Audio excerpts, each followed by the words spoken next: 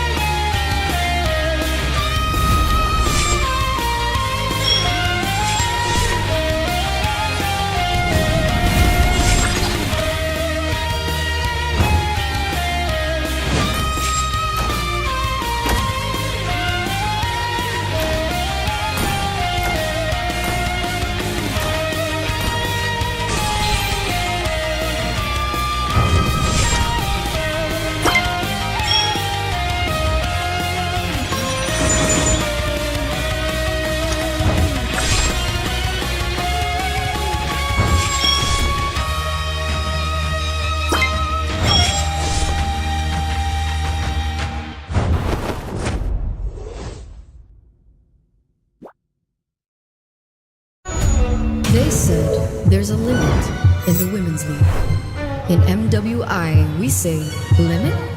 Watch us bounce from the MWI queens everyone knows, to the stars who came out from nowhere, to the ultimate champions. Now, MWI is expanding greater than ever. Turkey, EECA, Africa, Mongolia, and beyond.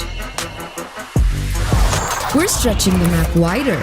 MWI, where dreams get louder. This isn't just a tournament. It's your passport to the world stage. A spotlight for women in the EWC. No rules, no ceilings, no limits. Just this. We're vibrant. We're ready. We're limitless.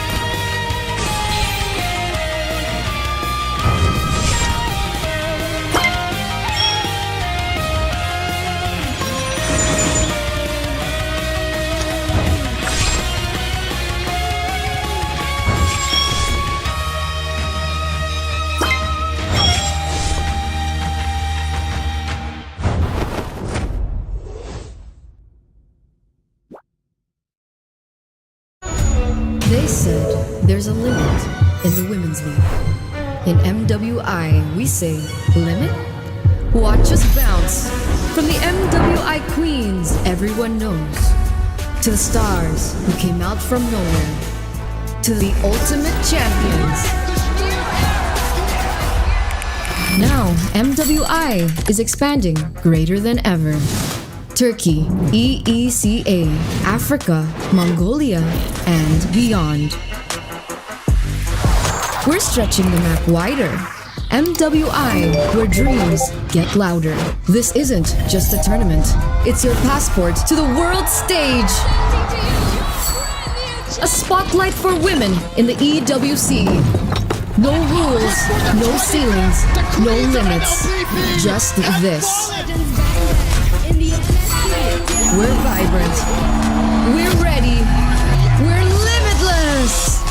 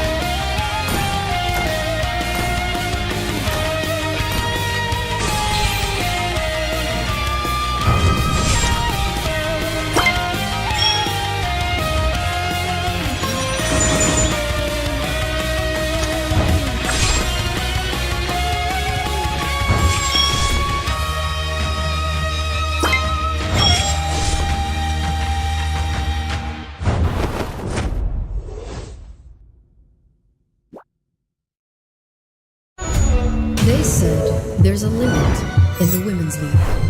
In MWI, we say limit?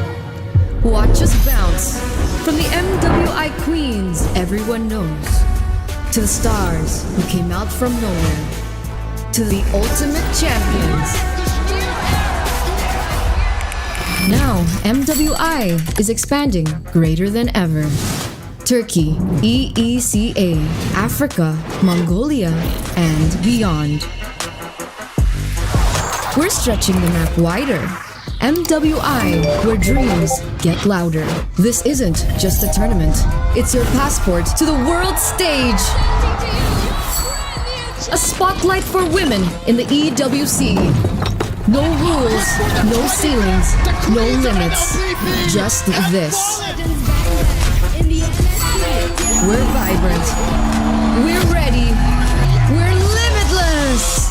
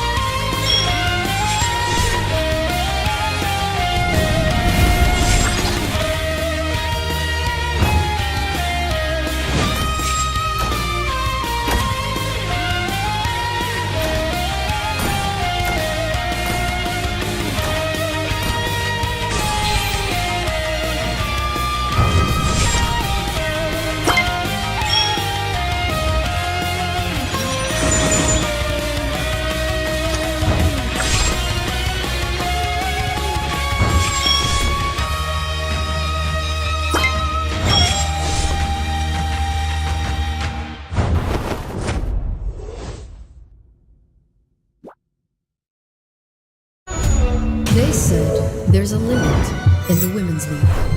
In MWI, we say limit? Watch us bounce from the MWI queens everyone knows, to the stars who came out from nowhere, to the ultimate champions. Now, MWI is expanding greater than ever. Turkey, EECA, Africa, Mongolia, and beyond. We're stretching the map wider. MWI, where dreams get louder. This isn't just a tournament. It's your passport to the world stage. A spotlight for women in the EWC. No rules, no ceilings, no limits. Just this. We're vibrant. We're ready. We're limitless.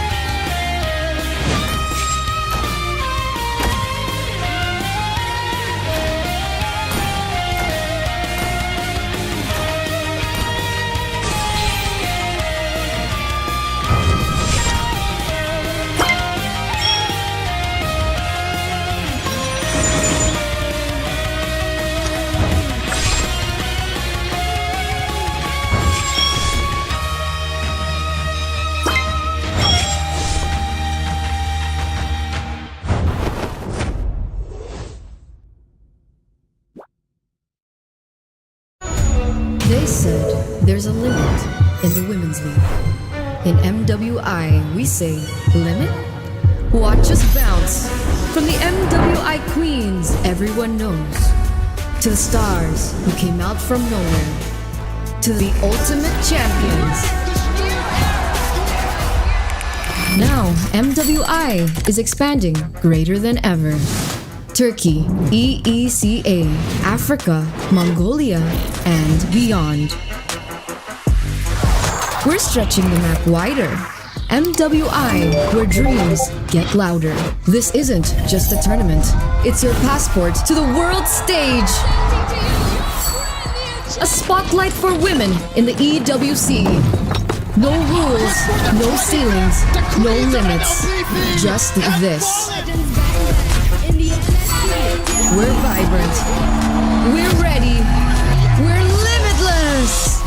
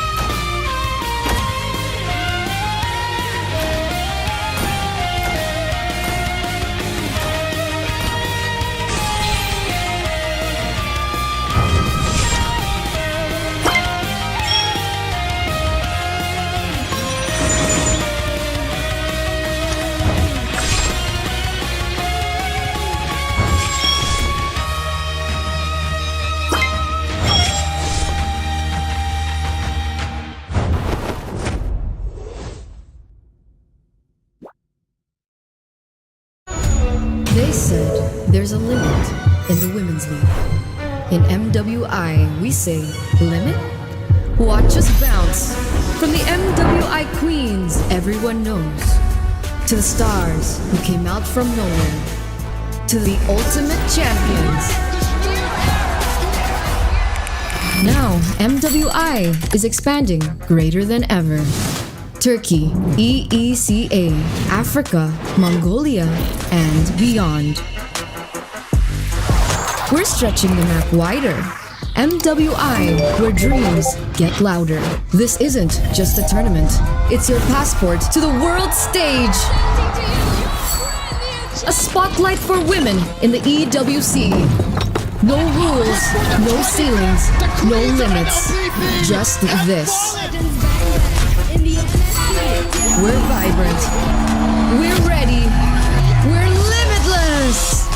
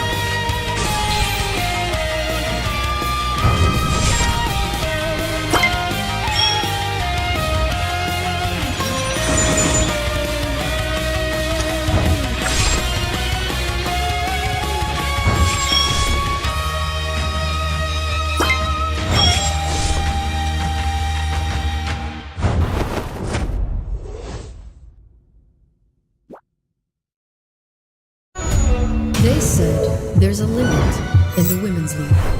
In MWI, we say, limit? Watch us bounce. From the MWI queens everyone knows, to the stars who came out from nowhere, to the ultimate champions. Now, MWI is expanding greater than ever. Turkey, EECA, Africa, Mongolia, and beyond. We're stretching the map wider. MWI, where dreams get louder. This isn't just a tournament. It's your passport to the world stage. A spotlight for women in the EWC. No rules, no ceilings, no limits. Just this. We're vibrant. We're ready. We're limitless.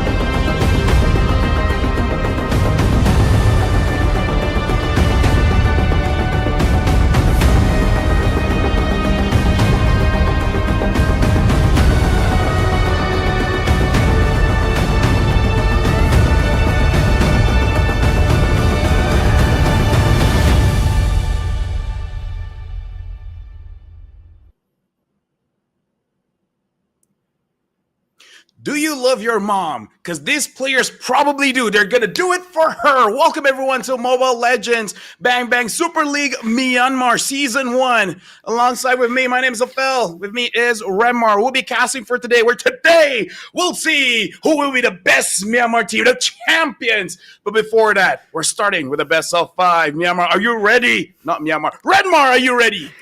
Yeah, man, I am ready, and I am hoping to see by the end of the day that whoever gets the MVP for the grand finals gets to say, "Mom, you the real MVP," just to show how much they love their moms. And I'm pretty sure we're gonna see some interesting action because you and Mirko had a interesting day yesterday. Let's put it at that. We bonded. We bonded for quite some time. Some would say we bonded for like 13 hours. But either way, that was really an experience, Renmar. I found out that I am able to do jokes that I didn't thought I was able to do.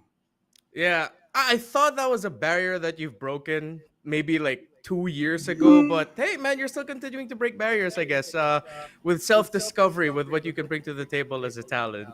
Yeah, and I gotta say, shout outs to the chat as well yesterday. They really helped us out. They were there to thick and thin, wet and dry, and purple buff to orange buff. Like they were there for everything. But we gotta talk about the opening match for today, it's best of 5, because yesterday it was a tight match. It was a best of 5 that went to the point where you thought a reverse sweep could happen. You thought Mythic Seal could do it. Yeah. Then YG is like, yeah, no fam, you're gonna go down to meet AI. Yeah, and you find yourself, if you're AI and Mythic Seal, in this weird spot. Because after casting MLBB for quite some time, this lower bracket final can either go two ways. One, Mythic Seal was so ready after yesterday that they were like, this is going to be easy, 3-0 AI. Or number two, they're so heartbroken by the result yesterday, losing to Galacticos, almost completing the reverse sweep, but then failing right there in the end. And then AI suddenly stomps them. It's just going to be one or the other. So I feel like if you're gonna talk about emotions, you gotta talk about Ken, man, because when he is angry, when he is upset, he tunnel visions to get that farm, to get that kill. Good and bad. Good, because then you'll have an amazing jungler. The bad, if AI can play around it, be like, I know that he's gonna farm. I see a jungle creep. Let's camp here and take him down. Yeah. It just goes to show that if you're too focused on one little thing in life, you're probably gonna lose your mind. And then you're gonna go crazy. But that could also be a good thing, where if you focus on one thing, you know that thing what Bruce Lee said, if you practice like one kick 1,000 times, it's gonna go really good. And that's what we saw with his aggression. And hopefully he can temper it a bit more, because when Ken is aggressive, so is Zippy. And if you have your two cores both being too aggressive, that could either go really well, which it did in game number 3 against Yangon, or it's gonna go really bad. Yeah. Honestly, it's going to be interesting when we're going for the draft as well, because in terms of just the playoffs, just yesterday up until today, a lot of focus is on 1-1 in terms of bans. In terms of wins, even when you win, you don't look all that impressive. And the Jushin as well, we're starting to see, even from last week from MPL Philippines, that Jushin is going a little bit down in favor. Not that it's not a strong pick, absolutely a strong pick, but seems a little bit more situational compared to before, where right now, damage seems to be king. Yeah. I think the main condition or the main situation that you're looking for if you want to pick up the Juicin is if the other team has someone who can instantly dive the back line. Might be one of those situations where you think, you know what, maybe we'll rather go for the damage instead. But since you see the tanky fighter junglers coming back up again, then that's when slotting in a juice and sometimes even a Zask might be a good for you. Because if you get that slow front to back and you have someone like the juice in to pester that slow moving front line, that's good. But then if you have someone who can instantly just burst, equally match that with burst. That's why Farsa is really good right now. Yeah. Honestly, like, I thought that Jushin will stay very strong, because out of all the mages, Jushin feels like a tank. Like, she's very tanky. And personally for me, when I play rank in my own server, I do go for that Jushin, because something about in rank games, whenever the opponent has an assassin, I just look like a cupcake. They always want me. So if I pick up a Jushin, then I can protect myself like a strong independent woman, and I don't even do that much damage. So even if they kill me, it really doesn't matter. Yeah, Juicin is thick in defense and HP, and especially once you get the Blood Wings in, Yep, yep.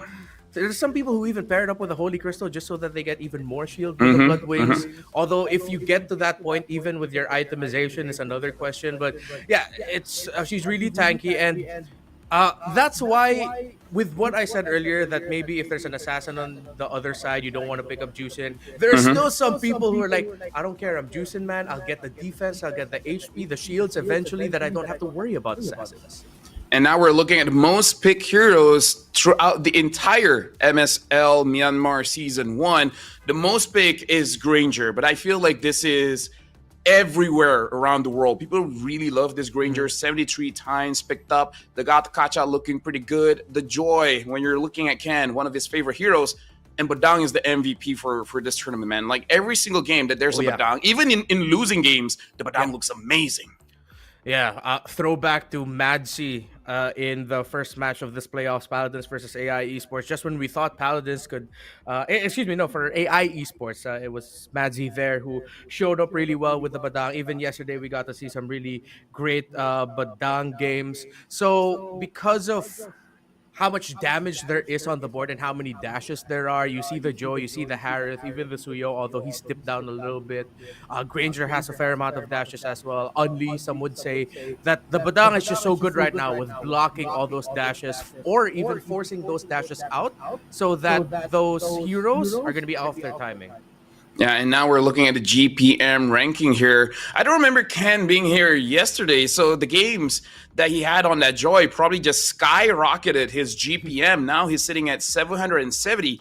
And Lena, amazingly, as a mid laner, on top of the leaderboards in terms of GPN ranking, 712 gold per minute. I'm guessing this is more of the games when he's using the Kimmy, when he's really involved in those team fights. Yeah. With what Lena brings to the table, and not just with the carry type of Kimmy, similar what we saw in game number 5 yesterday.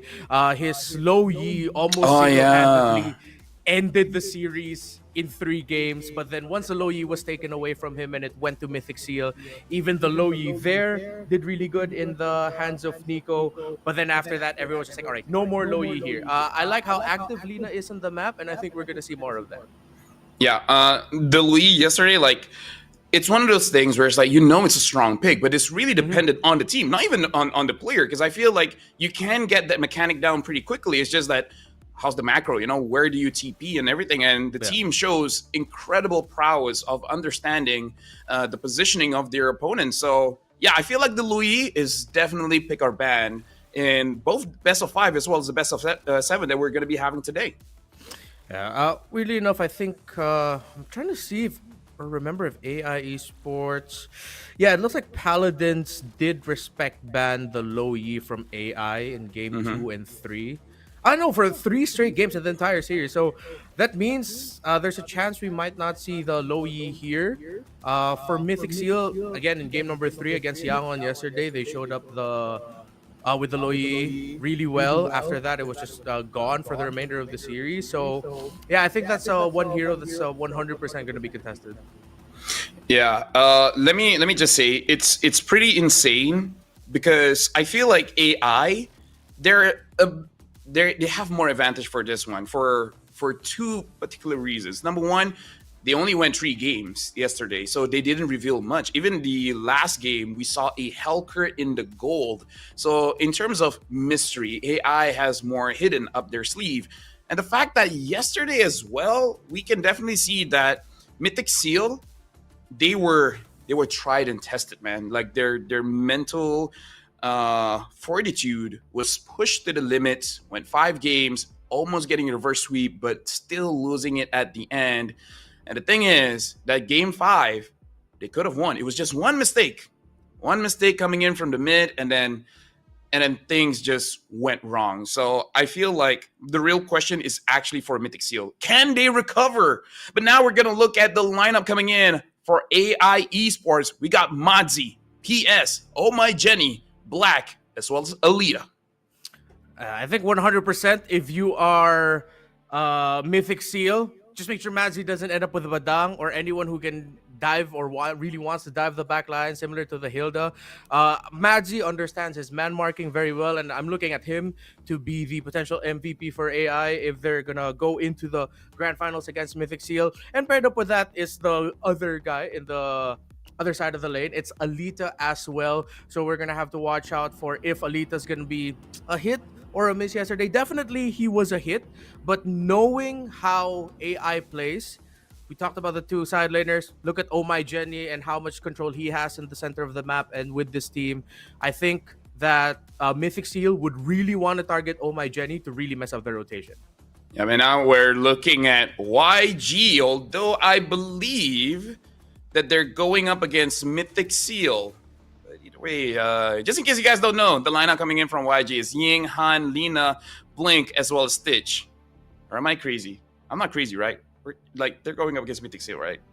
Yeah, it's all right. I just like I don't know. Maybe yesterday like fried my brain so much. But okay, it is. No. It is yeah, Mythic that was Seal. Yangon. Yeah, that was Yangon. I think we'll see Mythic Seal in just a bit. But to remind y'all who's in Mythic Seal, it is Boye, Nico, Kun, Ken, and Zippy. All right, so Yangon Galacticos, they're excited. They want the grand finals now. That's why we're just like, show us our graphic instead. We want to go. It's like, no, they have to wait. They're the grand finals. Yeah, maybe they're just like, you know what? We'll fight both of them now. Let's just have three teams in the Land of Dawn. But yeah, here we go, Mythic Seal. You already introduced them, but might as well do it again. Kun, Ken, Nico, Boy, as well as Zip Cutie. Ken popped off when he has that the energy, when he's angry. But I feel like fans of Myanmar, of Mythic Seal, is looking at Nico as well as Zippy Cutie, because Nico showed up, but that one mistake cost the team the win, and Zippy Cutie hasn't really been carrying as the gold laner. Yeah, it's quite hit or miss. I mean, the one time we really got to see him pop off, I believe it was either game 3 or game 4. Yeah, it was game 4. It was Ken on the Joy, it was Zippy on the Granger, and then they did well. But then and Kun was on Phoveus, if I'm not mistaken, as well.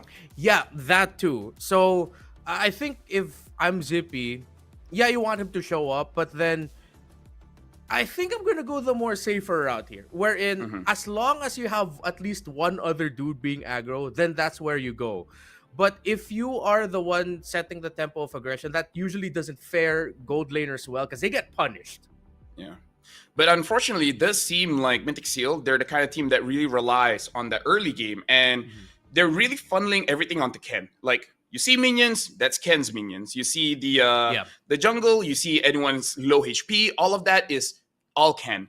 The best game that I feel like ZP had, even though he didn't get MVP for that one, but it was actually on that Brody, and just for the simple fact that he drops turrets so freaking fast. But now we're looking at a player head-to-head for both mid laners, Oh My Jenny, as well as Nico. In terms of the numbers here, it actually looks like KDA, Nico's looking good. In terms of team fight participation, honestly, even I'm surprised with this. Nico is only 68%, and Oh My Jenny is 90%.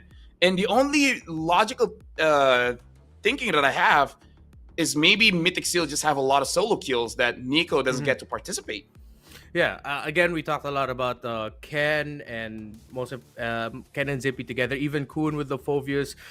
Seeing Kun play on that Phoveus shows that he's a type of EXP laner that's very proactive. That, all right, not everyone's here yet. It's fine. Let me start buying time already. If I get the kills, it's good. And inversely, as we talked about with Oh My Jenny earlier, anyone who has the Oh My tag on their IGN play a very specific way. You play around me, we play as a team, and that's how AI Esports likes to play. Speaking of which, remember when I asked, do you love your mothers? One, single. Unless you have multiple mothers, then go ahead, you know? But yeah, this is the battle of the brothers here. Zippy Cutie and Madzi.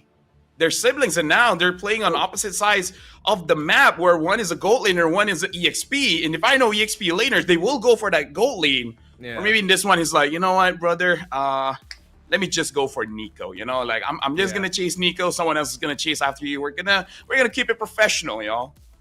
Yeah, at the end of the day, family, actually no, not even family reunions. They probably still live in the same house outside of the boot camp. So it's just going to be awkward in general after today. Or they're both chill. Also, at the same time, who are the parents cheering for? Is the mom cheering for one, the dad cheering for the other? Or are they both just equally cheering, maybe even booing the other? I don't know anymore. But it's Yeah. really cool that we're gonna see a brother versus brother, and it's most likely they're gonna be facing off against each other in team fights because the other one is just hunting the other one. I mean, like, here's the thing: if the cameraman does his work well, now we will know which one is the favorite. No, but is it gonna be the favorite child or just the favorite of the cameraman? No, like, imagine, it's gonna be so confusing if Madzi kills Zippy Cutie and then the parents cheer and it's like, wait, what are we cheering for?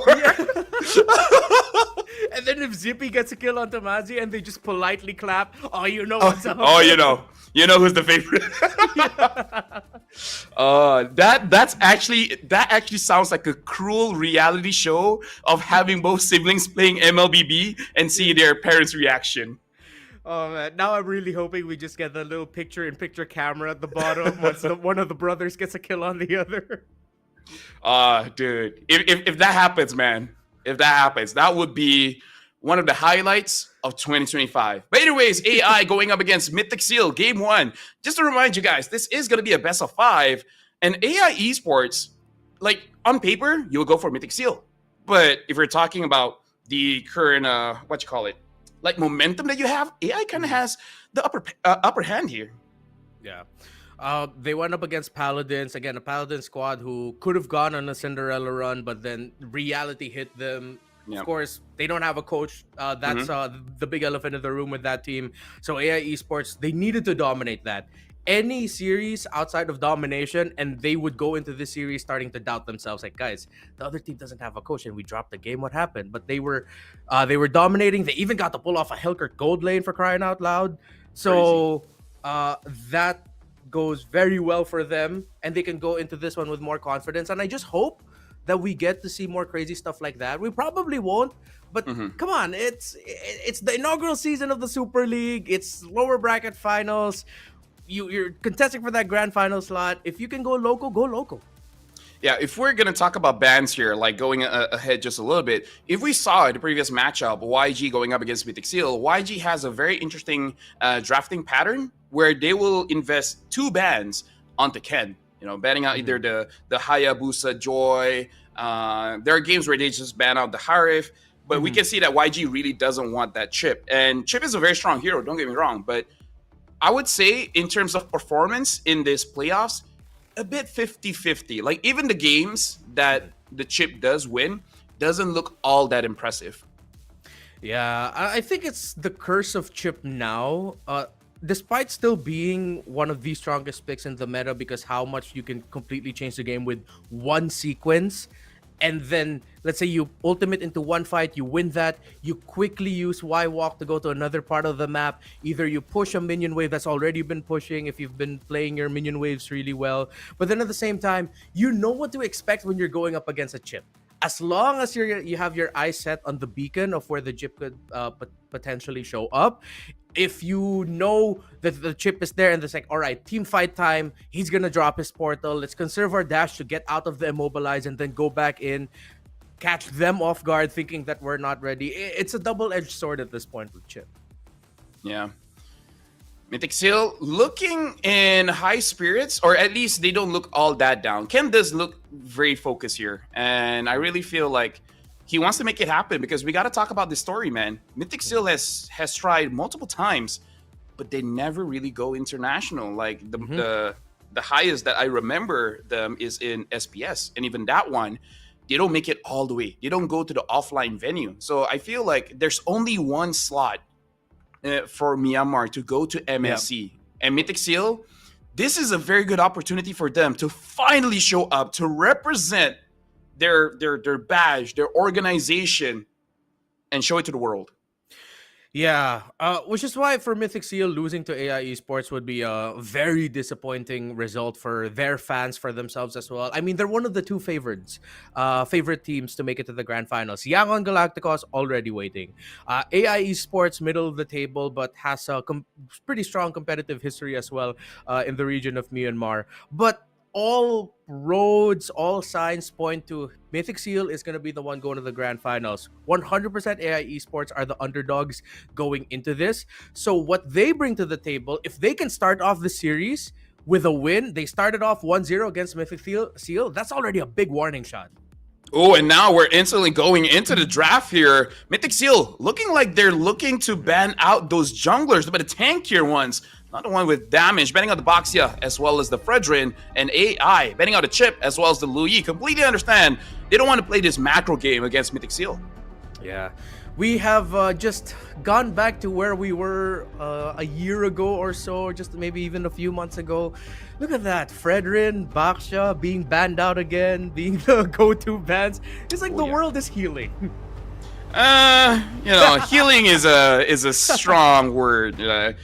Yeah. Like now I'm just imagining Fredrin, Matilda healing the world everywhere. And don't bring up the Estes. 1-1 getting banned out, where I really feel like Alita has almost 100% ban on that 1-1. He has not been getting this hero at all. Yeah, respect ban also by Paladins.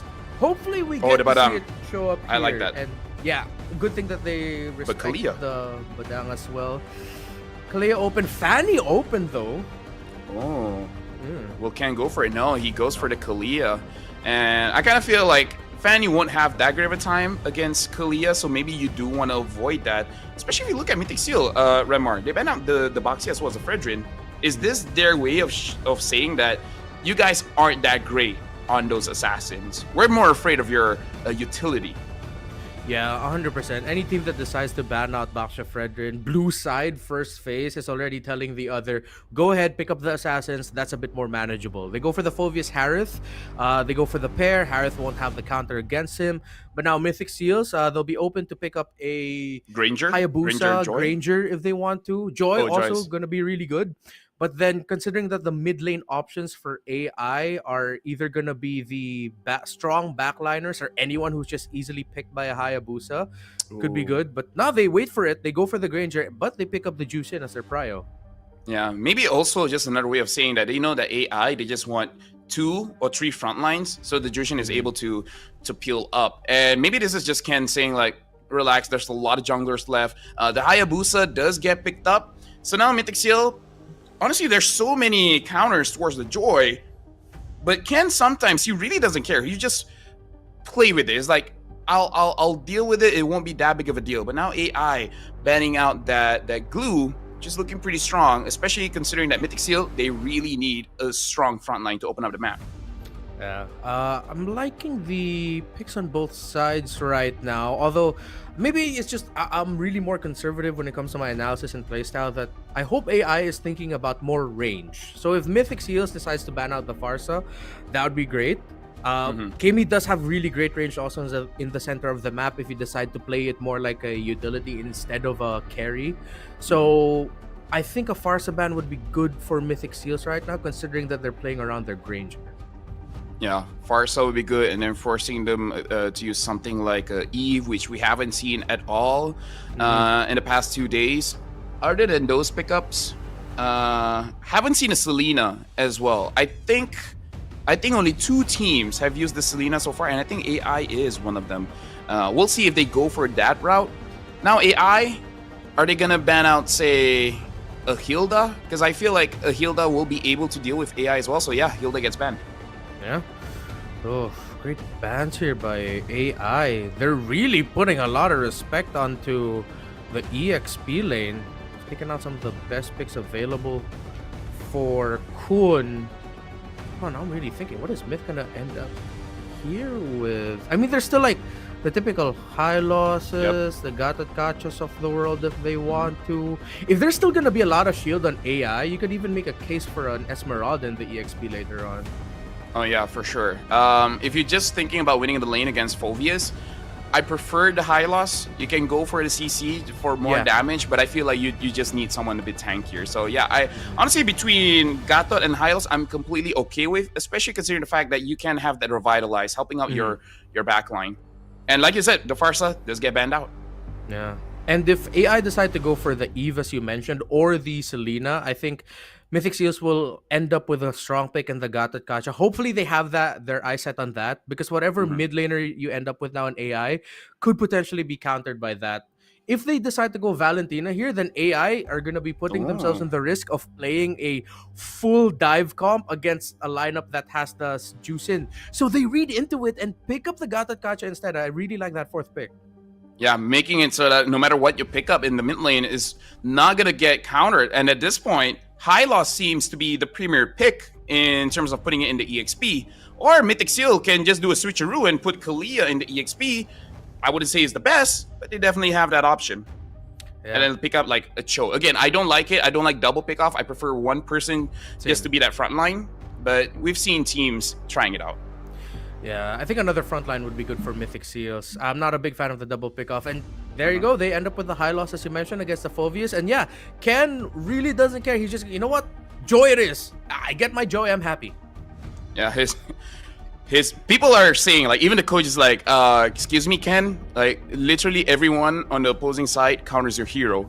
And then Ken is just like, who decided that? Who decided these are counters to Joy? So you know what? Too much aura, you win. Pick up the Joy.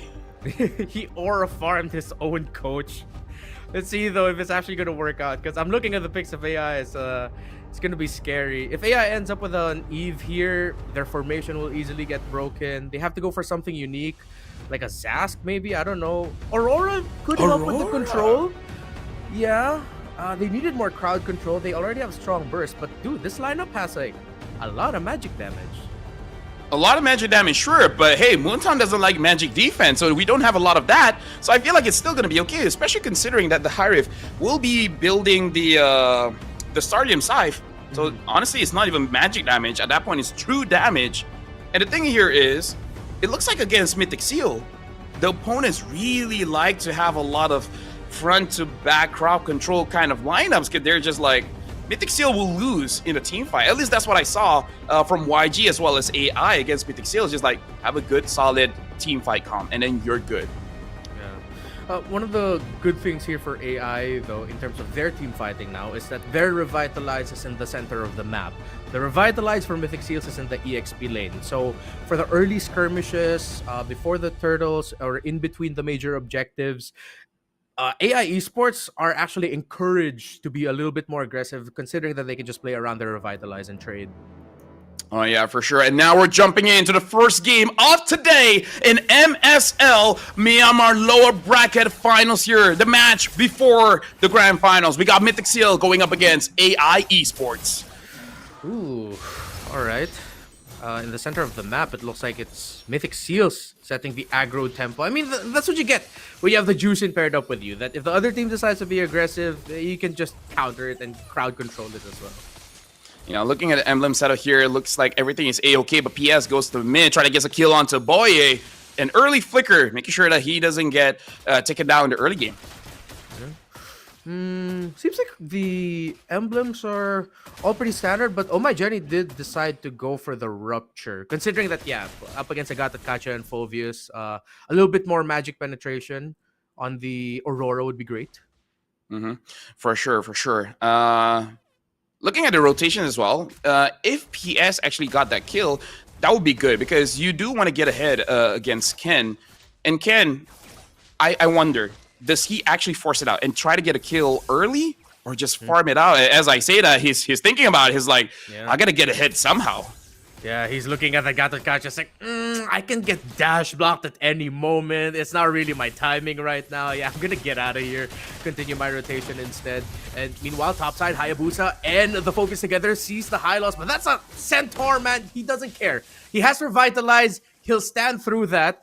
And no major resources used on the side of AI, though it's good that they did force out the Revitalize from the high loss. Yeah, but that's why the high loss is just so good going up against the Phoveus. You're tanky, sure, but the main thing is that the longer he stays in your ring of punishment, well, the punishment gets harder and harder. You're just going to take more and more damage. Manzi hitting at level 4, but it looks like they're prioritizing Boye to get that ult. Nico's coming by as well. So the first turtle already looking like teams are setting up to get a big win here.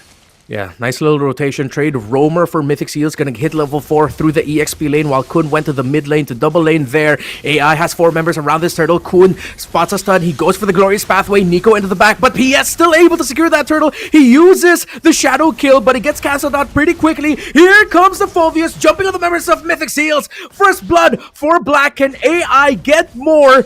Plus the turtle. Nope, 1 kill is enough. Meanwhile, the bottom lane, Zippy almost forced back by Alita, almost taken down, but AI gets the W there. Yeah, but now we can see the weakness in the draft coming in from Mythic Seal. The only damage dealer is Ken. And if Ken is not able to dish out the damage, their entire team starts to crumble. They got a lot of control. They got a lot of defense here, even healing as well, coming in from the Hylos when he does have that Revitalize, but more importantly, coming in from the passive of the Kalia. But staying alive doesn't matter if you don't get a kill. So I kind of feel like Mythic Seal, they should have seen that fight and be like, you know what, Ken, I don't know. Do you have to wait until you get the Holy Crystal, then you feel more comfortable for the fight? Yeah, I think that's also really one of the toughest decisions for a Joy jungler is, do I fight now or do I wait later? But if I wait, considering how expensive the Holy Crystal is, that you might just completely lose your window of your farm, of your proper timing to scale up, and then the time you spent waiting ended up with the other team actually already steamrolling through your jungle. So yeah, that's a decision they have to make. But I think what we're also seeing here is AI, with all the crowd control that they have around the Gacha, the Aurora, even the Phobius being aggressive, it's messing up the team fight of Mythic Seals. Like, they just look so uncomfortable in that fight. Yeah, and now we can even see Zippy going to mid, getting the farm, and maybe even considering the idea of, oh, hold on, they want this kill, but Revitalize has been used. It looks like he's going to survive. PS goes in with the Ogi Shadow kill, able to get a kill onto Boy, but no, oh my Jenny's the one securing it. Great counter eventually by Mythic Seal, but at the end of the day, AI Esports still able to walk away with the kill.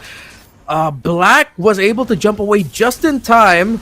So AI still gets the dub there, but Mythic Seals will have the advantage for this turtle. AI Esports want to contest. Oh my Jenny, Black and Mad C. Can they buy time for the Hayabusa? Looks like they will be able to. Ken already used his electrifying beast. Not a good timing for the Joy. AI Esports encouraged to go forward. Kun already using the Revitalize. Nico sees Black. It's a Mexican standoff here in the river as AI and Myth have expended some really good resources already just for skirmish. I don't know, man. I kind of feel like if the Granger isn't here, I don't know how much damage that they can really have. Ken is just focusing on farming, and I kind of feel like that's the best thing that you can do. Yeah, already used. Again, the electrifying beats. Madzy thought he could get someone with a dark wave, but no, it's going to be a big reset. I think you're right here. The Granger now needs to leave the gold lane. As we see him, he's going to to join this fight. It's going to be 5v4. The Harith is in the bottom lane. AI, this might not bode well for them, but let's see. With all that crowd control, they might be able to turn it around. With the tankiness of the Gacha Phobias together, Boya goes forward. Nico, Zippy in a good spot. Glorious pathway already. Blacks gets lifted up by the taunt, and the crowd control coming in as well from the Kalea. Miss Ken is able to secure that turtle. Korn gets taken down, but Nico gets a kill onto Oh My Jenny, and Mythic Seals have turned this game in their favor. They started this 2-0, but now they are at 2-3. Can they get their third kill onto Madzy, who is doing everything he can, but this Phobius will eventually get taken down by 3. And there we have it, folks. We see Madzy going up against Zippy, trying to get the kill, but Zippy is able to get away. Where's the parent shots? But either way, we gotta talk about the itemization, or at least the item timing here, because we saw the moment that Ken got that Stardom Scythe, that's where he's like, okay, you know what? This is time. This is where I start to deal the damage. And there you go. He did it. And Zippy, he made the decision. If I let go of my lane, there's a chance that Alita might actually get taken down here. Ken is trying to go for that kill. Kun is here as well, but Alita is actually the one trying to get a kill onto Ken. Ken still surviving. Now they got the Kacha comes in. No damage here at all. Alita having no mana should go away, but PS joins the fight, gets the quad shadow onto Nico. Nico taking a lot of damage, having to use the Crimson Beacon to survive. Now Ken goes in, gets the kill onto PS. Kun secures the kill. That went on a little bit longer just when you thought AI would be able to get a big win with Alita outlaying Ken. Black coming in for the assist. In the long run, Mythic Seals eventually said, wait a minute. Let's go to the bottom lane. It looks like something fun is happening there. And they eventually get the kill, the clapback, and they get the trade in the tower. they'll still also be able to defend the tower top side. So in the end, that ended up not going good for AI. They have to rebalance this now. Yeah, I kind of feel like the fact that Mythic Seal was able to wait long enough for the damage dealers to actually come back, then that's good. PS, it was unfortunate, man. If he was able to get a kill, even onto the high loss, that would have been good. That would have been something. But I guess he just doesn't have the damage yet. I wonder if Kun has some armor, or is it just coming in from the healing from the Elegant Gem? Oh, they get in! Mad Z with a flicker dark way forward. He's single-handedly zoning out the main damage dealer of Mythic Seals one here. And the Turtle AI Esports have taken control. Alita with the Zaman Force pushing back Nico. But wait, I think the Turtle, where did it go? AI was the one able to secure it. It went to the hands of PS as Mythic Seals. Mad Z yet again, the Mad Lad doing it for AI. And we saw, man, he targeted one person. I understand. This is probably the right thing to do professionally. EXP laner, go for that jungler, go for that gold laner, because he's the only damage dealer. If there's no Zippy Cutie, then it's fine. Yes, Ken is a monster, 3-0-2 with the Joy, but I kind of feel like the Joy, there's more room for mistakes rather than a Granger. So, Manzi, die if you have to, but you gotta make sure that Zippy Cutie is nowhere in the fight. Yeah, and we were talking about this earlier in the draft, that this is going to be a very difficult game for the Joy. He hasn't died yet, but those 3 kills and 2 assists that he's gotten hasn't really converted to big objective wins. They've only secured 1, but across the map, AI are converting objectives better through the kills that they're getting. They've gotten 2 turtles, they've gotten 3 towers, so now it's not even to tell Ken to find your right timing, because that timing, that window is so small for a Joy in this scenario. And now considering that AI has a BOD on the Hayabusa, a Holy Crystal on this Harith, at this point you need a little bit of a miracle. So Mythic Seals, they're forcing the issue with objective takes across the map, willing to sacrifice some. I would say the Hayabusa actually has a good chance to hold on. Alita gets a free turret here, so Mythic Seal got caught lacking here. AI is actually able to get majority of the objectives here for free, but what I was about to say is that PS can actually pop off, not just because he has the BOD, but I saw Mythic Seal's item. They don't have armor. Kun, the only armor that he has is the Warrior Boots. It looks like he's actually rushing for that Clock of Destiny instead. Yeah, compared to any kind of defense, right? So PS has a shot. Like, if he times it right, he could get a lot of executes in the next team fight. Let's see if the Hayabusa will be able to get it. Oh, but Nico walked into the wrong shrub, but still he's able to get away using the Crimson Beacon. AI have forced out a big resource, but they're forced out here as well. Conceal, here comes Ken, here comes Boya. Can he go in? Flicker and the jump forward by the Kalea. AI are fighting into this. Mythic Seals might be able to turn it around, but the raw damage, the crowd control coming in from AI, too much to handle. Boya still holding on, but he gets taken out, and PS gets the Lord. Zippy gets the kill onto Alita, but the major objective goes to AI. Yeah, but dude, that was a big frigid glacier coming in from Oh My Jenny, man. Like, if it weren't for that Aurora ult, I kind of feel like Mythic Seal could have taken everything in that fight.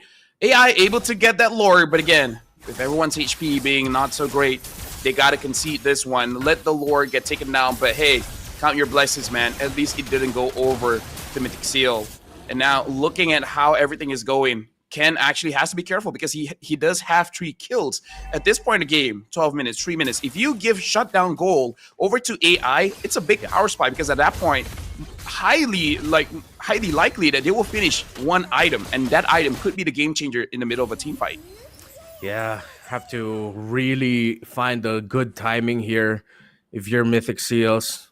For AI, they can keep this up. Honestly, everything that we've said in the draft with the crowd control that AI has, how difficult it is for a Joy, even Zippy, as we've mentioned in the pre-show, that he's really waiting for his right time. I have no problems with how Zippy's playing right now. He was able to get that kill onto Alita. He's 2-1-4, is healthy, but it seems like utility-wise, AI has so much more in their arsenal that no matter how good Mythic Seals are team fighting, there's always like one skill that just changes the game in favor of AI.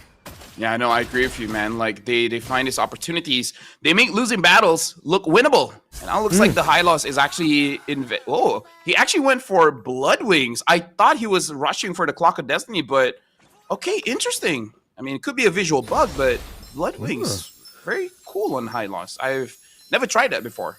Yeah, same. It's magical.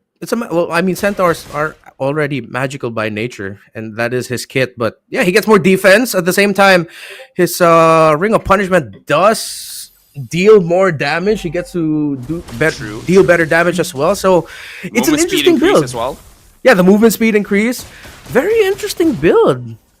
Hey, if it works out, I'll give it a shot, man. If it feels good, hey, you learn something new every day, and that's why you guys gotta watch out. MSL Myanmar season 1 here. Looks like they're trying to go for an engage. No one home just yet. The Lord is spawning top, so I do have to see how the junglers manage the wave here, because everyone else, I kind of feel like it's not all that safe for you to actually play that long lane. Alita. Oh, very brave, very brave. Yeah, both of us just reacted the same way. I feel like we both just clenched once we saw him. Once we saw him dash out of that shop. I was like, "What, bro? What are you doing there?" A bit of flashback of what happened like last week. So yeah. Just a bit worried. I was like, oh, is it the same play? All right. AI better spot here right now. Oh, Boya looks like he's gonna get caught, but he uses the Tsunami Slam. The Gataraja goes forward. Boya gets taken out. PS with a shadow kill straight to the back, but it's a killing spree for Zippy. Mythic Seals. It's a 1-for-1 trade. Roamer for EXP. Not as bad as it could have been for AI or Mythic. Still very contestable for this objective, but members of Mythic are low while AI, they're just blitzing the Lord. Oh, but they're not blitzing it fast enough. Now Ken sees it. Kun as well. Nico and Zipacutie, AI, they choose to reset it. Probably just waiting for their alt timings as well. Black's taking a bit of damage. Alita does have that Zaman Force. PS probably just waiting for the Ogi Shadow Kill to secure this Lord much cleanly. PS finds Zipacutie! Ooh! Winter Crown! Saves him, and now Ken jumps in! And now he Winter Crowns as well. The Zaman Force is enough to shut down Ken. And now in the back line, Zipacutie gets killed onto PS. So both gold laners able to take down the junglers. With both junglers down, this makes the story of this Lord interesting, as both teams will have to go back to the macro and recontrolling the minion wave. Zippy, I had no idea the man had a Winter Crown on him, and neither did PS. What a play. We told Zippy earlier, I doubt he heard us, but he's playing more carefully, and he played so careful that the man had Winter Crown, and it worked out so well for him. Not so good for Ken, but at that point, Mythic Seals are going to take any win that they can get. Dude, Ken and Zipacutie at what, 30 minutes, 40 minutes picking up the Winter Crown? That's very early timing, but also shows how fast they've been farming in this game. But the Winter Crown is out. I feel like if AI is able to slow it down a bit... Oh, hold on. Speaking of freezing, looks like Boye got freezed up there, but still using the ult to bring him back. Gatakaja jumps in, gets onto 2, and Matzi gets a kill onto Boy in the backline. Ken looks like he's gonna get targeted by PS, still able to survive, but Alita gets the kill onto Kun, and now AI is on that Lord. Can he? Will he even try? Zipacutie, Nico doing everything they can to force AI back. They still can't go for a full commit on the Lord. PS, every engagement that AI Esports has means that this Hayabusa is taking more damage than he should be. And despite everything that has happened, despite Mythic Seals losing too, they're the ones who look healthy for the Lord, and the burst damage for them works out. But Ken gets taken out. Alita is the difference maker. PS goes in for the kills and the executes that we were talking about earlier. Mythic Seals are left with 2, while AI looks like they can finally go for the Lord that has long escaped them for the past 4 minutes.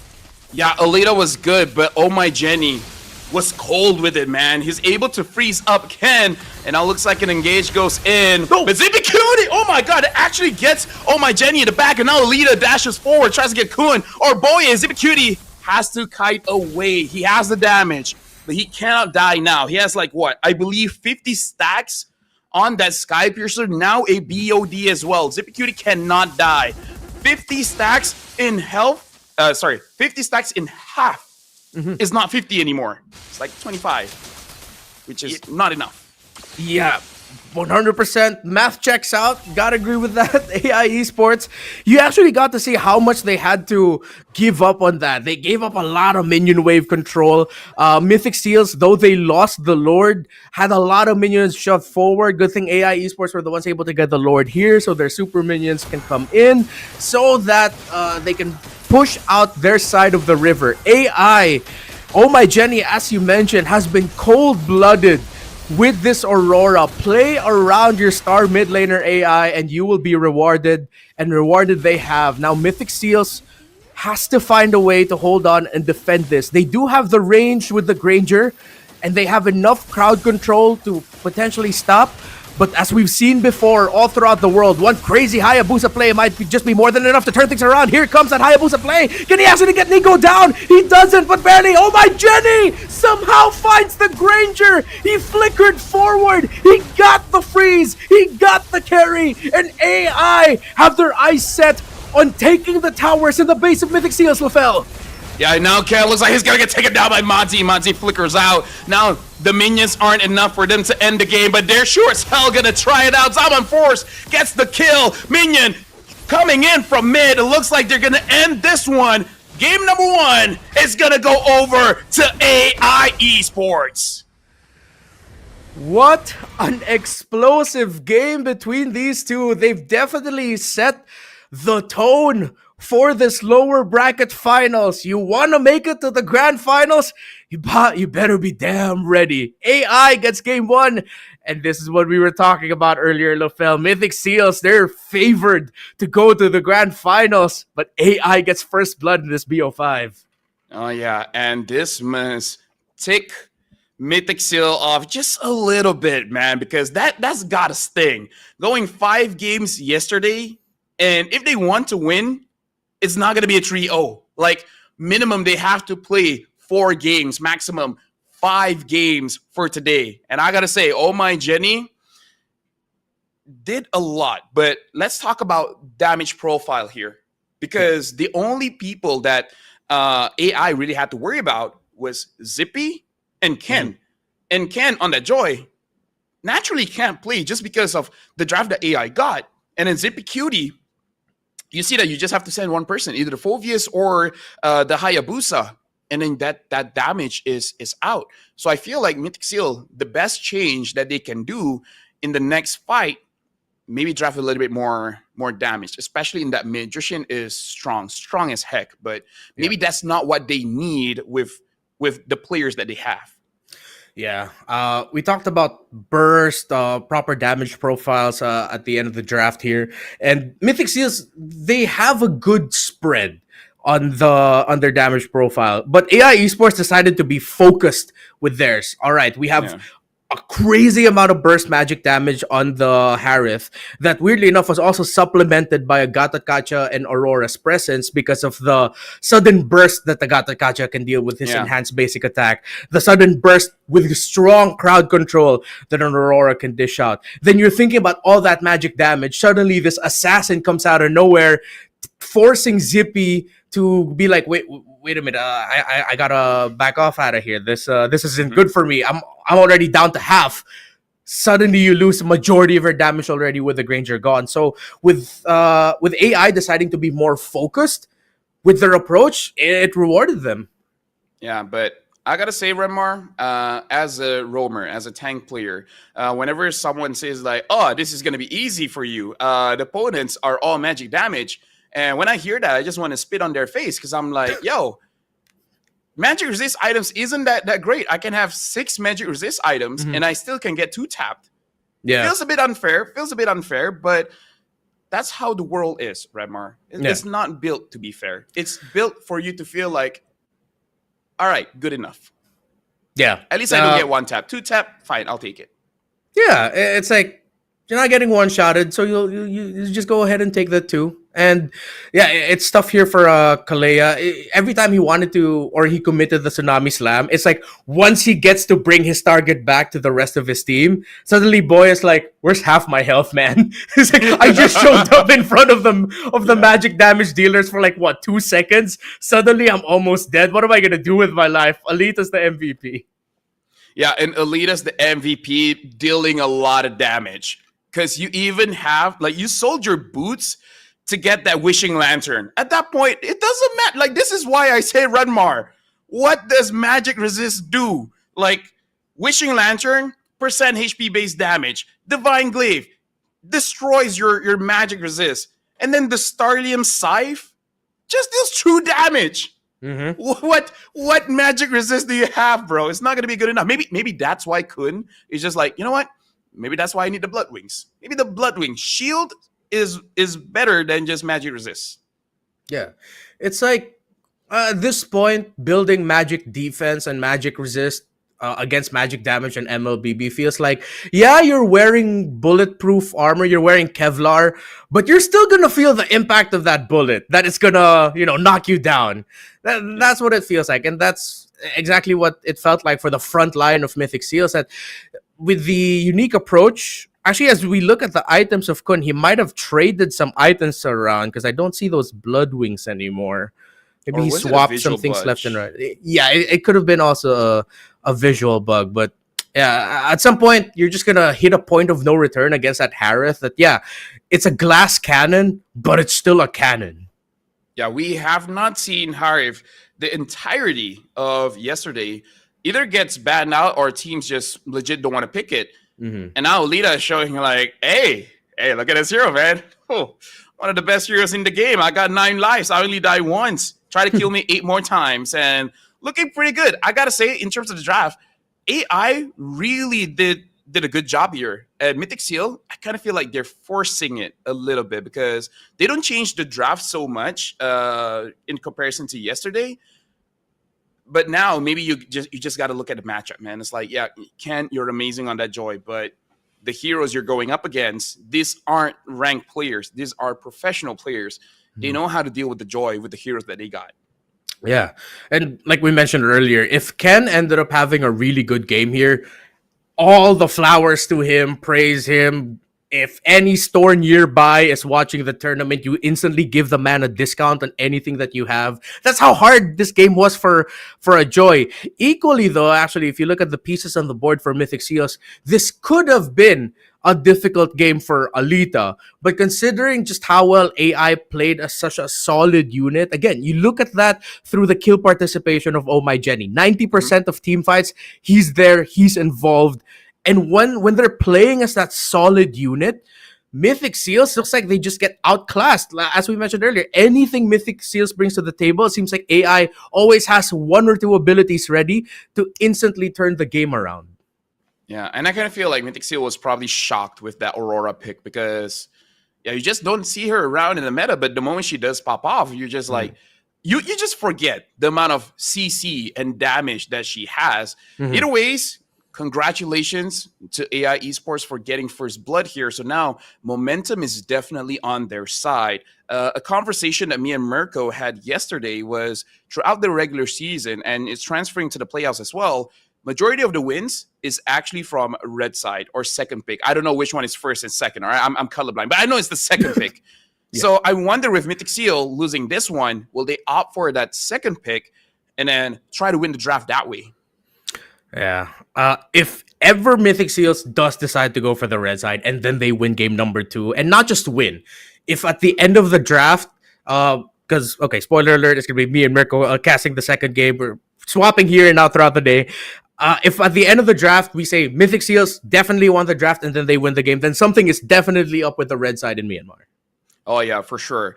Honestly, this has been a conversation throughout the years. I believe it started back in like 1720, where people are like, which one is better, first pick or second pick, red side, blue side? And it's been, centuries now, and we still have no idea which one is better. Yeah. I think that's just an age-old bet. I am trying to rack my head with history, and my brain just keeps just going, thinking about... Don't you remember Julius Caesar? He's like... gang, which one do we go for, first pick or second pick? And to be fair, historians have not actually deciphered which pick they went for, but it was good. Genghis Khan as well chime in, is like, hey, which pick is good? Yeah, main colors of the Roman Empire, red. Yeah, Genghis there it Khan, goes. I don't know, but it's probably also red. So red side might be the key here. And as we look at the highlights for Alita and for the rest of AI, yeah, there were moments where they eventually got punished for overextending. But again, once they're playing together as a solid unit, it seems like Mythic Seals just, I don't know, they get outplayed. There's always something that goes so right for AI that makes Mythic Seals look worse. Like this one, you thought Mythic Seals would win this. Yeah. Boya's entry was great, but then as you pointed out, the Frigid Glacier from Oh My Jenny instantly stopped too and forced Mythic Seals to back off a bit. Yeah, and now actually looking back at the highlights, you just wonder who made the call. Is it a coach? Or is Madzi just being like, I'm just going to target Zippy, man. He's my bro. He's my brother. I know how he moves. If I move forward, he will move slightly to the left, and that's where I will catch him. That's how you know you're that close, you know? Yeah. Are they twins? Do you know if they're twins? They're not, right? I don't think they're twins. All right. Twins. But Okay. to be fair, I haven't gone to their birthdays for a while, so I can't confirm. All right, maybe that's a storyline we'll hang over throughout the day if they're actually twins, or if anyone in the comment section know if they're twins or not, or their age difference, just let us know. But as you see through the highlights, you just see AI again. Something always just ends up so well for them. The Mythic Seals at some point, I felt like they were so frustrated already. It's like, yo, we got this. Wait, we don't have it. Wait, oh my Jenny flickered forward just to take the Granger down. What is up with AI today? Dude, Tippy tried his best. He really tries to position himself in a way that he's able to dish out damage. Because let's be real, he's actually doing quite good on this Granger. But Yeah. if everyone and their neighbor comes after you, like what's with all the hate? Love and peace and all that. Let me do damage. Yeah, it's like everyone in the world just wants to feel wanted, but not like that. Not like how Zippy felt in that like game. that. It's like, this is more than enough, please. Like, you can't blame that Granger. Dude, you're not gonna expect an Aurora to flicker under your tower. Yeah, the Lord is there, but no, barely any pro players would make that super risky call. But oh my Jenny decided to make that risky call. Maybe that's why he did it. Because it's like Maybe. no pro player would do it. So there's no way he's gonna react. But now, Remmar, you called it. Merka's gonna come in. So we're going to go for a short break. And after this, game number 2 will be popping off with Remmar and Merko.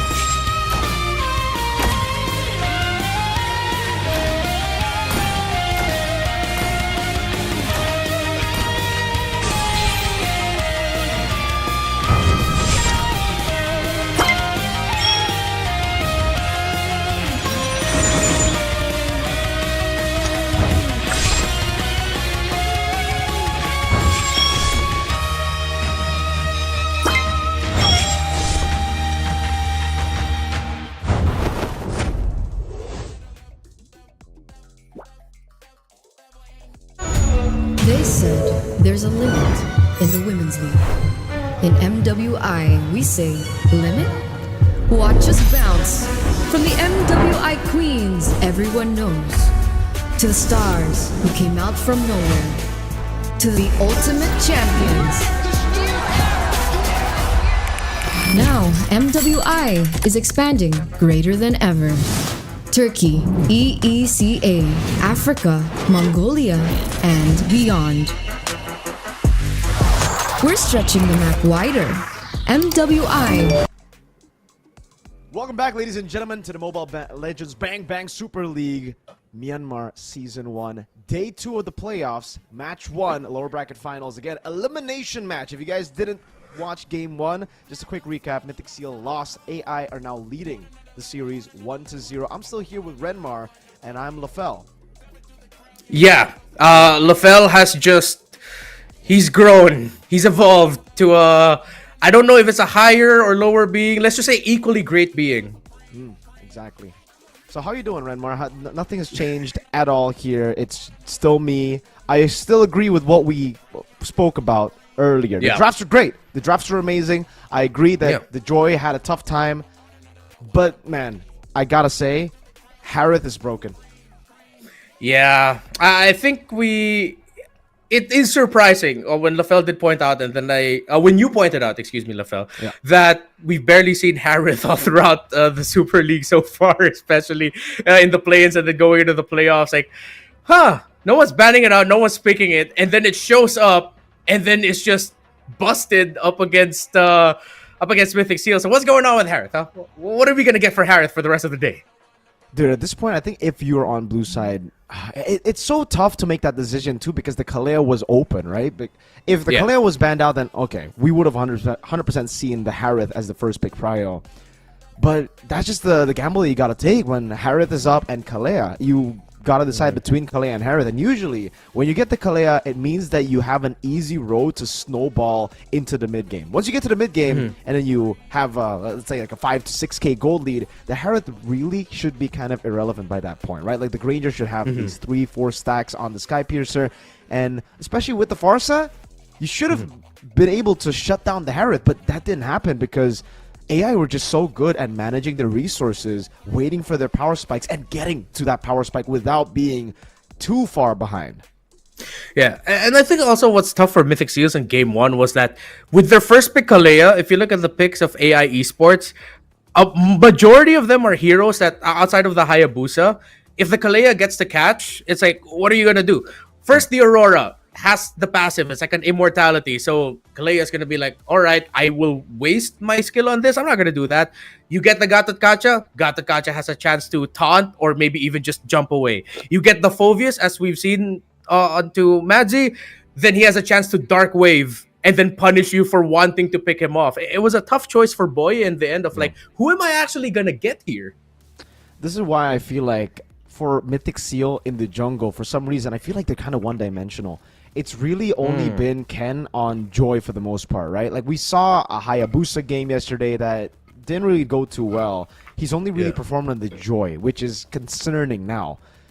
If Mythic Seal want to play the Kalea composition that we saw earlier with the Juice in, you kind of, and the Granger, the first 3 picks of the first phase was amazing. You need a pick that can win you the early game in the jungle. And Joy is just not it. You know, Joy is kind of like a mid-game to late-game hero. Yeah. And on top of that, it's countered by the Harith. So when you get your power spike, usually Harith gets his power spike too. And when you battle it out, the Zaman Force ultimately wins out. He has so much sustain plus damage on top of just Joy having burst, technically, right? So there you go. Proper response. Ban out Fredrin, ban out Harith. If you want to play Joy, enable the Joy in the draft. They finally understand that, and they've identified it. Yeah, great bans here. Looking at the bans of game number 2, for the first phase, it was Fredrin Baksha 1-1. As we pointed out with the Harith, it's a good thing that they decided to rush ban it in the first phase already. So now it should look a little bit more different in the draft, that you've instantly put Ken in a much better place. If he really wants to be a Joy spammer for this series, then he's in a good spot right now for this game number 2. I love the changes already, man, from Mythic Seal, and I hope this is what we get to see more of later on in the series, because it's almost been, well, they've already played a whole match yesterday that went to a best of 5. I was really concerned the fact that, you know, they still haven't adapted. They still are trying to put Ken into the Joy without really enabling him. So at this point, play just a safe composition that'll play from mid to late, get that power spike, wait for Ken to pop off on the Joy. We're going to have to wait a bit, ladies and gentlemen, on the draft. And there you go. We're going to resume the draft. Welcome to the drafts. Game number 2, Fredrin, Harith taken off the board. The 2 teleports of AI already taken out as well. Chip and Loyi. But, okay, now that I'm thinking about it, doesn't that mean that the rest of the draft is so easy for AI that they're just going to be thinking, well, they're going to pick up the Joy? Because Fredrin and the Harith ban, that is Joy-coded right now for Mythic Seals. And AIs are like, all right, we're already drafting around making the Joy, or giving the Joy a difficult time. Yeah, you've taken out some of the best answers for it. You can still draft so that the Joy will have a hard time. I agree, and that's why it's still going to be tough for Mythic Seal. Despite, again, banning out the Fredrin and the Harith, there are still going to be many ways to deal with the Joy. The Badang, the Phoveus even. But at this point, whoa, AI are the ones to ban out the Badang. want Mythic Seal to pick up a down first pick, I believe. If Mythic Seal don't pick up the Joy here, and this is the risk that AI take technically when they leave everything open, they can leave the Joy open, but somehow a 1-1 shows up. First pick. Okay, we haven't seen a whole lot of this, by the way. Even Yeah. AI versus Paladins, it was always prioritizing the first phase. We got to see the first pick 1-1, I believe, from YG and also from Mythic Seal, and both those 1-1 games were a loss. I don't know why 1-1 so prioritized in Myanmar right now. Seems to be the hero, something with the execution, but so far we've seen that the execution bodes well for it. Instantly, the Phoveus into the 1-1. Not that it'll give the 1-1 difficulty, but more of like the Phoveus will be so happy. Oh, look at all those little micro dashes, giving me a little bit more of my passive. And then the Hayabusa as well for the instant pick. What's tough here is that Mythic Seals, if they want to pick up the Farsa, it's quite discouraging to do that, seeing the Hayabusa on the other side. So if you want to do that, you're like, yeah, Nico, you're probably going to have a hard time here, but we need you on this Farsa so that AI doesn't get it. The safe choice would probably still be the Juicin, having the Crimson Beacon, the Brave Smite, you know, just ways to survive. But the Kaleo was actually left open, and they will pick it up with the Hilda, putting Mythic Seals Ken again in a tough position, despite setting up for what looked to be a Joy pick. They have gone for the opposite. I think when you have 1-1, you're not really too concerned about the Fredrin, right? And if you want to save your pick, your jungle into the second phase, then usually that means that you have more than just one pick to show for it. So we'll see about that. We'll see how Mythic Seal wrap up the draft right now, because to be fair, I like it. I also dislike it. It depends on which picks. I love the Kalea and Hilda. The 1-1 not so much, and AI go for the Gatot Gacha too. There you go. Another pick that can deal with the 1-1. Yeah, and we saw earlier the timing of AI with the Gatot Kacha and Phoveus. They timed their ultimate so well. Madzi goes forward. Once he sees he gets a good Dark Wave, that's actually a surprise setup for the Gatot Kacha, or vice versa. So it's going to be even more difficulty here for Mythic Seals based off of what we saw in game number 1. And I feel like this Hilda pickup, I'm on the same boat of like, I'm alright with it, but also not. But at the same time, it feels like this is their sort of like soft way of telling Ken, at least we have someone who can supplement you relatively well from the EXP lane. You have a Hilda that can go around the map relatively quickly, that can help apply pressure or help alleviate the pressure if there's invades coming in from AI. So maybe that's why they picked up the Hilda. Maybe, yeah. That it should be good against the Hayabusa, and it technically stops possible Granger from coming out. Mythic Seal with the 1-1, I think they gotta ban the Irithel here, and they do. Second ban though, are they going to just lean into the gold lane and, you know, force out the Granger pick, knowing that they have a Hilda already? Maybe ban out the Moskov, another hero with a blink that could give 1-1 a bit of a trouble, some trouble in the gold lane. Good Juicin takeaway there, something that we were already talking about. A safer choice for Mythic Seal if they wanted to have someone to just deal with this composition that's right now very front line heavy, man. Gatot, Phoveus, Mythic Seal.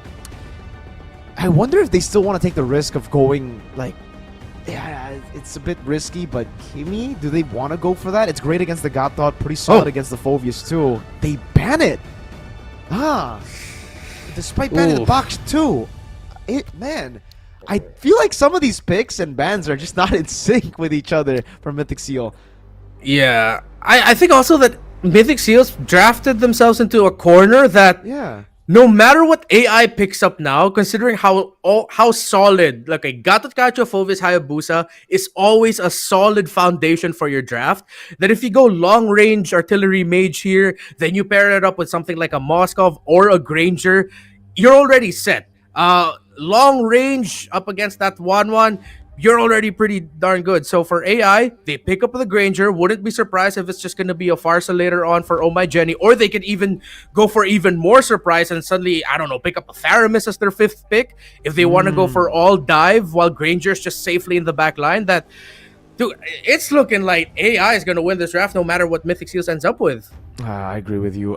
They go with the Selena. So that was the choice for them? All from the... I get the Kimi ban now that they pick up the Selena. Kimi does do really well, especially in the early phase against the Selena. But they go up. They still end up going for the Joy, AI, yeah, mid lane pick. They just need some solid prio in the mid lane, and I already feel like Selena's gonna have a tough time there. Knowing that, again, AI can technically take those shots in the early game, and I feel win the early game still. It really depends on the execution here, but AI going for the far side is a bit riskier now against the Joy and the Selena, but I honestly would just take it. They already have enough offensive power to make use of a safe or very vulnerable backline here with the Granger. So go for it, Oma Jenny. I like it. I like what they can do with this draft as well. They're going to have so much artillery. And man, if AI with the Farsa pick get ahead in the early game, this is going to be a tough watch for Mythic Seal. Yeah, it's what's tougher even more for Mythic Seals is that it's so dependent on the Kalea and Selena now to somehow pull off a miracle in the early that dominates AI. Yeah, Abyssal Arrow is so strong that it can, if you start landing them over and over again, that will mess up the opposing team's rotation. But then once you get to what? Turtle 1, Turtle 2, you have so many problems just with the Phoveus alone. Because your kit is based on some crazy amount of dashes that the Phoveus Madzi can just continue what he did in game number 1 and just be like, all right, not everyone's here yet. It's fine. I can handle this front line on my own. Let's see, ladies and gentlemen. What do you guys think? Do you guys think AI, do you guys agree with us casters, me and Renmar here, that AI just got the better draft? And if they snowball, it's going to be scary. Or do you think Mythic Seal is going to pull it off with that mid-game extraordinaire? With the Selena, the Joy, comfort picks all around technically for Mythic Seal. I'm not too sure about the Selena. I saw some win rates yesterday. And yes, to be fair, in the regular season, Mythic Seal were the guys who picked the Selena the most. So technically, it could be a favorite for Nico as well. We'll just have to see how they are able to use it here in the Land of Dawn as we get right into it. Game number 2 in the lower bracket finals. Remember, guys, it's an elimination match, and AI are leading. All eyes really are going to be on this Selena. If Nico can pop off, play like how Super Friends, Few, even how Sanji showed off in the grand finals of MPLPH, then AI is going to be in trouble. That's what you get when you're up against a really good Selena player. You give a lot of difficulty for the rotations, but PS, Black already getting pressured early on. And okay, despite the draft struggles that we pointed out for Mythic Seals, this is how they have to play. If they want to make sure that AI doesn't just run away with this, they have to take what aggression they can in the early game. Definitely. Lethal contest 2 here. Black walking up already. It does seem like AI will be the ones to take this. Mythic Seal kind of burnt out a few of those resources earlier. An arrow doesn't land. It'll just be a free lethal to PS. Getting level 4 with the next camp probably. Looking at the emblems though, pull yourself together on both Zippy Cutie and Boye. It means that, yeah, they're really going to be looking to utilize those battle spells as much as possible. So that means they're looking to fight as much as possible. Look for picks at least. It's going to be a high-paced game from Mythic Seal, trying to combo in the Abyssal Arrows with the Tsunami Slams. And looking at it again, honestly, it really depends on how they set up for the first turtle. Yesterday, Mythic Seal were always kind of late to set up for first turtle. They don't have that mid lane rotation for the XP lane. They stay in their individual lanes to get level 4. Therefore, you know, the roamer, Boye, actually suffers for not having level 4 in the first fight. But this time, it seems like AI going to be playing it safer. Oh, PS really wants to get this turtle, but he gets Abyssal Arrow! Nico in the clutch, stopping the Hayabusa right away, and AI Esports will not be able to healthily contest this turtle. Mythic Seals! Nico landing the arrow just in time. Okay, you know, I was said they were going to play it safer. I thought it was going to Quad Shadow back. Turns out, no. Decides to walk up. He didn't even blink on the Quad Shadow. He just walks in. Nico reads him like a book. And now everything is going to be taken from him. Not quite everything, but a lot of things. Even, oh man, the green cam taken away from PS. I think this is going to be a solid 2-level gap by the time Turtle 2 spawns in the game. Yeah, let's see if AI can get any resources. Maybe in the lower part of the map. Nothing has spawned there just yet. But as we see, it's Kuhn actually getting info on the purple side of the jungle for AI. So, Mythic Seals, I mean, we talked a big game about the Selena. If the Selena pops off, here comes Boya popping off. Already forced the Purify out of Valita's hands. So that's something that Mythic Seals can play around later. That there's no more Purify for this Granger for the next 80 seconds or so.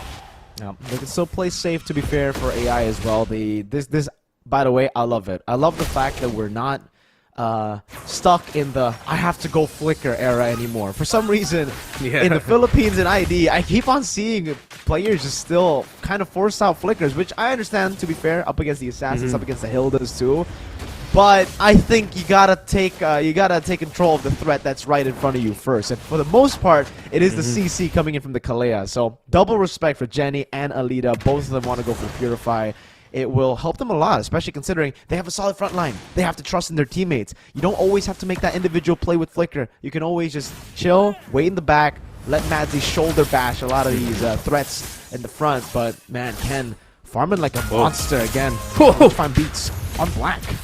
Whoa, so aggressive, and it helps set up the follow-up for Boye and Nico as well. But Black, he's able to get away. His ultimate got soft cancelled, but Black was still able to dash out, unbreakable the taunt, saving his behind just in time. Mythic Seals now, though, have expended resources, but it looks like this turtle is going to be good for them unless PS.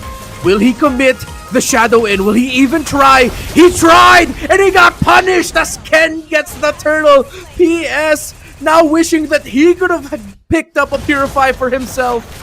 Oh man, it turns from bad to worse for some reason. AI, it almost looked like they got a chance. Another very, very good chance to recover in the game, to play it slow, but they decide to play with Mythic Seal's tempo in these fast-paced games. Ken able to steal away the purple buff, and now even Madzi, he walks up, does get a few Infernal Pursuit procs, but this ain't really going to threaten him. He's actually going to put himself in a tough position. Kun already holding the wave up top, so no trades could be taken by AI, and man, I wonder why they're playing so fast. This isn't like the AI we saw yesterday who were playing it so calm, so composed. Good feather airstrike there, but Boye just cancels it out straight up. Tsunami Slam too! Okay, are they going to continue this fight as Ken already used electrifying beats? I think it was just a warning shot to keep them at bay, but they could get sandwiched here if they're not careful. Black and PS here by Madzi as well. In range, PS commits the ultimate. Can he actually get anyone here? No. AI also not completely in range to supplement the aggression of the Hayabusa. And all of that leads to Zippy getting just a bit of a push to the bottom lane. Needs to pull out though as Madzi's here. He does have the proc up. Will he be able to commit the ultimate? Yes, he does. Boye here for the assist. Phobius trying his best. Oh my, Jenny for the assist. They reach the 1-1 in time. Madzi gets the 1-1 down alongside the Farsa. But oh my, Jenny's stuck. He doesn't have Wings by Wings as Ken with the electrifying beats, making AI dance to his tune. Uh-oh, look at the flank coming in. The sandwich maneuver, an abyssal arrow lands on Black. It's gonna be the full flank as Kun goes in, trying to go for more. Good taunt. Chain CC, Madzi staying alive, not for long though. Taken out as Alita picks up a Sky Piercer stack and a turret falls up top. Ken jumping back and forth. The missile arrow landing again. The Purify won't get you out of damage. Alita taking out Black. Barely able to pop that AOG in time. Nico. My cousin Nico. He's not really my cousin, but if you know the reference, you know it. AI! Bro, they are getting shut down by Nico's Abyssal Arrows. It's not the main thing, but it's coming in at the clutch. The moments where you feel like, oh, AI has something here. If it's not PS doing something that, you know, doesn't really turn out well for AI, it's the Abyssal Arrow of Nico that just turns things around, man. Been so tough for AI. Oh, hold up, Madzi. Just as I say that, is looking to get a pick off on Ken. Won't be able to do so. Mythic Seal again. Good rotations, good recovery here. Rotating straight up top, knowing that AI will be trying to look for the bottom lane prior with the orange buff. Also gets taken away for AI. And now Mythic Seal, or despite, you know, a few toss-ups here and there, a few battles that didn't go fully their way, it's alright, man. They still have a 2,000 gold lead and they're still within their element. Zippy is going to hit that massive mid-game power spike. Ken, same goes. And AI, they really are falling behind. If Alita doesn't get 3-4 stacks by the 10th, 12th minute, it's going to be tough. They're not going to have enough damage to really execute a lot of these frontline tanky members in Boye and Kun. Remember, you fight a long fight against the Kalea, he's just going to heal up constantly and he's already going for more. Nope. Okay. Just a slight. Yeah, they weren't they weren't completely in the right area just yet, but with Black taking a fair amount of damage, our Mythic Seal's trying to find that opening. Oh, Abyssal Arrow's gonna land again. Boya not gonna jump forward. They already forced out. The revitalized from that Gatot Kacha. Madzi going forward, and here comes The cavalry of AI! Boye and Zipicuti get bursted and blasted out of the map as Madzi and Black have set the tempo. Madzi gets punished, but that is a consolation to the domination that AI has found. Ken goes in. This could be risky, but Nico lands the arrow yet again. The difference maker, but Black, point blank with a jump, means that a double kill is set up for Ken. Wow, I mean, everything played almost to the win conditions that we put on the table for AI. At least 3 to 4 stacks by 11 to 12 minutes. Alita was on par already. Oh man, PS jumps in with the shadow kill. Doesn't get it. Good flicker around, and it's going to be a free lord to Mythic Seal. AI, they've tried. We thought they found that moment, but Mythic Steel's still holding on. They're push and pull in the team fight, working out well for them. And Nico, he has to be highlighted at this point.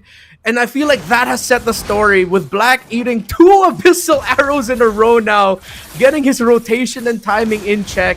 Even though AI were the ones who found that big team fight win early on, it was the abyssal arrows mid to late team fight that turned it around. We talked about mid to late game in the big picture, but even for mid to late team fight in the smaller picture, it goes well for Mythic Seals.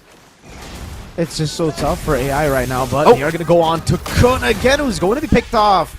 But with the Lord, I think Mythic Seal really don't care about Kun. They've already used Feather Airstrike and the Shadow Kill. Big resources being burnt out as now they slowly but surely utilize the Lord to get the tier 2s around. Luckily though, AI are able to do some pretty good work on the waves, stopping the tier 2 from being taken in the mid lane, and now it's a slow build back for AI. They've got yet another chance to prolong the game, to wait for the late game.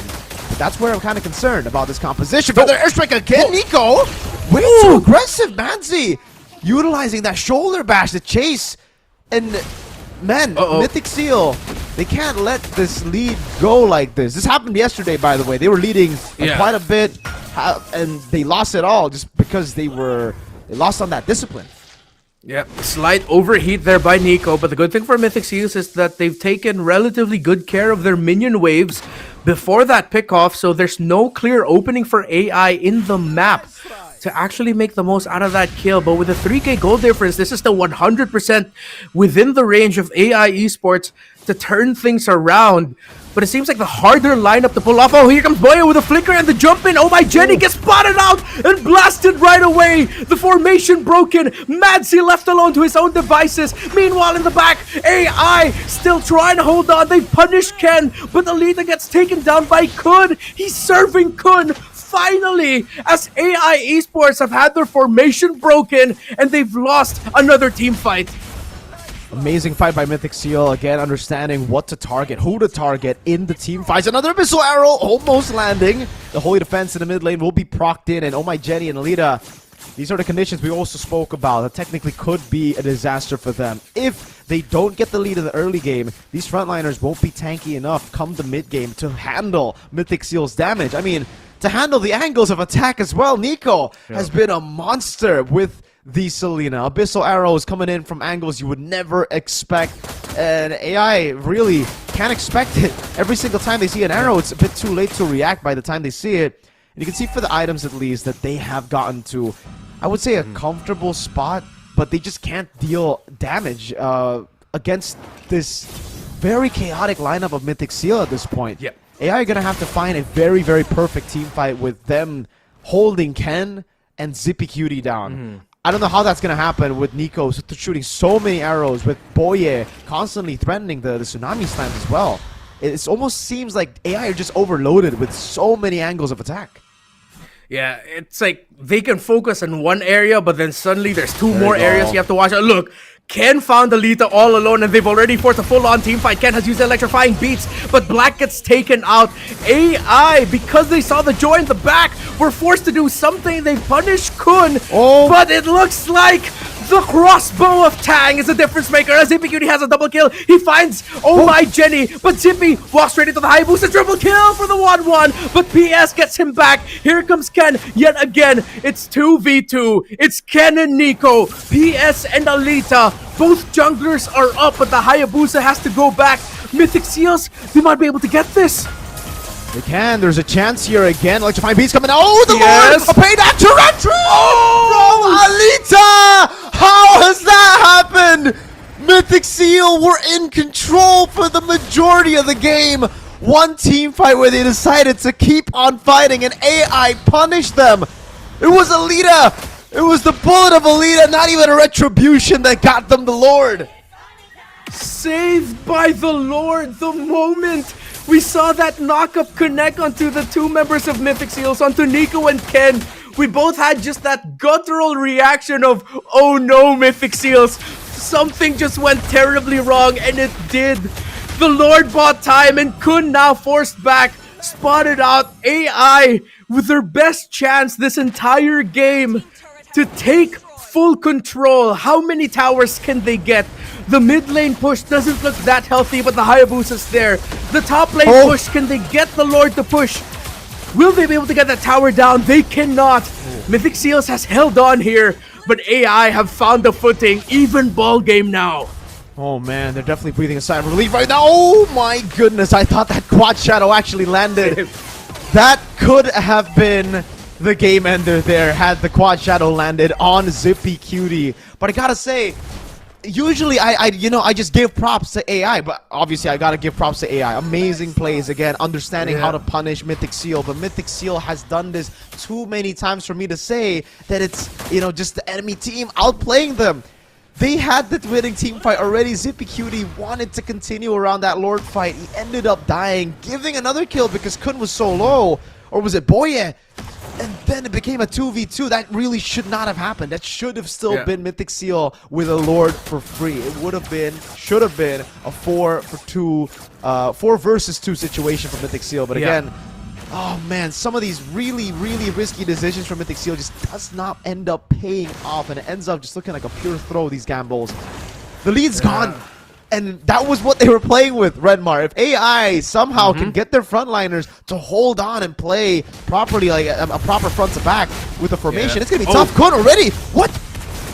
Well, oh, he's gonna get caught out here, but here comes the same by Mythic Seals, but oh my, Jenny claps it off with the damage. Here comes Ken. Can he hold on? Winter Crown just in time to revitalize as well. Matsy with a flicker dark wave, but he gets punished. Ken still got the kill. AI have lost 2. So has Mythic. Even still, another standoff for these two teams. They're just computing like robots once they get their win conditions. They're just so cold with the PS! Joseph with the shadow kill! Almost takes him out, Nico! Forced to flicker out! A big spell right before the Lord spawns! You can call the region of Myanmar dark horses, whatever you want, but you cannot take away excitement from their name. Game 1 has served some interesting moments. Game number 2 serving even more. Still too close to call. One slip up. Will it be AI malfunctioning or Mythic getting their unfortunate mythical slip? Who can hold on better? We have to watch out for the multiple angles of Mythic Seals, but we have to watch out for the sheer crowd control that AI can dish out that could punish. Mexican standoff, Boye decides to go in. Mythic Seals, can they force something out of here? A good resource baited out with the Feather Airstrike again. AI's working hard, and this time you can see that they really have downloaded a lot of the Mythic Seal movements. The Abyssal Arrows that has been landing constantly in the early game to the mid game. They downloaded enough, for them to understand the template, the pattern of where these Abyssal Arrows are coming from. And they have not been hit by an Abyssal Arrow yet. Again this time, though. Perfect timing. Right as I say it, it lands on PS. A good chunk of damage, but he has the regen still. Another one back-to-back on Madzi. That's going to be an all-in with Tsunami Slam.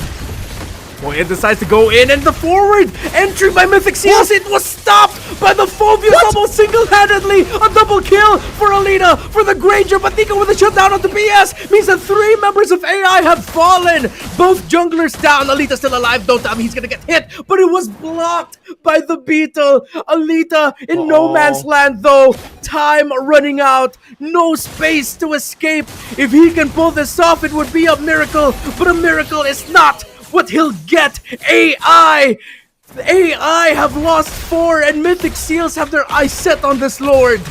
There's just too much to handle. We saw a glimpse of what could be an AI victory with Winter Crowns trying to outplay Mythic Seal, but even with the Winter Crowns, Ken's electrifying beat still goes through. Even the frontliners couldn't handle that damage, and it'll be a free Evolve Lord conceded over to Mythic Seal, who should have now the right angle, the right, I think, conditions to end the game. An Evolve Lord with a dive comp like this, AI, they're gonna have to play it perfect. They're gonna have to also wish for Mythic Seal to do one of those, to make one of those gambles again, those risky plays that could end up with AI winning this.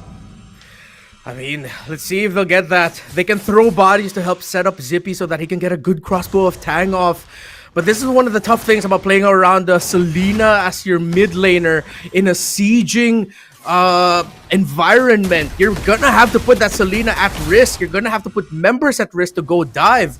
But again, it looks like for Mythic Seals, throwing bodies works out well for them. That last fight for that Lord happened because they just threw bodies. They weren't approaching from multiple angles. There was one clear angle, but it all worked out. Boyan decides to throw his body in, but the damage coming in from the far side might be enough to stop Mythic Seals and their push. But the leader gets found. He gets punished. No more Granger, but the damage from the Shadow Kill can only pop the immortality. Nico and Mythic pushing forward. AI doing their absolute best, but this looks like an endable angle for Mythic Seals. PS walking up again, gonna be caught, knocked up in the air, and a missile arrow landing on Black as they are going to go for the end. Another wave in the bottom lane, a Purify used up with the Feather Airstrike 2, full turret lockdown, but a Tsunami Slam will stop any hopes of AI defending this Lord siege into the base. It's an equalizer by Mythic Seal 1-1. What a crazy back and forth between these two teams. It wasn't the cleanest, but damn was it entertaining. The Selena that we were both skeptical about ticked off his condition in the early game, set the tempo, be the one to tell AI Esports this isn't going to be an easy game for you. And the smallest man on your screen right now had the biggest impact. Nico was just an absolute king on that Selena. So good on the Selena. The Abyssal Arrows really becoming the game changer for the team that they didn't have in the previous games. They've just been looking at the game very one-dimensionally, very, I would say, kind of tunnel vision. But with the Abyssal Arrow, it opened, it widened their field of view. It really, really gave them the angle of attack to really stop this AI 2-0 start to the series, which is crazy. The fact that AI could have still done that. But man, they really made AI lose track of their win conditions too in the early game. Yeah. That crazy fast tempo was not how AI thought that they would play. Like, they just got reeled into it constantly. Yeah, no. If you're AI, you're thinking that, all right, Mythic Seals are going to try to play like robots. They're going to be calculated, slow, pick their moments.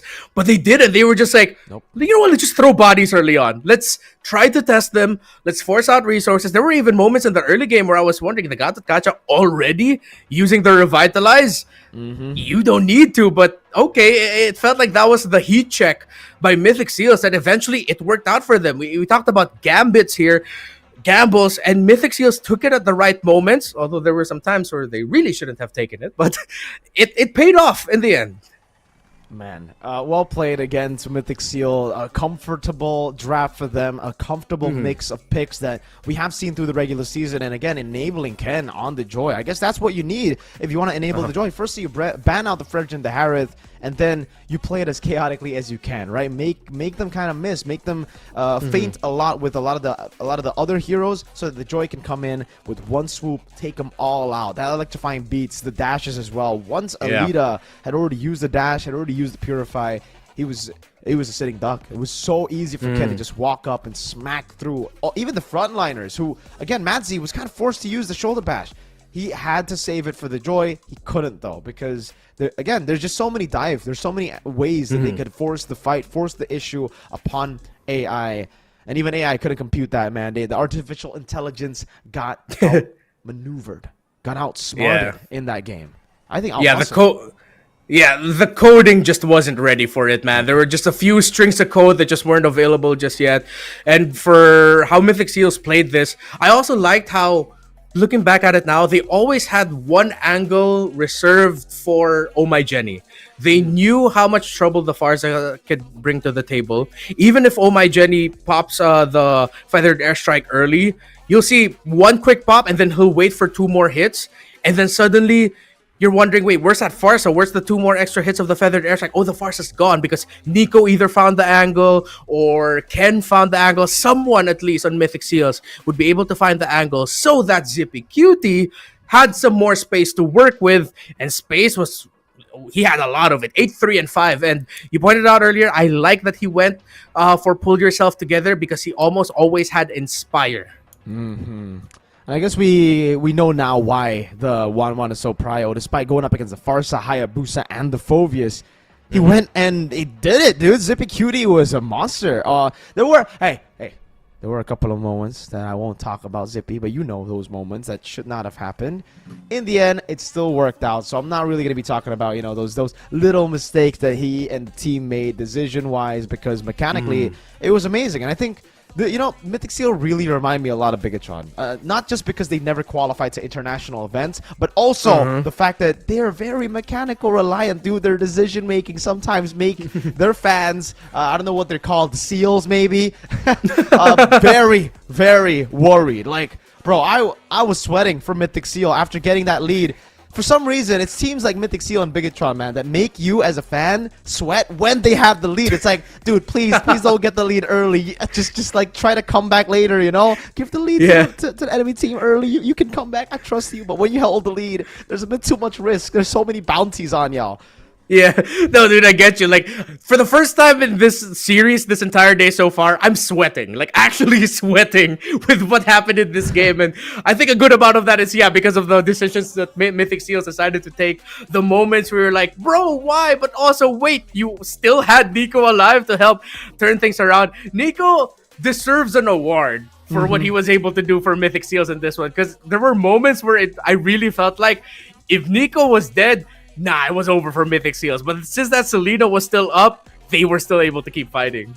Agreed, definitely, man. Nico was definitely the unsung hero here. Not the MVP. Zippy Cutie took that one, but Nico was phenomenal in this game. A good shout out to Ken too. Even though a couple of times we did see AI finally get the hand of the joy, there's always other ways by Nico. Again, mainly it's Nico. Yeah, you're right. The arrows just keep landing towards the end.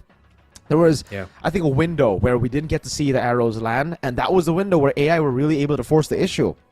Mythic Seal then adapted again, played it slower, slowed down their tempo to wait for the Abyssal arrows to land, to wait for the Wishing Lanterns to proc in, to get AI in a comfortable spot for Mythic Seal to get just all in. Once the Phobius is at half HP, once PS has already used the regen and is half HP after utilizing the regen, I think that's pretty good conditions for Mythic Seal to just go in and do their thing, which they did, definitely. You can see everything here getting taken away by Mythic Seal. Rich Guy, the carry, Sandbag, best wingman.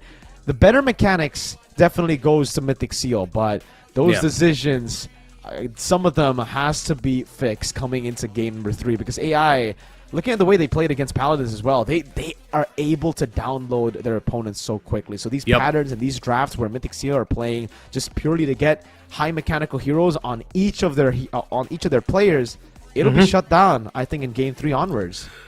Yeah, I like now for the series, with it starting 1-1, we got to see some of the best qualities of the two teams. For AI in game number 1, we got to see just how solid they are as a unit. When they're undisturbed, when Oh My Jenny isn't getting pressured, it seems like it's an unstoppable robot army of like, how does everyone know their assignment and is executing at the right time? Well, for Mythic Seals, it's a little bit more of that old school Myanmar playstyle that we loved, and even as a Filipino at one point in our history of MLBB esports, we greatly feared, because of they'll take decisions that you'd think like, why are you doing this?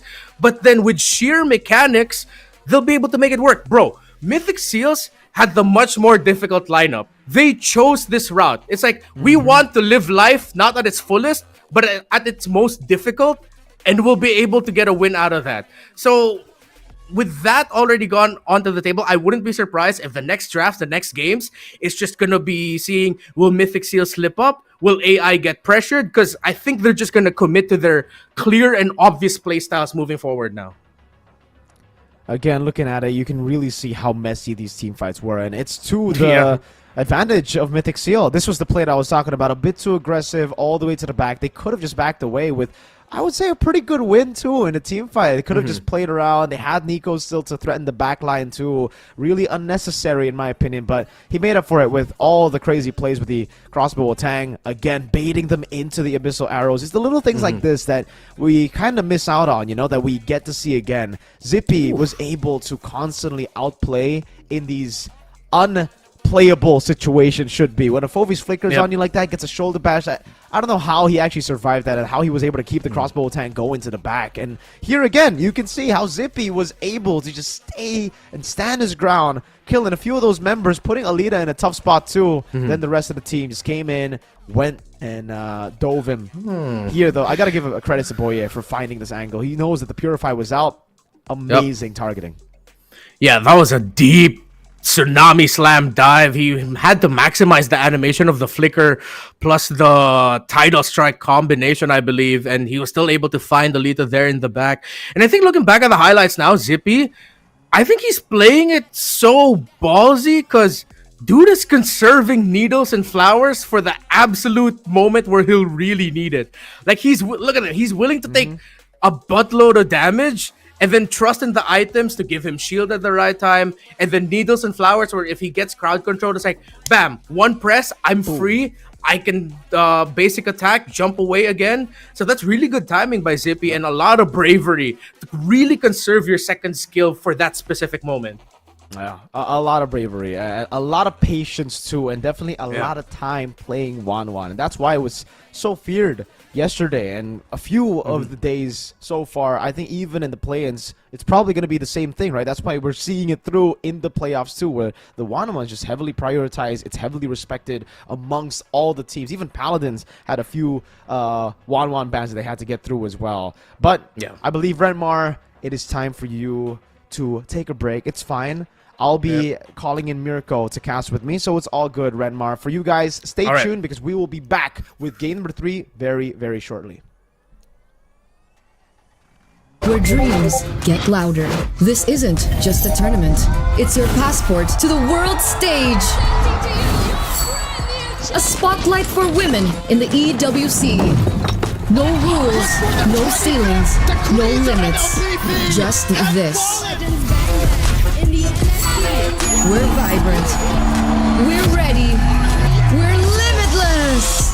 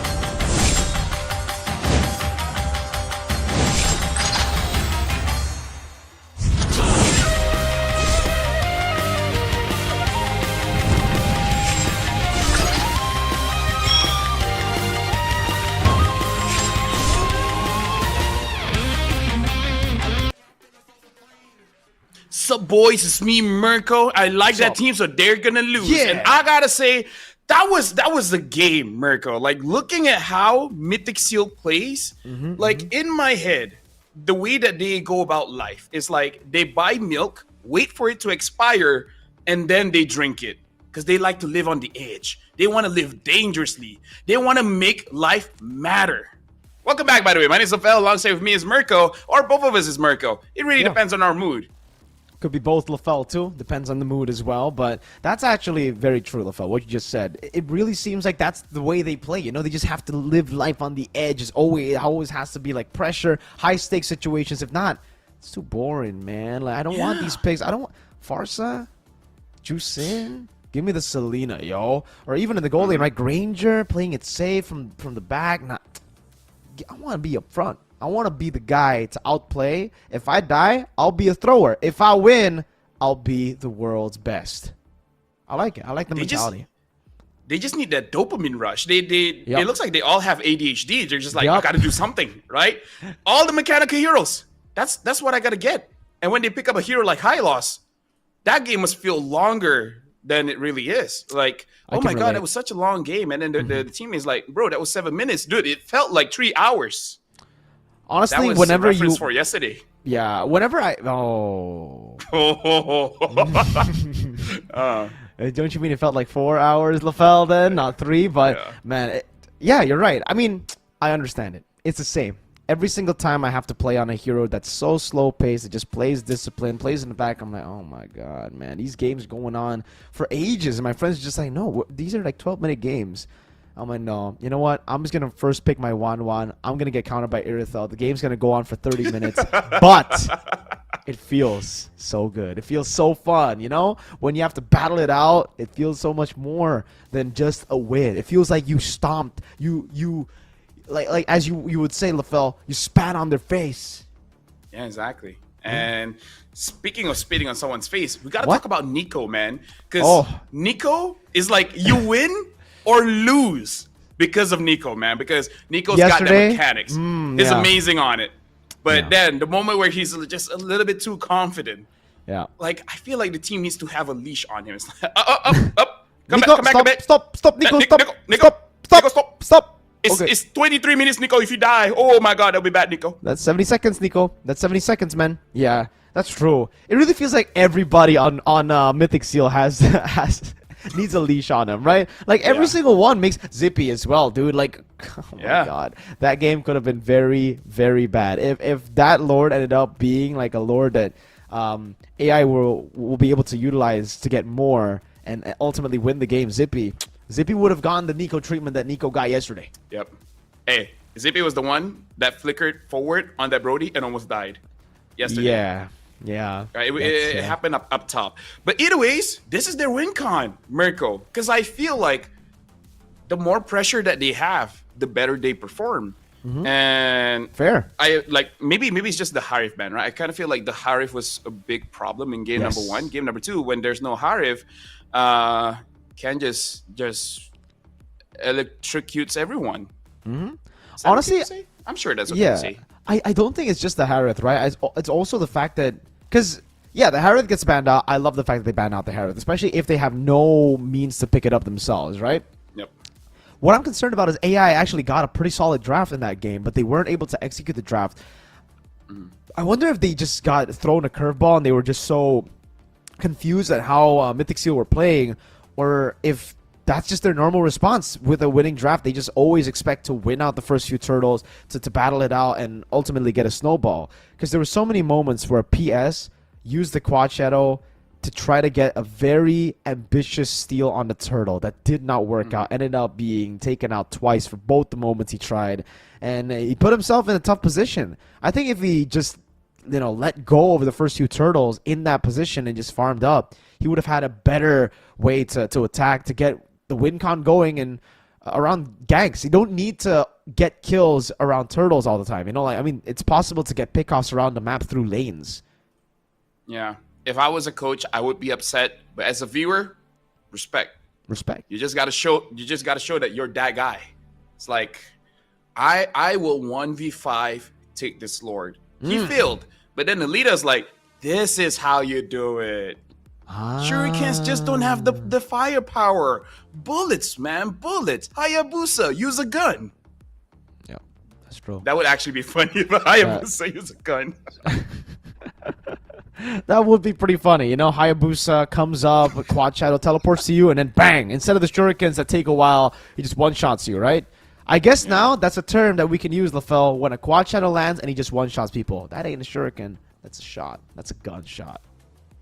That's a bang. You could also say shotgun. Yes. Dude, here's the thing. Like, ninjas, their origin is that they're farmers. So they actually Wait, just really? take scraps. Yeah, legit. Wait, Dude, I Naruto was learned a about farmer? this. Huh? Naruto was a farmer? Yeah. Okay, Oh. so history lesson in olden times, Japan has like a emperor and all, not emperor, but someone in power, and then they have samurais, and then you have ninjas, which is just farmers, Yes. just everyday people fighting back. But you can't fight a samurai. They're well fed, they have good at sword, they have armor and everything. So you got to get creative. So you just take your farming tools as weapons, and then So you that use that. Yeah, That's you why use they have that. a So scythe. That's why they have a hoe, right? exactly. No, exactly. Yeah. They Interesting. even use I forgot what it's called, but it's basically just a stick, but you use it like a knife. So Naruto was just farmer. It should just Everyone's be a renamed farmer. as everyone. Hey, to be fair, everybody's ancestors was once a farmer, right? We all had to farm to get money. We all had to farm to get food back in the day. So we were all farmers once. Yep. In Now our people past just farming lives. aura. Now people are farming aura a bit too much, some aura the aura that people farm, sometimes it's undeserved. Lofel, do you agree? Do you agree with that? 100%. I agree. But Sometimes I'm confused. I don't know whether to take your facts as facts or to research it myself, because you yap a lot, so I don't know if it's true, Hey. but I'll believe you. okay, you know? let me give you a tip. If you want to waste your time, go fact check, because you're just gonna hear the same thing that I said. All right. Some Do you scholars know suggest ninjas may have included farmers in their ranks. Their origins are more diverse See? than simply a farmer-based group. So it's more diverse, but yeah, technically there was a bit of farm in there. All right, let's get into the draft, fella. Let's see if the ninja, aka the farmer Hayabusa, shows up again despite taking a loss in game numero dos. Yeah, this setup for the joke that I was gonna make, it's Okay. funny because ninjas started as farmers, just taking scraps as weapons, and now just like, hey, here's a gun, boom. Well, that's technically funny. that could be a scrap as well. It depends, right? Maybe someone threw that gun away and then he just finds it. It could be. He could be a gun farmer. Who knows? If growing the guns on trees. No? Yeah, you do have guns in farms now, right? Guns in farms? You do. Yeah, like you want to protect your crops and Yeah. your that's livestock, true. right? That's You do, true. right? You do. Yeah. Well, I don't. I'm not a farmer, but maybe Hey, the should try it actual out. farm. There you go, though. The joy gets banned out. Proper respect. Something that we already kind of thought about last game. I thought they would still just ban out the joy after seeing the Harith and the Fredrin banned out, but here we are. Mythic Seal, are they going to ban out the Baksha to take away all the utility jungles and force the 1v1 assassin duel? Fanny's been left open quite a bit, by the way. Yeah, in game number 1 they ignored it. I'm looking at Ken. He was very upset with that joy ban, but here's the thing, man. The angry. Lucas, though. We're talking about Oh. ninjas, right? How about that Naruto. Lucas, though? So are we going to get a Naruto versus Sasuke moment? Baksha going to be banned out. First pick, Kalea, still up for grabs. I think it still is the best choice to go for, knowing that the Harith is The ninja as well. has been banned. But Chip and Loyi were the choices for AI. So it could be a Chip and Loyi pick to respond to Kalea. To respond to the Kalea. Yeah, I kind of feel like Kalia is very dangerous, but I would not let go of that Lu Yi. Oh, Badang, I love that ban. Completely forgot. Badang is such a game changer ever since yesterday. But now, Mythic Seal, are you going to pick up the Lu Yi or the Kalia? Personally, for me, I'm more worried about the Lu Yi. Yeah, that's it. I have nothing else. I think Kalea for me. I would just go for the Kalea, the standard first pick. If not, then the Chip, I think, over the Loyi. Just because, well, to be fair, Nico has been pretty good on the Loyi too, so I wouldn't mind if they actually do go for the Loyi, but it's none of what it. are we It's going to be the talking about? 1-1 again. What are we talking about, man? What are This we is Mythic talking Seal. We want to see No. more mechanical picks, and they give it to us. There you go. 1-1 first pick when the Kalea is up for grabs, when the Chip and Loyi is Kalea up for Loyi. grabs. So AI, they could go Loyi Kalea, they could go, I don't think they could go Chip Kalea, but Loyi Kalea sounds pretty good, right? I wonder if they want to just go Irithel now. They banned out the Joy. Might as well just fully counter the 1-1, right? Yeah, is there a priority jungler here? Because I'm thinking of the Lucas. We haven't seen them using the Hanzo. Oh. Yep. So they go for Lucas, man. Get Naruto and then Chip. get Chip as well. They could have gotten the family, man. Just take Sakura. But now Mythic Seal, they can still get it, which is insane. They can get Lu Yi and the Kalia. Yep, they could. Lo Yi and the Kalea, I think, will be a solid choice to go for. But looking at the Lucas, I'm not too sure if you actually want to teleport. I think you just want to react to it, right? Oh man, Lucas and Chip and Lucas in any teleport with Lo Yi too, it works, is a pretty scary combination. Right as you see him teleport, he's going to go full Ninetales form, skill 1 anti-CC, TC's your entire team doing AoE, and then shoots out that Teal Beast Bomb. So Mythic Seal, I really don't know what they're gonna go for the Phoveus and the Valence, so they're gonna skip on the possibility of picking up the Lo Yi and even the what were we saying earlier? Kalea, yeah, Kalea. Yeah. Interesting. Yeah, I kind of do like it. Like the Phoveus is generally just pretty good.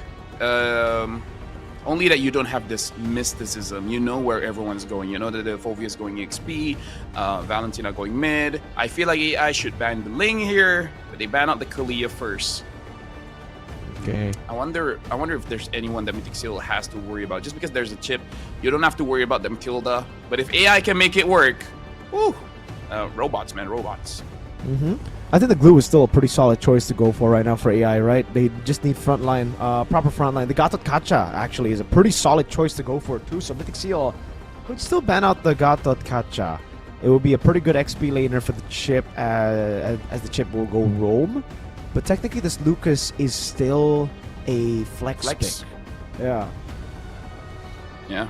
And you can't really flex that Valentina to go EXP unless Nico's like, yo, you want to give me that Phoveus, dude? I would knock it. I wouldn't knock it. AI now, in terms of the bans, I still feel like you gotta respect that Ling, unless you really do want to flex and actually put Lucas in EXP, and then you yourself pick up the Ling. But no, they ban out the Tigreal. Really? Hold on, let me see here. Ich Nissan 3 bans for Boye. Wow. Yeah, a lot of emphasis on just shutting down Boye. The glue ban as expected. The Gatot Kacha I don't think will come through here. I thought it was either or, right? Gatot or glue and then the Irithel ban, because the Irithel is still up for grabs, and I don't think AI are going to shy away from it if it is left open here in the second phase. Last game it was banned out. First ban in the second phase by Mythic Seal. This time they're taking their time with it. So really thinking about a possible, in my opinion, Gatot Kacha. But yeah, they have to ban the Irithel. Too much pressure in the lane itself. So Irithel taken out, that's the main counter to the Wan. We might just see AI go for, at this point, what, Granger and Kimmy, right? Should be. Yeah, the real thing is like, who do you want to show? Do you want to show the Lucas or do you want to show the Kimmy? I kind of feel like hiding the Lucas might be the best idea here. Granger, yeah, for sure. If you want to be zesty with it, maybe even a Bruno just for damage. But no, they actually go for the Moskov. I feel like it's quite brave considering that the Valentina can unleash the beast and the Phoveus can just get on top of you. But hey, Alita's got to be very confident in his mechanics. Yeah. I agree with you. I guess they're trying to say that, you know, Mythic Seal technically now are very team fight based. They're very like group up centric. And with the Moskov, AI definitely have more ways now to split push on the map. Takes away a lot more of that group up power from Mythic Seal. But in the jungle, we've yet to see what. Oh, by the way, it could also be a safe choice because Mythic Seal might go Ling, yeah. So the Moskov choice was kind of a read into what Mythic Seal could have taken. There you go. The Gatot Kacha that I think they were thinking about banning will be picked up by themselves here, taking it away from AI, which is okay. I wouldn't say the best choice because the Kimmy is present in the AI and they can deal a lot of damage bypassing through Gatot Kacha's main, again, physical damage. What's it called? Soakability? Soakability, is that a word? Is that a term? Yeah, you know, we can do what we want. Yes, sir. I'm actually lost. What are you talking about? I was talking about the Moscow being a good pick against the Ling.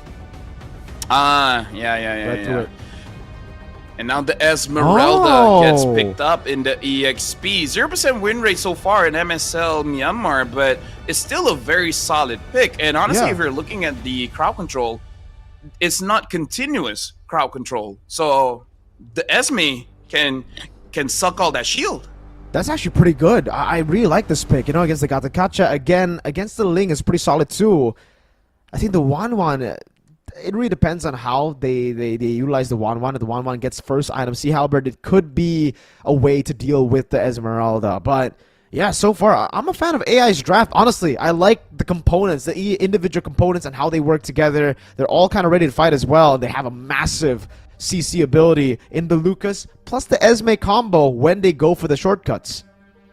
Yeah, honestly, I really want to see the pathing coming in from Ken. Like, does he help his side laners actually get an advantage? Because honestly, looking at the side lanes, it's quite 50-50, but maybe an early rotation could get that advantage. But going up against a Lucas, you know, worried that it might blow up in your own face. I just want to see how he farms up this game.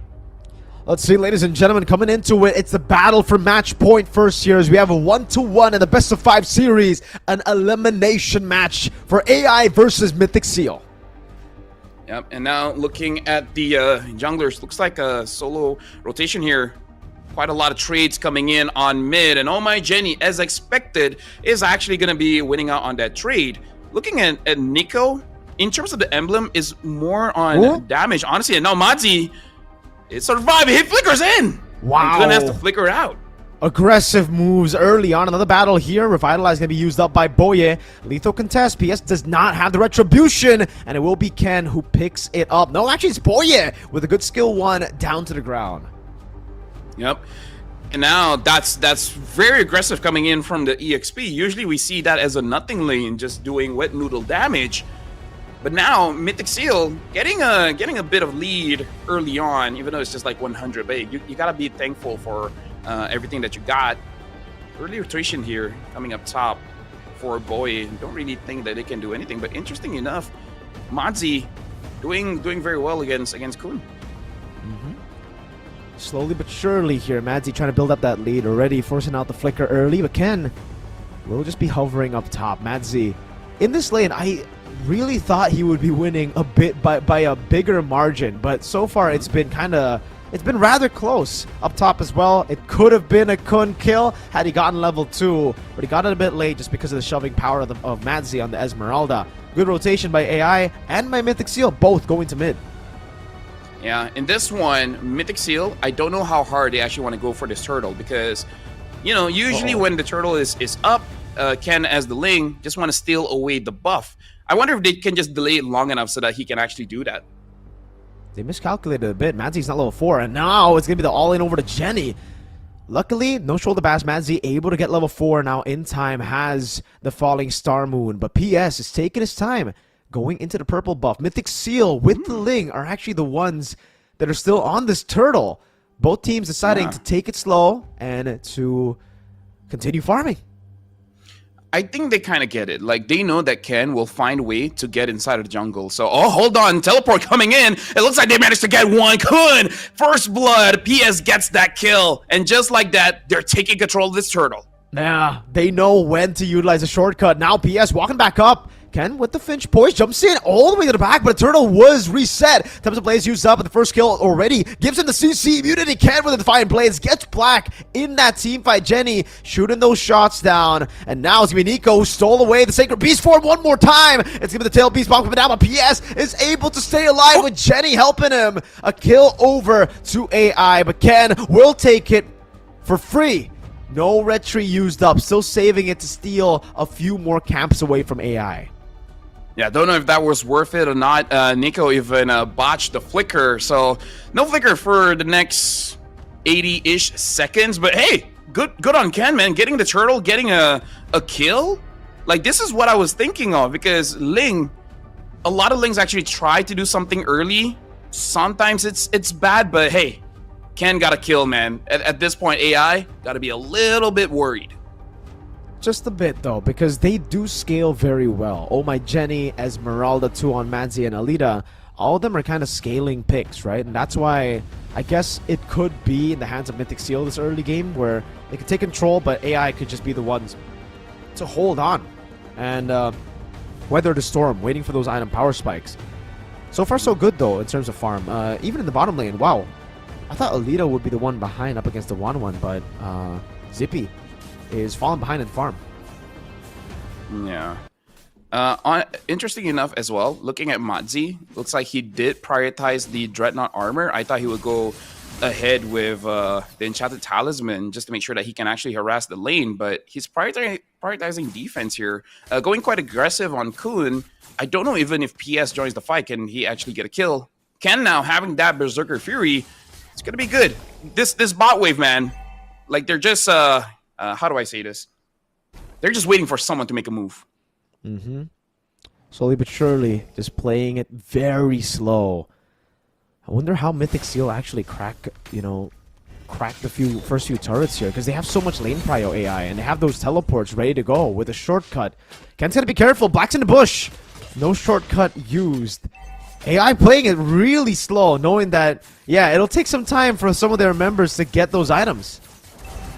The thing that I have to talk about now is that Nico first item is going to be that glowing one, and you do need that glowing one. Right now they're going on to Madzi. Madzi trying to escape, has to use the flicker, able to get out scot-free. But here's the thing, Nico, you're gonna unleash the beast. If you're going full magic items, you're not gonna be able to actually stay in that front line compared to the original Lucas.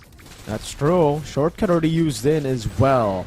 Black taking control. Kun jumping into the midst of it all. Jumping on Madzi. Now has it in front of Pursuit again. That's going to be PS with the Sacred Beast form. Jumping in with the CC. Good CC immunity as well as Madzi's able to pick up the kill. But Boye is able to hold him in the back. Now SOD lands. Immobilization. Catches Boye. Will be taken down by Oh My Jenny. But now Black is able to flicker out. Ken joins in the fight as Alita stays up top taking the turret. Nico trying to zone Jenny, will be able to do so. Free turtle, but AI take the fight.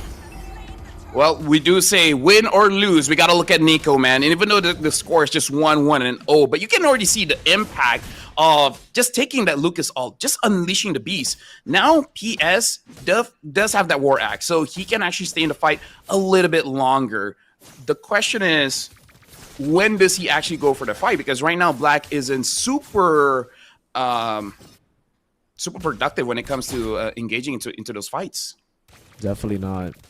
For AI, it really is just about holding on at this point. There's no real risk in losing the first few turtles as long as you're able to go for trades on it, right? And Alita, not only have AI been on the winning front in the trades kill-wise, they've also been getting some solid turrets. Up top, it's taken down. You can see Alita already moving down below with a level lead on Zippy Cutie.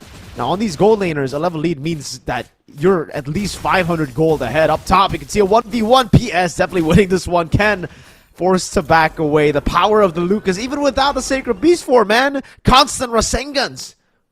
Hey, very balanced. Just to remind everyone, Lucas is just an okay hero. Just okay. Now we gotta see. Black does have the portal, but looks like Zippy wants Madzi. Madzi's gonna get taken down, and then the crossbow of 10 connects onto Oh My Jenny, but he's in a bad spot. Re-engage, SOD landing as well. It's gonna be taken here. Oh, wow, it doesn't! Alita just leaves them all the way for the rest, and now he decides to take a Spear of Misery to pin Boye down in such a very tight angle. He got that Spear of Misery. I don't know if you saw that, LaFell. It's a very interesting interaction. So Ken jumps in, instantly gets CC'd. Will be able to escape. Good traction pulse to zone Nico away with a turret down below in the mid lane. A great SOD take. Now a Lord in their sights. AI are looking to take over. You know, I'm opening YouTube just to see what really happened, the interaction, but oh my goodness, this is what we talk about Mythic Seal. They buy milk, wait for it to expire, and then drink it. They like to live life on the edge. And that one, unfortunate, but they got punished. Uh-oh, two-man falling star with a shortcut stolen away. Nico bringing it back. A lot of members. Madzi forced to flicker out. Kun with a flicker forward gets the kill in front of Pursuit. Now jumping onto Jenny. My lord, a good flicker out, but Ken is looking for the chase now. Right onto Jenny he goes, and it will be a kill back. But Alita is waiting right there. Tempest of Blades. Oh, even the SOD not landing. Alita! SOD into the few basic attacks to recover. Black coming in with a shortcut too. Alita's a monster. Spear of Misery again. Right as Boye tries to get himself out of the way, he finds the wall. Dude, that's amazing, man. Like, Alita, the fact that you still hit your SOD when Ken was trying to avoid it, and then still, like, just at the edge, continuing to fight. And now we can see that AI is just waiting for that timer, 11 seconds. Now they take down the Lord.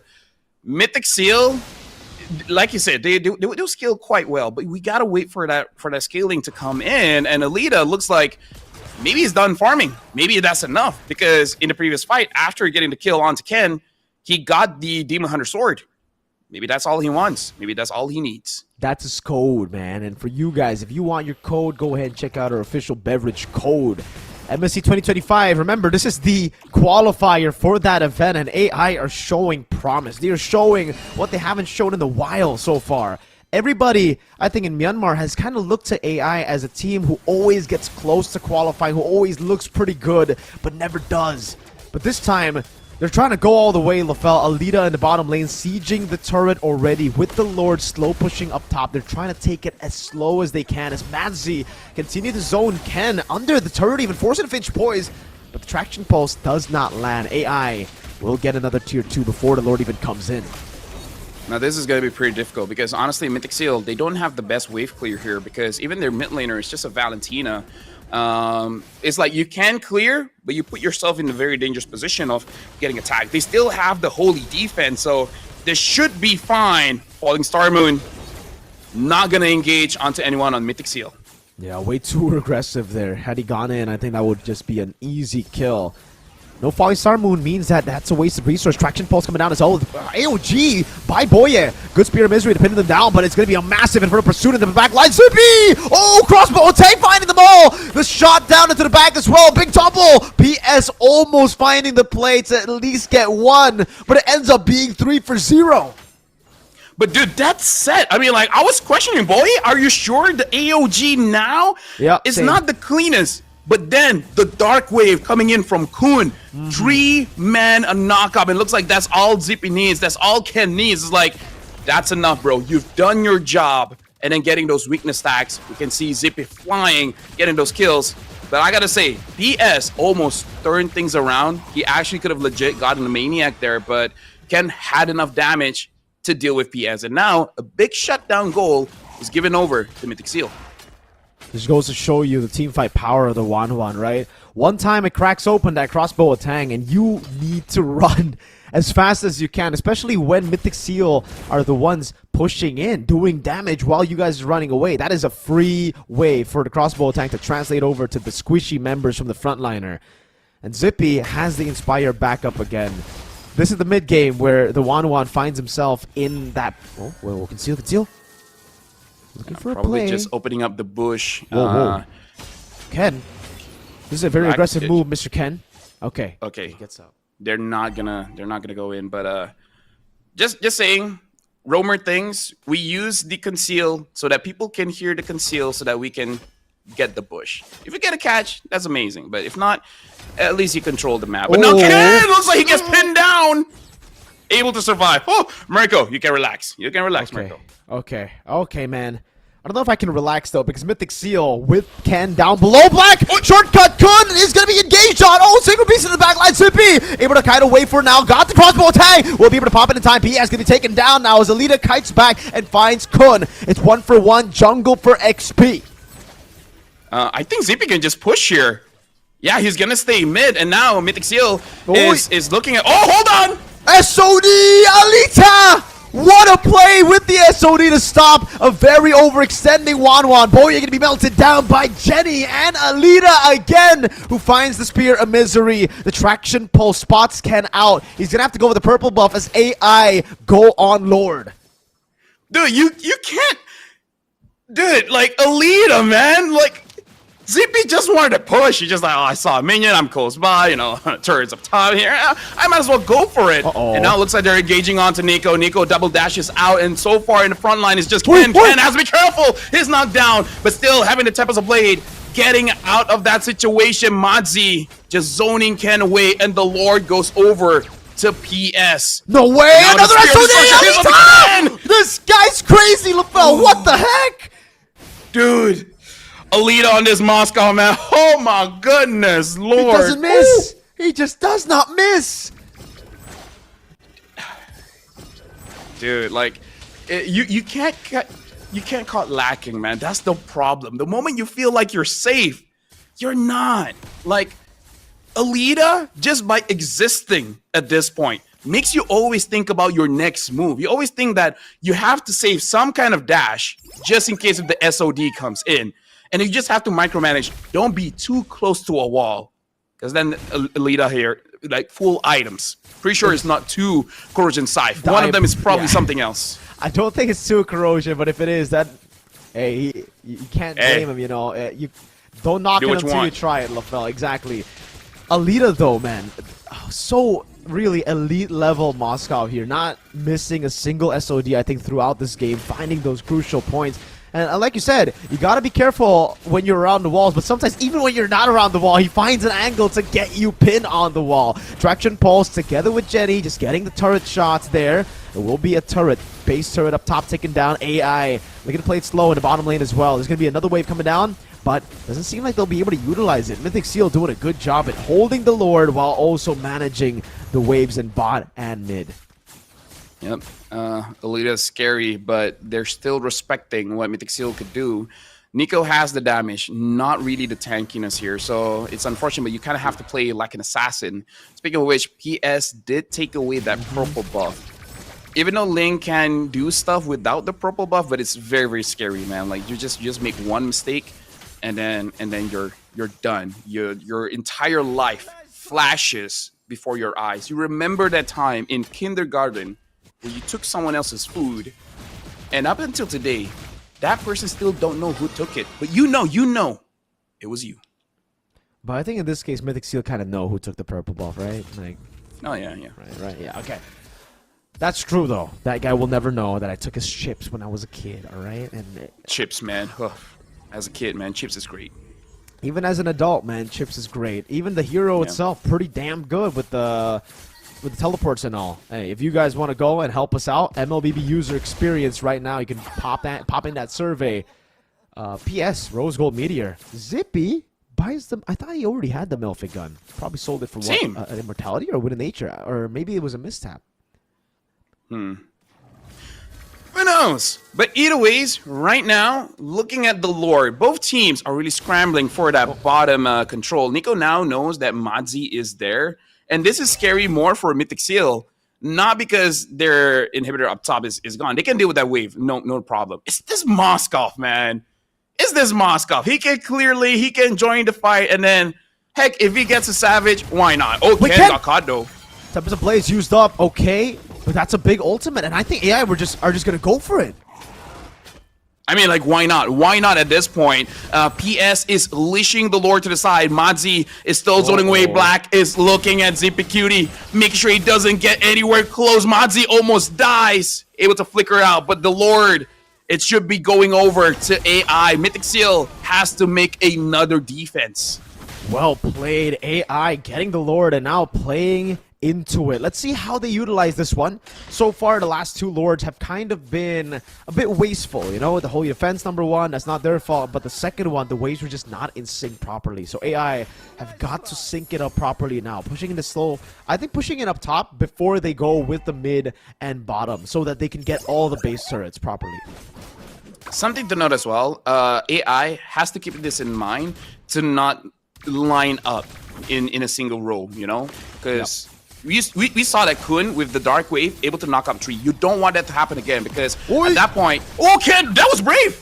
That was brave. That was very brave. Luckily, he didn't have to use a Tempest of Blaze because that would have been a massive resource. Alita walks forward, almost getting pinned down again. Ken is playing with some thin margins. Great clear in the mid lane because of what Ken did. And it'll just be a base turret in the side lane, keeping the mid lane base turret alive. Not gonna lie, I noticed it when it was too late because I was like, wait, what is that? Does AI have six members, 6 characters? Like, no, one of them is Ken. Yes, he can, LaFell. Without purple buff, too. That's pretty impressive. And now he goes into the purple buff. Let's see if it's going to be contested. Caught on the traction pulse. Dark Wave does land. PS in the front again. Will it be retreat? It won't.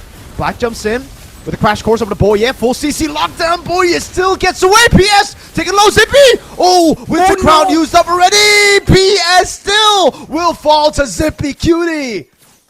Oh, dude, like at that point, I'm like, oh no, are they gonna punish? Are they gonna get Zippy Cutie? But Zippy Cutie was the one able to get the kill onto PS.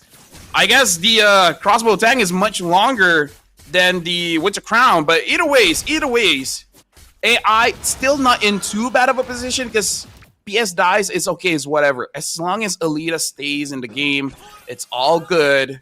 You just gotta wait. But the problem is Ken now having that BOD. But Mirko, let me ask you: is there really a safe angle for Ken to come in?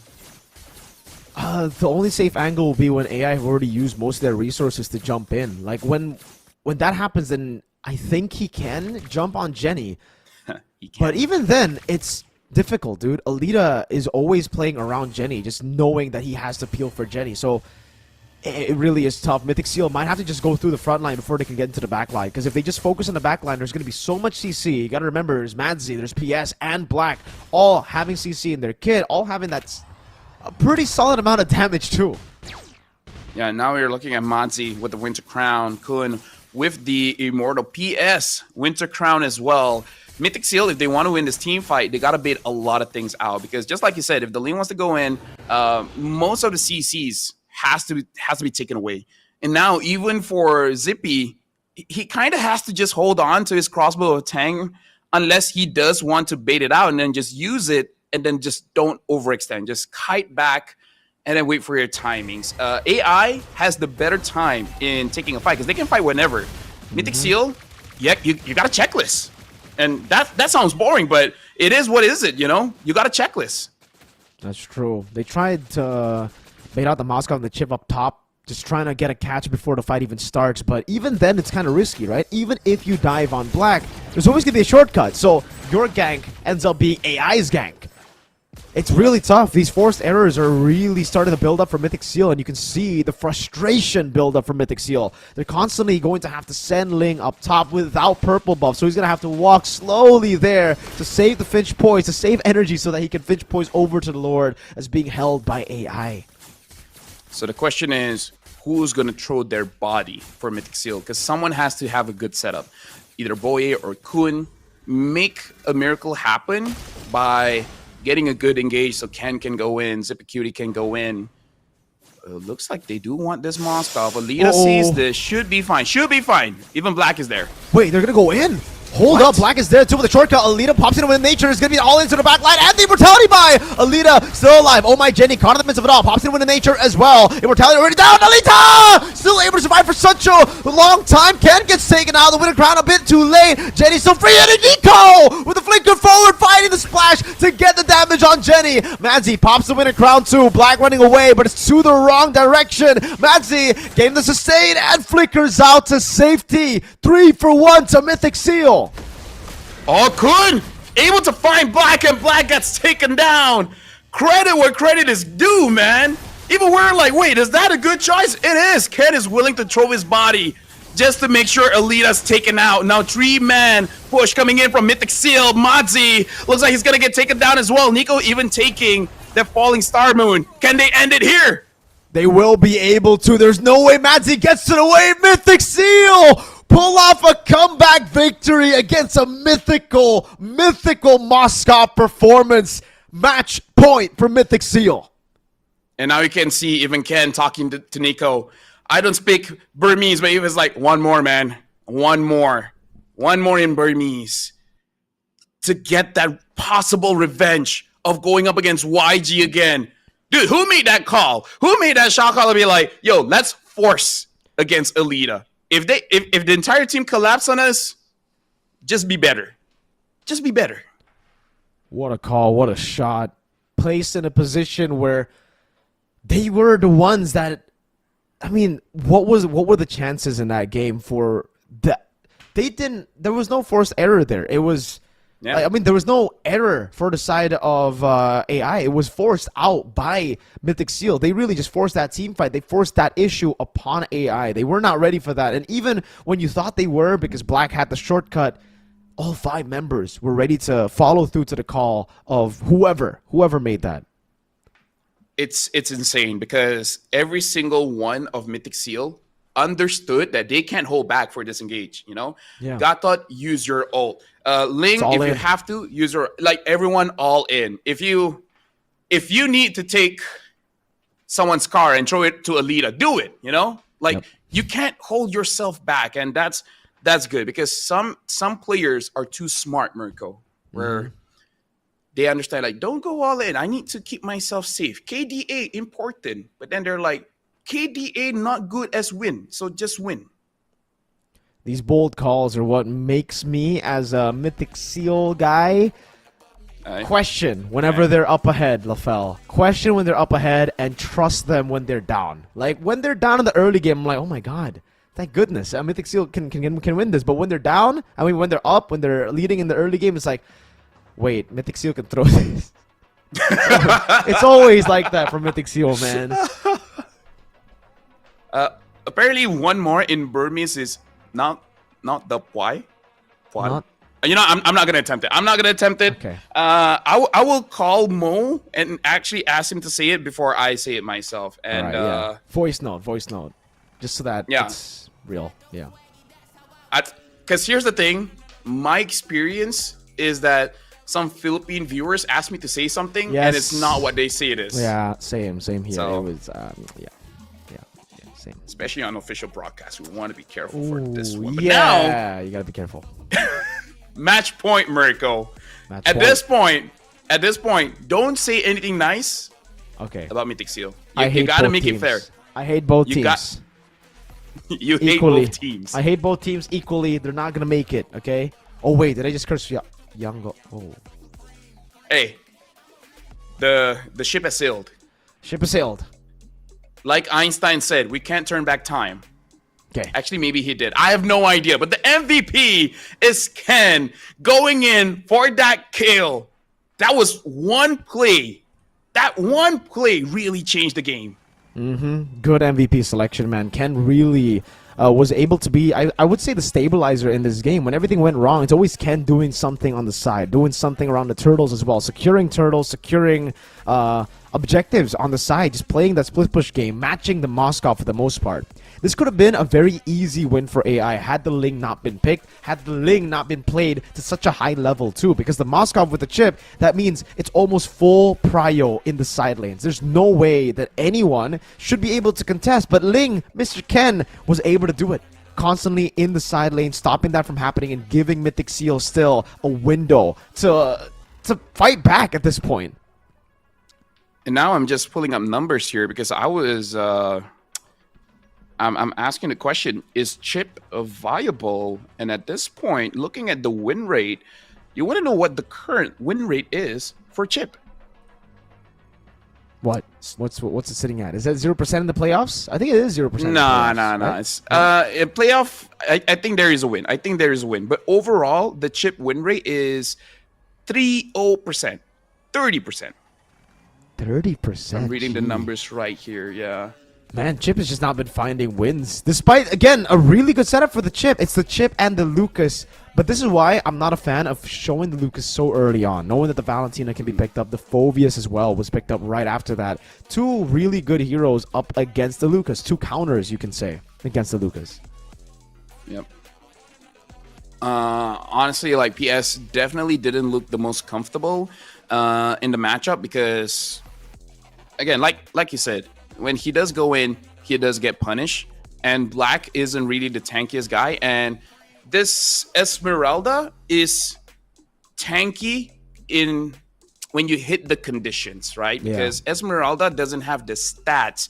Just like the Badang, she's tanky because she spams the shields. So the moment that you're not able to get the shield of either not actually hitting your opponents and stealing their shield away, then you're not all that tanky. Despite that, still taking a lot of damage, 182,000 damage. Heck, he's the sandbag.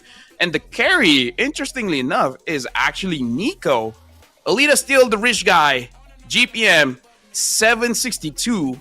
And he nearly ended the game for that one. It's just unfortunate that they couldn't find an angle to actually enter the fight. It was very unfortunate, really, because the damage was all there for AI, too. They've both hit their item power spikes. It was just a matter of who made the right call. When we're talking about 22-minute games, by the time I think the Evolved Lord starts spawning and both teams are still rather equal, it really comes down to who makes the right decisions, right? Who is able to force their opponents to make the error first. And for Mythic Seal, it almost looked like there was no angle for them to force an error out of AI because of just how many more ways that AI have with the chip, the Moskov, even the Kimmy there. There's just so many ways to poke your opponents with the extra range, to trap them with a traction pulse, that I thought it was game over. Ken, however, and Mythic Seal never thought it was game over. They never surrendered. They understood how they could win the game with one big play, and they made it. That massive gamble. This is why, as a Mythic Seal fan, always support the team when they're behind, because they're always going to be a shocker with Mythic Seal when they're behind. When they're ahead, pray that they don't throw. Personally, for me, maybe AI can take a page out of the books of Mythic Seal and try to throw a bit, because that might actually work out. Because I feel like, do you think that Alita was amazing? Yes. I think Right? I think Alita was amazing. Do you think that maybe, just maybe, crazy thought, someone sacrificed themselves, give an opening for Alita to jump in? Because I feel like when you're about to end the game, try to get a good falling star moon on maybe like 2 or 3 people, and then try to get a few kills. It might fail. Honestly, it might fail, right? It's not the smartest thing to do, but at the same time, I feel like Alita was just waiting. He's like, dude, if you guys aren't going to start something, I'm going to do it myself. We see a lot of SODs connecting and then just getting those solo kills. But at one point, like, everyone's just staying inside the base. There's nothing much that he can do. He doesn't have incredible range. So someone please open up something so that I can do something. That's fair. It could be, right? But I think at that point, they just should have played it a bit safer in the side lane. The fact that Moskov was shown there, I think was the big mistake, because yes, you want to get prio in the side lane, but there was already a slow push building up. They could have started playing around the Lord instead, you know? There was always going to be a slow push having the base turret already taken. The far lane would have been slow push anyway. So I think the big mistake for AI was they played it too by the books. They always had to have the Moskov in the side lane. They never knew when to break that rule, when to break off from the code that was set for them.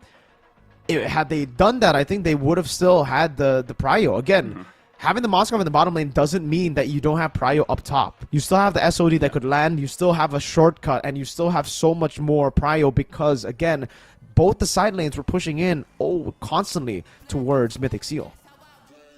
The one thing that I can argue for AI is like, there's no way they're going to make that play, right? Yeah. Right? Maybe that's in the back of their mind. It's like, Probably. no way. Fair. There's no way with Alita performing this insane that they will go for a 5-man gank onto Moskov. But hey, now they know. Now they know that Mythic Seal is loco enough to do those kind of things. But ladies and gentlemen, we are going to be heading into a break before we get into possibly the final game of this series. Mythic Seal currently up 2-1. So if you're an AI fan, keep on supporting your team. If you're a Mythic Seal fan, don't celebrate too early. We might see an equalizer into a Game 5. It's been LaFell and Mirko. We'll see you right after this break.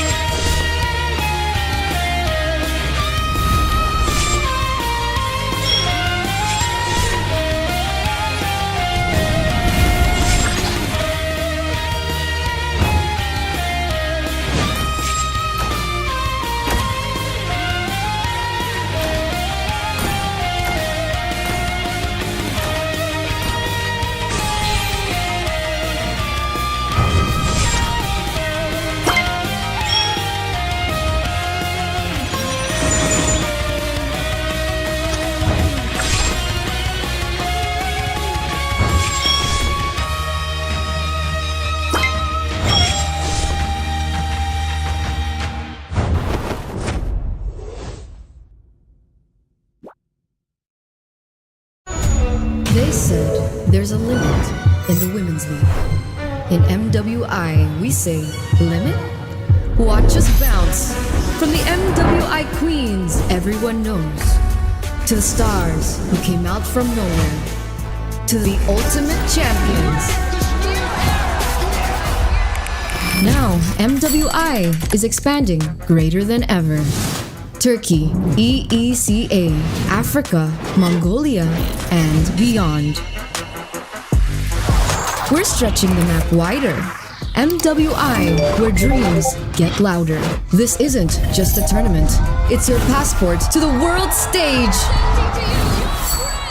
A spotlight for women in the EWC. No rules, no ceilings, no limits.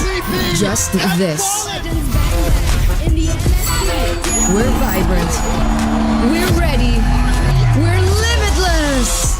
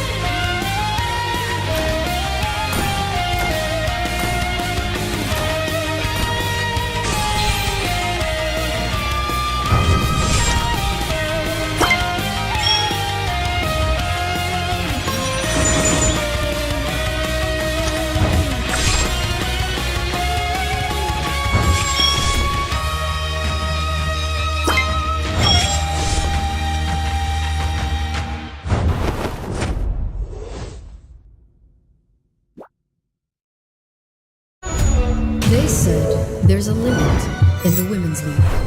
In MWI, we say limit? Watch us bounce from the MWI queens everyone knows, to the stars who came out from nowhere, to the ultimate champions. Now, MWI is expanding greater than ever. Turkey, EECA, Africa, Mongolia, and beyond.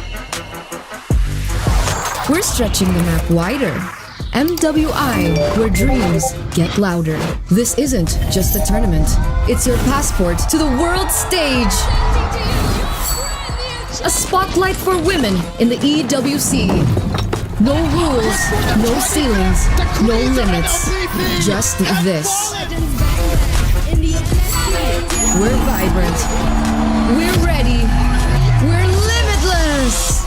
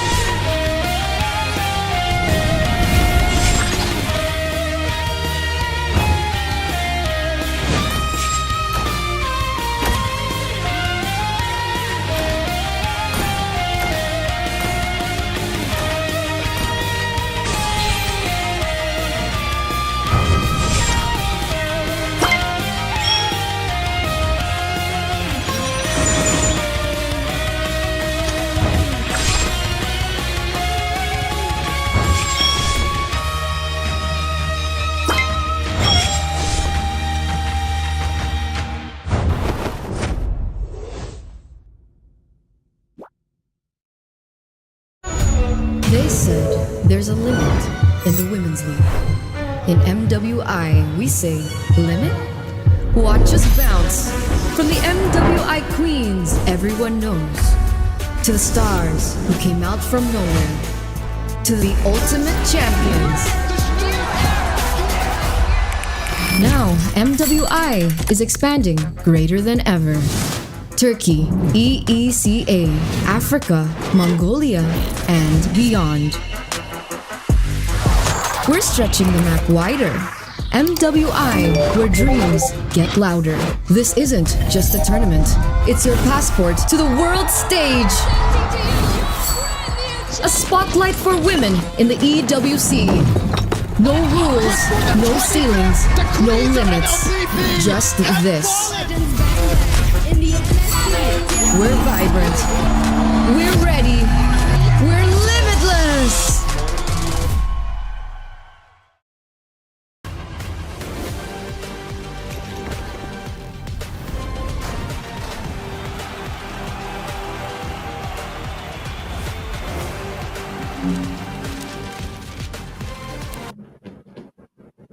Welcome back, folks. Right now, we're at match point. Match point? Match point! Mythic Seal, they can close it off. 3-1, baby. Because here's the thing. If they go all games, oh, bro, they're going to be tired as hell. Because after this, they got a best of 7. Hey, what's up? My name's Safel. Alongside me is Renmar. Had a good break, Renmar? Yeah, man, it was good. The last game was very interesting, very fun to watch. And yeah, we are most definitely at match point. Yep. I know you don't know this, but in my ear, it looks like you keep getting censored out. You know, maybe it's just a sensitivity. But either ways, man, who would have thought? Right now, it's a 2-1 for Mythic Seal. If AI can turn things around, I like if I was Mythic Seal, I would have flashbacks of yesterday. It'd be like, is this really gonna happen again? Are we really gonna go 2 games win and then eventually losing it out? So, dude, imagine 3-2 and then 4-3. Myanmar, man, like that shows how important that one slot is. Yeah.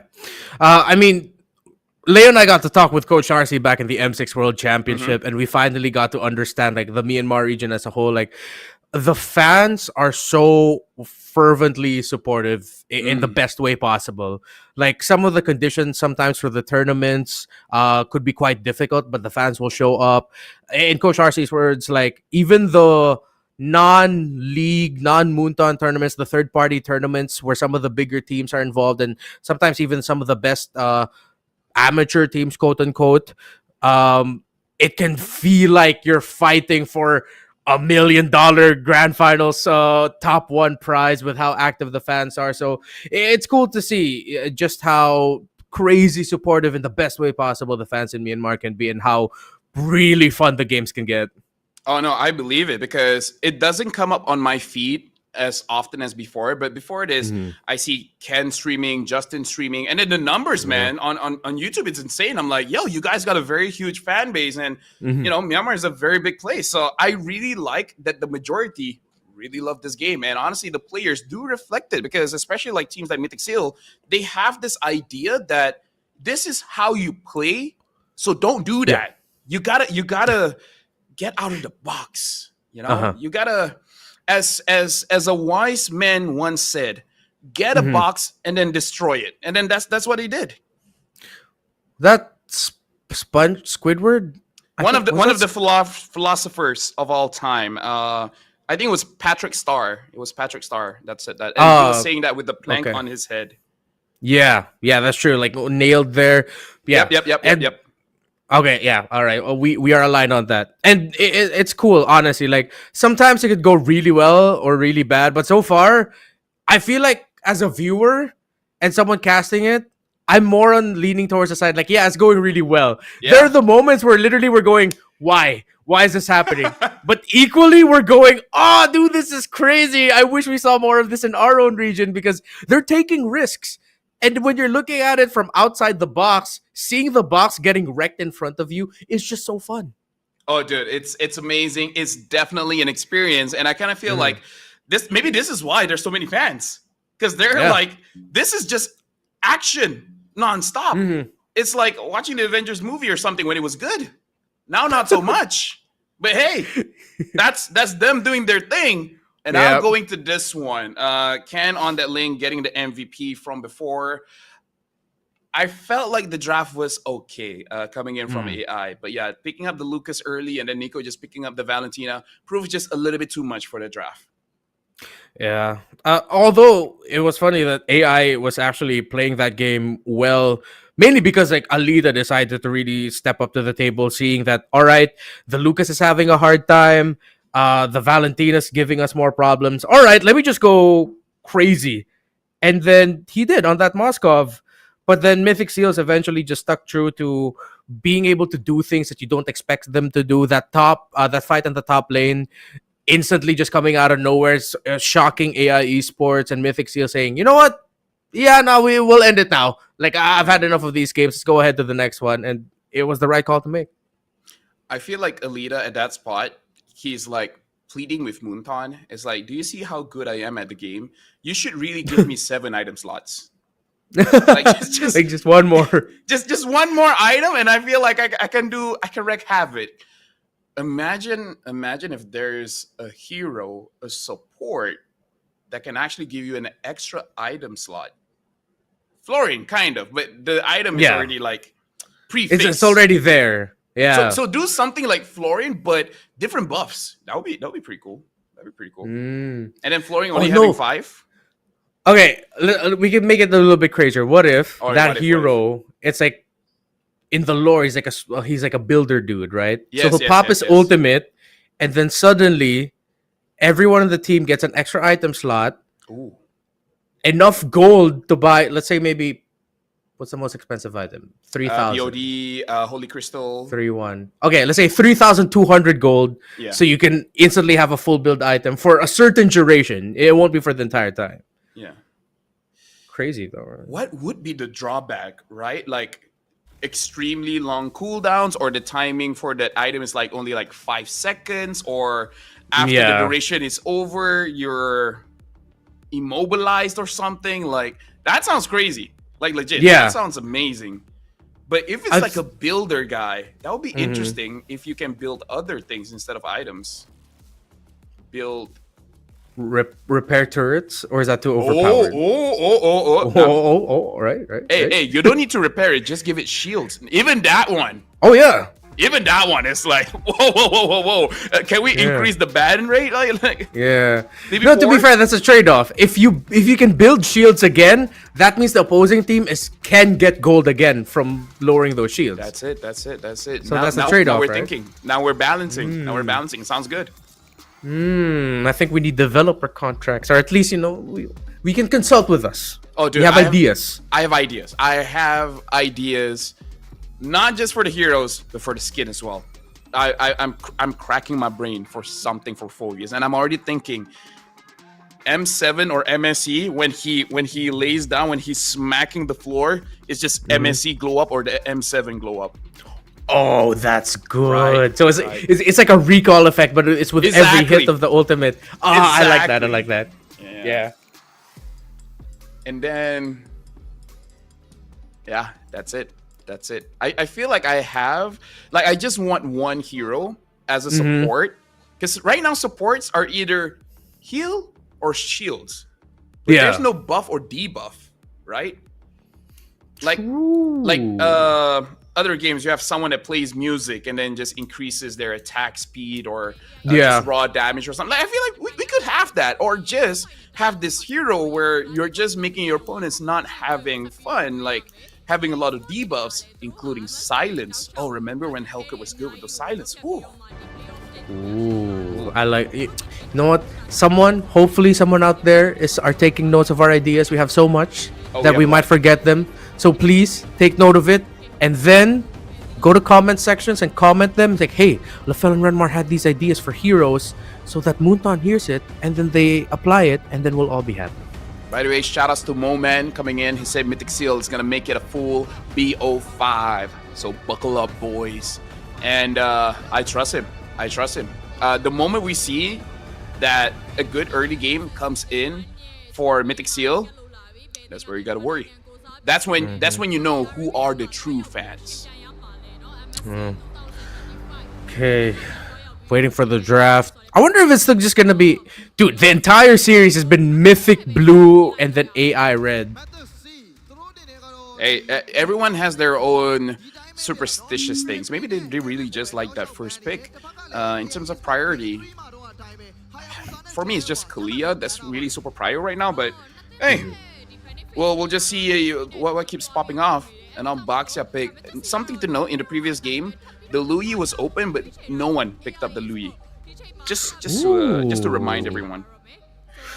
What if that might play a factor for this one? I think AI might actually panic and ban a 1-1 prio. I actually wouldn't mind. I mean, yeah, because at this point, I think we've seen enough that it warrants the respect ban. Usually, I'm not a fan of like super early 1-1 bans, but no, they're still willing to play into it. I think they were happy with the fact that the last one was so close that they almost won. There's like, hey, go ahead, play 1-1. I think we can still try to outplay it. But with them banning the Hayabusa, when it could have been first 2 picks against the 1-1, is a little concerning.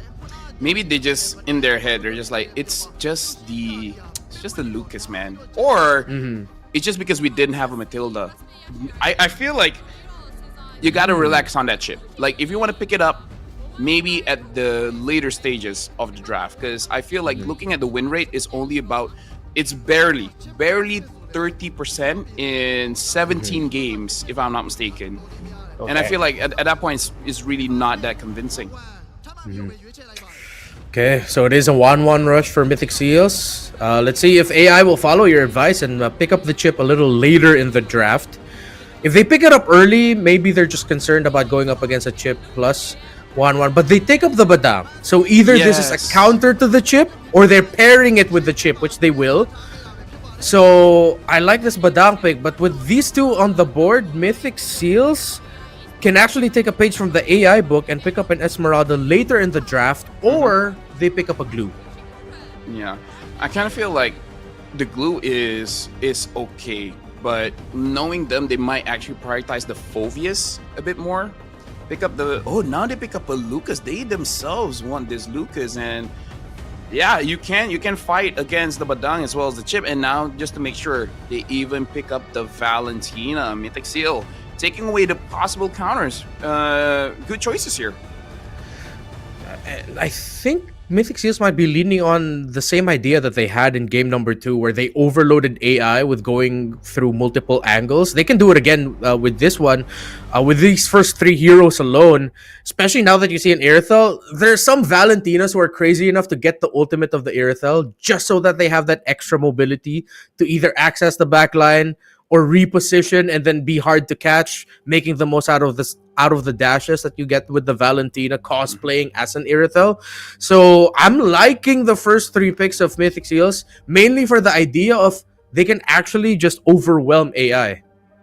But the inner roamer in me, the inner fighter, the inner warrior in me feels like if I pick up this Valentina, I might want to get that Badang juicy fist break and actually punch my way through, because there might be no damage, but a Valentina punching like Luffy will look hella cool. Actually, yeah, no, that'll be sick. Get that Gomu no. Yeah. Wait, Valentina doesn't. Okay, so no, you do transform into a Badang, but still, like, just in your own imagination, that she's just like I legit Kakashi could have been Valentina because he's the copy ninja. And then the special thing about the skin is that you don't change into the hero, you just stay as Kakashi, but you're using other skills. Like, I feel like that will look super cool. But also, I have to be fair, that sounds like an animation nightmare, because you have to come up with a new, completely all-around skeleton for the hero that all animations will work out well for him. And you know what? I can only wish. Maybe that's why we're not hired as developers. But we should be considered as consultants. We have ideas. Again, we have ideas. Because then when they say like, "Oh, that's difficult," and I'm like, "Hey, figure it out." Yeah. You can do it. Wait, they're willing to ban a Faramis even though they have the Valentina? I thought they'd be willing to let that go. Let me tell you, because this is like the old days back in like in the 1500s. The Fire Abyss was actually good against the 1-1 because what usually happens is that you have a lot of bodies in front of the 1-1 and then the Ghost Bursters is able to take out the 1-1 before the fight really even starts. So it's really not about that ult, it's really just about that Ghost Bursters. Funny enough. Fun fact from 1500s. That explains a lot. I like how I've learned a lot of human history from you from this cast so far today. It's been a very Yeah. Dedicate my life to MLBB history.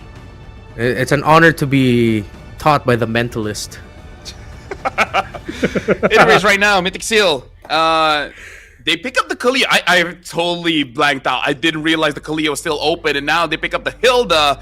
This is a lot of front line here. The 1-1 should be pretty free to do whatever she wants. Now, what's the jungler? What's the jungler gonna be? Because it's hard for you to go into fights here. Alpha?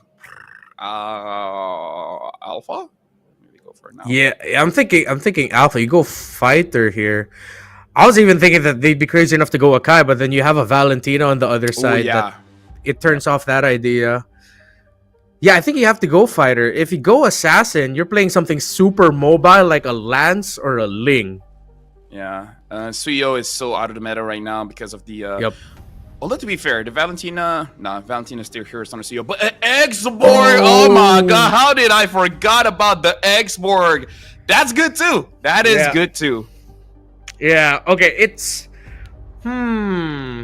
I mean, the last Insanity I feel like might be used defensively a little bit more, but then it's paired up with a Novaria, Badang chip. Yo, these are some pretty crazy ideas that it might just work enough for AI to force game number 5, but their lineup is harder to pull off. Mythic Seals, what's cool about their lineup is, all right, everyone can spread out, do their own thing, and you're still making the lineup work. While AI, sticking true to their identity, clearly has to play around some very specific conditions. The last Insanity, the Astral Echo, the chip ultimate, even the entry of the Badang, you have to consider that it might be too rigid, that Mythic Seals again can just run away with this by being chaotic. Yeah, I kind of feel like that X-Borg pick is slightly forced. Yes, it's good because you're going up against tanky people, but at the same time, you're picking a hero just to make sure that you survive. And now, folks, we're jumping in to maybe the final game if Mythic Seal can close it out and take down AI Esports. Mythic Seals have their eyes set on making it to the grand finals to get revenge against Yangon for bringing them down to this point. LaFell and I were talking about it before we showed up on your computer screens that actually Mythic Seals getting taken down by Yangon was a bit of a surprising result. Yep. As usually it's Mythic Seals getting the edge over Yangon. Yep. So now I'm pretty sure that they have some kind of vendetta. So they want to get this win and then tell them that, hey, yesterday was a fluke. We're just tired. Today we're gonna get that revenge.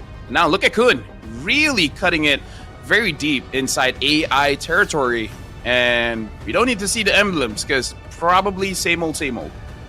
Yeah. At this point, you have to accept that going up against that X-Borg, you're not gonna disrupt his jungle flow. The best you can do is just like get the info and control it, as is the story for majority of fighter tank jungle types. Emblems, yeah, you're right, still pretty the same. Although, yeah, nothing changed. Pull yourself together on the Valentina, though. I don't usually see that.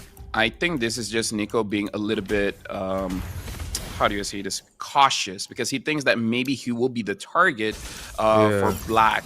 So just getting that flicker on and on again, it's good. Or he really wants that last Insanity and then just spam it with the flicker every chance that he has. Which, by the way, I still don't know the interaction. If you get the last Insanity and you basically like have full build on the damage, on the heat, do you actually deal true damage after that? Because if that's the case, kind of broken.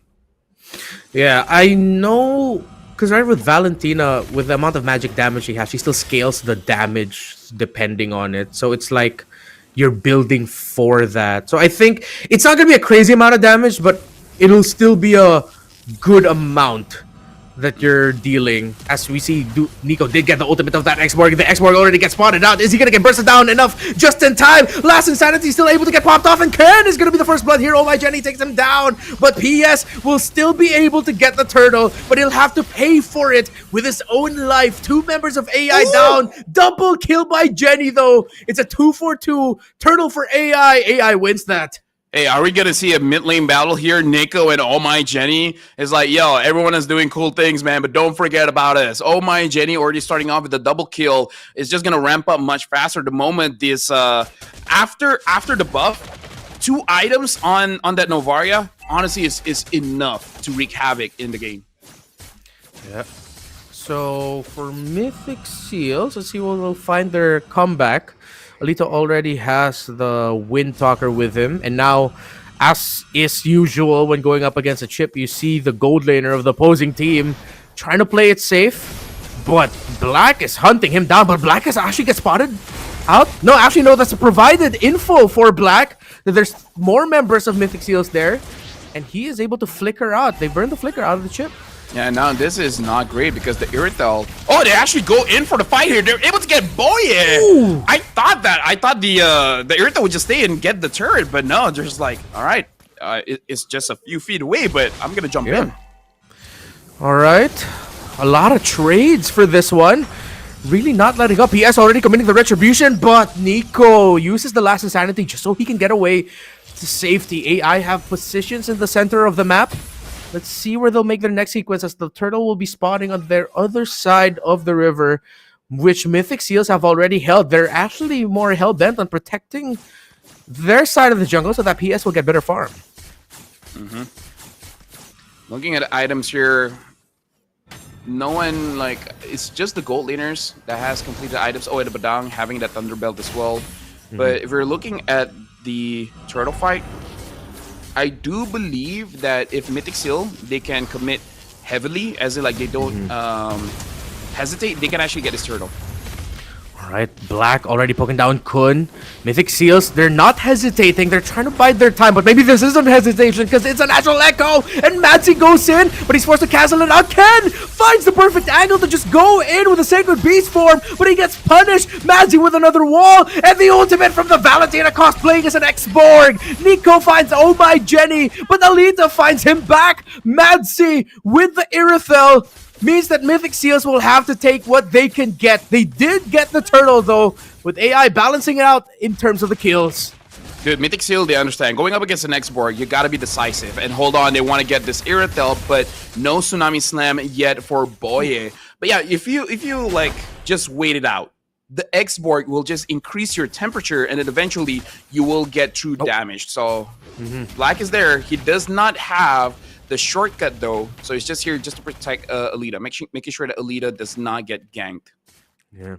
Seems like your theory earlier about this being a mid lane battle is coming true, as Nico has been on point with the last Insanities as an X-Borg cosplay, while Oh My Jenny, just when we think Mythic Seals have already gotten a considerable victory, still able to land a Star Shatter to balance things out in terms of the kills, and even those Astral Echoes are coming in perfectly to provide the information and the utility for AI. So we might just get to the point where it's going to boil down to one big team fight leading to a wipeout for someone, and we'll see who ends up winning from there. Because at this point, when you get a lot of skirmishes and fights that just end up being like equal trades, it almost always leads to that one big team fight that just goes horribly wrong for one team. And now AI is using the fact that they know Zippy Cutie will go to the mid lane getting a double wave. It looks like Ken is gonna fight against 2, fight against 3, fight against 5. Can he actually make it out of this one? It looks like he actually got Oh My Jenny. How did that happen? But Alita, make sure that you secure back the kill. Ken, he died, but hey, he got a trade. He somehow found it, but at the top side, Zippy gets found out, and that's gonna be the Tsunami Slam onto PS. Here comes Kun, the damage, and it lands onto PS. Jungler out for AI. Mythic Seals will be able to get this turtle without a problem, without their jungler. That's insane, man. Like, both junglers are having a hard time getting caught out, but still, I believe Ken got the kill when Oh My Jenny was outside of the map. Now, that's impressive. That's that just shows that Lucas is balanced. Yep, totally balanced, totally just an all-right hero. Some would say he's even mid, you know? Yeah, quite mid, quite mid. Getting a kill when the person is already out of the map. Yeah, average. with a really strong long-ranged ultimate that comes from your second enhanced form. So mid, bro. Yeah. Now, speaking of which, Ken is down by. He actually goes on to Black. He wants to kill this chip. He might do it. And now everyone engages onto Ken. Ken got caught. Mozzie got the kill. And Kun can't do anything. He has to disengage. Ken really has that fighter mentality. I see someone, I'm going to pick him off. Yeah, even if it's a chip, even though he knows what a chip brings to the table, he says, I can. But in that moment, he could not. And AI Esports punish him for it, but Mythic Seals still have river control because of the lead that they've had. And with AI playing around a chip, actually Mythic Seals have been playing the map well. They've been quite low-key about it. Yep. But all of these shortcuts have actually been a trade for AI. They're losing towers across the board. Yep. Basically, Mythic Seal is using the fact that AI, they're gonna have empty lanes. And now Black, Cutie has to be careful. Portal coming in, and everyone jumps onto Zipacutie. Zipacutie gonna get taken down by Oh My Jenny. Yes, has to be careful. No more Firaga armor. Nico's not gonna engage just yet. Kun is gonna be the next to be sacrificed. Nico actually go in, and he got Alina shut down. Given over to Nico, and now Boya gets a kill onto Black. PS has no HP left, and Nico jumps in for the double kill. Ken, he's even here. How did he get here? Yeah, I'm surprised too. I think it was... Did he go through an enemy chip portal? It looked like he was just taken out, but at the end of the day, he's back. But NIKO delivers the knockout to AI. You saw it coming from the gank angle as Nico last insanity flicker forward, catching the key members of AI Esports. We talk about it being a mid lane battle, and some of the best KDAs in this game are actually in the hands of the two mid laners. The Valentina and the Novaria together have been really great for these two teams. But the X factor for AI has been Madzi again on this Badang. Yeah, Nico is just like, I don't need a jungler or a gold laner. I can be mid and still win the game. I mean, that's what you bring to the table as a Jenny Valentina. Jenny got it. Ooh, yeah, Jenny still got that litho. Buys a little bit of time, a little bit more resources, but Nico is living up to the Valentina name of what you bring to the table. He's literally everything for the team right now. He's the carry, he's the fighter, he's anything that Mythic Seals need from him.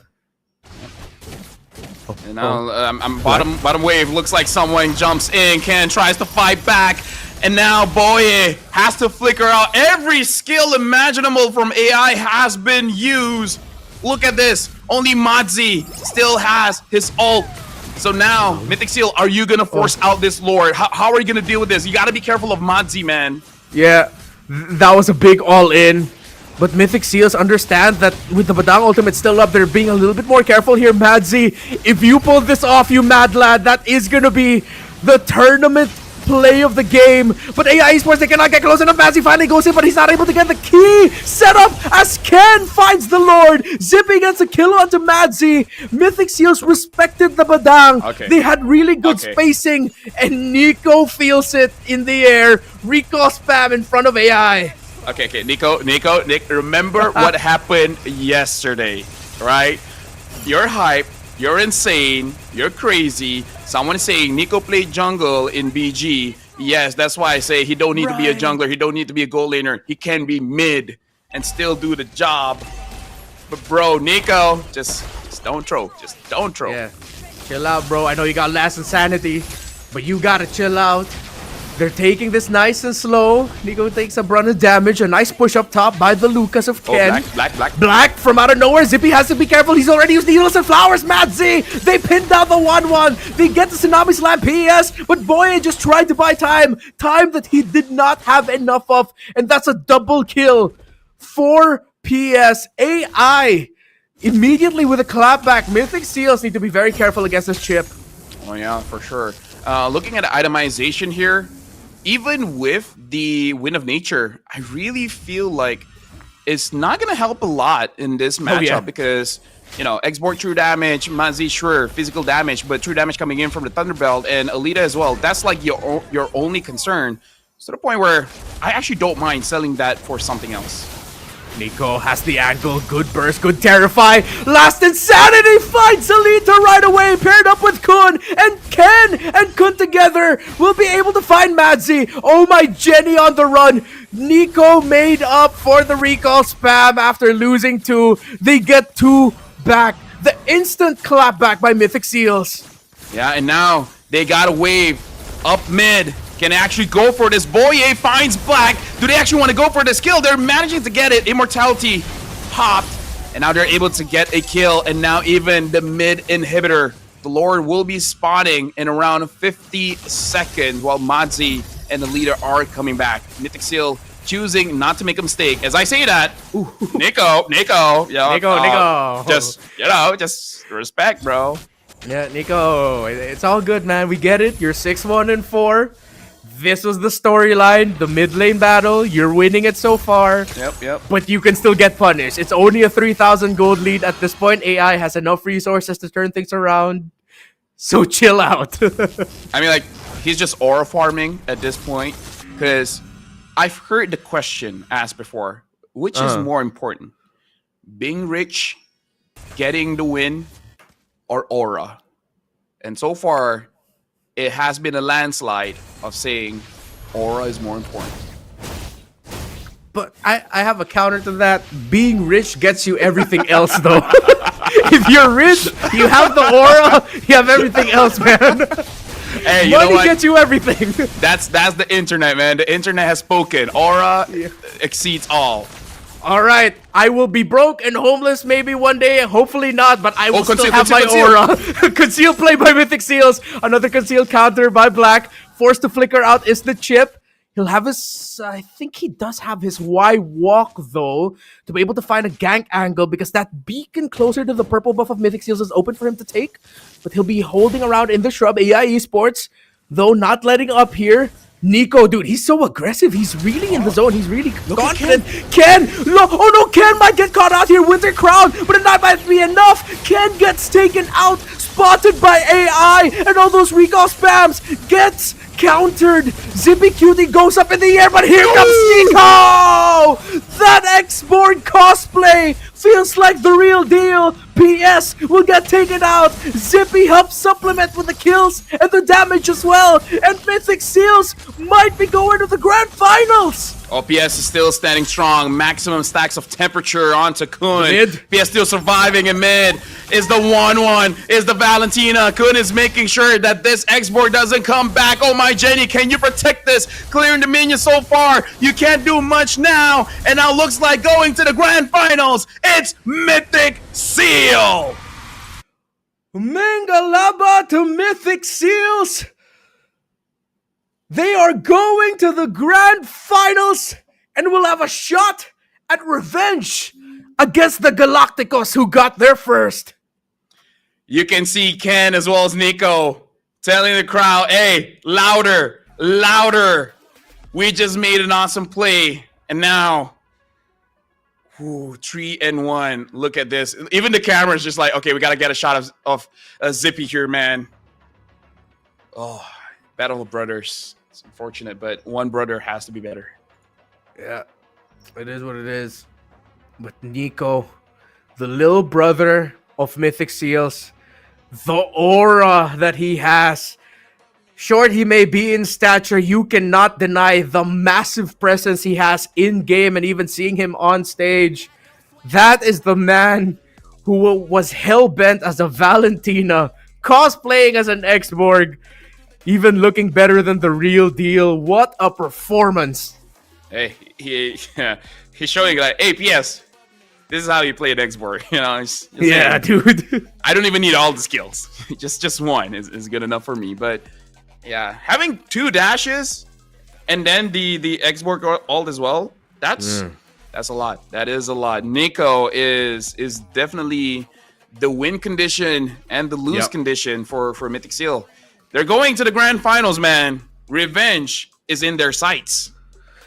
And based on what we saw, it's looks like we might be seeing an all-timer of a grand finals in Myanmar. Dark horses for the longest time. And in this series, we got to see some of the best, some of the worst, but most definitely the most aesthetically pleasing qualities of the Myanmar playstyle with how exciting it can get, all the surprises it brings to the table. I'm excited for what we'll see in the best of 7 later today. Might be too early to talk about this, but the chip win rate just keeps going down and down. Yeah, I kind of dude. feel like chip is good when people forgot how to deal with it, but then Yeah. after like a month, like maybe like 6 weeks or something, now people are like, oh yeah, that's how you deal with it. Because Yeah. looking at the numbers here, what is this? 23 times picks now and still 30% win rate. Really not looking all that great for chip users now. Yeah, I'm trying to find his stats for the play-ins alone. For the play-ins, he was 50-50. For the playoffs, yeah, and I think for the season, yeah, it's really not good. So it's interesting that we were talking about this at the very top of the day, the very first series. We're talking about the chip, about how, like, yeah, it feels like teams already know how to deal with the chip. He's really strong, yes, but you know what's coming. You know where it's going to Yeah. come from, especially if you're familiar with the roamer you're going up against, the beacons that the chip wants to go through with the Y walk, that you expect it happening. You know how to counter it. Just make sure you get to conserve a dash or a flicker so that you get away from the immobilize and the initial burst of damage. That it feels a bit of like a curse now for the Myanmar teams, where if you play the chip, be ready that the other team is ready for you. Oh yeah, for sure.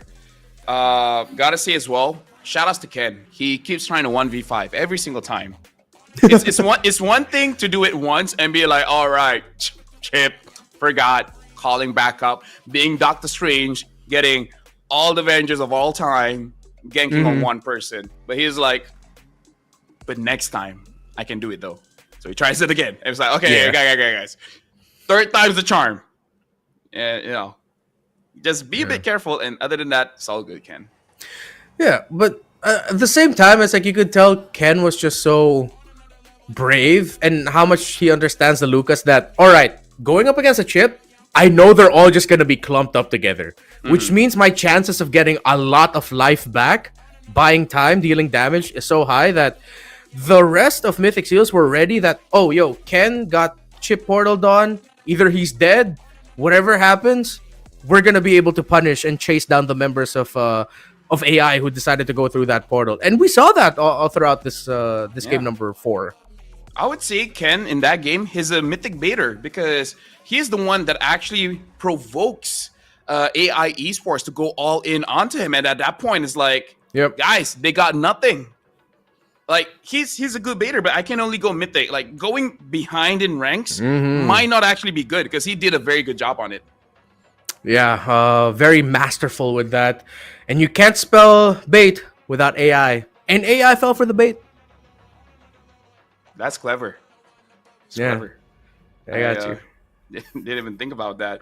This is insane. The fact that we're not even looking at items now. You know that they're celebrating on stage. The hosts are asking questions. Maybe it's like, hey, how does it feel going up against your brother? And he's like, oh, I forgot. Can I just say, it feels like now we're outside of a party we weren't invited Yeah, to. exactly. You know what? Or like, I'm putting up their stream. hey. I want to see. Yeah. Are they still there? We're just here cheering from the outside. It's like, oh, congrats, guys. And they're like, who are those two outside? Like, just keep them there. Yeah. Are they I actually can doing the interview confirm. right now? Yeah, Ken is holding Okay. the mic. Ken is saying, thank you for everyone coming to the venue. And now he passed it on to Kun, and Kun is like, yeah, what he said. You think it's a joke, but he just said one line and then he just passed it on. Yeah. Well, we did have that theory that the Myanmar language could be like you say a short phrase, but it could actually mean a long thing. Yep, So he yep, could have yep. said something extremely beautiful and lengthy, like a long poem. Just came out like a phrase. Yeah. Imagine translating it for that, right? Someone saying something so short, and then you just Yeah. bring out a whole textbook of emotions.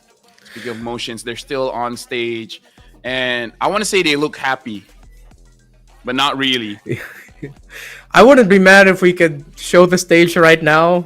Because again, it's starting to feel bad. I really feel like I'm outside a party I'm not invited to, but everyone told me about the party, but I just didn't get the invite, and now I'm just like, all right, cool guys, have fun, enjoy. Yeah.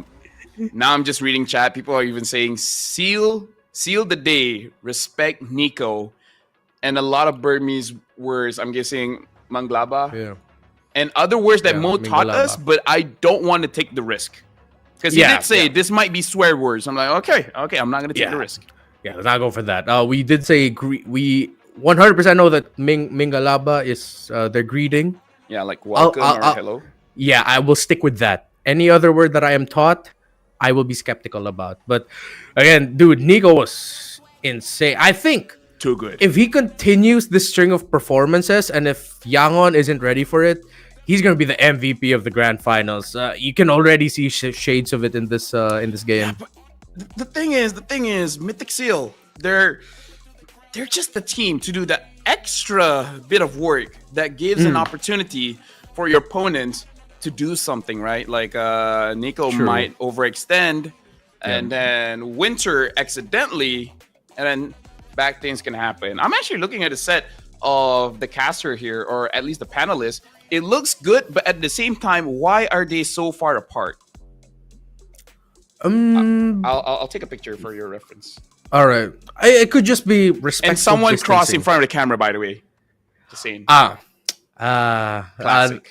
A classic. It's age old. It's not a full production if there isn't at least one dude crossing in front of the camera at the worst possible time. That always happens. It just is.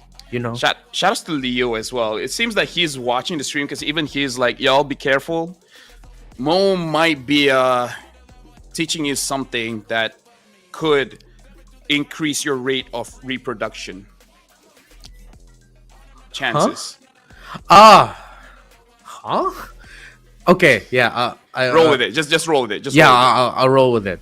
But I had to double check that it does actually mean hello or may you be blessed. Right. Oh, that's beautiful. Speaking of which, we have a translation here. Ken said he wouldn't be there without people beside him. Thank you, teammates and coach. And Nico, you're amazing. Yep, that's what he said. He's like, thank you, everyone, especially Nico. But Nico said that? No. Ken. Oh, Ken. Oh, I thought for a moment Nico was thanking himself. That honestly would be an aura farming move. It's like, I Yeah, like dude. to thank myself because I can only get this far because I'm this good. Yeah, I wouldn't even be mad if he just said, if Nico went up the stage and said, thank you, Nico. I wouldn't have gotten here without you, Nico. Nico, you're amazing. Because, dude, come on. That was one of the all great Valentino performances I've ever seen. That's how you recall on stage. That's how you emote on stage. Yeah. 7-1-6, 650 GPM, 76% kill participation. I do want to see the damage numbers because having that that explosion, you should imagine that you get a lot of damage. I just don't know how you scale with magic items. Because in terms of the text of Xborg is that when you increase the temperature and then when it hits max, it's just straight up true damage. I just don't know if Valentina can trigger it, because if she can, then that's good. Yeah, because I mean, when you asked me it earlier, we already said that the damage will hurt plus more than it will on Xborg because the time you spend charging up will dish out heat, and that means you'll be able to maximize the damage. But it seems because of the natural scaling of the Valentino, where a portion of the total magic damage it has also adds to the damage if it's a damage ultimate that you stole from your opponent. Yeah, I gotta agree with you. At some moments, it felt quite busted that what he was dishing out with the last Insanity as a Valentina. Reminds me of Valentina taking the Martis ult and then just wreaking havoc. Now looking at the damage numbers here, 65,000, the highest of everyone there. Nico is doing work. Maybe he should have just said, thank you, Nico. If it weren't for your skills, mechanics, and confidence, you wouldn't be here today.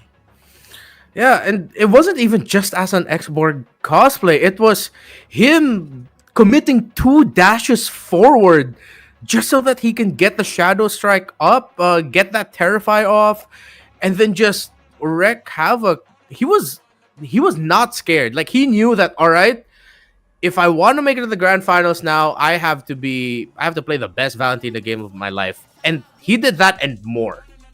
Yep, for sure. Gotta take this time to say the rich guy is still gonna be Zippy, Carry, Nico. Sandbag and best wingman is gonna be PS. Unfortunately, this does mean that AI Esports have been dropped being the number 3 team of MSL Myanmar, but it's gonna be great in terms of prize pool, in terms of the glory. But you want to be that champion. You want to be the one to go to MSC, and now Mythic Seal, they have that chance again. Yep. And it going into the grand finals, it's so cool to see the MVP being a mid laner, because for majority of I want to say other regions, but regions outside of the usual MPL big three that we're used to, outside of Indo, MYPH, usually you see a lot of the MVPs always go to either gold laners or junglers. The fact that we're going into the grand final, seeing a mid laner, a Valentina, show up and say, I can carry as well as the traditional carries, that's just great to see. And it goes to show just how great the playstyle is in Myanmar. And gifted, with man. and with our chat saying that Nico used to be a jungler for Burmese Ghouls, it's sort of like poetic that it was him to bring Mythic Seals to the grand finals with an MVP performance. For sure. We have to see how much time will they have to prepare for the next one, because there's an argument for both. Shorter break means that you're still fired up. Your body is still hot enough to go into that match. But there's an argument to be said that maybe you need a break. Maybe like have some water. Maybe have a snack.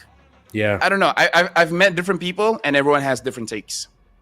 Yeah. Like, I agree with you there, because like in tournaments, especially when the lower bracket finals and the grand finals are fought in the same day, we've literally heard the lower bracket finals teams go, oh, I wish they just start the game now. Like, I don't need to go on a break. I just want to go. But I mean, they're going to get that break.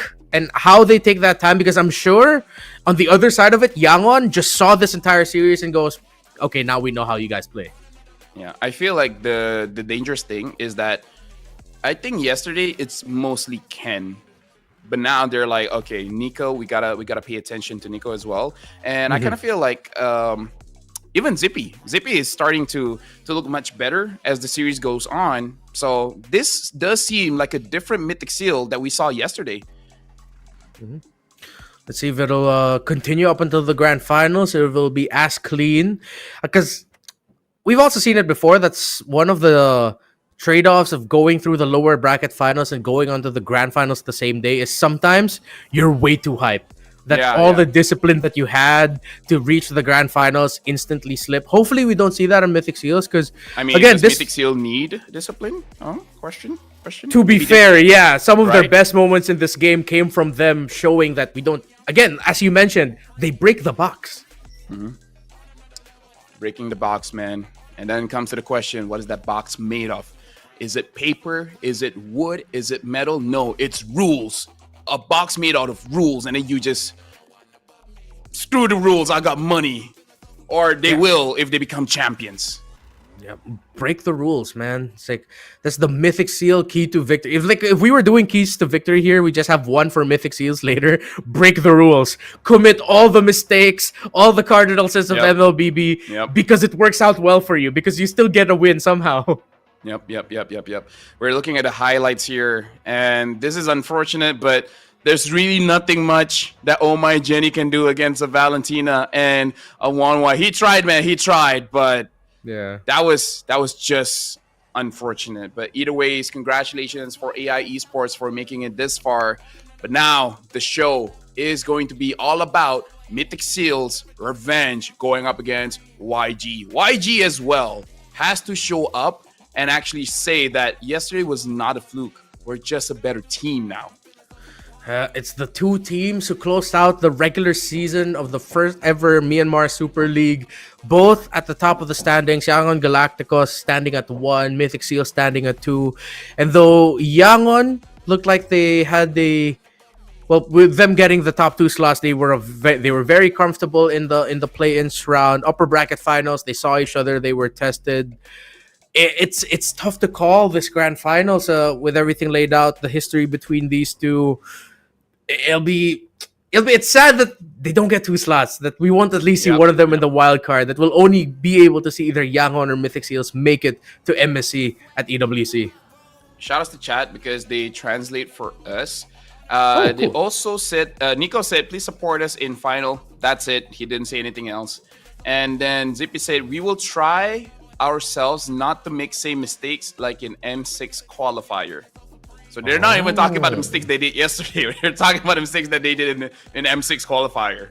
Maybe it just haunts them till today. Yeah. Okay. So revisiting the M6 World Championship Myanmar qualifier. That was a 7-game series against Falcon Esports that led. Yeah, it went max. I think that's why that they can't get it out of their minds because they were literally 1 game away from winning. Hey, if it happens again, whew, that's some bad luck. But for now, we're going for a break. After this, it will be the grand finals of Mythic Seals going up against AI Esports. We'll see you guys then.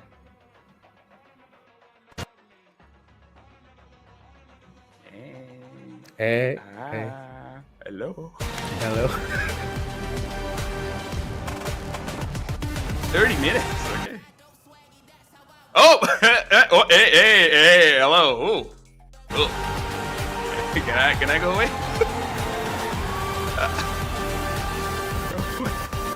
That's so dangerous.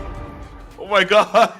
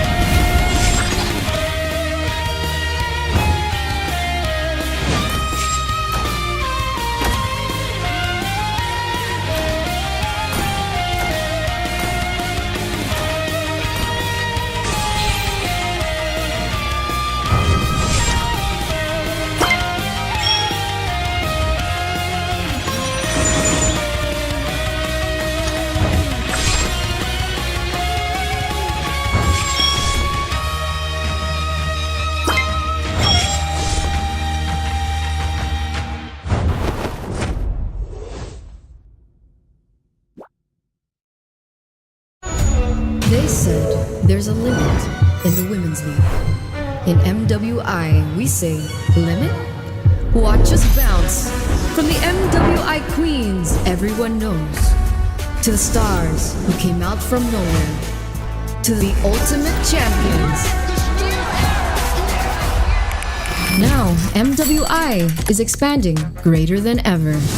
Turkey, EECA, Africa, Mongolia, and beyond. We're stretching the map wider. MWI, where dreams get louder. This isn't just a tournament. It's your passport to the world stage. A spotlight for women in the EWC. No rules, no ceilings, no limits. Just this.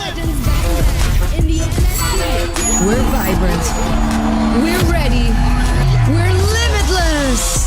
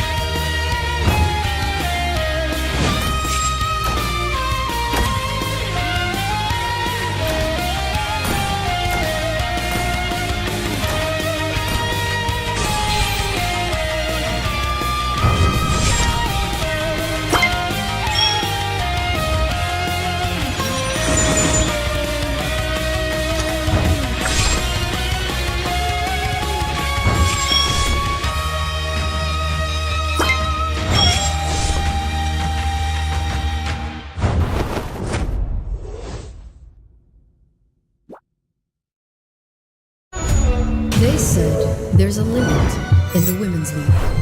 In MWI, we say, limit? Watch us bounce. From the MWI Queens, everyone knows, to the stars who came out from nowhere, to the ultimate champions. Now, MWI is expanding greater than ever. Turkey, EECA, Africa, Mongolia, and beyond. We're stretching the map wider. MWI, where dreams get louder.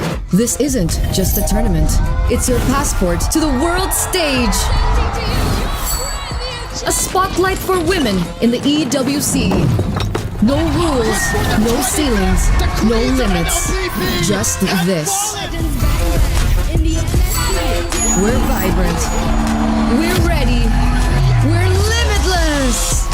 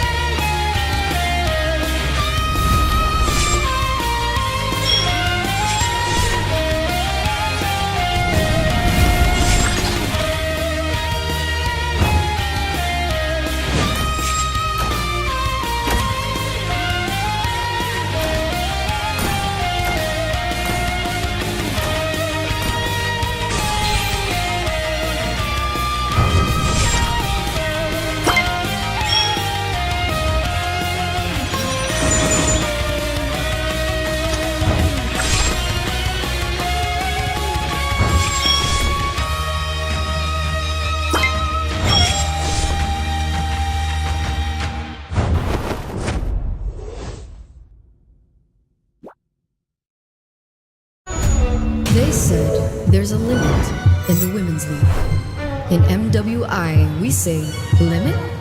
Watch us bounce from the MWI Queens everyone knows, to the stars who came out from nowhere, to the ultimate champions. Now, MWI is expanding greater than ever. Turkey, EECA, Africa, Mongolia, and beyond. We're stretching the map wider. MWI, where dreams get louder. This isn't just a tournament. It's your passport to the world stage. A spotlight for women in the EWC. No rules, no ceilings, no limits. Just this. We're vibrant. We're ready. We're limitless.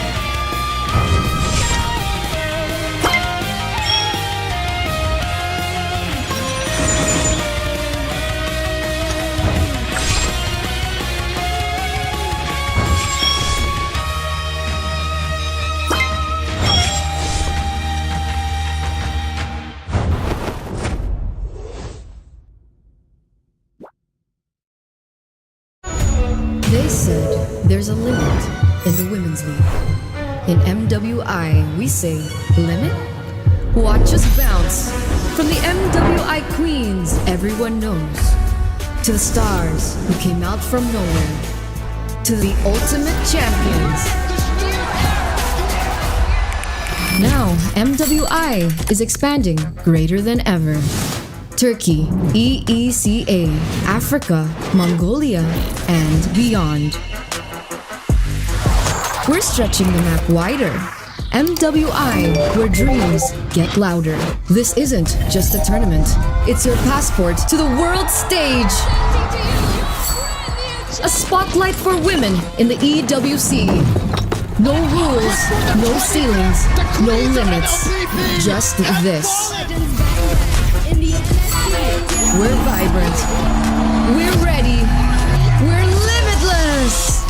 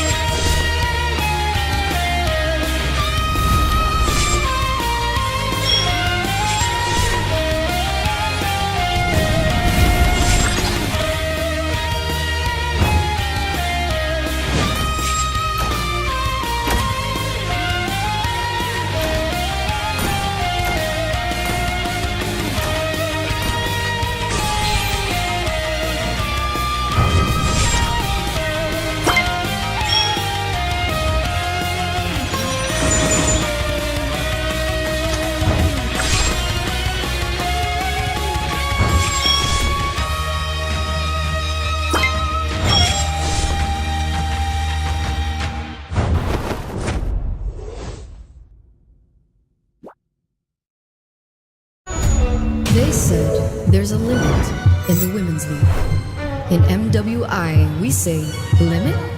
Watch us bounce from the MWI queens everyone knows, to the stars who came out from nowhere, to the ultimate champions. Now, MWI is expanding greater than ever. Turkey, EECA, Africa, Mongolia, and beyond. We're stretching the map wider. MWI, where dreams get louder. This isn't just a tournament. It's your passport to the world stage. A spotlight for women in the EWC. No rules, no ceilings, no limits. Just this. We're vibrant. We're ready. We're limitless.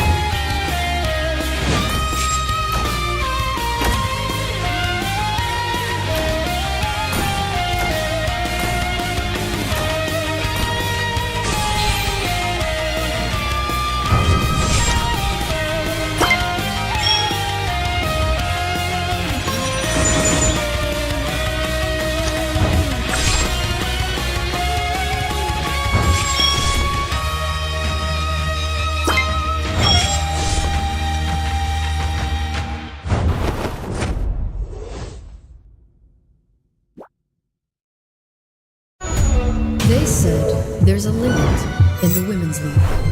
In MWI, we say limit?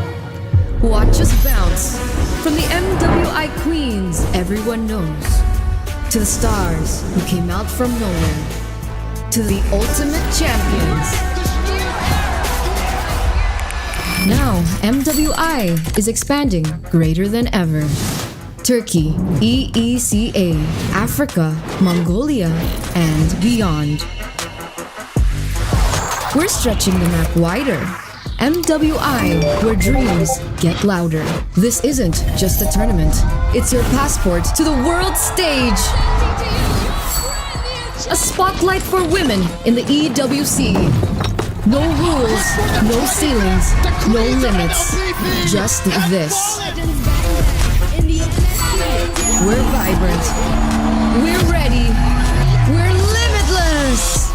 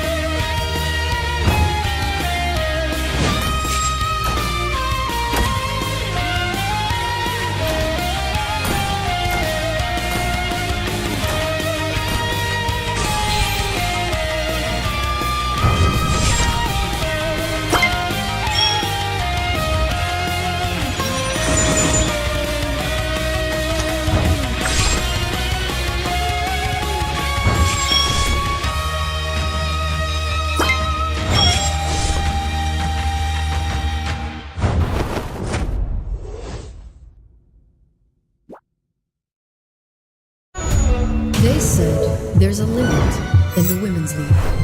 In MWI, we say limit? Watch us bounce from the MWI queens everyone knows, to the stars who came out from nowhere, to the ultimate champions.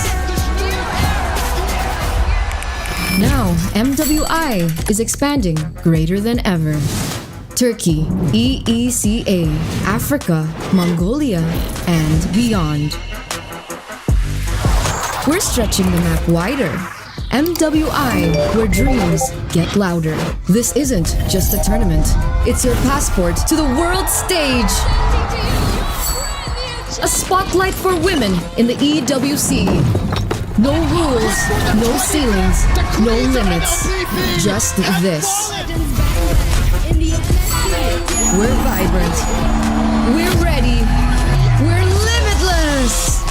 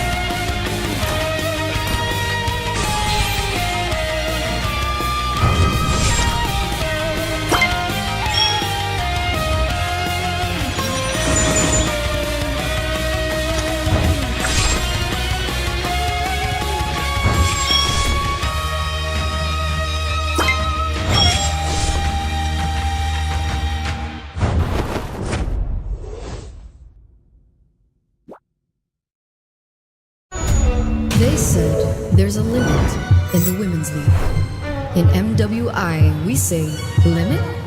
Watch us bounce from the MWI queens everyone knows, to the stars who came out from nowhere, to the ultimate champions.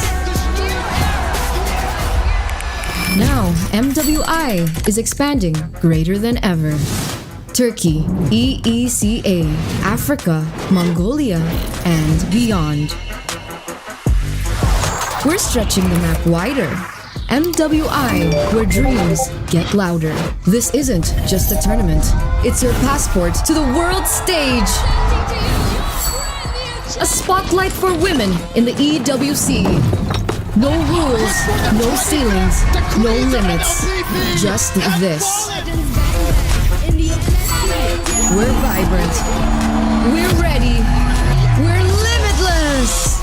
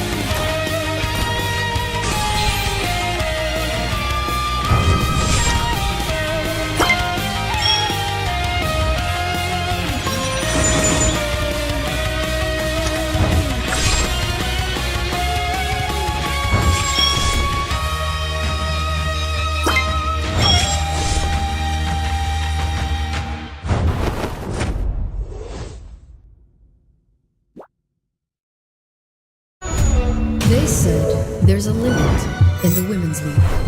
In MWI, we say limit? Watch us bounce from the MWI queens everyone knows, to the stars who came out from nowhere, to the ultimate champions. Now, MWI is expanding greater than ever. Turkey, EECA, Africa, Mongolia, and beyond. We're stretching the map wider. MWI, where dreams get louder. This isn't just a tournament.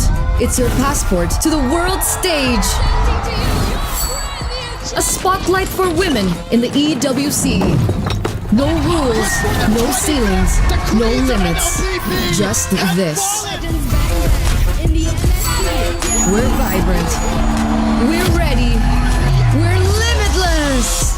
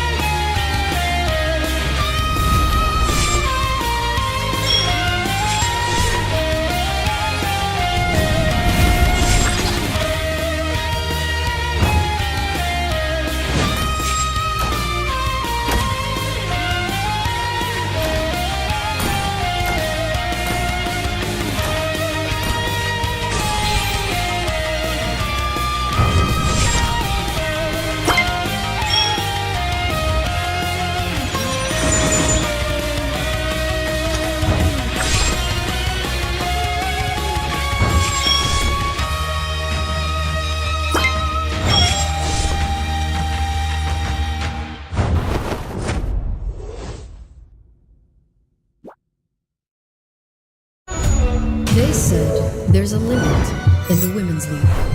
In MWI, we say limit? Watch us bounce from the MWI Queens everyone knows, to the stars who came out from nowhere, to the ultimate champions. Now, MWI is expanding greater than ever.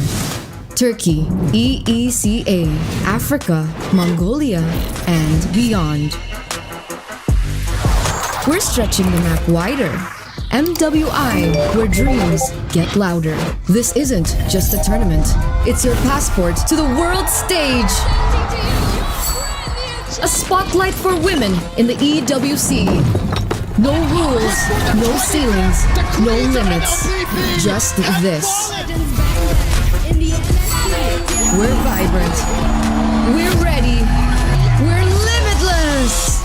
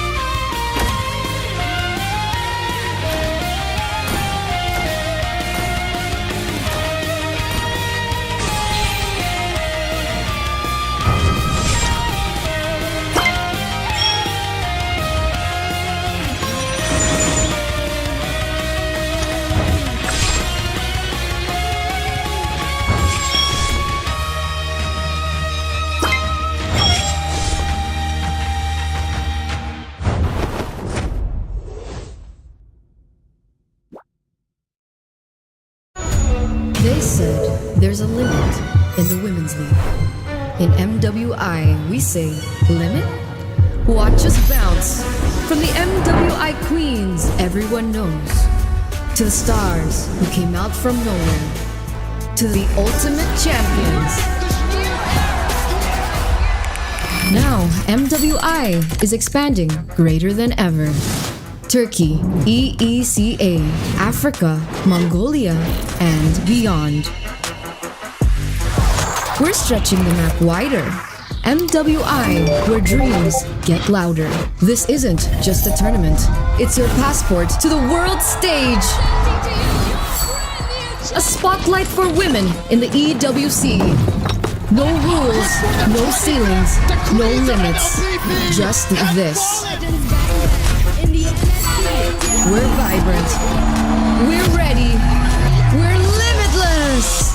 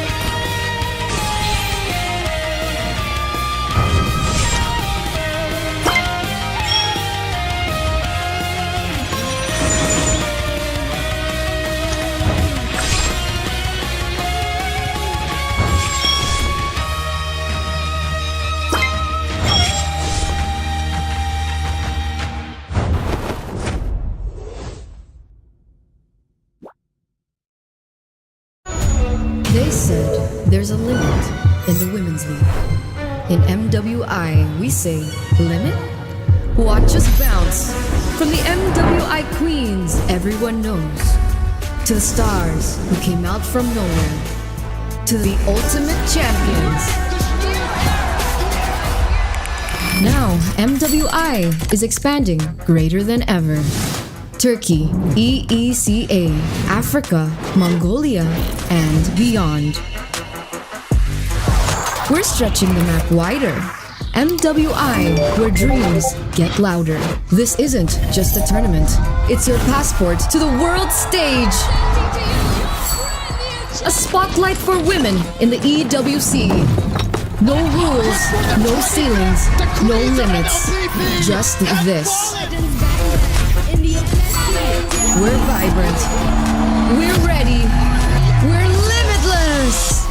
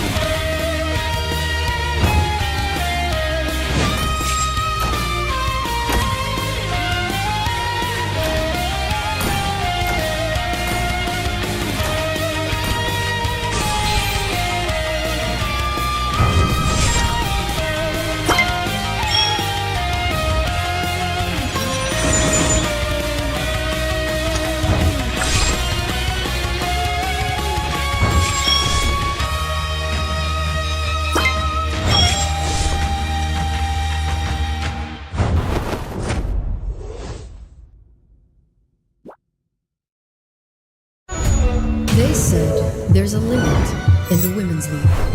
In MWI, we say limit? Watch us bounce from the MWI Queens everyone knows, to the stars who came out from nowhere, to the ultimate champions. Now, MWI is expanding greater than ever. Turkey, EECA, Africa, Mongolia, and beyond. We're stretching the map wider. MWI, where dreams get louder. This isn't just a tournament. It's your passport to the world stage. A spotlight for women in the EWC. No rules, no ceilings, no limits. Just this. We're vibrant. We're ready. We're limitless.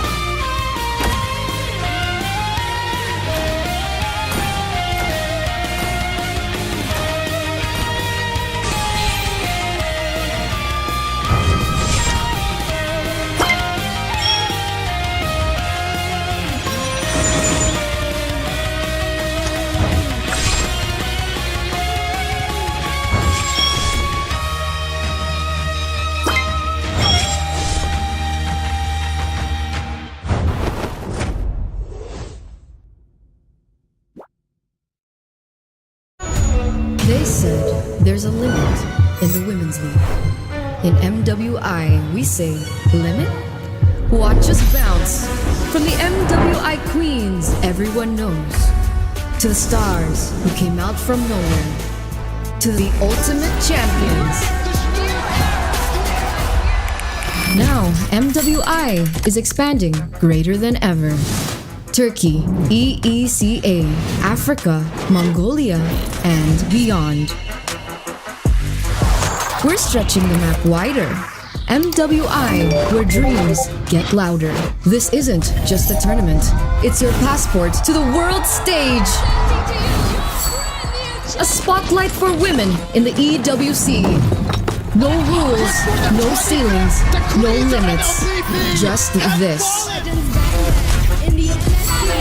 We're vibrant. We're ready. We're limitless.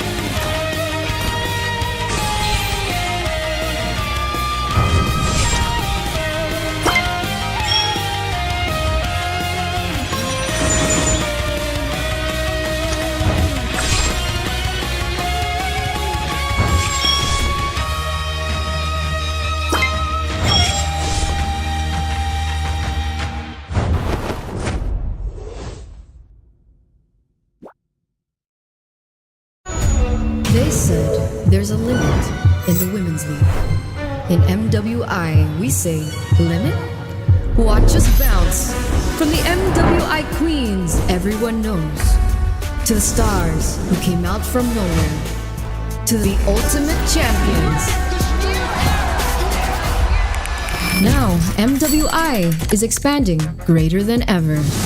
Turkey, EECA, Africa, Mongolia, and beyond. We're stretching the map wider. MWI, where dreams get louder. This isn't just a tournament. It's your passport to the world stage. A spotlight for women in the EWC. No rules, no ceilings, no limits. Just this. We're vibrant. We're ready. We're limitless.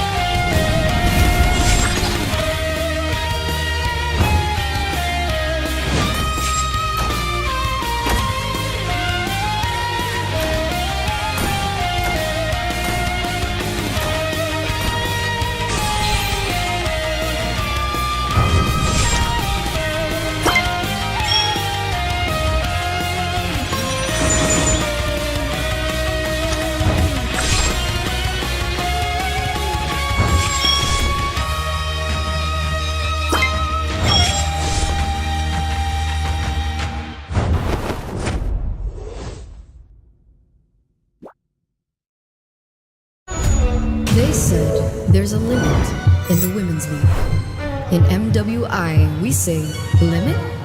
Watch us bounce from the MWI queens everyone knows, to the stars who came out from nowhere, to the ultimate champions. Now, MWI is expanding greater than ever. Turkey, EECA, Africa, Mongolia, and beyond. We're stretching the map wider. MWI, where dreams get louder. This isn't just a tournament. It's your passport to the world stage. A spotlight for women in the EWC. No rules, no ceilings, no limits. Just this. We're vibrant. We're ready. We're limitless.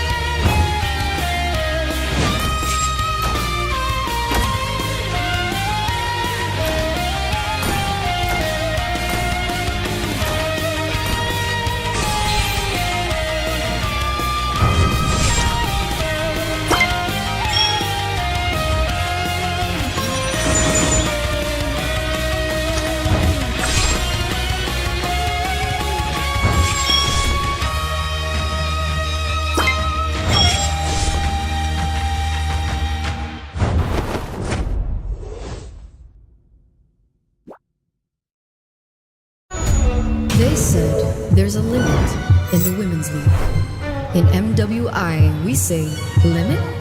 Watch us bounce. From the MWI queens everyone knows, to the stars who came out from nowhere, to the ultimate champions. Now, MWI is expanding greater than ever. Turkey, EECA, Africa, Mongolia, and beyond. We're stretching the map wider. MWI, where dreams get louder. This isn't just a tournament. It's your passport to the world stage. A spotlight for women in the EWC. No rules, no ceilings, no limits. Just this. We're vibrant. We're ready. We're limitless.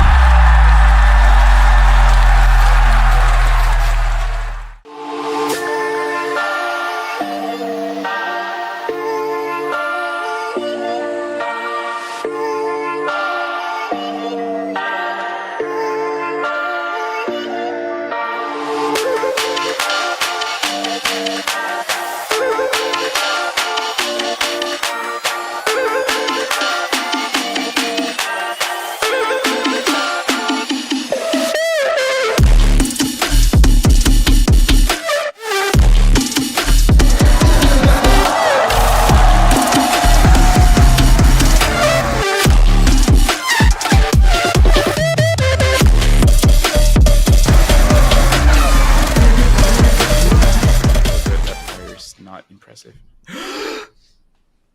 And now we're here in the grand finals, where this best of 7, I spit everywhere, we will determine who will go to MSC. Is it YG or is it Mythic Seal? Welcome to the grand finals. My name is Afel, and this is Mirko. I need to get some tissues because spit everywhere.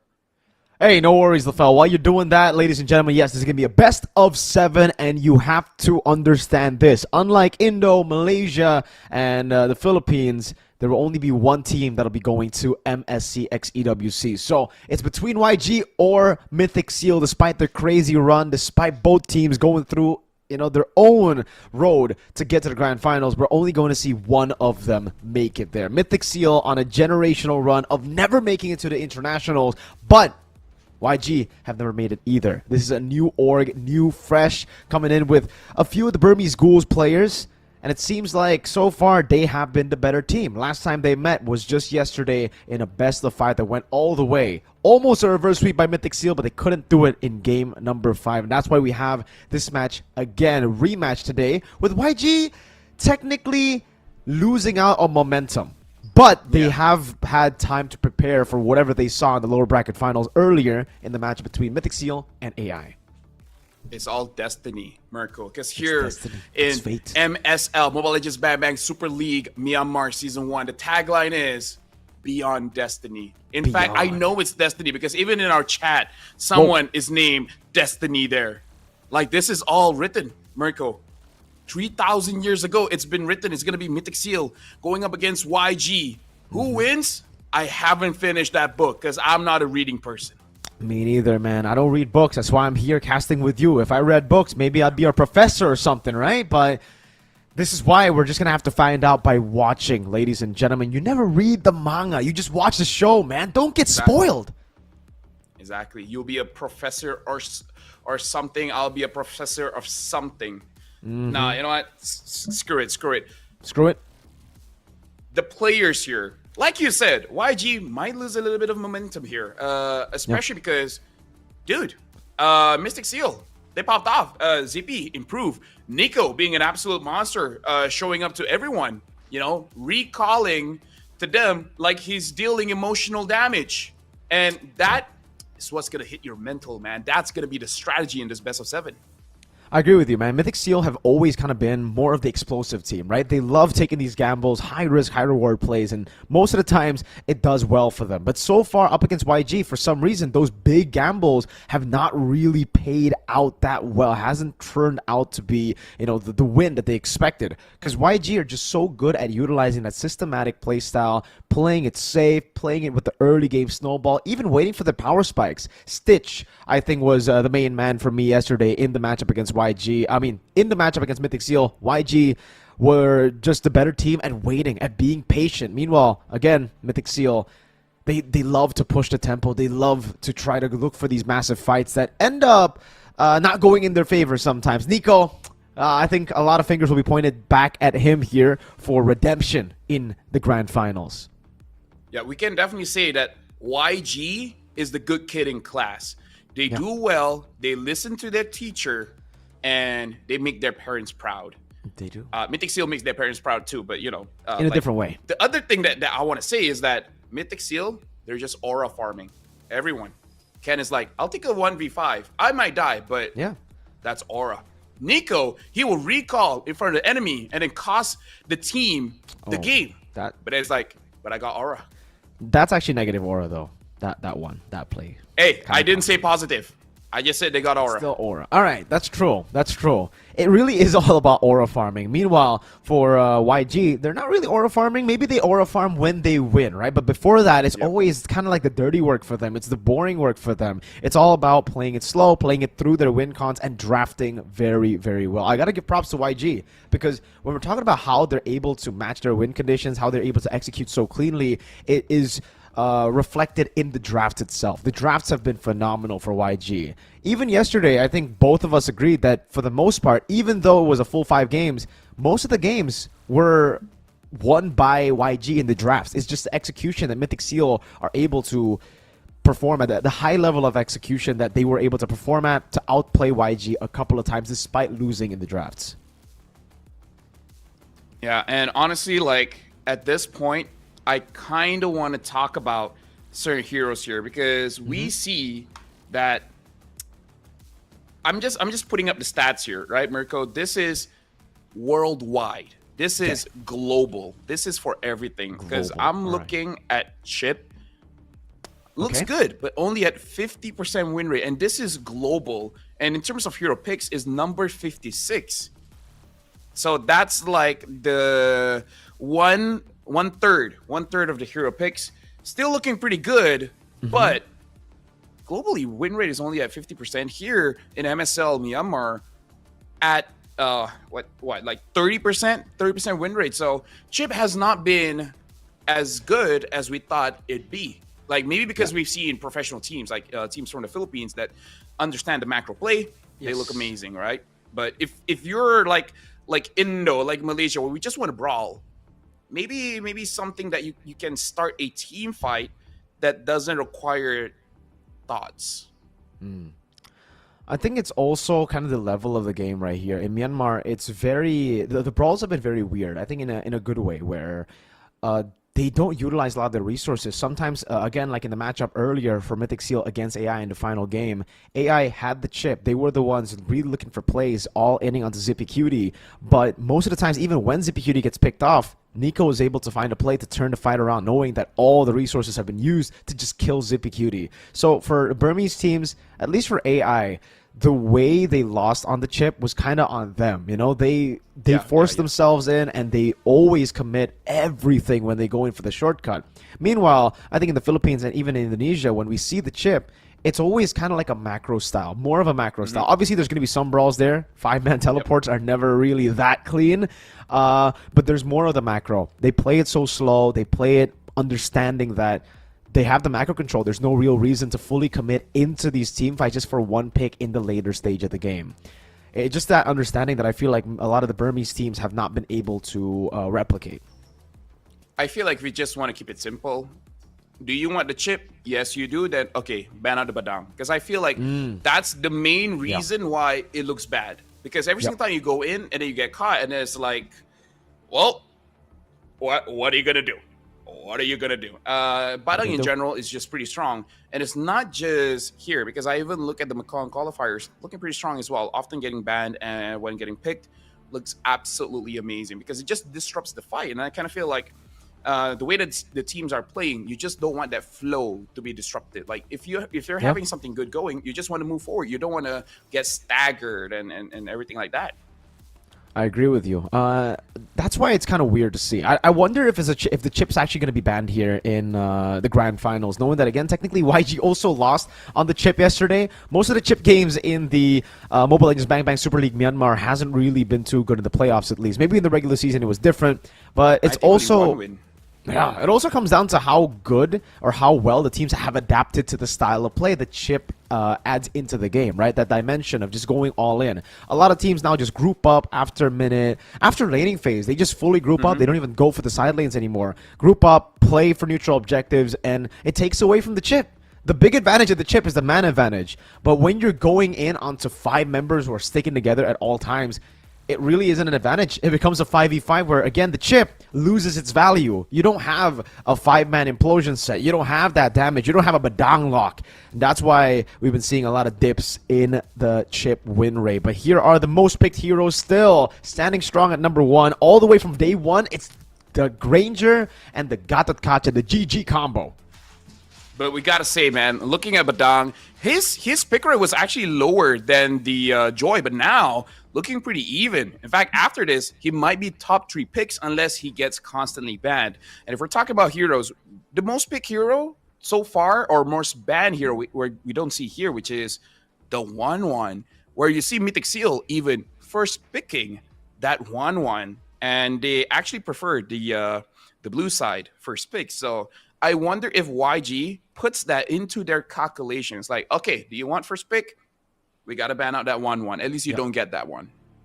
Yeah, for some reason the 1-1 too. Yeah, good point to to bring up there. The 1-1 has been super prio. Zippy Cutie has been just first picking that hero constantly, and it has worked. I've been, I'm a hater, honestly, of the 1-1 first pick, but even against the Irithel in the final game, they made it work. I have no idea why and how. I guess they're just that good. I guess Mythic Seal are just that good when they get picks that are just comfort. They were better on pure comfort than they are on meta picks. And that's what YG have to identify before they give momentum over to Mythic Seal. Because say Mythic Seal start the game, start the best of 7 with those comfort picks and they win out the first 2 games.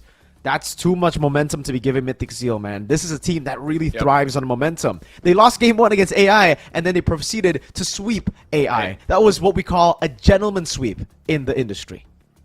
Excuse me, sir, but that is the win condition of Mythic Seal. They need to lose the first game. Exactly. Right? And then Ken gets a bit Angry. uncomfortable. His emotions start to become very foreign to him. And then it's like, I don't know what's going on in my chest, but I know I need to let it through with damage onto my opponents. Damn. So even if he wins, he needs to have a very bad game 1 so that he will have an amazing best of 7. You know what? He's the kind of guy that picks up a hero when every single counter is there, where he picks up a Fanny when opponents have a Saber, a Moskov, a Franco, a Badang, a Franco, Kaja. There you go. He's like, this, you know what? Kalia. And he'd be like, this is my game. Kufra, this is my game. I counter these heroes. Yeah, Farming it's all about aura. It's all about mentality, right? LaFell has mentioned this a couple of times. The mentalist here, the mentalist LaFell, has always been a big preacher when it comes down to having that mental. Even though you're countered, it's all a mental state, you know? You only get countered when you feel countered. But if you have that confidence in you to make it work, nothing is a counter pick. Yes. Exactly. You can play If the Fanny into that composition. If your friends say like, hey, are you sure like these heroes counter your hero? You just answer to them, who decided that? Wait, what? Who decided that those were my counters? Ah. That's how you aura farm Escanor style. Okay. There you go, boys. There you go. If you guys haven't watched 7 Deadly Sins, go ahead. You're welcome. And if it doesn't work out, I learned this from my friend as well. It's easier to apologize than to ask for permission. So just say, hey guys, I was countered. My bad, G. So yeah, I mean, but to be fair, it is all about the mentality, right? I mean, they're coming into this saying, yo, we're gonna win for sure. Even if they lose, they'll be like, my bad. I guess we lost. But if you were coming into this matchup thinking, oh man, the enemy team's so good, you're not gonna win. There's no chance at all. It's better to say sorry. It's better for me to be like, yo, LaFell, you suck, and then get beat and say, I'm joking. You know, it's a joke. It's sorry, man. Over than just like, yo, LaFell, can I trash talk? That's a negative aura move, boys. All right? Exactly, negative aura. In fact, I'm gonna one up you. Is that when you lose because the opponents have the counter, it'd be like, hey guys, in my defense, they countered me. That's the kind of thing. What if your friends say, I told you they did? And I was like, oh, my bad. I don't speak Japanese, you know, so didn't get that. Okay. So, yeah, there's always the easy way out is to blame, guys, all right? If you're in your ranked games and your team says, don't go Faramis up against, or don't go glue up against the Faramis, and then you proceed to go glue, and then you get wiped, you just say, dude, you should have banned the hero away from me, right? Like, why did you guys ban the Faramis? Yeah. You guys know I wanted to glue. Exactly. I mean, it's sometimes, no, actually, all the times, it's your teammate's fault, okay? That's how you build that ego. That's how you lock in. I agree. Remember Blue Lock, guys. Blue Lock. It's all about ego. When you solo queue, these are the main people to blame. Jungler, number one. For missing retry. Even if they don't miss retry, just call them out. Yep. Yeah. Like, they got the Lord, but then dies after that. It's like, yeah, it's not worth it. GG jungle. Yeah, you know? Exactly. The other one, goat laner. After the goat laner gets ganked 5 times and dying once, GG goat lane. But now GG YG, we're looking at the lineup here. We got Ying, Han, Lina, Blink, as well as Stitch.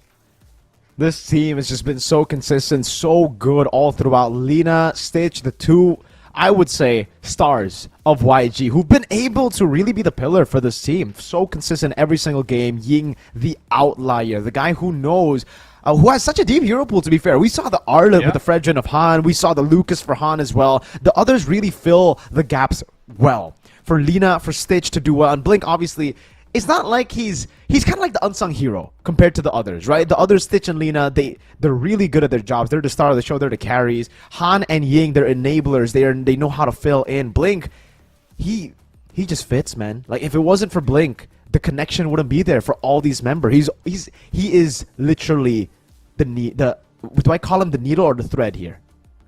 I would say the thread. Blink is the exact opposite of Odette, where Blink is an unsung hero and Odette is a singing villain. And now we got Mythic Seal here. We got Kun, Ken, Nico, Boye, as well as Zippy Cutie. Miracle, that was at least a 6, right?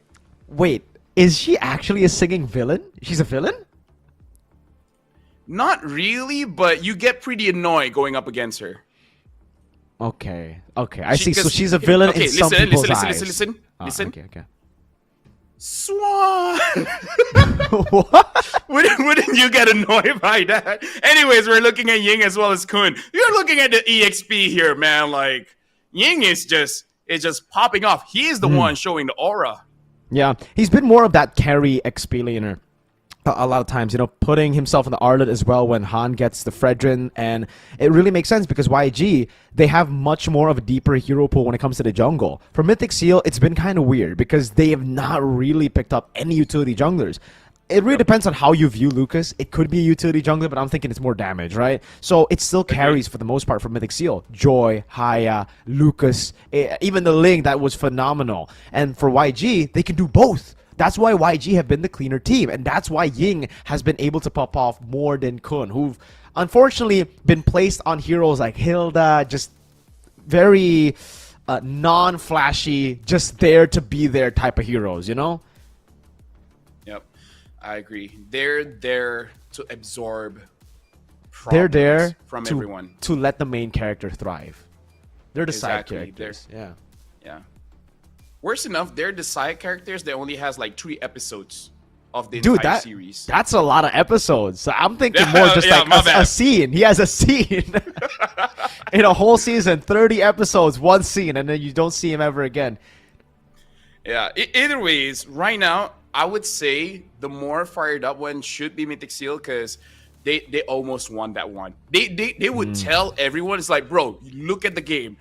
We could have won. Yeah. And then Nico, that one guy, that one guy, he misclicked. There's always that one guy. He wanted to, like we said, it's easier to blame. Okay. Yeah, exactly. It's easier to blame. It's easier to blame. So blame your teammates, ladies and gentlemen. Especially if you play mid on a Juicin, if you die by recalling and then popping Winter Crown, you can just be like, guys, where's my team? Like, I'm an enabler here. What are you guys doing? Why am I alone in the front? It's not my fault. It can't possibly be my fault. I baited them. Yeah. You guys weren't there. Where's... Oh, my God. And that's why Nico has taken a step back. Actually, taken a step forward. He's like, I'm not playing that anymore, man. The Juicin? Nah. Give me the Valentinas when I can actually pop off. I can recall and escape in style. I don't need to be engaged on. I don't need to win a crown or recall aggressively if I'm always aggressive. That's just my my passive, yo. I'm so aggressive. I'm gonna take what was it again? The one that makes your spells faster? Pull yourself together. Mm-hmm. I'm gonna take pull yourself together just so I can flicker every single time. And now this is game 1. And yes, folks, this is the grand finals. Get ready for 7 games, baby. Or at least 6.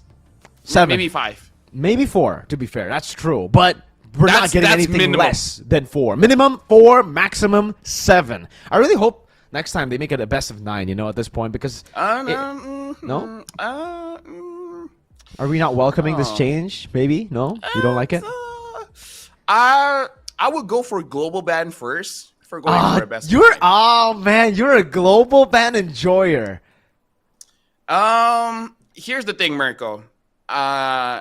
Oftentimes I'm an analyst on the desk, right? Okay. I don't feel I'm that good if I keep saying the 10 heroes all the time. Like, I'm correct, but I don't want to be correct. I want to see some Yi and Shins. I want to see some Karinas. I want to see some more Clints. Yo. I do too, but not at the cost of making the game RNG.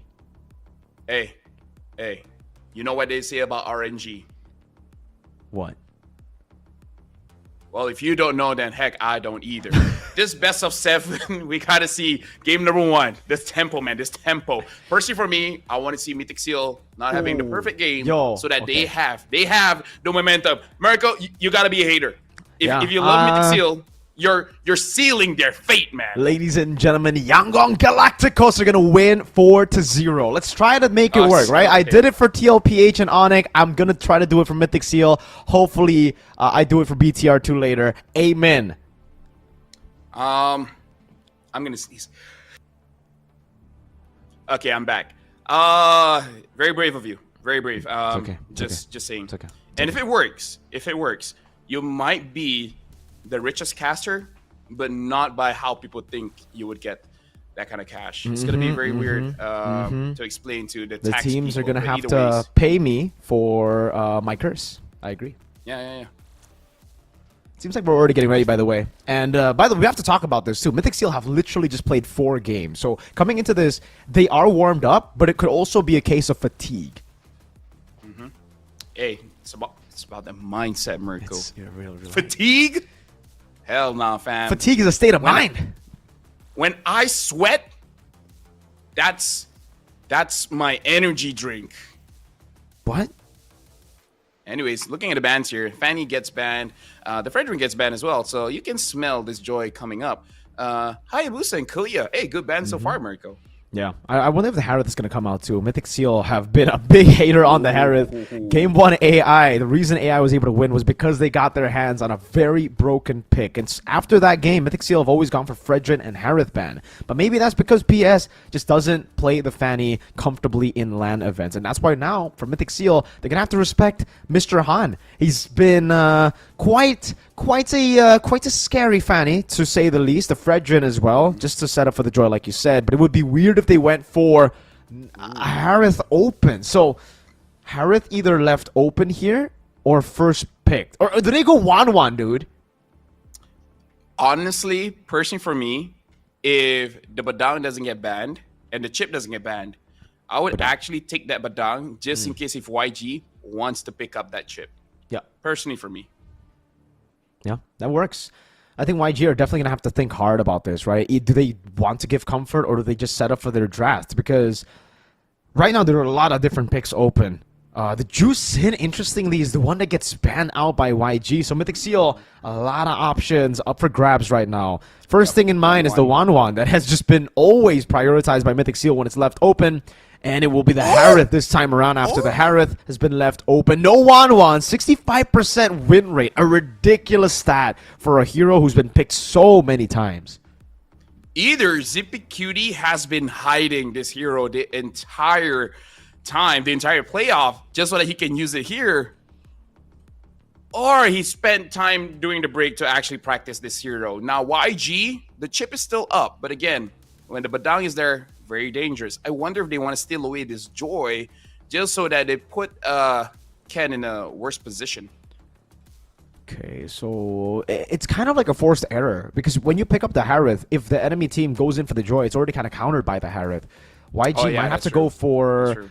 I think the safer option would just be to pick up the Badang, and then it really depends on if they still want to go chip. But they go for the chip and the Phoveus instead. A good hero up against the Harith, and it technically stops maybe a Harith and Joy from coming out, knowing that the Phoveus can really get value out of that. But I still think it's solid. I don't think it's bad at all if they still want to go for the Joy. Maybe... the Phoveus is also kind of a way to ban out the Lucas, to deny it away, knowing that it is a pretty good pick against it. Yeah, I don't know. If you want to be safe with the chip, you do pick up the Lucas. But Ken did go up against the chip earlier, and he just 1v5'd all the time. He lost all 1v5s. But he won. But, yes. Lose the fight, but win the war. In terms of... I wonder if Nico just wants to pick the Valentine up here. Oh, the Boxia. I completely forgot about the Boxia. Wow. And now the Badang as well. Bro, I legit forgot about the Boxia. Yeah. they're playing into the second phase, which is kind of scary because YG can still pick up the Lucas here and take control of the early game. With the Phoveus, Lucas, and the chip, that is a lot of early game power, a lot of turtle contest power. We'll see, though, because usually when you're in a position like this, Farsa comes up as a way to deal with the Harith. Granger as well, or a Moskov will be a good choice for them to actually pick up a gold lane. Because in the second phase, you better expect Mythic Seal to ban out a lot of the gold laners to set up for the Harith, enabling the Harith. Yeah, or just the Myanmar special picking up the 1-1. They're really taking their time here, really unsure of what to pick up. Well, timer hit 0. Looks like they pick up the Granger here. Both teams don't have their mid laners. And the one that has the advantage is Mythic Seal because technically both Baxia as well as the Badang, very flexible. Yep, very, very flexible indeed.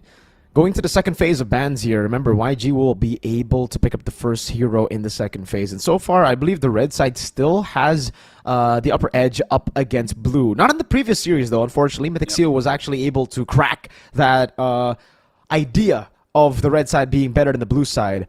Well, who knows? YG, yesterday, were very, very good on red. I believe it was a pretty high win rate. So, bans for YG should be in the jungle. The Joy is a very, very... Oh, wait, they're setting up for the Lucas instead. Valentina ban. Yep, that's what I was thinking. But the other thing that I'm thinking, honestly, for both teams, it's going to be good and bad for the glue. Because I feel like both teams can use the glue, well, except for YG because they already have the Phoveus, so they might have to consider banning it out. Because Mythic Seal having the glue as well will make it so that they don't have a lot of damage. But if you trust Nico, man, give him something like a Kimi, and he'll probably pop off. Feramis ban coming down for Mythic Seal. Thinking that the Valentina ban might also be to pick up or to open up a chance for a Feramis to come through. The Baksha, I really wonder if this Baksha is what I think it is. Doesn't feel like a Ken hero, but I'm sure. Yeah, exactly. It doesn't feel like a Ken hero, but with the Feramis ban, it could be like a Badang, Roam, and Glue XP type of deal too, with the Baksha in the jungle. And then you just have a mid laner that does a lot of damage. Like, they're even reading into it. They're like, you can't fool me, man. Can't Baxia. More like Boxy, no way. Okay, Look, that was... some have to be a 1. Some have to be a 1 so that I got you, the 10 will just come out naturally, okay? Yep, gotcha. That's a Lucas. So Lucas gets banned out too after we see the Valentina ban, the Joy taken away. So both teams actually gonna have quite a tough time, I would say, in the jungle. I think for YG, the safe bet would be to go for the Hayabusa in the jungle, knowing that that's banned out. Exactly, but what do they go? I don't think they can go Ling, right? Not against this composition. Xborg? Oh, not a bad shout at all. That's a pretty solid pick to go for, yes. Yeah, like maybe in the late game, the Hive could pose a problem by destroying the shield, but then you don't want to get at that point of the game anyways. In terms of, yeah, there you go, Xborg, because I think it's better for them just to delay that mid lane a little bit, see what everything is up there, because I'm thinking Kimi as well as Farsa, or maybe if they have a lot of frontline, the Eve, because I kind of feel like YG, they have a good draft for that box. The chip is a bit of an outlier, but other than that, Eve, Farsa, Kimi, I feel like all is solid. I understand the Baxia counters the Kimi, but at the same time, still pretty good. Yeah. Right now for Mythic Seal, I wonder if they're going to try to win out on the XP lane hard. Something like a CC or a High... Nah, the Hylos gets burned down by Xborg too. So I'm thinking more damage dealer really in XP if they want to put the Baxia in the jungle. If not, it'll probably be Baxia Roam. And then what? What assassin do you go for? I don't even think the Ling is good here. They go Suyo and the Varia. Okay, so someone has to have a bad? lot of burst here to do with the Suyo. Yeah, they need magic damage burst. And honestly, this is still looking like a very good Farsa game. They have some solid frontliners, solid backliner as well. And there's no real dive. But like, I mean, it really depends on how the Suyo gets played here. But Actually, Kimi might be good because it's hard to get onto the Kimi. Because even if the Suyo Against jumps a in, just wait for the Baxia, iframes. Dude, trust me. I played the Baxia in the early game. Kimi does nothing. Sure. But later stages of the game. Oh, the Zaz. Oh, we haven't seen this one in the playoffs so far. It has been popping off in other regions. But yeah, the Zaz, actually a good pick here. It will require a bit of time though, but yeah, there's not really going to be a lot of threat towards the Zaz. You can always just turtle up inside of your shell, inside of your Dominator's Descent, so it's not bad. You can also blink forward. It's a good dive hero, fun fact. Alright, YG with the chip, the Zaz. This is a very unorthodox composition, but Mythic Seal have responded in the same way. They have been forced to pick up heroes that aren't really the best in the meta currently, but it's what they have in the second phase that is left open that can still do some damage and escape from all that dive from YG. Well, here's the thing. The Suyo kind of has to pop off early, right? Because you do want to get that momentum. You do want to get that advantage because you farm faster than the Xborg. So use that. If there's no aggression early, then that's kind of bad. But I think that the Suyo can't do it alone. You really need Boye on the Badang to set things up. Well, ladies and gentlemen, it's time for us to dive into the land of Dawn for the grand finals of the Mobile Legends Bang Bang Super League Myanmar Season 1. Who's going to make it to MSC x EWC? Will it be Mythic Seal or YG? Well, right now we can definitely see that Ken is going to get the buff earlier compared to Han. And I'm just looking at Boye really setting things up because if the Suyo doesn't get a lot of advantage in the early stages of the game, then I feel like it's going to be bad just for the fact that YG doesn't mind playing the extended team fight because they do have an Xborg. Because come late game, when you're fighting around the turtle, it is going to be more difficult for Mythic Seal because, you know, just the nature of the heroes. Tankier heroes in the jungle works better, and look at that, they go in. Soul Sever already used up. Now Ken deciding to go in again. Has a bit more damage to play with. Good stun from Lina to stop it. But it will not stop Ken from invading the enemy jungle. Already level 4. And like you said, LaFell, this is a very fast clearing jungle, the Suyo. Even though it's been kind of under the radar the entire playoffs, it's still a really good pick. I myself have been spamming Suyo. Yeah, I feel like people don't like it just because it's not as tanky as before. So it's still a good pick for sure. You just got to change your mindset because you're really just about dealing damage. Like the OG Lancelot full damage build kind of thing and not tanks a lot. But hey, that's Moonsun for you. They prefer assassins in the jungle just to be full damage, no defense. That's only for like Lucas that's like perfectly balanced. Yeah, absolutely. Perfectly balanced. Definitely not going to see him in MSC 2025 or MWI. Why would you pick it up, you know? This time, though, set up already. Whoa, they're going to go all in onto Han, taking Faraga armor down already. Last Insanity popped in, too. Revitalize going to be used up. It's an all in over to Ken, who's going to be caught in the bad situation. Taken out by Han. It's actually Lino takes him out. Han takes the turtle, and it is a win for YG early. Nah, this is actually dangerous for YG because they're putting Ken behind. This is setting him up for that win condition for him to get upset. And now he even... Oh, Nico actually gets that buff. Shouts out to Nico with the jungling experience. Even on a mage. Dude, Retri is overrated. I got my skills.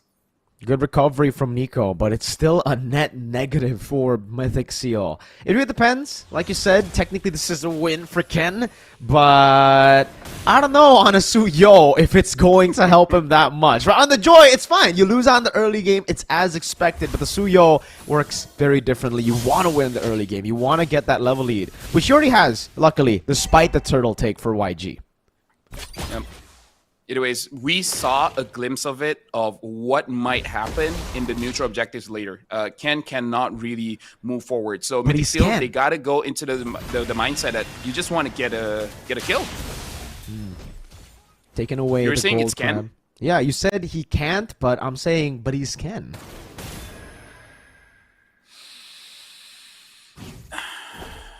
Sometimes you got to get the ones out before you get the tens. You know, I learned that from a wise man.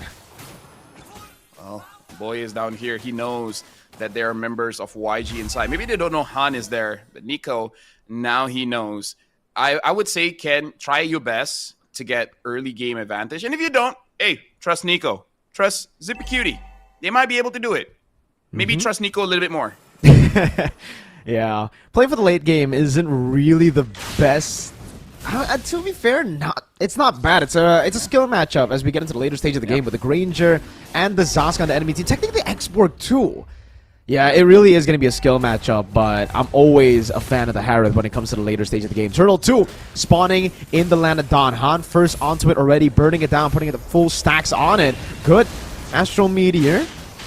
To actually find him with the Echo too. Kun walking up, Poisson's used up in the back. Bling! Able to go for the crash course and the shortcut. Good escape from Ken with a Blade Surge. Now a lot of poke coming down again. That's gonna be the Star Shadow locking him down. Kun taken very low. Ying actually decides to go in. His Boye gets taken out. Ken too low to deal with the Dominator's descent.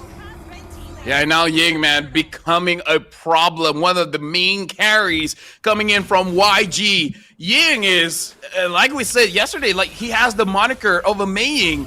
And now Nico, he just has to survive. Like, try to get his items. But look at his YG. They're like, we're getting this mid turret in 5 minutes. Oh, this is how you know your jungle is not having a good day. 0 and 2. The same start, LaFell, to the Hayabusa game in game 1 yesterday of the upper bracket finals against YG. Ken, every time he gets placed on a hero that's not Joy. Oh, flicker out from Blink very defensively there. Needs to be careful because he knows there's no reason for him to get traded out when Han is just taking the turret for free up top, and Stitch, oh, has gotten the Sky Piercer at 5 minutes too. It's not just the rest of the team. The gold lane has been playing double lane, has been taking in and soaking all of the gold everywhere. I don't want to jinx it, but right now YG has no depth. They've been playing perfectly for the first 5 minutes. Things could change, probably. But look at this. Rotations coming in for this turtle. It's only 50 seconds, but maybe their idea is that they want to get this bottom lane. They don't want to allow Zip Cutie to farm, and I feel like that's a good idea. Don't let this Harif farm, because when the Harif has a lot of items, is strong. I don't know any I don't know any more creative ways to say it. But yeah. Give me some time. I'll figure it out. It's very simple, but it's fair, right? Because that's the Harith in general. It really is all about that item spike for him, the item power spike. I think the Holy Crystal is where you're going to be expecting the Harith to finally be relevant in the game, because before that, it's just a whole lot of farming, a whole lot of passive play. Maybe if you get the Feather of Heaven, there's an angle for you to fight, but yeah, if you're truly looking to win the fight hard, it will be the Holy Crystal that gets it done.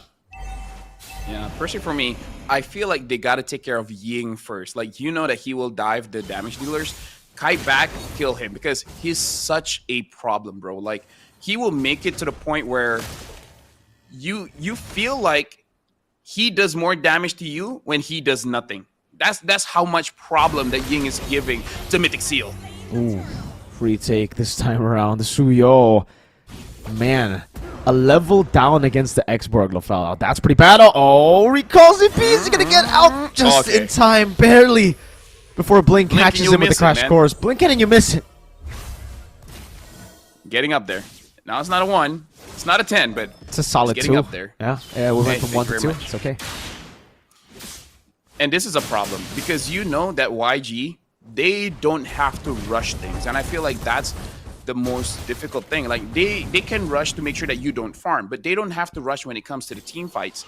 Now, the majority of the members are here. Blink is thinking about it, whether he actually wants to go for that shortcut. It looks like they're just going to be happy with taking chunks off the top turret. And this is what I say. They don't have to rush it, because they're in a very good position. No reason to throw it. If this was Mythic Seal, though, trust me, they'd go for it. If it was Mythic Seal, I'd be worried if they had the lead, right? They're always that type of team. When they're behind, you actually think, oh, it's possible for them to turn it around. And now they're grouping.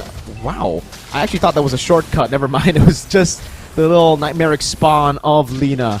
But that's super concerning, man. When Ken's HP gets taken that low from just a few shots at a nightmaric spawn.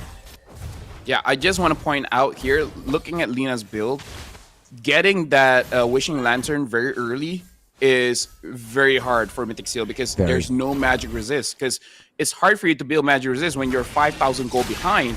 And at this point, no matter, like, it just becomes like a situation like this. They can siege, and you know that you can't fight back. And this is why YG can take their time, because if you try to overextend, you are going to die. Very smart itemization here, especially considering the fact that when the burn is going on, you will have difficulty recalling. Sounds like a small thing, but trust me, it does add up.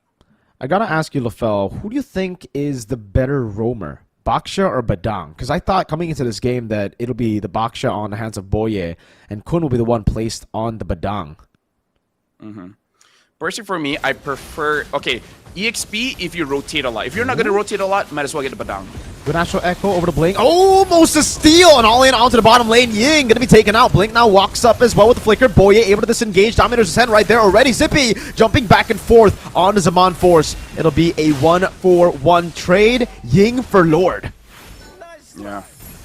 And now, YG, they sacrifice Ying, but that's not that big of a deal, you know, because now the siege is going to be dangerous. And just to say again, like, in Malaysia, like, you have Cram. If he is on that Boxia, every wave, he will rotate mid. So that makes the Boxia EXP look so good. But if you're just going to stay in lane, just trading, it doesn't look as good. Definitely not. Wave clear isn't really too bad here, unless Ken gets taken out. Oh. My lord, so much damage just from a few shots of Lina. That really is the difference that the magic damage reduction takes away. And now, like, YG, they're just asking Mythic Seal, like, hey, can you give this for free? No, you want to fight back? I mean, like, okay. Bad choice, but Lord gonna be charging up top now. Boya trying to defend. It's gonna be the conceal for Bling. Looking for the play. Goes with the Crash Course. Stitch with the Death Sonata. Constantly some on-force popped in. Zippy unable to get in range of Stitch, but they will be able to defend against the First Lord, keeping one Holy Defense intact.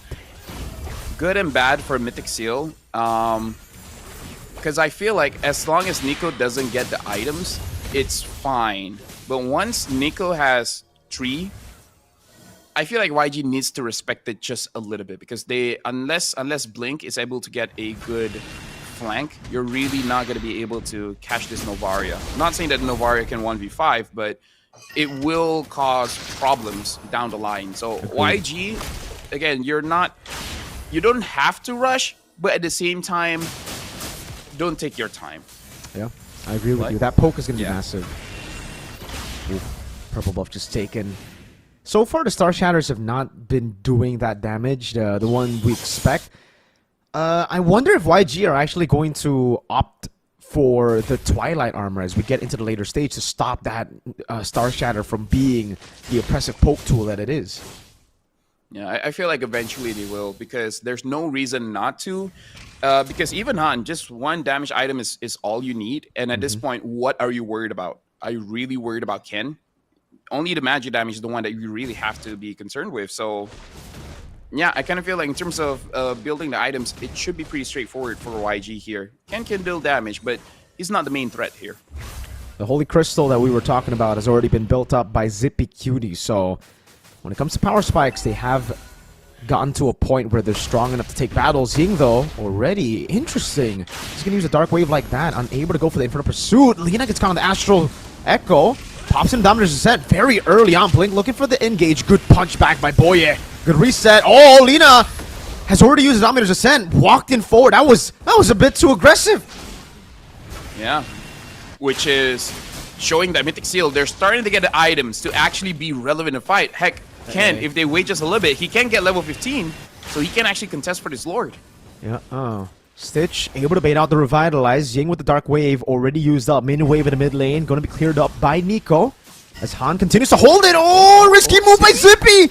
Almost gets taken out, or at least gets poked by Ying. Knows him on force for a while. Astral Echo reveals 4 and gets 4. Still, look at the position. Good shortcut to zone them away from the Lord. And it will be free. Mythic Seal will decide to concede it. That was very clean coming in from YG. That looks like a Philippine macro kind of play. Although I have to say, the moment I saw Zippy made a mistake there, YG could have gone all in, but just maintaining composure. Don't need to overextend. Our target is the Lord. We don't need the kills here. In fact, no one on YG has oh, Lina has 3 kills. So only Lina can give the shutdown goal, but everyone else, even if they die, they don't give a lot of gold to Mythic Seal. Like at most, like what, 200 gold? That's true. 7,000 gold lead for YG. A comeback looks very tough unless some specific conditions get met. And I think those specific conditions are what we saw earlier. You're able to chunk Lina into the Dominator's Ascent and forcing it out before a team fight. But Zippy needs to be way more clinical with the usage of Zaman Force. Top lane Baser are going to be taken down. Boye trying to hold it back, bringing it back to the mid lane as Kun just goes in with the shield unity to get a bit more of the attention taken away from these turrets. So only one turret taken down, but it's optimal for YG. It is the far lane base turret from the next Lord. I kind of feel like Mythic Seal, they just need to pick off one person at a time. Because I don't think going for a full-on team fight would really work. So Boye has to get a very good setup. And then allowing Zipicutie to actually go all in. Yep.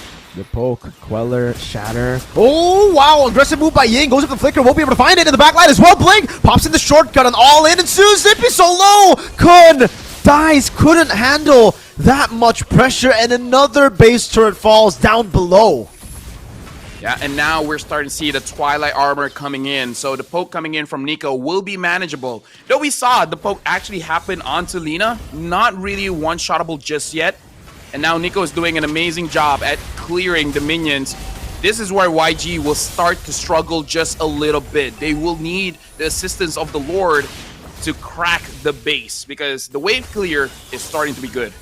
And Mythic Seal are slowly getting to their second big item, Power Spike, which is the Divine Glaive for Zippy. And I believe later on it will be the concentrated energy into the Oracle with the boots getting sold. For Suyo, we've kind of gone past the time for him to snowball and look for full control. So that's why you're seeing more of a defensive build after the Malefic Roar. He's gone for the Queen's Wings, and it should be...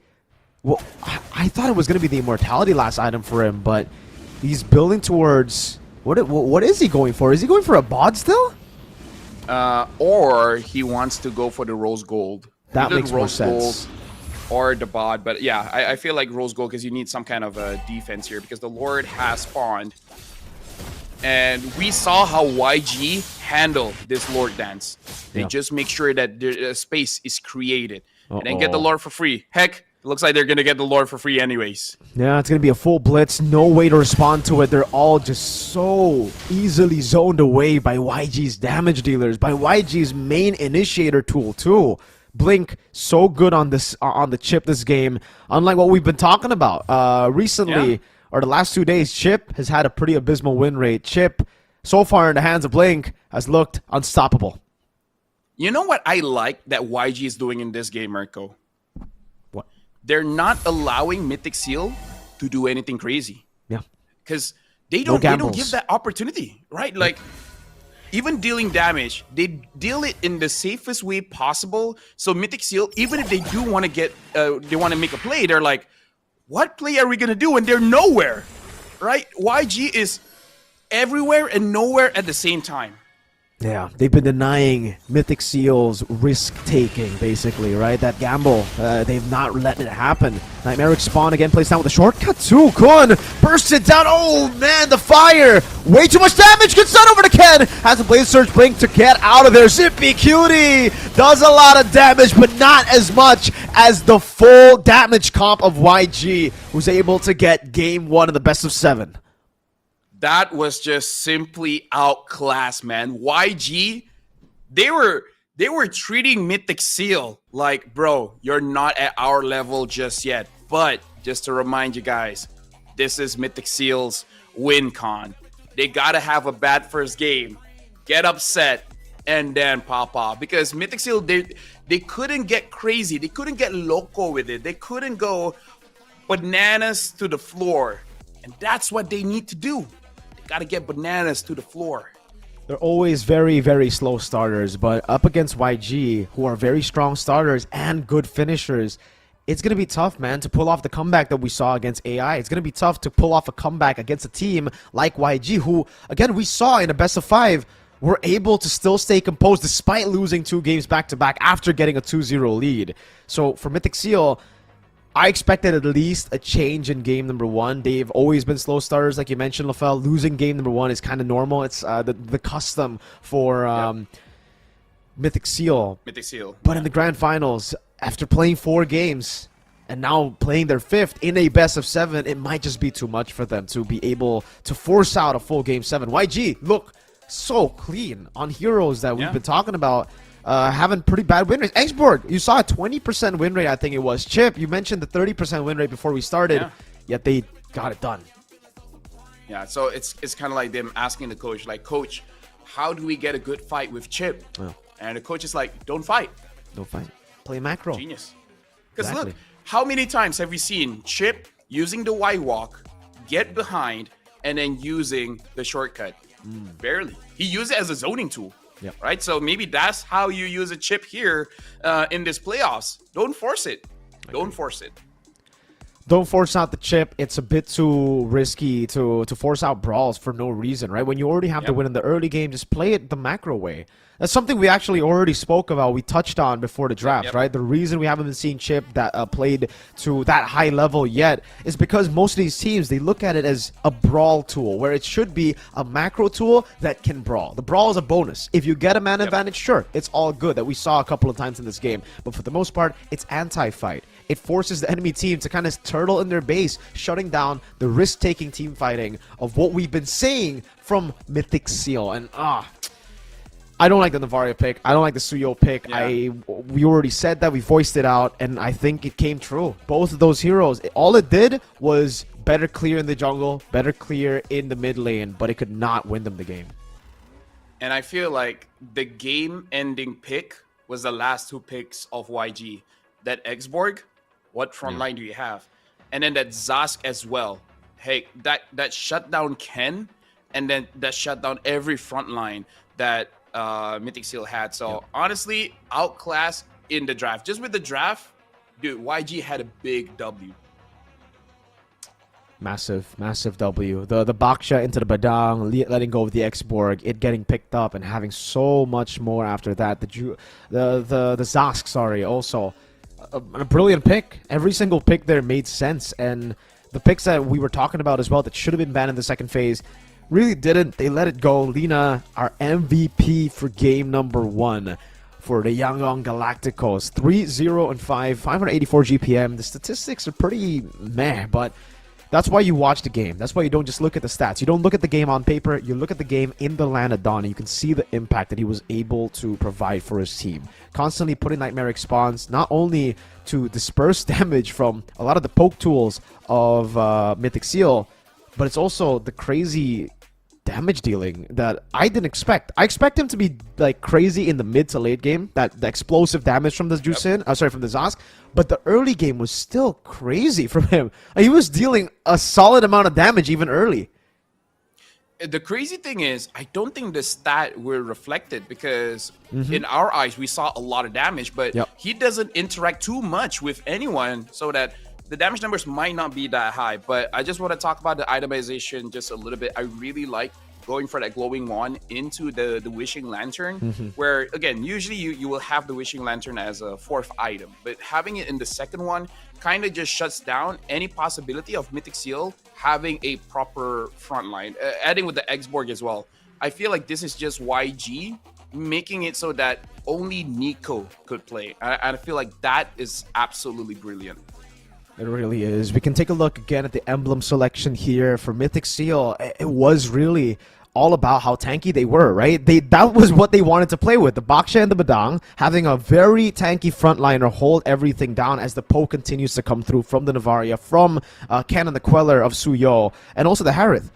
But when you have a very good tool that can kite, that can shred the tanks like the Xborg and the Zask, it just becomes so tough for the frontliners to keep up, even though you have a lot of poking tools. Like, the damage was pretty good. It's pretty even when we're looking at damage, but you just can't take the damage out from the Xborg. That shred damage was so annoying to deal with for Kun and Boye.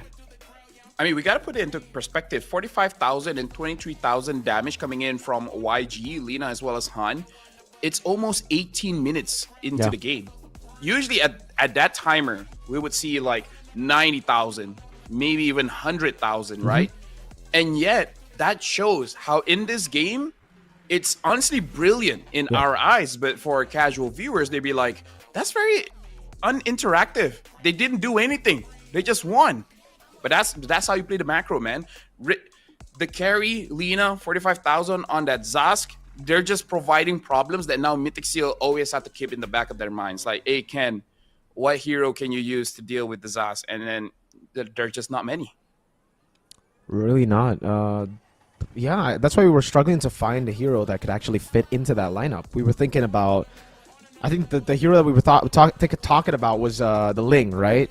Even that would be... Even that, yeah. I guess you'd have more side control, but then the chip is already there. There's so much to think about. Yeah, there's the Phobias too. Yeah, so many things to deal with. And yeah, I understand that the magic damage reduction thing is a big nerf to the Suyo. But here, we don't even get to see that be the problem. The main problem is there was just no one to deal damage to. Who are you going to target? You target Blink, it's wrong. You target Ying, he's going to deal more damage than you in the early game. And even if you target Lina, he can always jump into the Dominator's Descent, and then you're dealing damage to that shell. You're not dealing damage to him. It's so safe for YG, and it takes away that risk-taking playstyle that Mythic Seal wants to play. Here's my thing. I feel like if Mythic Seal wants to win, play and draft around your mid lane, man, because Nico can do it, right? Don't let Lina have this big of a lead. We saw it with the Zas, but yesterday did the same thing with the Kimi. If Nico is able to suppress Lina, making sure that Lina doesn't have a good game, and then Nico expanding the influence onto the side lanes, maybe that's what they have to do, right? Allow Ken just to have a farming hero that can do something in the late game, but let Lina do amazing things early and mid. Because, like you said, you don't like the Novaria pick because it doesn't feel Nico-ish, right? Nico wants to get in your face very early. He does. He wants to brawl it out, wants to skirmish, wants to out-mechanic the enemy team, and technically you can do that on Novaria, but it's not that flashy pick that we know Nico for. But ladies and gentlemen, we are going to get into game number 2, but before that, me and LaFell, we're going to take a short break.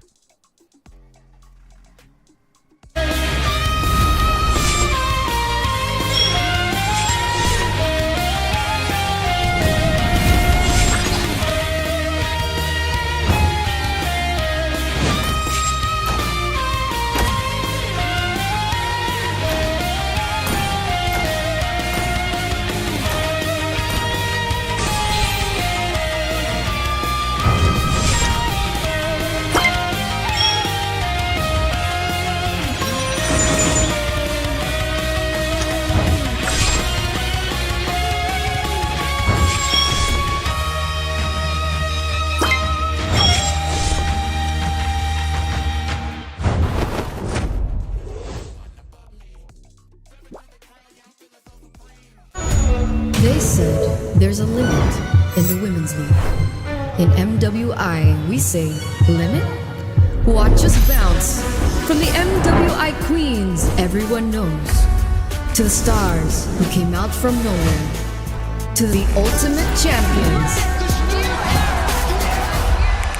Now, MWI is expanding greater than ever. Turkey, EECA, Africa, Mongolia, and beyond. We're stretching the map wider. MWI, where dreams get louder.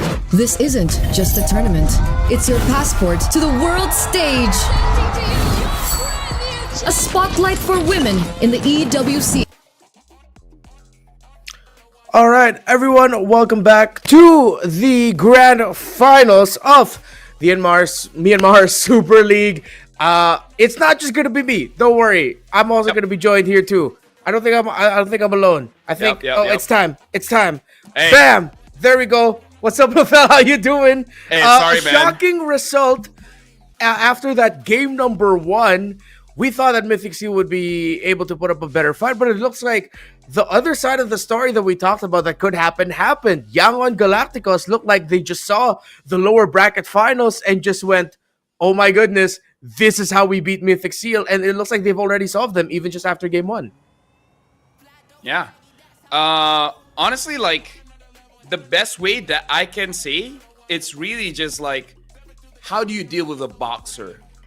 It's basically get out of his range. Now, I know in real life that is very difficult, but just to put it into perspective, that's basically what YG did. Just get out of range and then just ignore whatever that Mythic Seal wants to do.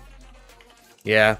And if you miss game number 1 and somehow you're just hopping in right now to see the action for this grand finals of the Super League in Myanmar, it looked like it was just a total outdraft. And then, as you mentioned earlier, outclassed as well were Mythic Seals. Yangon, with what they brought to the table, I like how in the game 1 of the finals, they already immediately just showed surprises already. That's how I like grand finals being played. We're already showing we're willing to play X-Borg in the jungle. We're willing to bring out the Zask, even pair that up with a chip. That was just crazy. And you could tell that Mythic Seals the entire time was just super uncomfortable in terms of trying to play the game they want to play. In fact, the way that he used the chip is kind of like following up, actually, because there were moments where I saw someone was very low, but the chip was already in position to catch them off, just using the shortcut and then allowing Ying to go into the fight again and then continuing it, making sure that they don't run away. So it's the chip is more like, instead of bringing everyone to that one guy, have a fight first, and then whoever tries to escape, don't let them. 50 seconds, we're gonna jump into the draft here, and I feel like YG showed a little bit more to the point where Mythic Seal's like, dude, it's like they have the heroes to counter Ken. So I really feel like Mythic Seal shouldn't play around him. Make him the secondary, maybe even the tertiary damage dealer. Try to make Nico your priority. Yeah, I really gotta agree with that, especially since Mythic Seals, I felt like they went into that draft with that idea. They tried to make Nico the priority in game 1, but they were just a bit too safe with it. They waited all up until their last 2 picks to get their mid lane and even their jungle pick. So they really wanted to put Nico and Ken in the very comfortable spot. But at the end, they just ended up with a very uncomfortable spot. They had a Novaria Suyo paired up with a Harith Bakshabadang. That sounds like a pretty okay lineup, but then you're up against X-Borg, Zask, which was the last pick and became the MVP. Even the chip was there, but the Novaria was picked up as sort of like a soft response to the chip. But they just really could not get the ball going. The last 2 picks of Yahon were way too good. Yeah, I kind of feel like maybe having a Kimi there might be a little bit better. Because, again, I just want Nico to be able to do some kind of damage, because we saw in the early game that was so risky where it's all in onto the Suyo. At the moment that Ken got 0 and 2, it started just because he wanted to get a turtle. I still remember turtle fight, and he stayed inside the pit. He didn't even leash outside. So maybe this is just Mythic Seal showing a bit of fatigue, because usually, you have a protocol. Bring it to the side, away from the walls, and then you're looking good. Because he played it inside of the turtle pit, allowing Ying on that Phoveus get on top of him, Dark Wave, and at that point, hey, Suyo, you can dash, but I'm going to follow you. Yeah. You could tell when casters have a lot of analysis to drop and it's very specific that the other team that lost needs to do so much to get back into this. Yeah. Because, again, that game 1 was just so impressive from Yangon that it's hard to find good points to praise Mythic Seals for. And we're not just going to sit here and say, at least they tried. I mean, come on, we're not going to do that to Mythic Seal as to compliment them. At this point, we just got to say it as how it is. Yangon played so much better, drafted so much better, and they just took Mythic Seal by surprise. So what the adjustments will be for Mythic Seal now, okay, this is a good thing I'm going to say is I'm excited to see what adjustments they'll take, because if they do the right adjustments, draft the right way, that means whatever they talked about after game 1 was a really crazy recovery, and the coach was able to come up with an amazing game plan to turn things around. So just now, YG had the X-Borg, right? Yeah. Imagine if they got the Valentina. Ooh. Imagine if they got the Valentina early. The Valentina was banned at 4th pick.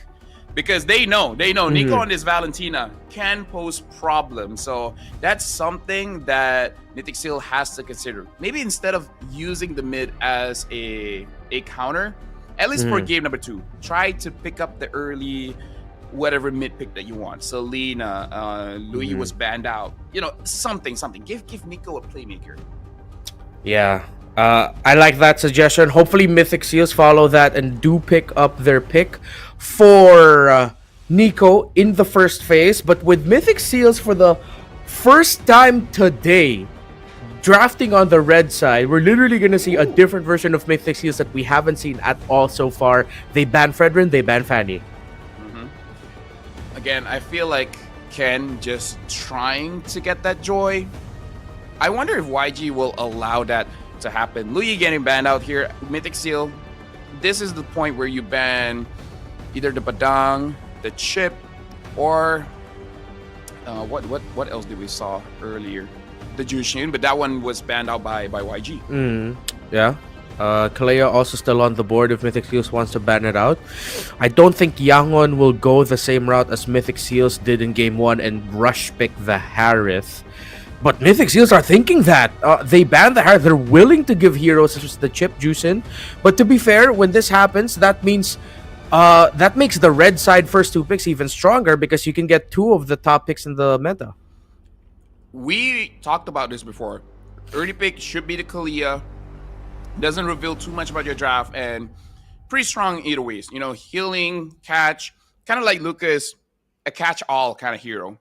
The Baxia is open. So I wonder if YG would favor that. But then Mythic Seal, they could just pick up the Baxia and then deal the same way how Mythic Seal was got it in the Game 1. Yeah.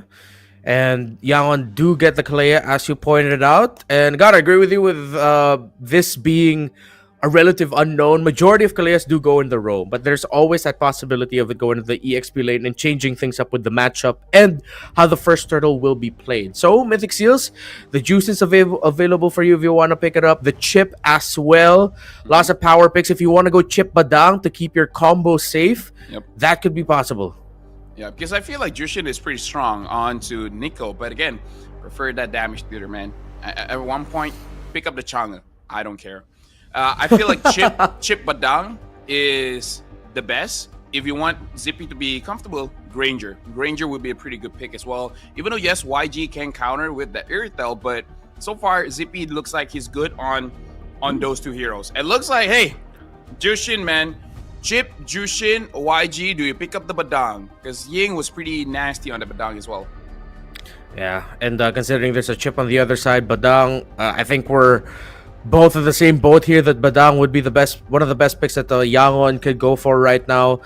It's going to be up to them if they're going to go into the second phase without their jungler or gold laner. Might be too much if they pick both of their cores here. You're going to want to get one of the utility answers to the Chip playstyle in this scenario, and then just choose either the jungle or the gold at this point.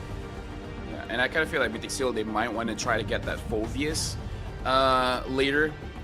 Oh, they pick up the Valentina and the Lucas. Oh, a different angle here to deal with the Chip. So not worried about the Badang pick. Just take the Lucas and the counter. This is actually very smart coming in from YG. And then the Joy as expected.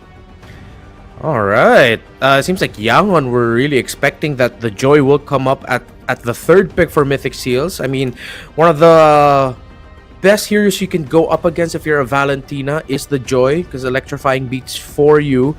Time Things Right also act as an extra purify, while at the same time it's good damage or even good defense while escaping, because they're gonna hesitate to chase you down if you have electrifying beats up as a Valentina. So great two picks there. Bans for Mythic Seals. What are we looking at here? They still don't have EXP and gold. Yeah, they're batting out the Badang because, again, the threat of Ying picking it up is still there. Two other picks that Ying has been performing with is the Phoveus as well as the Arlet. Arlet combos with the Fredrin, but I kind of feel like it's still okay with the Lucas. The real question is, what do they want as the gold laner here? If YG wants to make Mythic Seal feel uncomfortable, they would ban out that Granger. Because I feel like Stitch is pretty okay with any other. Oh, it looks like YG, they're the one banning out the Phoveus. Interesting. Okay. You mentioned the Granger. I think we might actually be seeing that on red 4 for Mythic Seal if it's open for them. Also makes sense as to why they pick up the Joy. Third, you take out one of the best counters from the Granger. All the dashes will help provide space with the Lucas and Valentina. Let's see if Yangon will be able to read it and take out the Granger, or if they're going to take out another gold laner option that can provide space for themselves, similar to like a Moskov. I think Chip and Moskov together always a good combo because you can play the map so well with those two. Yeah, but you have to play that Moskov very, very well. And I kind of feel like YG with the Moskov should be pretty okay, because if the chip comes in, you can use the Spear of Misery to push him away. Not 100% safe, but with that Irrital ban, you know that they want that Granger. Yeah, seems like that's what we're going to be getting. So if Yangon ban out the Granger, or don't ban it out, let's say they're willing to give it. I feel like Yangon would try to get that Moskov. If they ban out the Granger, I feel like Mythic Seal will take that Moskov away. Because other than that, the only other pick that I can think so far... ban out the Gata. The other pick so far that I think of is... Mythic Seal could use the Brody. They've shown that before. Oh. Mythic Seal with the Brody... Oh yeah, that might work out. They don't have any long-range artillery to deal with, but now still gonna be the Granger. And we both eyed the Moskov. I think that will be coming in here for Yangon as one of their last two picks. I think we're gonna be seeing... You know what? If Yangon has it in them, I wouldn't mind if they pick up a Benedetta in the EXP lane. That's cracked. Right? In a good way. In a good way. That's pretty cracked. Yeah, with Petrify. Ying seems like the kind of guy that has practiced mechanics to the point where he can use those heroes. If it's something boring, what would something boring be? Hilda. Yeah, I like how we both instantly went to the Hilda. oh my God! Are you predicted, baby? Dude, we're analysts, man. We called the Granger, the Moskov, and the Bennett. The Benedetta was actually the impressive one. Oh my goodness! Hey, Remar. Flexing that Filipino knowledge. Let's go. I knew there was something way too familiar with the draft of Yangon and Mythic Seals. It's like, oh, Benedetta looks good here. Okay, so EXP, you need something strong. Honestly, they might settle for high loss, bro. They need a wall. They need a solid wall who can just hold the front line. Yeah, I'm thinking the tankiest guy I know is Turizla. I don't know if they will use that out. They might try to Boxia again, right? No, they pick up the boring hero. I don't know why we both think Hilda is a boring hero. Yeah, high loss was still available, and we both went, yeah, Hilda's more boring. It's like, what is wrong with us? Well, you know what? At least people can say that we have good chemistry, Renmar. Yes. That was not rehearsed, by the way. We don't even talk about it before. Yeah, man, the stars aligned. It worked out well. And let's see if the stars will align for either Yangon or Mythic Seals. For Yangon to secure Game 2 and get a considerable 2-0 lead in this Best of 7 Grand Finals, or will Mythic Seals, with the draft that they've chosen, with comfort picks on the Joy for Ken, playing around the chip, Nico having something that's a little bit more proactive, can they get one back and tie this up in game number 2? What do you feel about the drafts, Lefel? What I feel is that YG, they have a draft that can play that macro game, but not the same as the previous one. Because this time, with the Benedetta, with the Moskov wants to farm for sure, but the rest of their lineup, it looks like they want to fight. So I want to see, will YG bring the fight to Mythic Seal? Welcome to game number 2 in this Best of 7. I'm excited to see if our theory about Ying is right. If he was the type of player that, practiced those mechanics enough that he is going to be the thorn on the side of Mythic Seals on this Benedetta. Again, we post this because when we think of the shortcut, the Benedetta with the Petrify, with the Electo Final Blow would be a strong instant counter to that specifically. But other than that, Yangon, I feel like with their Benedetta and Moskov together, actually has a pretty good macro option as well. Yep. Looking at the emblem setup here, it does look like Ying wants to go more damage. Fighter emblem with the Festival of Blood, Thrill, and with the Petrify as well. So this is going to be a lot of damage coming in from YG. The bad thing is they're not that tanky because their tank is the Kalia, which is okay, but not the tankiest of hero in the game. Let's see if what version of this Benedetta might end up being. I think damage. Again, I think damage. I think damage. Yeah, At least I think one it has damage to be items. damage. At least one damage item. Yeah, because we did see the last time we saw a Benedetta. I think I remember seeing it in MPLPH. So many games happened in those playoffs that it was actually surprising that the Benedetta went more damage. It was still hybrid, but it was more damage instead of more tanky. So that is something that has shifted with how Benedetta might be played here. Turtle number 1 already getting closely contested by these two teams. Hasn't spawned yet though. Both junglers still need to get their buffs. Yep, they're just looking for a level 4 because that ult coming in from the Benedetta, crazy. Last time I checked, has a base stat of about 1,000 damage or something crazy like that. Wow. Right now we can see that Han, they might want to go for a fight against this Chip. Chip gets first blooded, Lina gets the kill, and now Nico with the Lantern Flare able to pull someone out, but now Ying finds Ken. This is not looking good for Mythic Seal. The fight continues, and looks like Kun is gonna get targeted, but he's the heal that he should be fine. All right, Boya already found a good angle, but that's the ultimate of the Lucas already up. Mythic Seals might not want to fight into this, but they says, "Who that? We are definitely going to fight into this." Han falls down. Ken gets the turtle without a problem. Blink up next on the dock, trying to hold, but he will fall. Mythic Seals turn it around, and turtle number 1. This is what Mythic Seal wants. They want to be local. They want people to challenge them to a fight because then they can do something. Uninteractive plays is not good for Mythic Seal. So at least now, at least in the early game, looking pretty good. But wait till you scale up. We got to see Ying after 2 items. What's going to be the change there? Yeah. I think one of the differences also that Mythic Seals made was that now in this game number 2, especially with that first fight alone, they're already showing, all right, they're looking at specific conditions for the opposing team fight. They put the pressure right away onto Lina. It forced Ying to actually use his Electo Final Blow defensively. So then, even though Yangon, the fight looked good for them, Han popped off his ultimate, they already knew that the biggest problem potentially in a team fight is gone. The Electo Final Blow was gone. So Mythic Seals decided to fight into it, and it was the right call. So if they can continue chaining that together again, then this should fare better for them. Lina spots out the members of Mythic Seals in that middle syrup. Yeah, and for you guys at home, you guys can scan the QR code to tell us what is your MLBB user experience. And now Blake, Ying actually invades, but no damage right now. Ying gets caught, tries to run away, able to get out of the way, but Lina, sorry, looks like gets caught. I was surprised because I thought that Petrify caught them, but the Purify, that's it. I was like, wait, why didn't they stop moving? Purify, of course.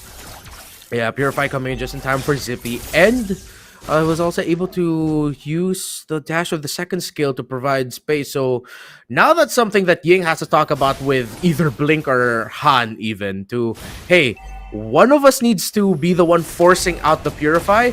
The rest just needs to follow up. Because once those Purifies are up, and if Yangon mistime it and they go all in at the same time, you're wasting so many key abilities. So let's see if they can find better timing. Lina already forced to use the flicker out. Kun, one-man army in the front line, providing space, and it forces Yangon to think twice about going for a more aggressive position in this turtle.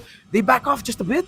Hey, Blade of Heptases on Ying with this Benedetta. Whoever gets hit first is going to take a lot of damage. But look at this. They're able to get Zippy Cutie. Zippy's going to get taken down by Stitch. In the backside, we see Han trying to get onto Boye. But looks like Han is going to get stopped. Still going in with a flash combo. Kun unable to get a kill onto this Lucas.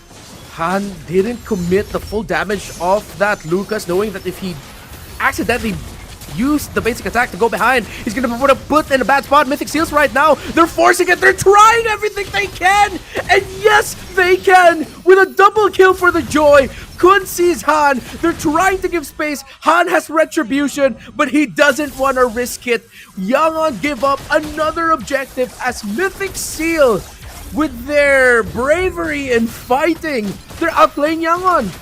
Yeah, I kind of feel like Yangon right now, they're a little bit overhyped here because yes, you had a very good game 1, but you still got to respect. And now Ying is going to try his best. He gets onto Zippy Cutie, but still unable to one-shot and unable to control him as well. what could have been the main X Factor pick in the draft with this Benedetta has looked to be one of the weak links in this game number 2 as Mythic Seals just look ready for the Benedetta entry. Look at Kun giving all the space for Zippy to break the tower, and Stitch and Blink can only watch and wait for a better moment to fight things out. Mythic Seals, gotta give it to them after that game number 1. Not a lot of people were impressed by their performance, but then here in this game number 2, dude, they're literally just going. I mean, if you translate Ken's name to Malay, it'll be Bole, right? They're literally just going Bole, and Ying under the tower trying to defend it with everything he's got. Ooh. But he's gonna get taken out by the Juicin. Nico active in this game. But here's the thing, Remar, YG, if they're able to stall it out long enough, YG can start playing the macro game because they have 2 side lane damagers here. You got Stitch on that Moskov and then Ying on that Benedetta. Just play a 1-3-1 and then start making it so that Mythic Seal is unable to interact. Like, maybe that's the secondary win condition that they're thinking of. Like, if we win the team fight, we're amazing, we're going to MSE. But if we don't, hey, let's be clever about this and just split the map in half. Once again, these 2 teams, they want to go to Riyadh. They want to go to MSC, happening in the middle of July all the way up until August 2. MWI happening from July 10th, or excuse me, middle of July towards around July 20th as well for MWI. But before we even get to Riyadh and EWC, it's all about championship. The first ever championship for the Super League. Blink is going to be able to get away. No, Mythic Seals found the angle. They found Blink. No roamer for Yangon. I don't think they're going to risk it. They're going to try to play the back row game, but the Granger took the portal back to the mid. Ying took the portal as well as he goes into the bottom lane. A switch in positioning for both Zippy and Ying. The Benedetta, is it finally online? Can they find that opening as Han and Ying are getting zoned out by Nico the Petrify? Electro final blow. Ying doing everything he can, but he gets taken out only to get set up by Lina. A double kill for this Valentina as Ken still gets the Lord. They got the kills, but they missed the major objective.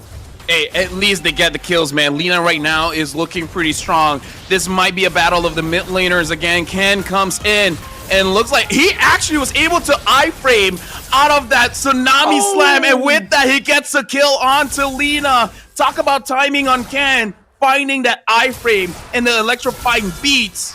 Avoiding the tsunami slam. Say what you will about Ken and his joy. It's a comfort for a reason. 5,000 gold lead and climbing. Mythic Seals still in control. Yangon, similar to how Mythic Seals played in game number 1, now they look uncomfortable in this game number 2 as Nico has gotten to the point where he's single-handedly stopping a Benedetta from wanting to split push. Remar, real talk. Man to man, mano a mano. If you were in the grand finals in YG shoes, would you let Ken have the joy again? No, not at this point. I think the only time you'll give Ken joy is if they end up with a Fredrin first pick or something on the blue side or whatnot.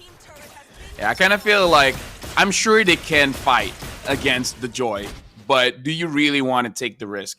Maybe at match point, you know, you can play around with it because we've seen Ken on that joy and we've seen Ken on that Suyo. Different performance, man.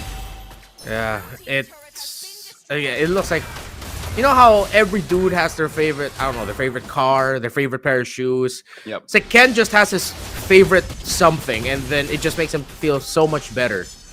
And maybe he just like the color yellow. Or he likes the color yellow, and Joy has green on her, right? Or is it just color yellow? Color Wait, black. you're colorblind. Yeah, I'm asking the wrong person here. Sorry about that. Yeah, okay. So Mythic Seals, they can just keep this up, honestly. With how Nico's been playing, Zippy doesn't have an impressive KDA, but at least everyone else on the side of Mythic Seals seems to be on that. If one of them fall, there's always at least 2 people ready to cover. While for Yangon, it's they cannot get a comfortable team fight. There's always a misposition somewhere, Mythic Seals getting to the key spot first, that they just can't get a good spot for them. Ying right now, he doesn't deal enough damage and he's not tanky enough because he doesn't deal enough damage to take down the Hilda, and Nico by himself is able to kind of 1v1 against Ying if Ying does not have that Petrify. I mean, like, to be fair, Nico even has that Purify, so he can fight back. So Ying is in a very awkward spot where he's not tanky enough to make disruption, and he doesn't have enough damage to one-shot anyone. So I think you just got to play the side lanes, man. And I listen, I know the chip can go to the side lane, but even the chip only has one choice, bottom or top. So attack both. All right, Chip already spotted out. SOD is gonna land. It's already in the Lord pit. Is the Moskov gonna go in? Han is close enough. Retribution still won by Ken. Han falls down. No more Lucas. Yangon back off, knowing that if they decided to fight even more, it would not have gone good for them. Yeah. In terms of wave clear, honestly, not the best unless they use the Electo Final Blow.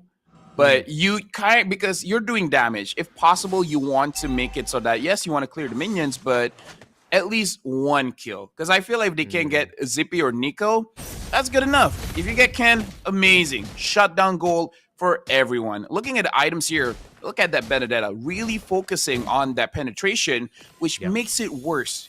You have the Blade of Heptasis and the Malefic Roar, and you couldn't damage the hill. Yeah, Yangon needs to talk. Set something up for the Benedetta if they can, but right now Mythic Seal's just running all over Yangon's base. They're already in front of the crystal. They want to get the bottom tower down. They want to end it here and tie things up, but there's no more minion waves. Despite a 10,000 gold lead, despite Yangon desperately lacking in items, Mythic Seals play it safe. Is that warranted, or is it too cautious? I mean, 10,000. Oh, hold on. As you say it, they actually go in, and Lina having to use the Crimson Beacon to get away. This is just caster curse things. We say Chip has not been good getting 2 wins back to back, and then, well, not win yet, but you can kind of see it happening. And you're like, they're playing too safe. Put Portal in. Yes, it's just everything that we say. The reverse of it happens. Let's see. Ying will be able to get away. Eye for an eye already used, and the pick that we both keep boring. Oh wait, no, Blink goes in. Might be risky for him, but he doesn't get crowd control in time by Mythic Seal, so he's able to get away. Nico tasted a bit of damage from the members of Yangon, so that might be a bit of a warning shot. But we still have to acknowledge it's a 10,000 gold lead. Mythic Seal's comfortably closer to the 45,000 gold mark, with Yangon still just about to scratch 35. That's at least 2.5 item lead already for Mythic Seals. Let me just say, this should be GG, because what Mythic Seal can do is show their face around the Lord. And then you already know where I'm going with this, Ranmar. Chip just waits, and then the moment sees one person defending the base, just portal everyone and end the game. Yeah, it's tough for Yangon. It's like you have to tell each other, guys, no one's gonna defend. What do you mean no one's gonna defend? What do you want to do? It's because they have a chip on the other side. Okay, I get you, but like, so right now, yeah, if you're Yangon, you're stuck in base. Literally, there's not much you can do unless somehow you find a punish. Maybe it's gonna be Kun, but not even. Ying doesn't have enough damage. It was just him and Blink. So at this point, they're just waiting for the traditional Mythic Seal throw then.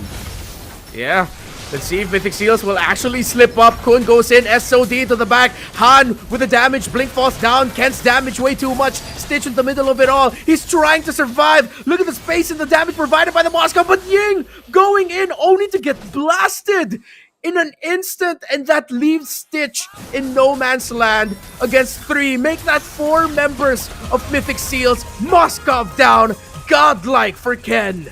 I mean, you know that there's nothing can be done there, and Nico already feeling pretty confident. The recalls are starting to come in. Just wait until he gets free shots here. And now at top, Han gets taken down. Killing spree for Zippy Cutie. I don't think Lina and Blink can protect this base. They're going to end the game right now. Mythic Seal is going to equalize. Mythic Seals, after game number 1, recovers strongly in this game number 2, dominating 10,000. And if Yangon thought this would be an easy ride to a 4-0 win, you're not going to get that. Mythic Seals showing why they made it to the grand finals. All right, so put the note here. Ken on the Joy is kind of good. Like, How many times has he gotten that hero since yesterday? So that's number one. Number two, maybe don't fight Mythic Seal, because Mythic Seal's team fighting capabilities, they're very strong. Which sounds weird. Just don't fight them. Get a draft that you don't have to fight them. Yeah. Wait, is that even possible? I think that's close to impossible. How do you do that? How do you not fight? How do you, yeah, I mean, how do you not fight but still give a good fight? You know, because if you're not gonna fight, you're what? You're like just lying down there. That's where people do negotiations. So at this point, you're negotiating in the grand finals. It's like MLBP turned into a social game. Listen here. I have a sister. Okay, no, I'm kidding. I'm No, kidding. no. All right, stop it. But yeah, like right now, both mid laners looking pretty strong. Even though yes, YG lost, but you gotta admit, Lina was actually pretty clean with that Valentina. I really feel like it's Ken on that Joy. Yeah. Just don't let him get it, especially because you actually had the opportunity to just steal it away from it. I understand going up against the chip isn't the best time as a Joy player, but hey, pick your poison. Which would you rather get? You having the Joy or Ken having the Joy? Yeah. So, in simple terms for people out there, and for Yangon, just say it like this: you want the opposing jungler to not be happy, Yes. so don't give them joy. Yes. It's not enough to win. You want to Yeah. see your opponents lose. That's my mindset. Yeah. If I can't win, neither can anyone else. Yeah, the mutually assured destruction, I think, is the game plan now for Yangon. Because even if they're in a position to pick up the joy, it might just be best to ban it all I agree. straight up, right? Because then when you ban out things like the joy, the suyo, the more you're pushing the drafts into, hey, now we're both gonna have to consider playing fighters. Hey, which one of us has already showed an X-Borg? That was Yangon. So I think if Yangon, just take out the joy. Don't ban it. Try to force the draft in such a way that you're playing fighter tanks in the jungle. I almost would rather just like Ken use the Hayabusa, right? Compared to the Joy. Yeah. Because the Hayabusa has more room for mistakes. Because I feel like if you've been spamming Joy and then going back to Hayabusa, it might take some time to get used to the mechanics, especially for the quad shadow. But either way, we have a series here, Remmar. We started with the best of 7. Now, effectively, it's just a best of 5.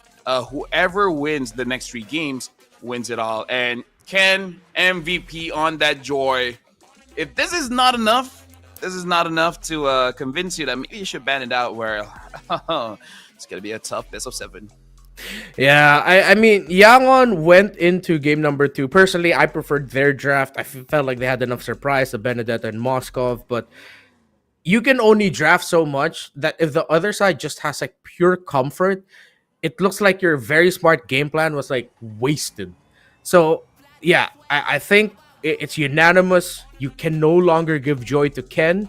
He's had 50-50 performances, but he's also had completely dominating performances. If you want to win this grand finals, you take out that comfort. And not just the joy even. I like how Mythic Seals also readjusted their draft so that game number 1, it was a mistake that we waited all the way until the second phase to pick up a hero for Nico. They gave him a juice in, and it was just perfect. The aggression of Mythic Seals were supplemented by the great crowd control and timing that Nico was able to dish out in the early team fights. And I think I talked about it the entire time during the draft, where Zippy looked okay on the 1-1 and the Granger. To the point where I kind of feel like them betting out the Gata Kacha, again, maybe just because they do want to use that Benedetta, but I feel like moving forward, you can see that maybe Benedetta next week or something, give a little bit more practice. But for now, like, don't give them the comforts. Ken on that Joy, Zippy Cutie on either the 1-1 or Granger, because both of these heroes are heroes that Zippy Cutie has been doing okay with. I'm sorry to say, but everything else, I forgot that he's in the game. Yeah.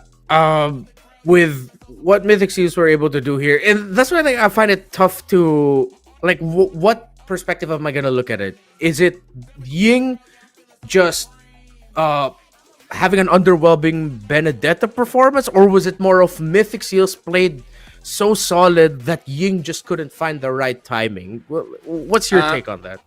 My take is that everyone just couldn't get anything here because, yes, you can say that Ying didn't have a good game, but we can say the same thing about Han because when he went in, he was disrupted so many times that he couldn't deal the damage, and the one that disrupted him was Nico. And then Kun, even you said he could 1v5 at the early stage of the game, where Yangon, they couldn't pick off anyone with the Kalia because of Purify or just bad targets. And you even saw that Ken use the electrifying beats to iframe out of that. So Yeah. Mythic Seal, legit, with their macro, they're able to stop Han, Lina, as well as Blink. If your mid trio is not having a good time, your silence is going to suffer.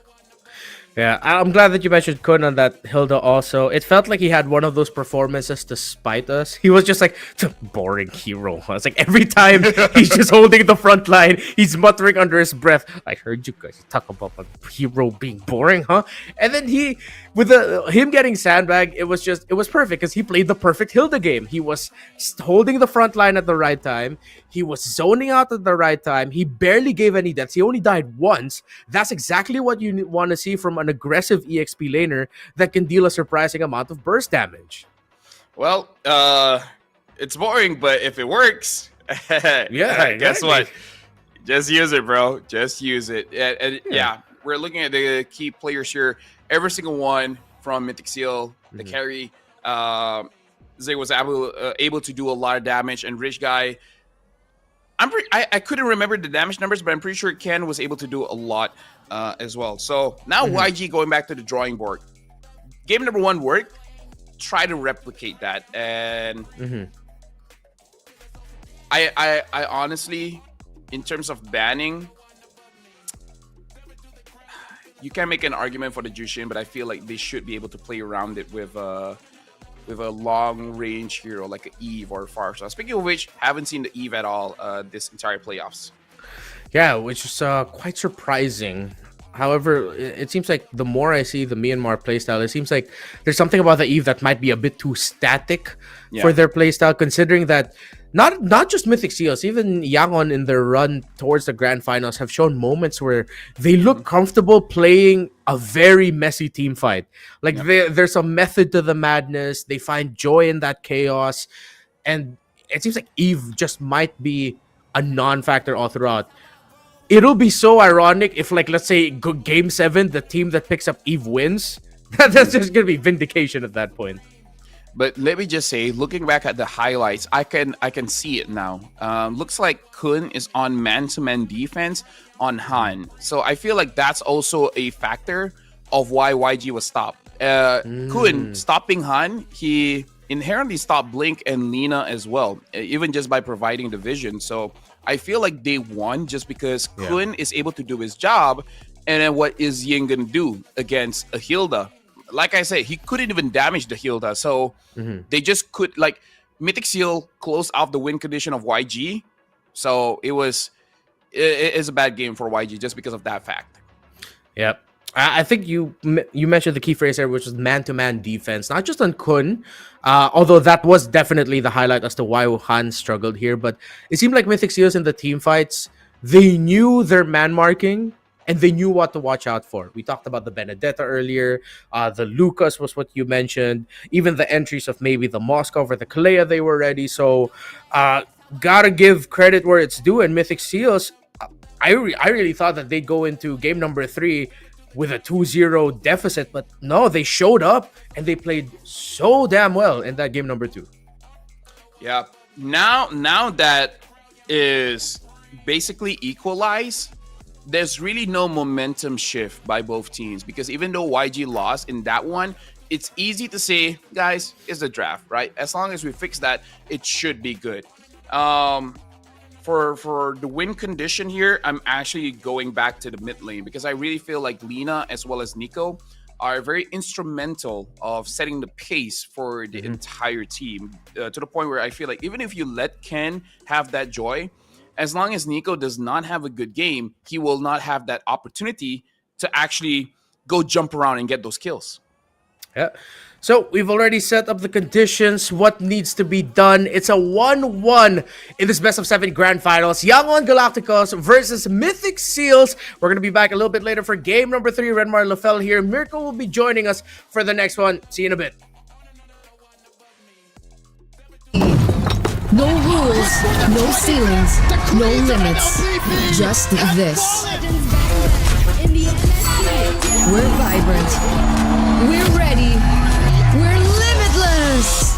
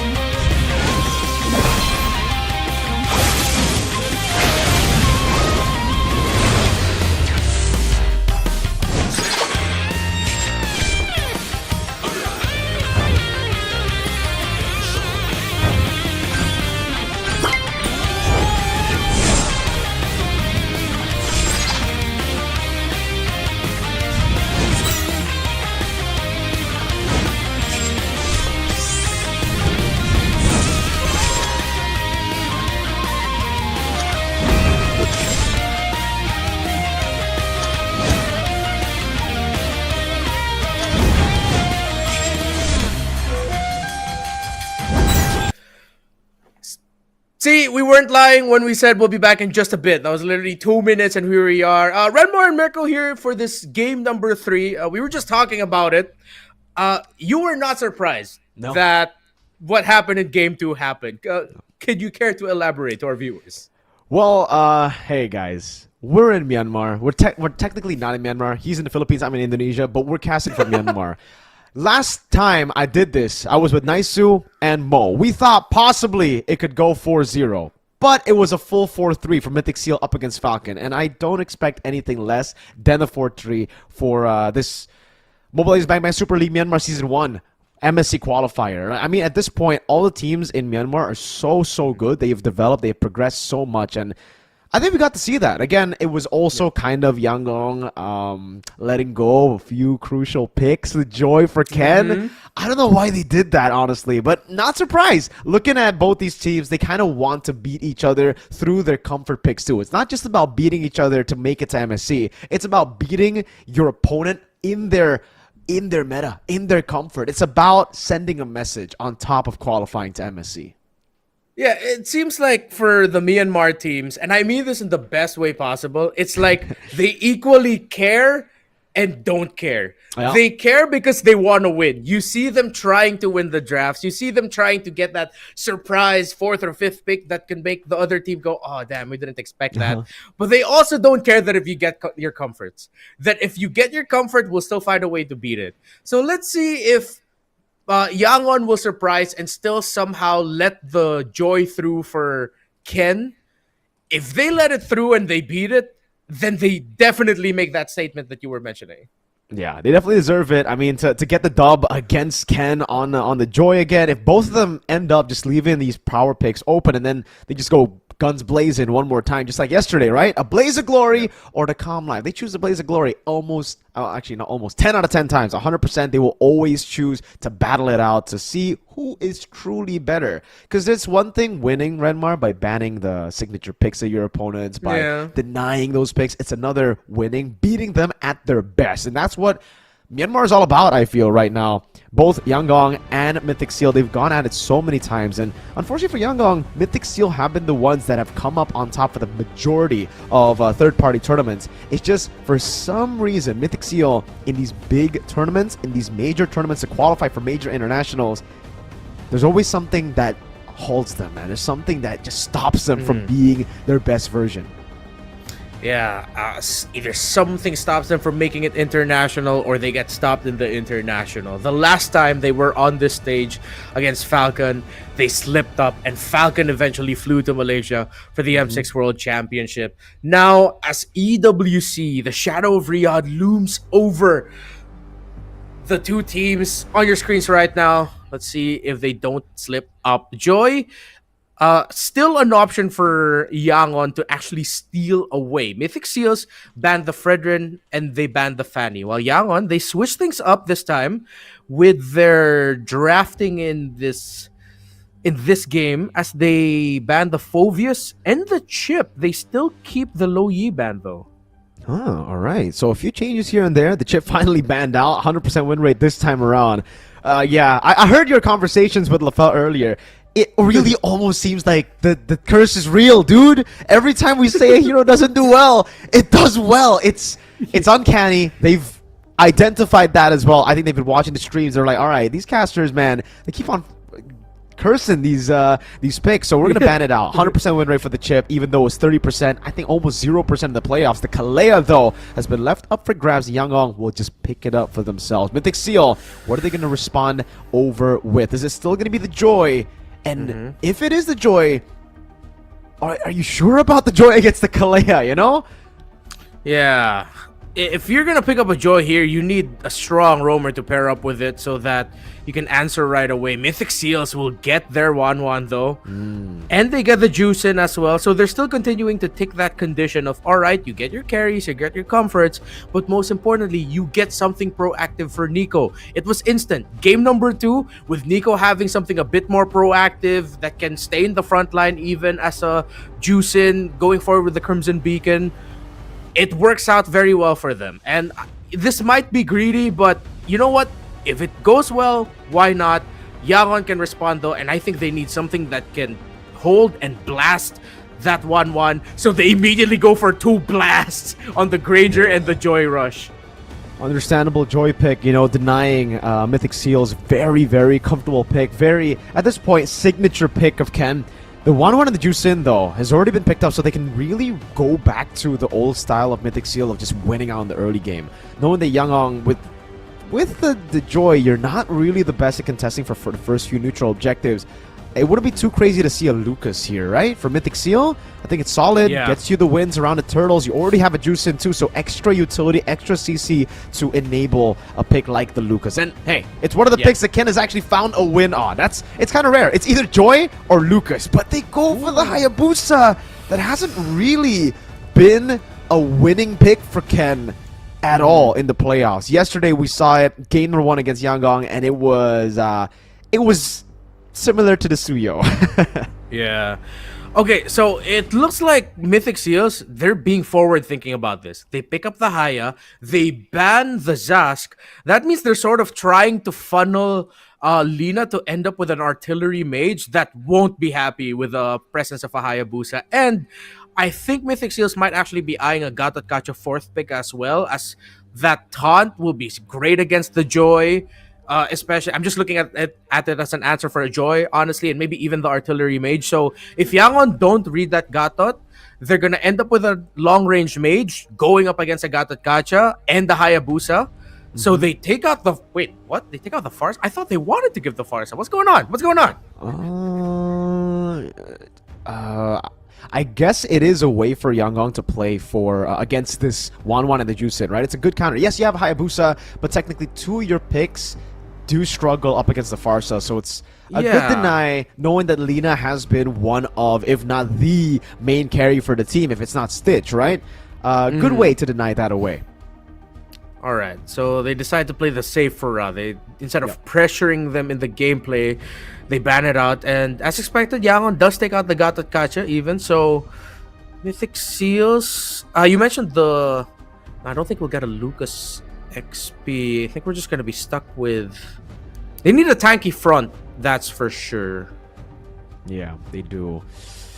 Young Oh, Baksha. They can go Baksha Rome if they want to. for Mythic Seal. Yeah. Okay, I think the Baksha works. It's okay against the Joy, but maybe, yeah, it's kind of tough right now. Maybe with the Badang and the Gatot Kacha banned out, do they want to just go Phobius, win out the XP lane, and just It's try to banned. win out early? Yeah, man, everything's been taken out now.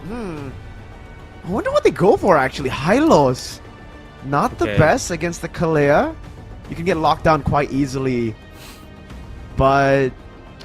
I mean, this technically gives the angle for YG to go for... Actually, you know what? It's fine. Even if YG go for CC, it's fine, I think. No problem. Yeah. If Yangon goes CC here, Mythic Seals can double up on a tanky front. They park the high loss in the EXP, and then the roamer. If they wanna go fast, Khalid might be too risky for them. Let's see.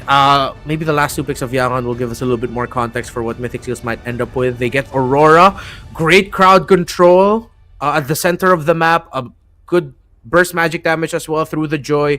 They even pick up a Baksha so that it provides some semblance of magic damage, a good utility.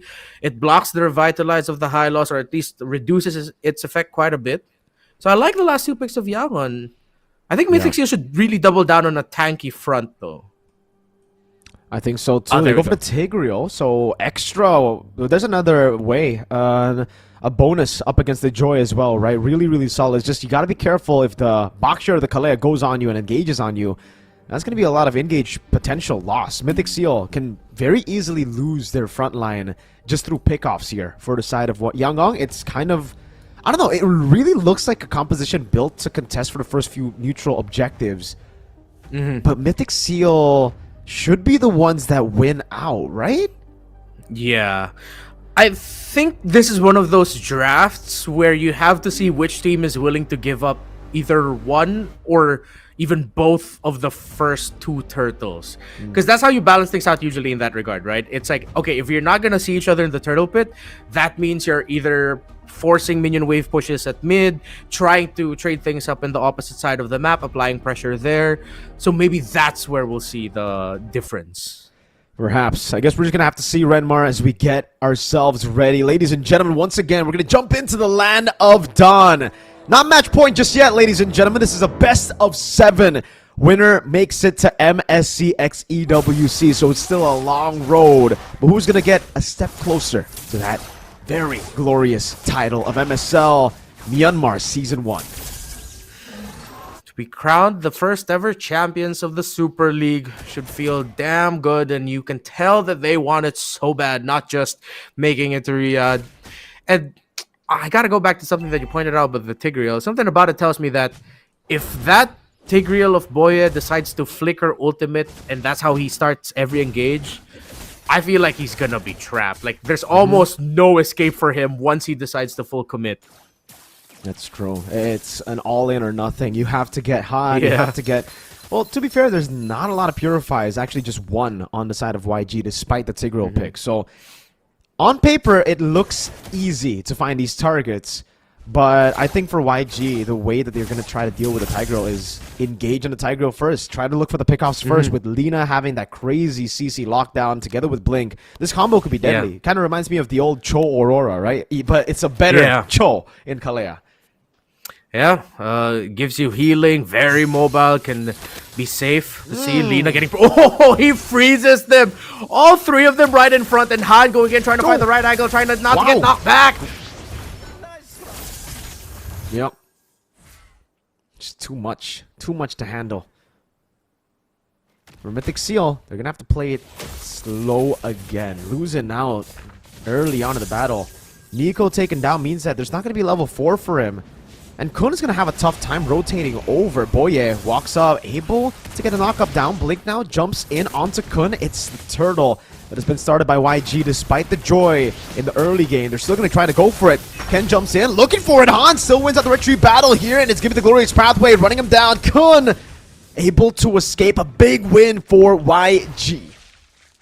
All right, that's exactly how you want to start things off. If you are Yangon, get that first turtle, get a kill to boot. And you see there the difficulty that comes with being a Tigreal in this situation, and with Lina being able to just, honestly, he can just focus on dishing out the crowd control, stopping the actions that Mythic Seals want to do.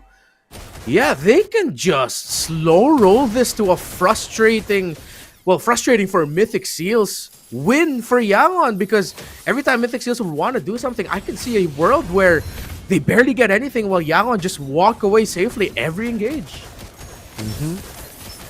Really tough there. I mean, at this point, it's YG who's going to take control of the game, despite the fact that Mythic Seal are the ones that kind of need that snowball.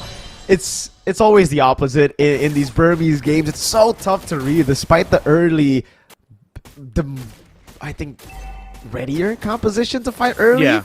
It doesn't really matter because YG's execution was just phenomenal.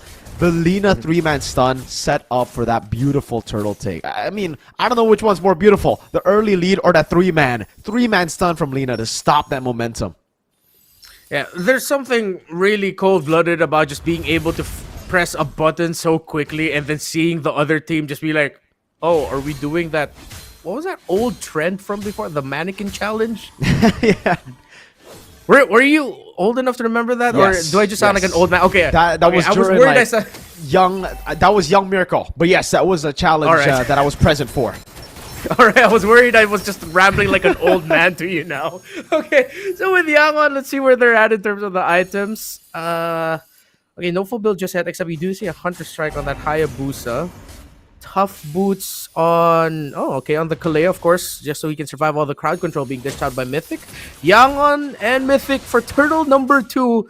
Ken and Han still both getting their buffs. Looks like they'll be here, though. Yangon starting things off. Mythic Seal, the ones contesting the turtle here. Ying holding onto it. Stitch in the bottom lane, trying to get some prio. Zippy Cutie going for the gold crab. It'll be taken by Stitch, but that's Sonata. Now Ying jumps in with the shield. Unity gonna be stunned up with the glorious pathway in the back line as well. Han, good position. Great tsunami slam to cancel on any threat of the retribution. And that was Kun. Even with the poisons, he can't escape. He can't soak in the bullets of Stitch. Picture perfect pick off by Blink. Ken blinked and he missed it, man. He couldn't even get the retribution off. Next thing he knew, he was just grabbed by Sakura in the air, gets blasted, and Yangon even get the tower in the middle. What we mentioned earlier about there being a possibility that Mythic Seals will barely be able to get something in fights, that's what we're seeing right now with how Yangon are executing. Beautifully done by Yangon. Again, Blink. Phenomenal stuff, man. Great targeting, reading the movements of Ken, just like he's a book. It's really, really smart by YG, and that's the reason in Turtle 2, it just looks so easy. Han also great execution on the Joy, amazing. The fact that he's able to get the full stacks, jump into the back, Stitch taking the gold crab away. There were no wins at all from Mythic Seal. Boye, oh, there you go. Tsunami Slam into the Frigid Glacier, not moving for an entire, 2-3 seconds. Oh, man. Yeah, no, this is 100% the Yangon Galacticos Mannequin Challenge at this point, with how Blink and Lina are playing this Kalea and Aurora together, and they're not stopping. Freeze again. Nico in the back, the Quad Shadow to secure the purple buff. Not successful. Ken forced to back away as the purple buff got stolen by Han with the retry, and now to add insult to injury, it's also the green camps being taken away from what we expect to be a winning matchup. But knowing Ken on the Haya, it's the same story as yesterday, man, losing against the Joy. Yeah, and we mentioned also one of the conditions that Yangon could do, which is like, okay, wait, Boya conceal is actually gonna find something good. The Frigid Glacier though cancels it out. Oh, great shove back, but still going to be the passive. Locking him down. Tsunami Slam from Blink, locking Ken down. Poisson's on Ying. He's just holding Ken. That's gonna be the shadow kill. That won't take anyone down. He'll fall to the music of Han, the electrifying beats, shocking him to his demise. We were just talking about it. Boy, you gotta feel so bad for this Tigreal. He's trying everything he can. Mythic Seals are doing everything he can, but if you can't get that Aurora down fast enough, if you even just get crowd controlled once, that's it. Blink is gonna jump in, find the catch. Han, Stitch are just gonna follow up with damage, and there's barely anything Mythic Seals can do. They haven't secured a kill, haven't secured any major objective in this game. Nothing. To make it worse, they might even lose another purple buff. We saw a 9-1 stat line in game number 1, Renmar, when the comfort pick was taken away. Stitch! Oh, my lord, Nico! Wow, just had to eat that up. Purple buff taken, just like you said, Renmar. And it really does seem like Mythic Seal, when they don't get their comfort pick on Ken, they're a completely different team. Boy, yeah. Spotted out all alone, isolated from the rest of the team, can't recall, and will be cut off by Blink. Boy, yeah, 0-3, gets an implosion that would have been a game changer had he had, I mean, if anyone was there to follow it up. Yeah. But it ends up being his 4th death of the game. Shadow kill? Ken? What? Tsunami sound? What was that? Bro, no, not like that. That has to be some tilt in there. That feels a little. That was a tilt moment by Ken. He tried to get Stitch down, but with the members of Yangon all close by, I'm pretty sure he saw that there was help for the Granger. He's slipping right now. I think Mythic Seals are already thinking about game number 4 at this point. Realistically, they have to, right? If they keep on staying in this game, I don't know. I don't really see a comeback angle here.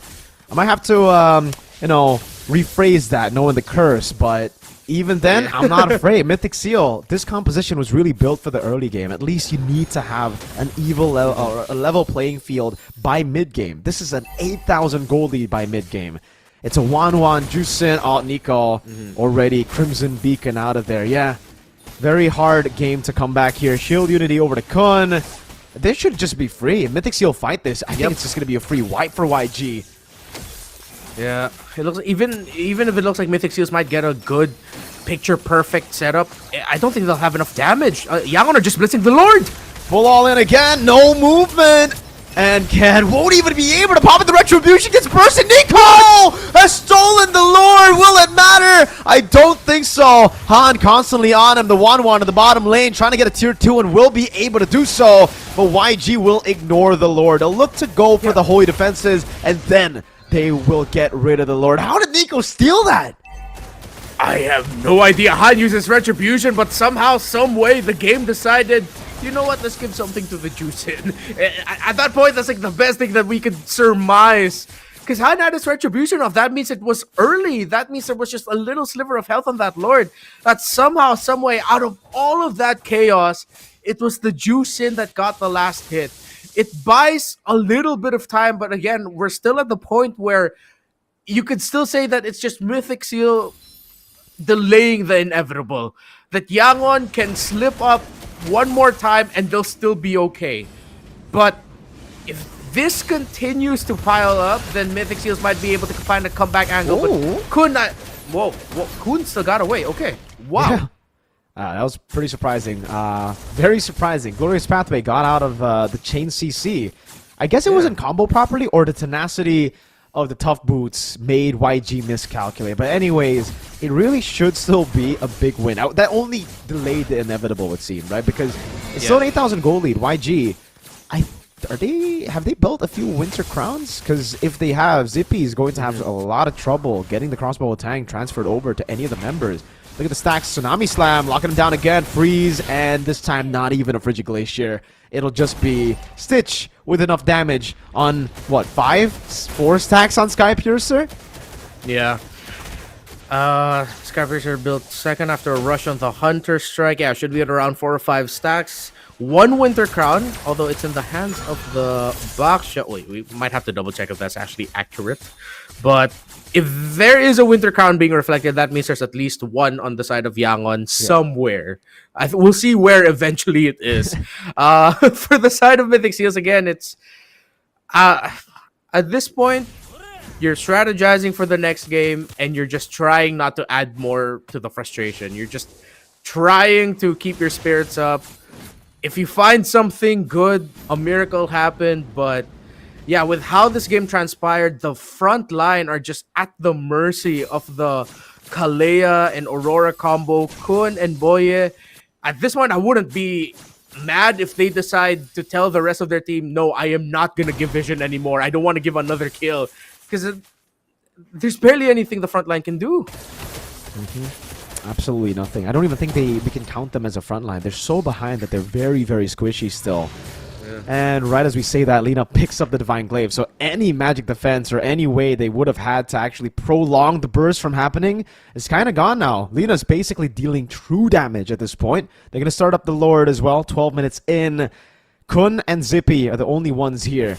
Mythic Seal, they got a bank on Boye getting a 5-man set at this point. That's the only way I see a win happening. 2 Death Sonatas and a few Rhapsody bullets. Got Nico up to half HP. A good stun from Kun, opening it up one more time. Let's see the conceal from the back, but Blink! Good read. Tsunami Slam, but no one's there. Everybody's gonna go into the other side. Frigid Glacier missing out as well. An all-in over. Blink there in the midst of it all, taking the damage with the Revitalize too. Ying taken down. Blink's gonna be following next now. Oh, 2 for 1. Stitch walking up, looking for the play, but he's all alone. This might be a mistake. Picked up Purify. Stitch able to escape. Ken has the quad shadow. Wind of Nature from Stitch to hold down that damage as Han deals with the Lord alone.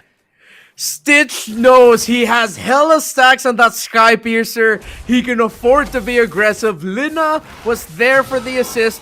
And most importantly, just when Ken thought he could finally get that Granger down, Wind of Nature activation meant that Stitch can just laugh and deal damage. Yangon, I think this is already going to be the end moment for them. 700 stacks on this Granger. Minion Wave's going to crash in at roughly the same time for them. A Lord past 12 minutes. If Mythic Seals still somehow hold on, it's a miracle. Let's see. YG already going for it. That's going to be the Lord. Marching down in the mid lane. Good shield unity. Catching him. Ken caught in the Frigid Glacier. Is still able to get out with the quad shadow, though. Slowly but surely taking him down. Boy!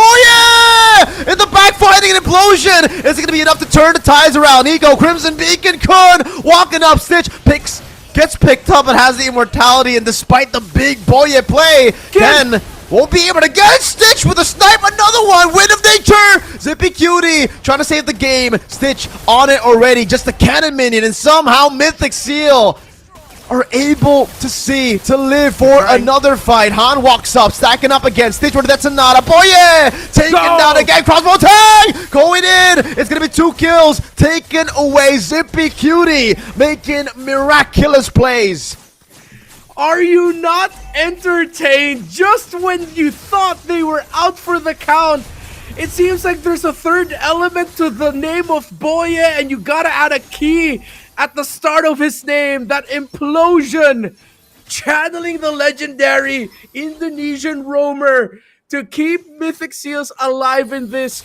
And of course, Zippy finally showing up at the right time on this 1-1. 4 kills, no deaths, 2 assists. The crossbow of Tang in the clutch. And Yangon are still in this game. When they were just about to end it, they still have to keep playing. And now you're thinking, what if this time the tilt and frustration are leaning towards Yangon?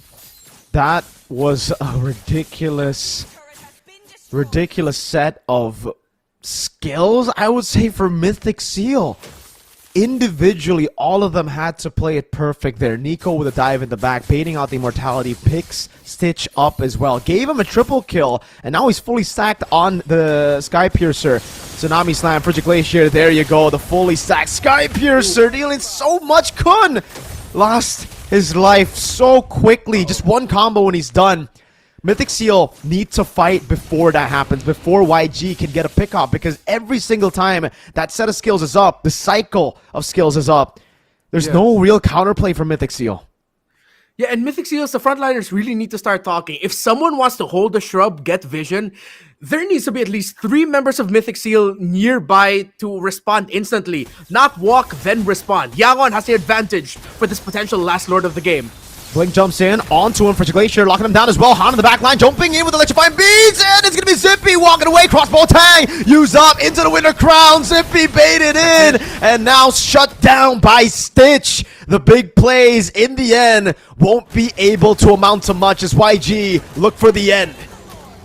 No tilt, no frustration. Yangon look determined. 5 versus 3. This looks like this is it. Stitch has the win of nature, even if they're able to somehow get close to Stitch. There's so many ways to counterplay. Shadow kill in the back. Han able to escape. Frigid Glacier in the base, trying to predict. Ken gets away to the quad shadow in the base. Stitch is still looking for the play, trying to get the kill. But YG, the rest of them, just want the base, the crystal that will be popped to give them 2-1 the lead in this series. Moments of hope there for Mythic Seals, especially in that second to the last big team fight, that big defense in the base. But in the end, it was just way too much resources, too big a lead for them to crawl back. All of the control on the side of Yangon, and the Kalea and Aurora setting things up. Now Mythic Seals is looking at that Joy thinking, wait, if we play the Joy really well, and they play the Joy really well, what's gonna happen now? Well, we're gonna see a lot more joys from Han. That's what I'm expecting, right? You want to take it away as much as you can away from Ken. Ken does amazing on the Joy, but for some reason on the Hayabusas, the Suyos, the other meta picks, we just haven't really been able to see the Mythic Seal Ken. We've just been seeing a random Ken going around on the Hayabusa again. I would say very underwhelming. Not to say that it was his fault. I think as a team as well, they just don't connect that well when they're put in a position where they have to win in the early game. They're much more of a mid to late game team for some reason. They always are able to make these comebacks happen. They're so slow at starting games, man. I think at this point, give them a composition that scales. Give them a composition that just looks to trade in the early game to play around their power spike mid. Yeah, and I think at this point we've seen enough that it's already a fact, because you have the Tigreal as one of the slowest roamers you have in the game, and then it seems like it just magnified the problem of Mythic Seals, where, all right, you have a slow-moving roamer, then suddenly they just cannot find any footing at all. Yes, gotta point out that the Tigreal was already dealt a bad hand, considering that he's up against a Kalea, he was up against an Aurora. Most importantly, that every time he'd get into position, even Kun on that high loss, they would just instantly get picked and blasted. Even when Yangon didn't have the lead, they knew that they can only do so much to us in the early game right now. They have a Juicin in the center of the map. The Hayabusa needs time. We have the Joy on our side. Okay, we can be aggressive, they can afford it. So yeah, I think now that has to be like the clear priority for Mythic Seals, wherein get something similar to game number 2 and the games that you've been able to shine in this playoff so far that can scale up relatively quickly. If not scale, at least trade far better in the early to mid game. Way easier said than done here. It really just seems so scary too, so difficult when Stitch is on a Granger. He is so good at playing in the back, but also knowing when to walk forward, knowing when to make those risky moves. Here in this game, it really also kind of reminds me of how brilliant he is in the itemization department, right? Firstly, 16 kills. We got to talk about that. Crazy. 16 kills in a game like this. It was a dominant game, yes, but it was dominant because of him. He was just precise every single time the Death Sonatas were landing, just like he had an aimbot. Last game he went War Axe. This game he went Wind of Nature. Just the little things, the subtle things here and there that he does on the Granger that elevate his play. Yeah, he was locked in right now. He answered the call of duty, and he looked like he was just playing Modern Warfare in the Land of Dawn with how locked in he was with this Granger. Everything he was just able to make work, and even those pokes were one of the reasons as to why the front line would melt. And if it's not the front line, he would even find those angles where Nico's like, all right, I'm here to... Nope, I'm not here anymore because I gotta go back. The Granger peppered me enough. So it's not that Mythic Seals has to ban the Granger, but more so that they can't end up with a draft where they cannot reach Stitch comfortably. They need to have someone, not just the jungler, not just one hero, but at least two options, so that you break the formation of Yangon, so that Stitch isn't comfortable. How do you do that though, right? Yeah. Right now, the thing is, they've only ever done well on the for Ken on the Joy. Sorry. So, what do you do to enable or to get that pick? Firstly, it really comes down to how they get the Joy. Do they just first pick it at this point? Because I think they did have an angle to pick it up early, right? But they would have had to play it against the Kalea. That's the problem. You at least have a blink in the Hayabusa. On the Joy, you're even easier of a target to lock down on the Kalea. So it's kind of a forced error anyways. You either play a hero that you're not as comfortable at, or you play the Joy and you're up against one of the main counters to it. Yeah. Whatever the adjustment will be here for Mythic Seals. Now, similar to how we felt going into game number 2, now going into this game number 4, it's an even stronger feeling, because this game number 3 loss was considerably worse than their game number 1 loss. It's so strange that it seems like I saw 2 different versions of Mythic Seals. The Mythic Seal I saw in game number 2 doesn't feel like the same Mythic Seal as this game number 3.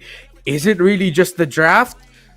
I feel like there's a universe where this game could have been much closer, but it seems like the disconnect was strong enough that it just magnified the draft loss. I'm on the boat of this 100% could have been a much closer game heading into the mid game.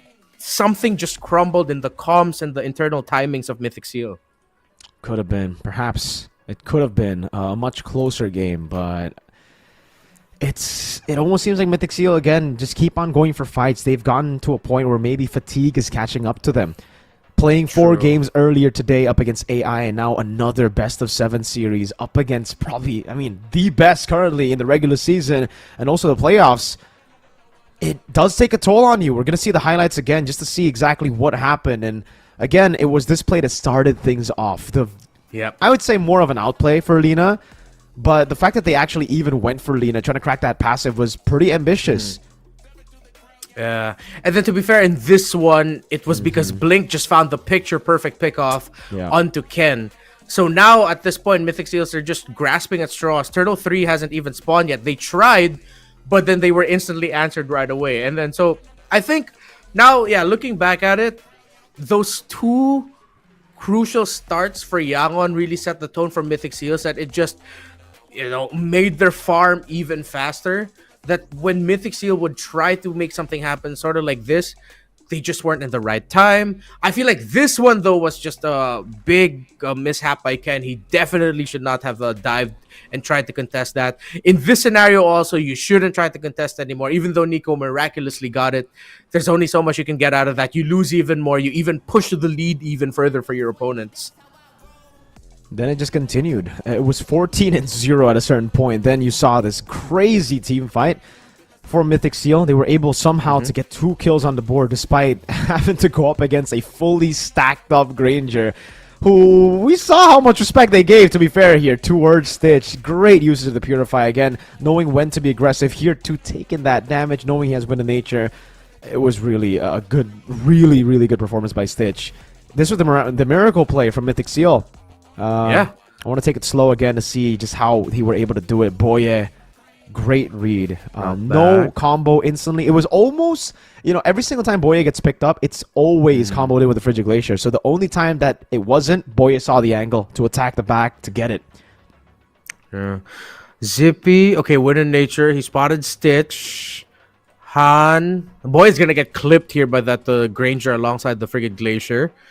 Was able to get the crossbow tag off. It's a crossbow tag, and at this point, Stitch didn't want to risk it. If they gave a wipeout and he got killed, that's hella resources for Mythic Seals, because it ended up being a perfect game for Stitch in the long run. And this one, it just felt like Yangon at this point, they were no longer surprised. They had the better positioning.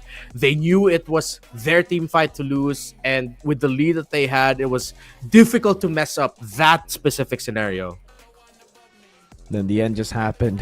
Good reads there. Trying at least. There was an attempt for Lina to catch Ken with the quad shadow, but Blink was able to get the knock up too, so it was kind of missed time. I think Ken would have jumped there and would have been a kill if Blink didn't walk up and, you know, use skill 2. In the end, though, a game is a game. It doesn't really matter if they got the kill on Ken or not. It was already over at that point. I think I'd go as far as to say that Turtle 2, it was done. When Blink found that pick on Hayabusa on Ken, it was done because they kind of needed Turtle 2 to go in their favor. If not, the gold lead, the snowball would have been too much, and that's what we saw.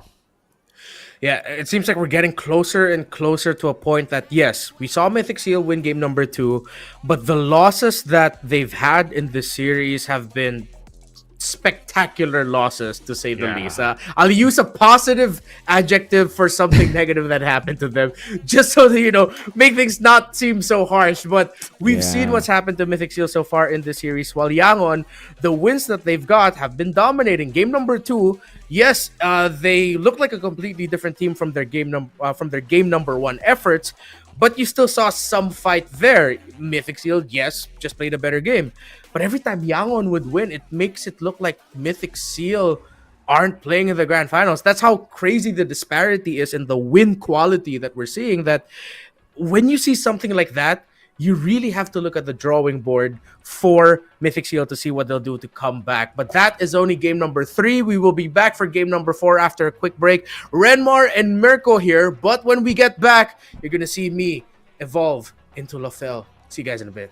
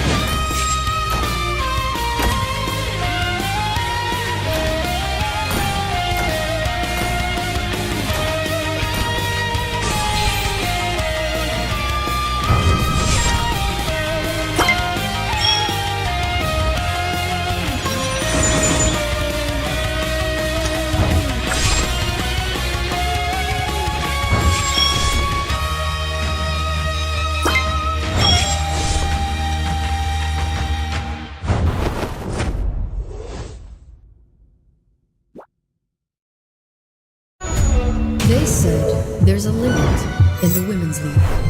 In MWI, we say limit? Watch us bounce from the MWI queens everyone knows, to the stars who came out from nowhere, to the ultimate champions. Now, MWI is expanding greater than ever. Turkey, EECA, Africa, Mongolia, and beyond. We're stretching the map wider. MWI, where dreams get louder. This isn't just a tournament. It's your passport to the world stage. A spotlight for women in the EWC. No rules, no ceilings, no limits. Just this. We're vibrant. We're ready. We're limitless.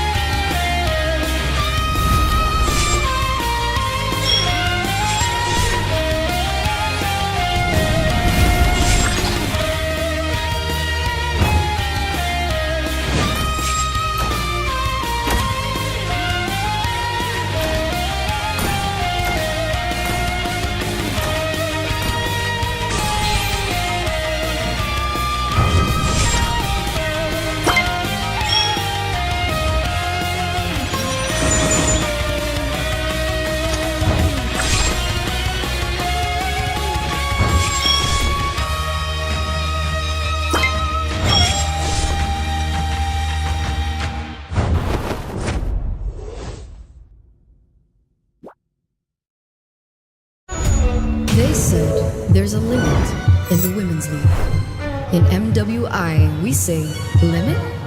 Watch us bounce from the MWI queens everyone knows, to the stars who came out from nowhere, to the ultimate champions. Now, MWI is expanding greater than ever. Turkey, EECA, Africa, Mongolia, and beyond. We're stretching the map wider. MWI, where dreams get louder. This isn't just a tournament. It's your passport to the world stage. A spotlight for women in the EWC. No rules, no ceilings, no limits. Just this. We're vibrant. We're ready. We're limitless.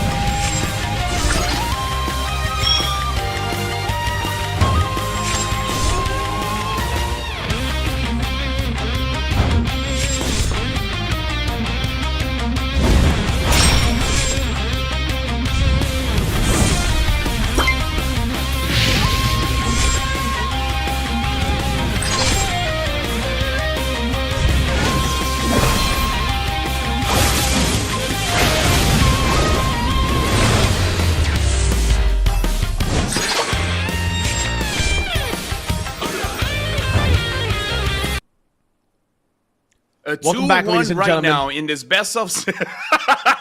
LaFell trolled the hell out of me, man.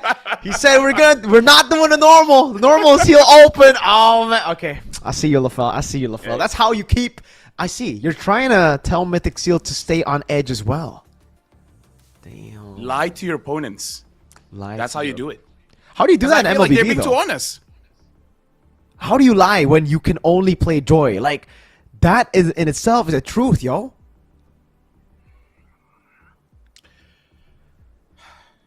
Maybe there's one other damage dealer in the jungle that Ken can use. Maybe the Harley. Well- Maybe the Karina.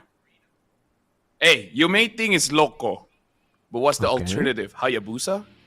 Oh. Because here's the thing. I do have to say this. Mythic Seal, I feel like they're drafting themselves into trouble.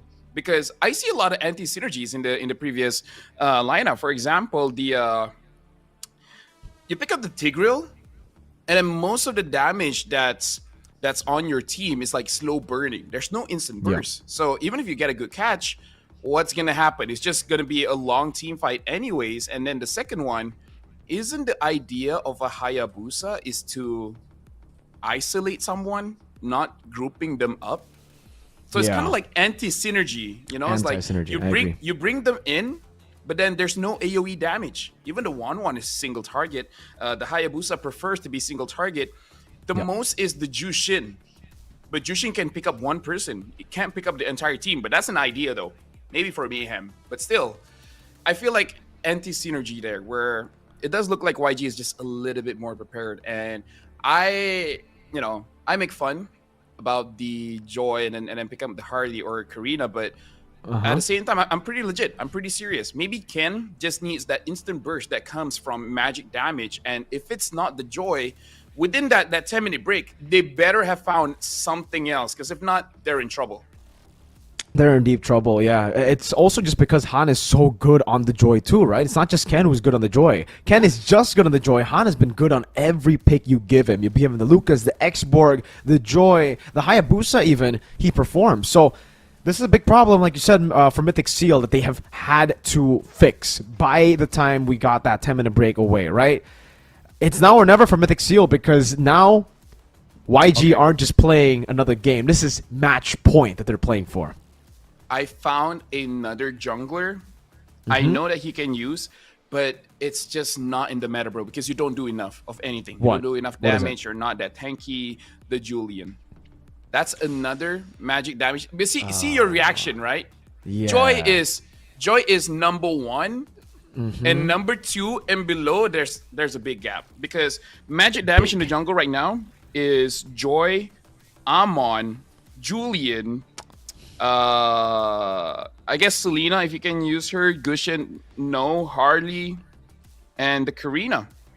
And if you want to go with physical burst, there is the Nolan, which deserves a shout.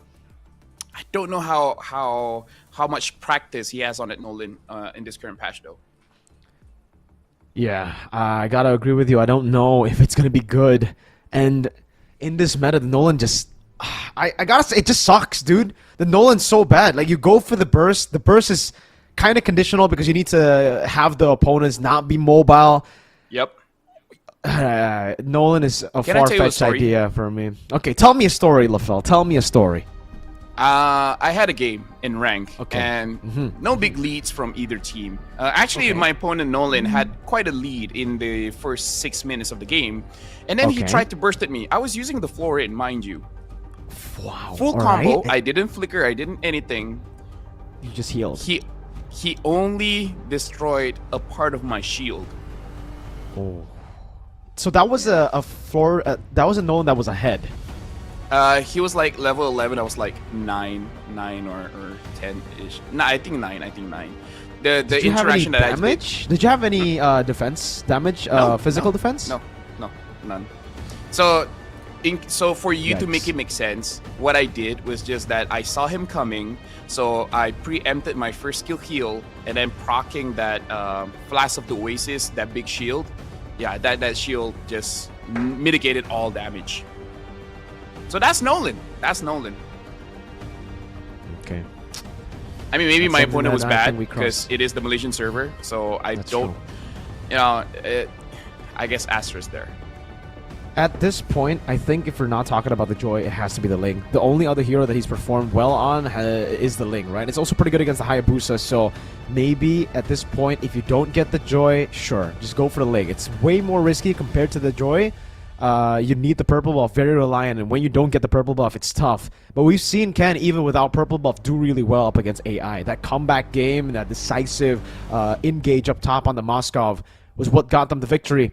And right now, it's time to show your cards. You can't be hiding anymore. It's game time, man. It's match point, almost, for YG. I played with Ken before. We played with Ken before. And I can read a bit of his mind. In this situation, you know what he wants? He wants a Natalia roam. He wish he has that right now. Naomi in Rome. Yeah. Imagine like he had this conversation with boys like, hey, I know this is a bit of a stretch, but can you use Natalia? Because I feel like if someone takes the attention away from him, even with the Hayabusa or the Suyo, I feel like he can make work. Let's see. We're going to jump into the drafts. Again, same template for Mythic Seal on the blue side. Fanny and the Fredrin banned out. Man, it's really strange to see that... First pick Joy. Do you want a first pick Joy if the Harith is left open? Hey, then ban the Harith. Let go of the Baxia. Who cares about the Baxia? First pick Joy. If Ken is amazing only with the Joy, what else are you gonna do? First pick the 1-1 again? Yeah, the 1-1's gotta go, by the way. Even though it's come clutch, a lot of times it's not that good. It doesn't guarantee them victory. So far, the Joy is more of a guarantee. At least Ken is on a comfort pick that can enable everyone. So I gotta agree with you. The Harith already banned away, but YG can very simply use the Dark Arts, which is ban the Joy. The bans, man. Like, What if that happens? Then what? how many mythical nights that we practice the dark arts to have 3 bans? Back in the day, Mirko, it was just 2. It was just 2, bro. Dark days. But now the Louis gets banned out. Joy. 1-1 is great. I get it. But give Ken the joy. He can 1v5 at one point of the game if he's far enough hit. All right. Let's see. Mythic Seal. What are they going to pick here? Blue side. Thinking about it. They gotta think about it because the what's left open? No Loi, no Kalea, no Chip. It really seems like it's obvious right now for the Joy, right? Later on, maybe they could see Kimi. There you go. Joy first pick, and then YG take the 1-1 away. But then ZP gets the Granger anyways. Yeah. I don't think pick the 1-1. I think at this point. Oh, I was thinking more Phovius, right? Try to stop the Joy early on. Try to win in the early game. But yeah, the Badang works too. Badang is a pretty solid choice. And Jushin. Phovius. I am not the biggest fan of Jusin currently. I think Phovius and Granger make sense too. Yeah, I just feel like Zippy can have that 1-1. It really isn't that big of a deal. They do pick up the Granger, as you said, and then the Phovius. Reading out the draft a bit better here. Mythic Seal. I want damage coming from Nico. He might get that Jushin again, but I'm actually preferring either a Valentina or a Farsa. I agree. Coming in from Nico. I agree with you. I think the Valentina should come through here for Mythic Seal because for YG, this is the old and gold setup of just picking up Lucas last pick in red phase or red side, and Mythic Seal won't be able to respond with the Valentina if they don't pick it up here. 1-1 Valen. Do you want to go 1-1 and Joy against the Phovius though? Gives him so he stacks the passive so fast. Ying ain't that great on the Phovius. He is not great. He's a Mei Ying, Jusin, and Badang. They don't go for the 1-1 Lafel. They go for the Badang and the Jusin and no Valentina. That means YG. They can either go Farsa, which is a riskier choice. I think just go for the Lucas. I think this is going to set them up for a lot in the early game. For that first few turtles, it almost seems like a sure win with a Phovius plus Lucas. And then they can go Matilda later if Mythic Seal don't ban it. Oh my god, I'm sure they will ban it. I'm sure they will ban it. Don't say that, man. Hayabusa is still up if they do want that as well. Hayabusa hasn't been True. banned yet. Yeah, because the junglers, there are a lot of picks here. Oh, they no. do pick up that Lucas. And at this point, I feel like YG banned the Irithel, and then after that, it should be good. Yeah. Maybe they can even deal with the Irithel, honestly. Yeah, YG. 2 or 3 blade armors and is good. I think at this point for YG, just ban Irithel and Moskov, right? Two of the MMs that can actually deal with YG. The 1-1, no problem. I think the Phovi is going to have enough with the Lucas to deal with that, and the Granger as well. A lot of kill pressure in the lane itself. And then YG can also still go for the Farsa. If this is a Matilda Farsa, I'd say this is a perfect draft for YG, and Mythic Seal are going to be in for a lot of trouble. But YG decided to go for this safer route, taking away the good matchups against the Phovius, which is the CC. Yes, the glue also comes to mind when we're looking at this kind of composition. Mythic Seal, get rid of the Kimmy. So, Mr. Lafel, the Matilda is still... Hey, no. Oh my god. There's no way. Like, they themselves have felt the wrath before, okay? Hold your horses, Mirko. Oh my lord, even if you don't have horses, just hold it. Hold it. I have liquid in my region. That's a horse. All right. YG banned Irithel, Mythic Seal ban. Oh, they banned out the Hilda. Okay, respectable. And now you ban the Matilda. Okay, relax. It's gonna be a quick ban. They won't even think about it. Hold on. They won't even think about it. There's no way. This is the grand finals. Oh, Mirko. If YG wins this one, it will be match point. All right. A match point. They're thinking about it, Lafel. They're thinking about it. They're taking this time to discuss like, okay, what's the next pick, etc., etc. They already know they want to ban out the Matilda. They're just discussing what's the 4th and 5th pick. All right, relax. They're using the time wisely. This is what a good coach does. Mirko. should use be as the much Gatot time Kacha. as you're using as much time as you can to ban out the Matilda. Okay, relax. Okay, okay, I'll believe you. I'll trust you on that. I think the Gatot Kacha is a solid choice. Oh, Sask! They ban out the Sask! Oh, free Matilda YG! They can do it right here. Lucas, Phoveus, and the Matilda Mythic Seal are gonna have to commit to the Gatot Kacha. Oh man. And If the they don't pick gold up the lane. Matilda here, they're trolling. I mean, to be fair, yeah. They can still just go for the safe Farsa pick before that. Again, it's a really, really good pick up against the Juicin. They're thinking about And it. possibly the Irithel later that they're expecting. So, let's see. What is it going to be? They're also they're taking a while right now. It's kind They're of just wild looking if for the it's hero. not a Matilda, They're looking right, for the hero, LaFell? okay? Like, They're- this looks they're like a looking for it. very... Did they forget about Matilda? No, they're looking for. Okay, they're searching. It's like, yo, where is it? Is it Oh. in tank or support? Faramis, not Matilda, but not. But bad. that's a And setup for actually- Matilda, LaFell. That's a Faramis Matilda. That's also... Yeah, that's, okay, that's pretty listen, good. listen. Either ways, even if they don't pick up the Matilda, I think it's still fine. And the Faramis deals with the 1/1. So this is Alright. also another thing. It was like, okay, Mythic Seal. Like basically they're target banning heroes. Now they're just target banning Zippy here. Well, now it's just the Irithel, right? I feel like the Farsa would have been the safer choice because it does good against both 1/1 and the Irithel. Now it's, yes, better against the 1/1, but there you go, Gatot, and show me the Irithel. Show me the Irithel. Give me that 100% right here. Boom, Beatrix. Which actually wouldn't be that bad as well. If the front can hold, yes, it'll be very, very solid, actually. I think... Huh? Oh. I'm not feeling this Moskov though, not gonna lie. Not feeling this Moskov. So, do we... Oh, go I actually read Matilda? chat and people did say that they could have gone Valentina EXP.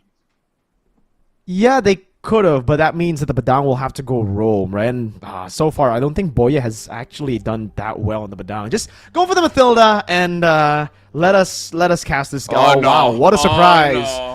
Oh my no. god, dude! Oh, no. Like that was that not the most Oh, obvious no. Matilda pick in your life? I have never seen a pick so obvious. Oh my Dude, lord! when I say oh no, it's not that I don't see it, it's that I see it and then it happens. No, yeah, How exactly. did YG get this draft? How did YG get this draft, bro? That's what I'm saying too. Isn't that the most obvious pick ever? Oh, they were overthinking for sure. They were overthinking about the Zask, about these picks in the mid lane, that they completely forgot that there was a no way pick. You know, there's a no. Oh my. Okay. Matilda, Okay. Faramis, and this comp. How This is how many times do you have to kill the Lucas or Phoveus? Like how many times? you start the game with a 0-2 Phoveus and 0-2 Lucas, and you win. All right. If you stop them early game from doing what this comp can do, then yeah, you have a chance and you can actually scale to mid to late with a Moskov and Joy. Maybe I'll play YG. But if YG win first two turtles, back it up, Unk. All right. We got to look at this here. Get the Phoveus 0-2. Get the Lucas 0-2. Because if not, this is YG's game to take to match point in this best of 7. Coming into this draft, it's going to be an uphill battle for Mythic Seal. But can they do it? A tough batter, definitely. LaFell Han Hey, on shut the up, man. orange buff.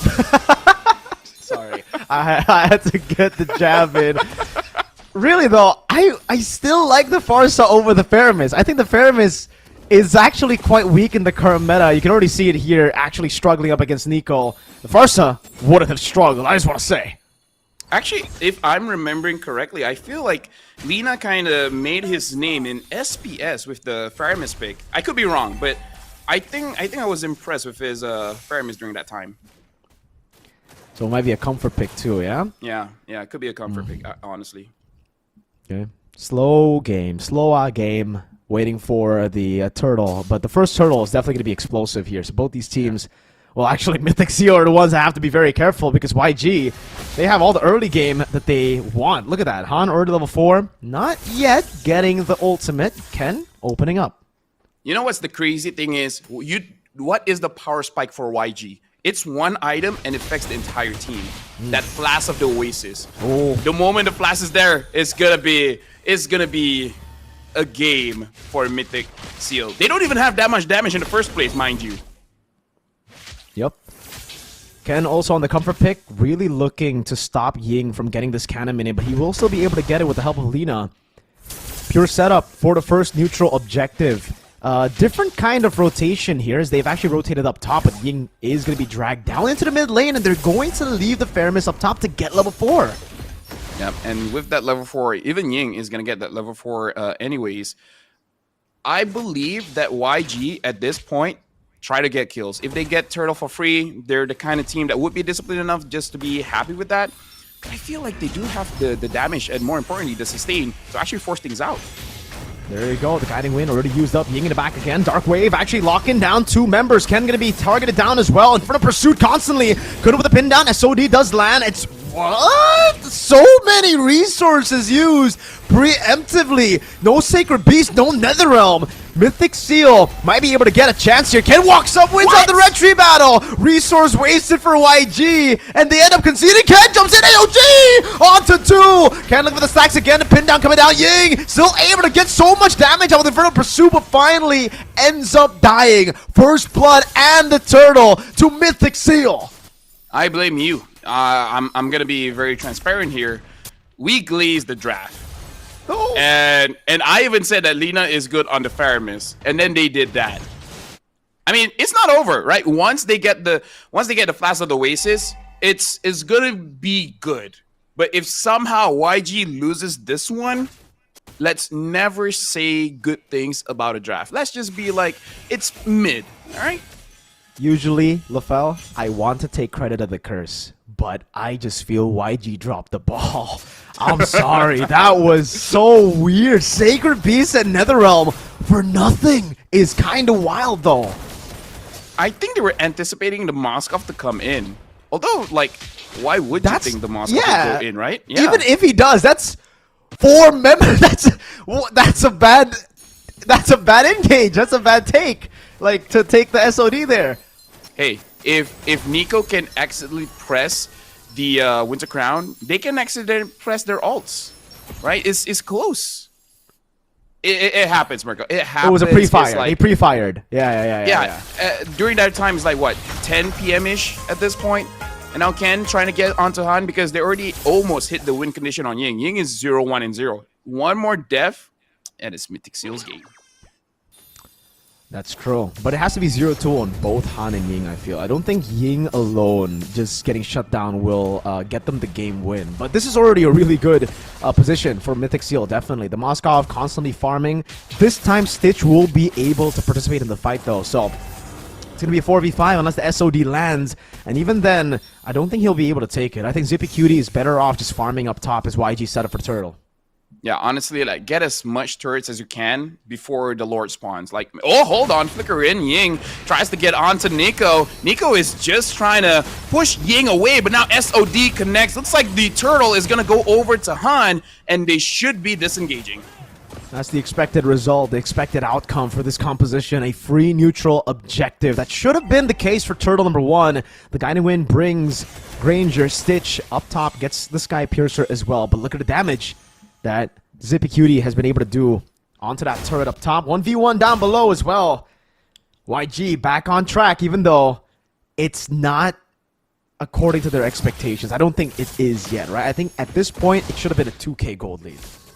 Yeah. Maybe as well, they just don't have a lot of practice with this draft, because let's be real, Mirko. How do you get this draft, right? So maybe this is Mythic Seal's idea. It's like, hey, it's a strong one, but I'm pretty sure they don't have practice with it, because who would let this composition go? So maybe that's their idea, right? They don't expect to get the draft, so you give it to them. Overload your opponents with the meta as you go for comfort. I like that. I like that. That idea. That could work. Could also be really, really bad. But so far, it's working. It was working for Mythic Seal. Couldn't able to hold up top as well. Hey, Mythic Seal, like, you know the gamble, right? It's not just in the gameplay, it's in the drafts as well. So far, not looking so bad. I say that with caution because it ramps up. This draft definitely ramps up. If Zippy Cutie can have a similar game like Alita, the start of the day, hey, they could make it work. They could. I'm not going to give too much hope, but they could. LaFell, Alita lost that game though. He had an but still, amazing individual performance. But yeah, I get what you mean, man.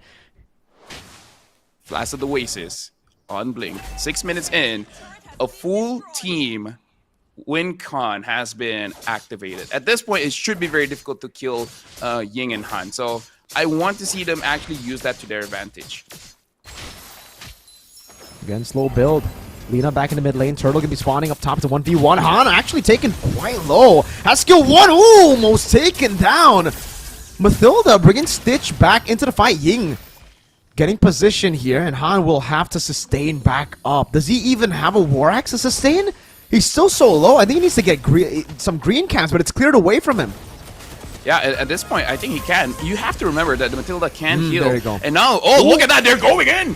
Got to win in the Circling Eagle onto Boye, but it's only onto Boye, and they've already wasted the Sacred Beast form. Zippy Cutie, meanwhile, the mid lane will get a turret for free. One last shot on the cannon minion. Good clear from Stitch. A Shadow Stampede, but Kun back as that's going to be Ying jumping to the Infernal Pursuit. A jump into the back with the AOG as well. Now the run for Lina to find Beast onto the back again, and good night, Han. It's going to be the SOD to the back as well. Stitch going to be caught. Lina caught in the tough spot too, has the guiding wind to escape, and somehow Mythic Seal again win out in the battle. No more analysis for this one. Let's just talk about the draft, how Ken is able to get the joy. Like, let that be the analysis. Give Ken the joy, and then GG, easy win, no competition, going to Riyadh, MSC, heck, you might even go to MWI as well. Right now with 2,000 gold lead, around 1,800-ish, but still Mythic Seal is looking pretty good. YG trying to get as much advantage as they can in terms of the farm. Now Ken having that Holy Crystal is going to be trouble for YG. Oh, the pickup. Blink getting pinned down by both the Spear of Misery and a Fist Crack. Down below, a free turret, and YG have lost that early game lead completely. Ken almost with the assassination. SOD! Zippy Cutie! Pulling out the SOD, gets the DHS at 8 minutes as well.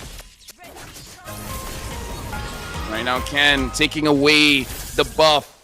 This is almost 4,000. At this point, YG has gotten the side lanes under control. So now the situation on the Lord later on is going to be much cleaner coming in from them. Kun having the Oracle is just trouble because the shield is going to be bigger and, more importantly, a lot more cooldowns, making it so that it's going to be easier for him to actually engage. Now he's even pulling off the Nico, showing up with the recalls. Spicy moves by the team again for Mythic Seal. Every time they're in the lead, they have this much confidence, and at this point, we just have to talk about the joy. It really is just about the joy for Mythic Seal. The joy pick elevates not just Ken, but everyone in the team. When Ken is doing well, the team is doing well. He makes the moves happen for the rest of the team to be enabled. And for YG, you might be right on that one. They might have gotten the better draft. They might have gotten the most meta draft currently. Actually, I don't like the Paramis, but it's pretty good still. They just probably don't have a lot of game time on this. Yeah, like you said, they don't have a lot of experience playing this composition, because who in the right mind, usually in the scrims even, would let this go? Yeah, because here's the thing. Ken is not just using the joy as a hero. Joy is an emotion, and joy is a battery. And now Mythic Seal, all they needed was just a good battery. And now the Lord looks like is going to get taken down. Han is going to try to contest it, but Ken still able to get that Lord. Nico, everyone else coming in from Mythic Seal is going to disengage. And this is just one of those days, man. One of those days. Like, even one of the best Fanny users in the world, they have one of those days where they haven't played a Fanny for 3 years, and then they get it, and then they just get rusty. It happens. It happens. Free Lord over to Mythic Seal, 4,500 gold lead, and YG's composition, that win condition is completely gone. At this point, it's just a slow roll from Mythic Seal. They're really just rising to their item power spikes, and they're going to outscale YG very, very soon. Stitch is the only guy that can make this composition still work by scaling into the late game. And this is also the reason why I would have preferred something like a Farsa over the Faramis in the mid lane. If you fall behind, there's no plan B. Your plan B just becomes Granger. If you have Farsa, at least it can be Farsa and Granger. More dimensions to play with. And now, they really just become slow build. Shadow Stampede not even landing there. And they will be able to get a few waves in towards the base turrets. Lord of the bottom lane shoving in already. Getting the charge down too. Just a bit of damage over with the Holy Defense procced. Okay, right now we're looking at the minions down bot, pushing in, but Mythic Seal, they're not really forcing it out. Mirko, if you get this draft and you still lose, isn't that like just nail in the coffin, never letting this joy go?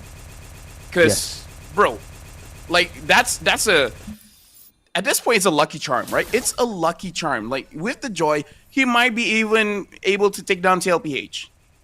Oh. Too far? Too far? Maybe, maybe yes, right? though, right? Who knows? Right, maybe. We don't know. They'll have more of a chance than if Ken goes Suyo or Haya. That's for sure. I'll give you that one. Purple buff contest. Going in. Has the guy to win. Ken's just gonna walk up into everyone. No one's there to really punish. Electrifying beats and the retribution. Clean steal for the purple. Yep. In terms of the gold lead, 6,200 gold behind here for YG. At this point, it looks like they listen to our conversation, and Ying and Han is trying so hard not to go 0-2, but with the cost of not really doing anything in terms of damage here. Looking at Lina having the glowing one as well as the lightning truncheon, you do have enough damage, personally for me, but it's not too bursty and it's not continuous enough. So whether Han actually gets a good flash combo is really the answer of them winning the fight or not, because Ying can zone all he wants, but Han needs to deal enough damage to just threaten them a little bit. Lina splash damage and then let Stitch finish the job. If Han doesn't work, the entire composition no longer works. Okay, Ken walks up. Electrifying beats. Oh, Lina forced to take the guiding win. Oh, my damage! Ying obliterated Lina with the late Nether Realm, and I think it's kind of cooked. You can see Nico and Kun recalling on the corpse of Ying. No Mei Phobius today. Yep. I mean, as long as it doesn't become like yesterday, it's good. I think like they understand, like, hey, you guys got a very good draft and you're losing. Rookies, man. I think that actually might be the case for Mythic Seal. They're just looking at it and they're like, what the hell? Well, you guys can maybe ask the AI on the Infinix AI Infinity phone, the Note 50 series, to find a reason. To find a reason and to find the solution to how YG actually lost the first turtle with this draft.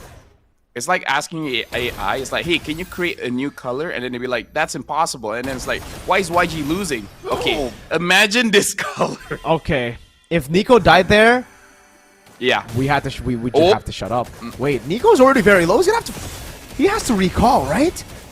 There's no regen on him too, no revitalize. This ends up being a pretty useless lord, but we'll see how they're able to utilize it still. They're shoving bot.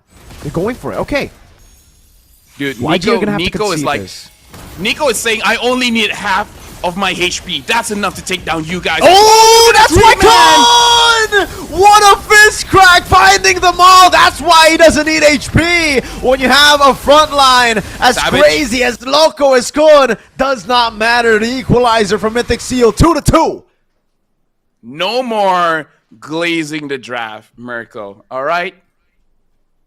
No more. That ends today. That ends right now. Another equalizer here. YG Mythic Seal went from a best of 7 to a best of 5, and now it feels like a best of 3. The next 2 to win. And at this point, if the Joy doesn't get banned, we might actually go for a full 7 games here, Mirko. At this point, don't ban it. If they lost to that... Hey, I don't know whether to say like Mythic Seal are legendary for that, or if YG just really dropped the ball, because this is one of the moments where I feel like they just dropped the ball hard, man. That first turtle, oh my god, Sacred Beast and Another Realm, that was an oh my god Mirko stream moment. You know, it's like an emote almost. It's almost like they were like, haha, look at our ults, boom. Oh man. I mean, like, maybe just picking up the Joy does that to you, you know? Like, maybe if I went up against Ken using the Joy and, I don't know, a Minotaur, I would ult the minion wave, right? Maybe that's the effect. Maybe that's why they keep on winning. They just have this psychological factor where Ken on that Joy just makes you use your ult way too early. Yeah, way too early, and then the recall started happening. At this point, I'm not going to be surprised if Mythic Seal take full control of the series. You know, momentum is on their side. As long as they get Joy. YG, I think, don't overthink it too, right? Like, if the Joy is consistently the problem, and consistently how Mythic Seal are able to win, maybe you ban the Joy over the Lo Yi, you know? Like, whoa. Look, Mirko, I don't care, right? If I'm on the grand finals and my opponents have had 3 straight wins on the Layla, and I keep getting the Fanny, the Ling, the Hayabusa, and I still can't kill that Layla, dude, I'm banning that Layla, man. Like, how is he? How many MVPs have Ken gotten Every time he got Joy. 602, 89% kill participation. The guy popped off. The guy made this look like a Tuesday. Bro, he made it look like a Wednesday, a Monday. It looks like every day, bro, when it comes to playing the Joy. This is just Ken's bread and butter. Every single time he gets the Joy, he's able to pop off. No kills for YG. It's 9-0. 9-0, yes! With this composition, LaFell. With a composition that should have won early, should have won Turtle 1 and Turtle 2. They were able to get Turtle number 2. But that Turtle 1, man, oh my lord. We laid the conditions on the floor. How do Mythic Seal beat this composition? And Mythic Seal were like, okay. Actually, YG were like, okay. We had to see Lucas go 0-2 and Phoveus go 0-2. Turns out, doesn't matter if it's 0-3 and 0-1 because it's still the same 0-4 stat for both of them. At this point, I kind of just want to bring Renmar into the conversation. Like, I need Dude, a I agree. insight. Like, yo, Like, how does that not work? How does this draft not work? We need some milk. I would not mind getting some chocolate. Actually, you know what I really want? Yesterday, I had a waffle. It's very sweet, maybe a bit too sweet, but I still enjoyed it. I didn't know yam flavor on waffle actually works. Well, this is almost like, I mean, for YG, it's almost like getting a really good breakfast and then getting punched in the face after. Well, Kun punched people in the face for sure because he did 21,000 damage and Han only did Damn. 12,000. 12,000. He got more than the Moskov. He got more than Zippy. Yeah. Kun been punching people in the face, man. There you go. Although that might be bad for Zippy because, like, dude, you got a Moskov and you did less damage than the Badang. But either ways, rich guy here is Ken. The carry is Ken. The MVP is Ken. On that Joy. In any chance, did he get a Joy in this game? Did he get the Joy by any chance? Not chance, really did he get it. I No? think it was first pick. I think it was first pick with Joy. Yeah. The pick that he got MVP with in game 2 too, yeah? Yeah. Man! All the wins are on the Joy, huh? What a coincidence. I can't even blame the Joy getting let go because I keep thinking about that draft. They got Lucas Phoveus. I can't. I actually can't. If I was a coach, I would just be like, you guys are great, but I don't trust you guys anymore. Let's just ban Joy, guys. I think that's what I'll do as a coach. I'm like, you know what? Never mind. Whoa. I wish I could speak Burmese so that I can hear the conversation. Like, imagine Oh yeah. all Oh yeah. 5 people say ban the Joy, but then there's that one guy. It's like, guys, We can do it. guys. Yeah. come on. There's always got to be that one guy in the team, man. Every single time, Yeah. you know, like you think, guys, we need to ban Chip, and then that one guy's like, guys, come on, that's a low rank thing. What? Even in Epic, we don't have to ban Chip, you know? It's like, bro, there's a reason. Never mind. You know what? Let's just not make sense of it. Let's watch the highlights again. This was truly... We didn't even get to see the real highlight. We were skipping through the real highlight. The real highlight in Turtle 1 was Lina and Han both saying, you know what? We need a worse draft next game. We don't need to play this. And he pops in Sacred Beast and Feramis. Like, oh my lord. Oh my god. Can I just... We saw Han on the Lucas before, and it looked okay, right? Yeah. Right? Like, am I He am I looked crazy? good. Or He looked good on the Lucas, dude. in this one, he looks awkward, right? Very I'm not crazy, awkward. right? I think it's because, for the most part, he is the main initiator. Maybe he's just not comfortable being the main initiator. Maybe he's used to having Ying on a badang going in before he walks up. Yeah, really big miss on the win conditions here for YG as well. Always late to rotations. After Turtle, I think it's just the given that you're always going to go into the gold lane, right? The lane that you'd expect the enemy team to go as well. Defend your turrets, rotate between mid and bot. And I think this is another display of why I personally do not like the Faramis pick, okay? I said this, like, I think 4 times during the game, 2 times during the draft, 7 times. So, yeah, 4 times during the game, 2 times during the draft. There was the 7th time.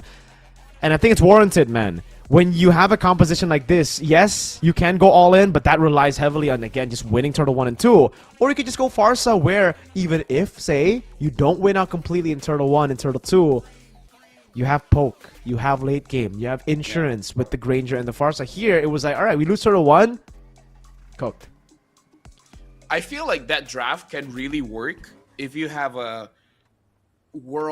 I'm sorry to say this, but a world-class jungler that can legit carry on any hero, right? Because that's really just about supporting the jungler, right? Matilda for the jungle, the Faramis for the jungle, even the Phoveus just to zone people away so that the jungler can get free objectives, right? So that was a draft for the Lucas. So if the Lucas doesn't work, it makes the other 3 picks irrelevant. At that point, yeah, maybe you need to balance it out. Let someone else do the damage in case if that guy fails. So give him time to actually farm up. And I feel like with this, we should give the time for players to discuss which joy do we have to ban. We're going for a break. After this, we're going to get number 5. See you guys right after this.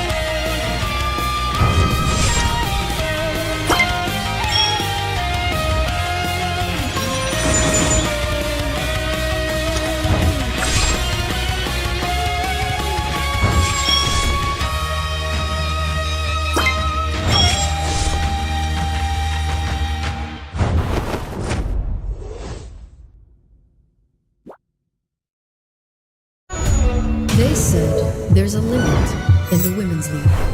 In MWI, we say limit?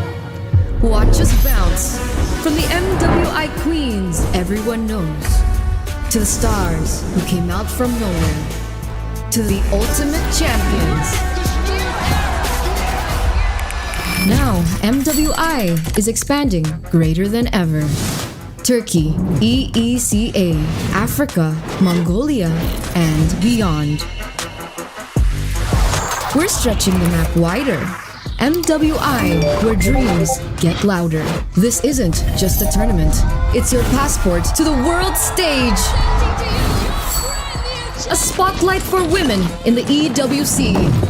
No rules, no ceilings, no limits. Just this. We're vibrant. We're ready. We're limitless.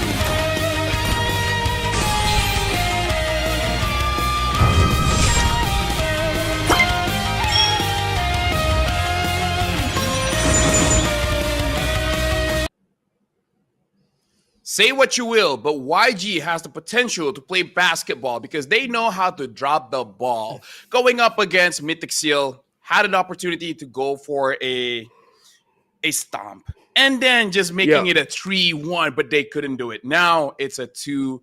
Welcome back to the grand finals. My name is Spell. Alongside with me is Renmar. What's up? Yeah, I think it's very clear to everyone who's been watching this grand final so far is that there have been some absolutely glaring moments that have dictated the games and thus dictated the series. So far, we've seen 4 games determined by the fact that one team had some errors, whether it's in the draft, whether it's in the actual execution of their ideas. Uh, Something's really gotta like shaping up for these two teams if they want to force a game 7. Actually, if we're gonna follow logic, we might actually get to a game 7 just because they keep trading dominating wins. Raymar, I asked you earlier that's like, no way we're gonna Uh, see the Joy again. And then we got the Joy again. And then the Joy Yeah. won and became the MVP and didn't even die. Yep. If I see that Joy in the hands of Ken, hmm I'm gonna lose it. I will kick a child. I don't know. I'll do something. Maybe not that. Maybe not that. You know. You'll kick a chair at least. You said chair. Chair. Right? I kick a chair. A chair. Yeah, What- you kick a one chair. of these chairs. Kick the chair that you're sitting on. One of the chairs that's there in your house. No, I get it because, I mean, it's glaring already for Mythic Seals. Their main condition is simple: they get the Joy, they win. Anything else Uh, doesn't matter.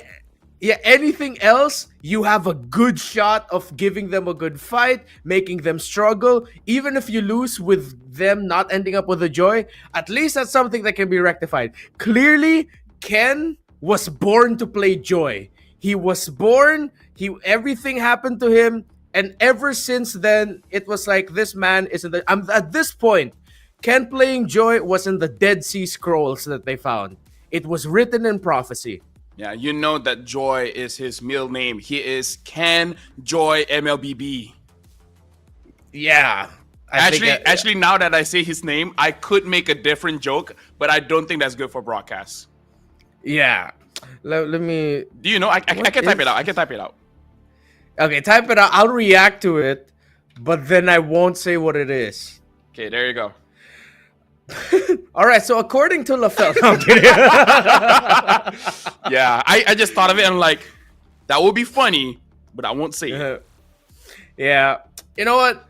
Hopefully, again, I really hope things happen up here. If we are going to go into game 7, I hope these last 3 games are closely contested, shows more of their bright spots. To be fair, the bright spots we've seen, again, they come from dominating performances because of glaring errors from the other side or glaring errors from at least 1 or 2 members of the other team. But it seems like teams in Myanmar, once they see that they're in control, dude, they barely lose it. And this is coming from the fact that Mythic Seals, one of their story heading into this was they can drop the ball, they can slip up. But the 2 wins that they've gotten in the series was them completely taking control and not losing it. Yesterday we see a lot of Kimmy. Today, absolutely no Kimmy. We've seen some bans, haven't been picked up so far. And despite not really, like Jushin hasn't been super top pick, but Nico has been popping off on that one. I wonder if they do get the Joy, but because of the recalling, they end up losing as well. And there's the Joy ban. Thank goodness. Now there's life in this game. To the absolute surprise of nobody, the Joy is finally banned. Finally! We've waited 5 games to see a Joy getting taken out, making sure that it doesn't end up in the hands of Ken. And now let's see what Mythic Seal has prepared for this moment. That they will not get a Joy Prio. That the Kalea is not in their hands. The last time we saw them in game number 1, where they were on the blue side, they rush picked the Harith, and they were counter drafted like crazy by an X-Borg Zask surprise pick. And now the Herb gets banned out. So if Mythic Seal is not banned out, they will probably go for that 1-1. If it's not the 1-1, I don't know if they will consider the Lu Yi, but I'm pretty sure Mythic Seal really wants that 1-1. So YG, they might either ban out the Badang or Chip here. Yeah. I feel like whatever choice Mythic Seal... Or Lu Yi. You know, this... Or Lu Yi. This might actually benefit Yangon more because Mythic will only end up with 1. So One. whatever Yangon ends up with, I think it's gonna be a Badang +1 most likely. Badang Or if they're not, Granger. Something, yeah, but Badang Granger, Badang Chip, Badang Loi, anything that just centers around the Badang. Because uh, in game number 4, the Badang played very well. Mhm. So I think that's also something that they have to consider, that they really have to respect that pick on the hand of excuse me, not Kun. Kun? Kun, yes, Kun. Mhm. Actually, now that I think about it, if they do pick up the 1-1, eventually you might be able to counter with the Iritel third pick. So maybe even like a Badang Hayabusa. Maybe that's what Mythic Seal is also thinking about. Do they want the Hayabusa or the 1-1 here? Because you got to get Ken on a good hero. Yeah. There's also a possibility that Ken might end up with an even older assassin. Back in the day when he was still a member of Team Falcons, he did... excuse me, not Team Falcons. Falcon Esports. Have to be very careful about the distinction. He is also a prolific Ling player. So if they want to go mega macro on this one, the ultimate of the chip plus a Ling actually fare well because you set up for the Tempest of Blades better. That might be an option down the line. Yeah. So now YG, I still feel like Hayabusa Badang should be pretty good. The Badang make it so that even if Ken gets a fighter in the jungle, you should have some counterplay to it. In fact, we saw just now, Kun on the Badang deals more damage than the Moskov. I don't know if that's good for the Badang or bad for the Moskov. Yeah, it's I think they'll really have to choose. I think they just 100%, as you mentioned, Badang Moskov. Well, Yangon should just lock it in right now, unless they go a different route with a gold laner. All right, great. Oh, whoa. Okay, I'm still all right with this. Sorry, I got startled a bit there. Yeah, same here. Yeah. I'm thinking Jushin here because Nico has been so comfortable on it. Yeah. Jushin Irithel, maybe? Jushin Irithel looks good. If there's a Prio EXP, like Glue hasn't been showing up, and if Lina isn't all that great with the Faramis, then hey, maybe you're not that scared. Maybe you're not that worried. Yeah. Honestly, you could. All right, Lucas Chip together. Okay, great aggressive combo. Mythic Seal can take control here. Then will they go Juicing or something with a bit more burst damage, just to change things up? A Valentina. Oh, they go Valen. Yeah, making sure that they don't get countered themselves. So good opening, but I feel like I had this conversation before, but that team lost. Yeah.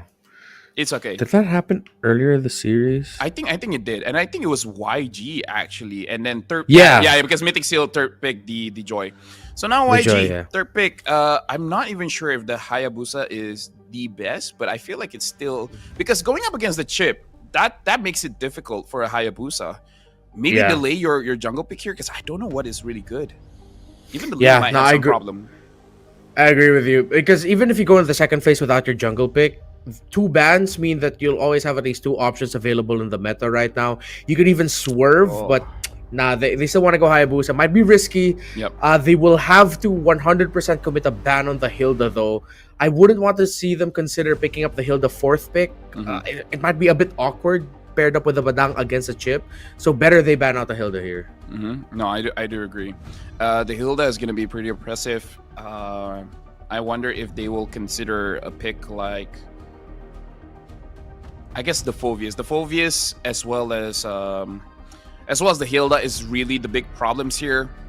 I would consider Irithel as well because that could be bad because Chip portals in and then Irithel comes in with the Lion with Leo and there you go, Irithel ban. Yeah. Smart ban by Yangon. We were seeing eye to eye there. Really, if the Irithel gone through paired up, even in the laning phase, could have been a struggle for Stitch. So, I'm thinking if Yangon might want to consider. Is there any mid that's problematic here? Like maybe Aurora? Yeah, I think an Aurora ban is warranted. Just considering we saw like, Lina play it. Yeah. Okay, so you take out the Aurora, then you're left with a strong burst. I mean, Vexana has completely fallen out of favor in the meta. I don't think we will see that. Yangon might even be trapped with a Novaria pick later on. All right, Jushin, respectable ban. The other pick that Zippy Cutie, like now you got to consider. Do you want to get take out the 1-1 or take out the Moskov. I would say both are quite okay considerations for the ban. Either or, considering that Yangon, if they open up the 1-1 for themselves, that means they're already thinking about burst. I wonder though if they're still willing to Hilda. Like you flex said, up. Hilda might be a good ban here. Yeah. Okay, there you go. Oh yeah, okay, yeah. Completely forgot. The hill. Yes, same. No, it like slipped my mind too. I think there's somewhere in this draft we'll see either Hylos or Gatot show up along with the Phobias. I feel like if either or, they would prioritize banning out the Gato, because I feel like the Gato has been banned quite a few times.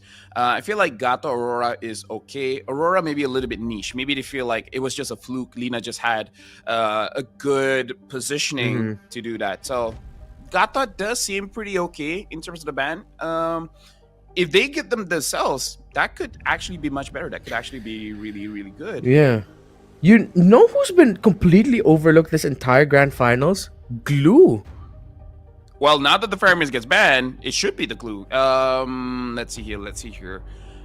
I feel like the Glue will have actually a harder time going up against YG unless you're very patient, because my experience with the Glue is that sometimes I want to rush pulling people in, but then they just dash away. So I'm just end up in a very bad spot.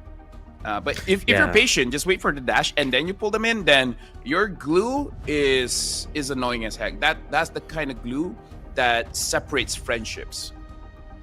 Yeah, friendships, families, entire communities. That's what the hero was built for. Let's see if Mythic Seals will end up with it. With the long longs.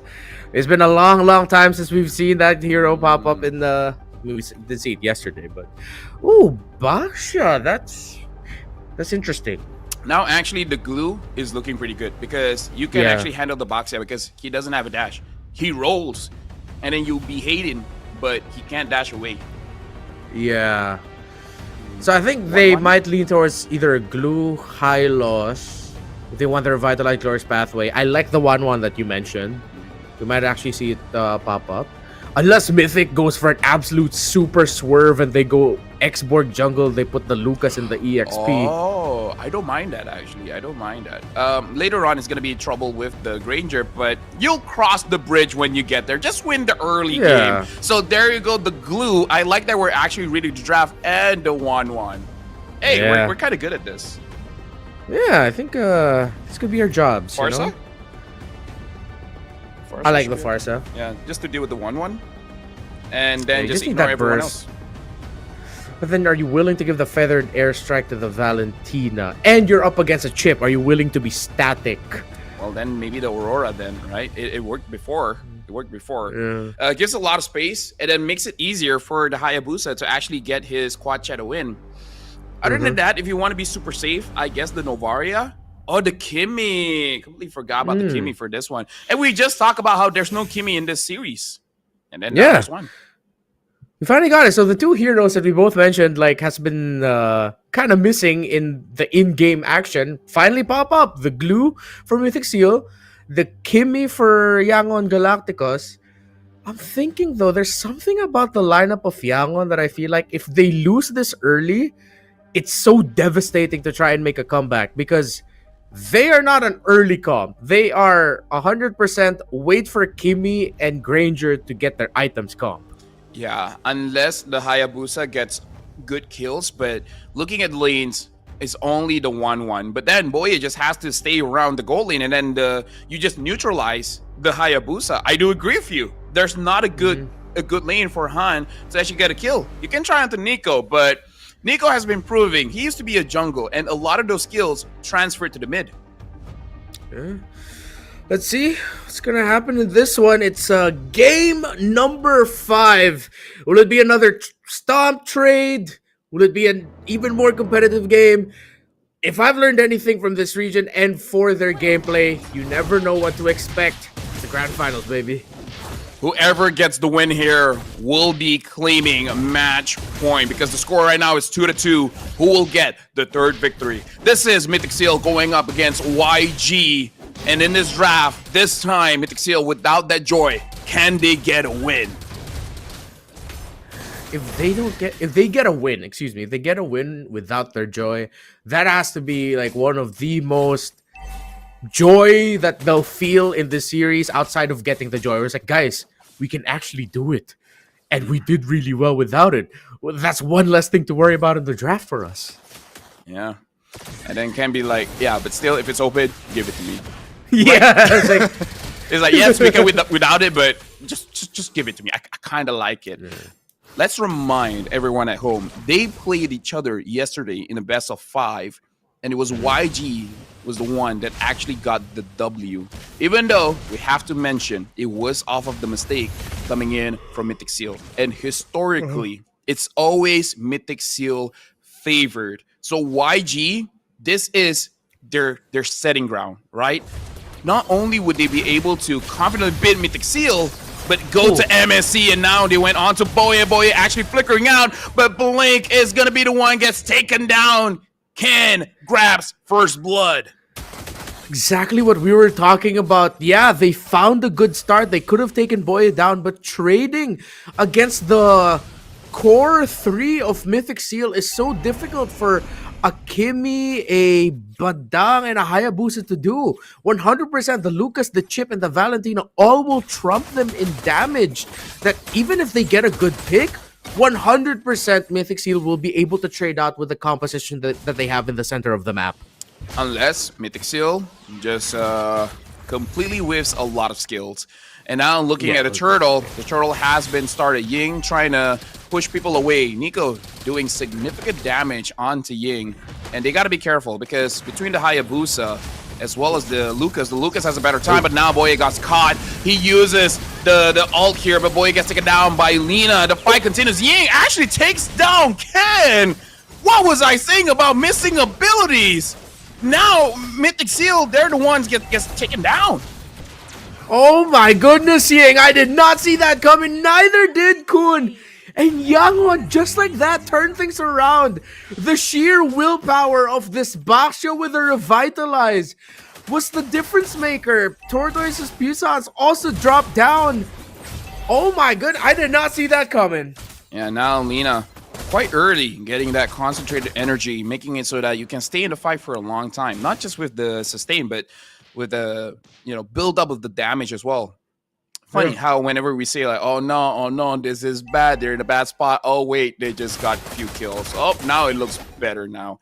Lina popped off yesterday, getting an MVP performance. I believe only dying once. 2-0-1, already looking pretty good on this Kimmy. And unless Boye gets a good flank, no one can get on top of this Kimmy because the Kimmy is very, very slippery. Facing an opponent that you don't expect is dangerous. Facing an opponent that don't even expect what they're doing is even more dangerous.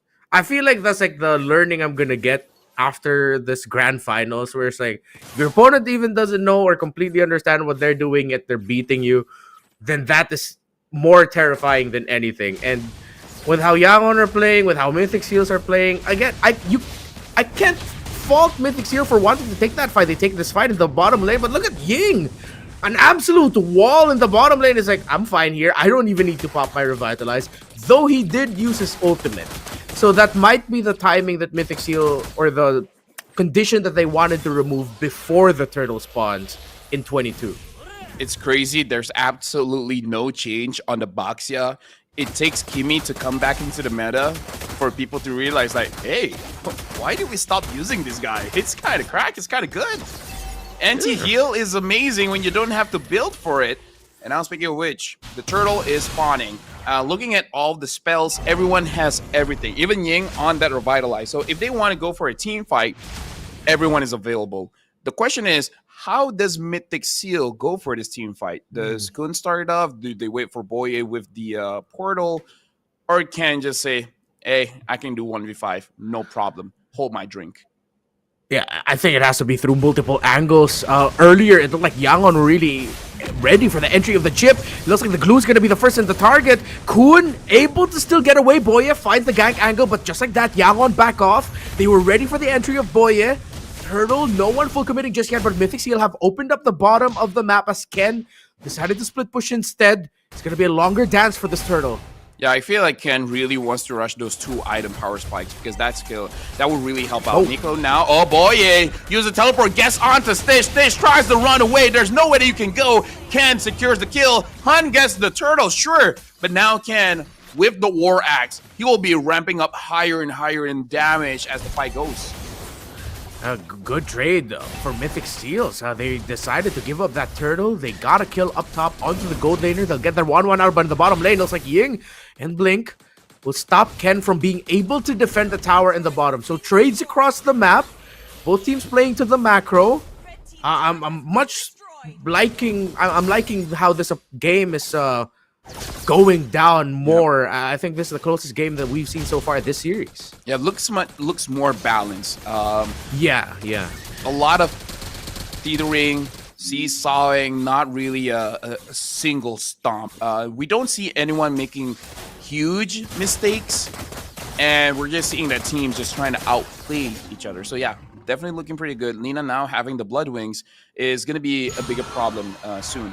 I'm really looking at how Mythic Seal can take care of Lina, because if not, going to take over the game. Because at late game, when everyone skills up, I would say YG has the advantage here. Oh my goodness. Oh, they popped and found Ken. That was just Ying providing vision and Han deciding to go in shadow kill. Ken gets blasted in the map, and Yangon looks like aren't completely phased by what happened in the previous game. They're making the right decisions across the map. Yeah, and now Boye is holding that bush. Even if he does use the shortcut, I kind of doubt that they're really ready for a kill. But now that Ken is up, he wants to go on to Stitch. Shortcut comes in. Ken gets the kill onto Stitch. And now no one can help out. Everyone disengage. And put the cherry on top. Even the turtle spawns there. Yeah, you can't blame anyone at that point. At that point, it's literally just accepting reality. It's like, oh, this is what it feels like to go up against a chip. You know, this is what happens to us. And now Yangon will have to try and contest this turtle. If they will, with just 4 members, they don't have their gold laner right now. Stitch has returned to the map, but it looks like Ying is going to get trapped there. Already popped the revitalized tortoise. Q-Sa's keeping him alive as well. Crossbow Tang already committed. No ultimate here for the 1-1. Han goes in. YG goes in, but Ken gets the retribution. He gets the turtle down. Hayabusa down as well. Make that a double kill for Ken. He's going after Stitch, but Ken has taken too much damage. He backs off. Meanwhile, another kill on the board there for Nico as he takes down the Basha to boot. Oh, it's starting. It's starting. Kun and Nico trying to show up. Dude, I like when Nico gets an aggressive mid lane, man, but something to note. I saw signs that actually YG can control this like crazy, because we talk about how the Boxia is good against the Kimmy. Now to think about it, it can be good against the 1-1 as well, because he took the entirety of the crossbow of Tang and it barely hurt him. The one that hurt him was Nico and Ken.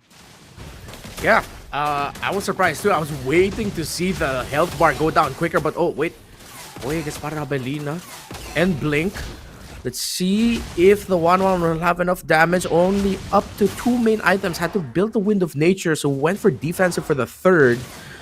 Let's see if Ying will be able to absorb the damage of the 1-1 later on. Again, another fight at the bottom. That looks like Kuan got caught, immobilized, and now Han goes in with the Ogi shadow kill, but it only hits the longs, the glue, making the Hayabusa be like, bro, what you're targeting? I'm still here. That was unfortunate for Han. I was wondering, it's like, wait, what is this hitting? And then you pointed it out. It was the longs of the glue. And you can't blame it, because I think Hayabusas are used to that timer. Even though it's been a while since this revamp came out, you're used to thinking of that as the ultimate. But now it's just the second skill, bro. Yeah, not gonna lie, even I forgot. I was like, hey, there's no damage. And it's like, bro, of course. You're split up into multiple beings. Hey, now it's something for us to consider in the draft after this. Like, hey, Hayabusa, counter with the glue. Yeah, let's see. Okay, attempt. Bro. Oh, at 10 minutes. When the Lord is gonna come up, now it's really game time. I feel like Mythic Seal, if they can seal it in the next 5 minutes, they're good. If it gets longer, man, hey, maybe Maybe the Kimi will do work. Maybe the Granger will do work. Maybe the Boxer will be too much for Mythic Seal to handle. In the closest game we've had so far this entire grand finals, now we wait with bated breath. The first pause of the day, as this might. Let's see what happens. Of course, we know we gotta do our best to give a good environment for our players, but what does this do for the momentum that Mythic Seal have found themselves in? Because the players are not allowed to re-strategize at this point. That's true. Yeah. But if you're Yangon, that's a moment for you to go, all right, we have a moment to breathe, guys. Yeah. I honestly agree with you. You're even thinking the same thing that I'm thinking. I feel like this pause will hurt Mythic Seal more than it will hurt YG. But maybe we can, I don't know. If I were to turn this around, I feel like for a professional team, when you're having this big of a lead, it's actually good for you to take a breather, right? To make sure that you don't make plays that you don't have to. Because we've seen that multiple times where it's really unnecessary to go for fights, but because of your emotions, because of the heat of the moment. Maybe this is good for both teams. Chill down, don't force things out. Yeah, that's true. And if I'm not mistaken, I think this is also... I know not all teams do this, but just so people know there that teams all throughout the world will try to simulate real life scenarios. Like they'll pipe in crowd noise through their ears, even though they're wearing sound blocking gear, sound blocking tech. Just anything that could simulate the potential hiccups that could go on in the live setting, and included into that are pauses. So maybe Mythic Seal Yangon, they have training in this regard of like, guys, we have to remember pauses. They can happen. We have to make sure that it doesn't mess up our flow, because if it messes up the flow for Mythic Seal, it'll be incredibly unfortunate. They have a good lead here. They found their footing. The longs are even showing up at the right time up against that Hayabusa. They have everything going right for them. At least we gotta say that it didn't happen while they're doing the Lord dance. The Lord is about to spawn. Yeah. But I would say if there's any time for a pause, this is actually a pretty good one. 10 minutes in. Yes. I feel like during a Lord dance, that would be one of the worst times because you just lose your tempo. Yeah. YG. As of right now, I would say it's still Mythic Seal favored, right? Yeah, the only thing that makes it difficult is really that Kimi, because honestly, this game might go where Kimi is absolutely deathless, because even Ken is having a hard time getting onto that Kimi. This is one of those situations where you kind of wish you were at EXP Lucas, just because then you can have the flicker, right? Even though, yes, with the flash tap, that's a very long dash, but sometimes, mid laners and gold laners, they learn to respect that distance, so they make sure that I don't have to deal damage. I just have to make sure that you don't catch me.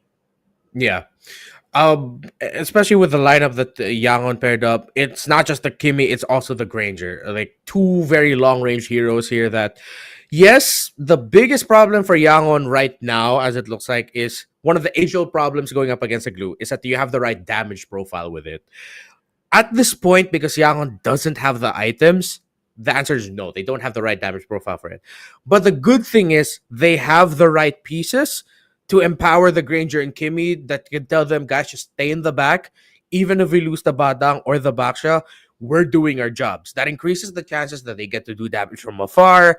Maybe the Hayabusa could go in later with a shadow kill to deliver that burst that you can spread it out to set up for even more damage. So I think as Yangon, as this game goes on, Mythic Seal will then acknowledge that, wait a minute, it's getting a little bit more difficult for us, because that's going to be the nature of the lineup for Yangon. The good thing is, though, you're in the position right now of your Mythic Seal looking at the game going like, we can end this in the next 3 to 4 minutes. Yep. And again, we got to talk about what's at stake here, because getting this win means that you are at match point. It means that your opponent can no longer afford a mistake, either in draft or in gameplay, because one more win after this one will put you in MSC x EWC, and every team all around the world, this is what they're gunning for. This is what they're aiming for. And now we're jumping back into the game. Mythic Seal still controlling the Lord. And then YG here looking at Blink, trying to find an opportunity to actually go in. Nico takes away that fist break. Okay, gets the ultimate off the Badang. That could be big later on. It's only a small lead here for Mythic Seal, so Yangon definitely has a chance to turn things around. Maybe a miraculous steal by Han and the Lord could be one of the things that they're eyeing at. You make it look like that they're going for a full fight, but they're actually just setting up for the retry. Then they all back off. Let's see if they can actually find that. Now they see Ying being in the front line. It looks like they were trying to entertain the idea of actually taking him down, but both Lina as well as Stitch is there just to deter them for a bit. And now it looks like Mythic Seal, even though they're losing a bit in terms of where they're positioned at the Lord, but look at down bottom. The Lucas is slow pushing that one, so they're trying to play the back row game here against YG. Yeah, they send the Granger back. Kimi also pushed back a bit, although he's there paired up with Blink to clear up the middle minion wave. Still looks good for Mythic Seal, honestly. Again, they have the chip with them, so they can call in reinforcement very quickly. Yep. Traction Pulse, pull, Zippy Cutie, going quite low. And looks like what Mythic Seal really wants is actually to go for the kill, because they actually had an opportunity to just go straight for the Lord, but they resetted it in order to bait out YG. So they're playing the patient game here. They want to have a very clean team fight win. But look at here, it looks like Ken got caught. He tries to get away. Boye now coming down bottom. Stitch is able to get away, but now the portal comes in trying to get Blink, but Ying goes in and Ken gets shut down. Blink gets the kill, Lina gets the kill onto Nico. And even though Mythic Seal, they wanted to fight, YG is so ready for this fight. Only Kun and Zippy Cutie is still alive. One person is on the Lord. Everyone else try to rush mid. A worldie of a turnaround for the Galacticos. Now they have a considerable lead. They found the read onto Ken, wanting to clear up the bottom portion of his jungle. They were able to escape the initial shortcut. Then they re-engaged, and Yangon gets the Lord. What a turnaround. This is the grand finals game that we're waiting for. Neck and neck, 13 minutes in, and now Mythic Seal has to defend against a lineup that is very good against sieging. This is showing that YG has understood the pathing of Mythic Seal. They know that Ken is going to be the one handling the sideways. They don't have to control the sideways. They just have to wait down in the middle, man. Catch him in the middle of the rotation. And this is where we see the prowess of a Badang. One good set, and then you win the team fight. See if Young Galacticos can find another. Can Blink lead the charge? Can Ying hold the front? He actually spots out the chip. This might be a big force fight. If Boy decides to use down the shortcut, what is the call gonna be for Mythic Seal? Is he just gonna run? Han goes in with a shadow kill, but he gets spread out to the minion wave. Boy will be able to escape, and here comes the shortcut. The turnaround, baby. Crossbow of Tang, ready. Yangon has spaced out. Han gets found out by Ken, but Blink finds the Lucas. Han gets spotted out by Nico. Both jugglers are down. Zippy Cutie finds the Baksha. A wall by the Badang means another kill traded. 2 for 2. What a sequence. Nico might be final, but Boy is here, LaFell. Dude, Boye trying to help out any way that he can. Nico still survive, having to flicker out of that. And dude, Ken, he actually made the right play. He waited behind. He tried to catch someone. He went for Han. But what happened? Why was the flash combo not enough to take down this Hayabusa? And I gotta say, Hayabusa being able to dodge the Bijudama point blank, now that's a Kakashi moment right there. What a dodge by Han, and that little moment led to a big result, which was just an even trade across the board for these two. That Mythic Seal don't need to worry. It looked like it looked very bad for them. Then they turned it around, but then Blink showed up. Back and forth again. This is the quality we've been waiting for this grand finals. After 4 games of just trading dominant performances, we finally get to see an even playing field. an even ball game. It's now up to who slips up first or who shows up a level of quality unexpected by the other. This is game number 5. This is the grand finals for the inaugural Super League, and this is what we've been waiting for. This is crazy, man, but I gotta say this. The one that has to take down the tank, the Boxia here from Ying, is not the marksman. It's actually the mid laner because Zippy Cutie, like, yeah, you have great attack speed, but Boxia loves that. 1-1, Kimi, Claude, give him all these attack speed heroes and Boxia will be smiling. Like, Boxia could die for sure, but maybe in the next 3 patch, it will take such a long time. It gives room for Han, Lina, and Stitch to deal the damage. Speaking of damage, you're seeing crit values coming out of that 1-1, 1,400 with the physical, 867 plus on the magic.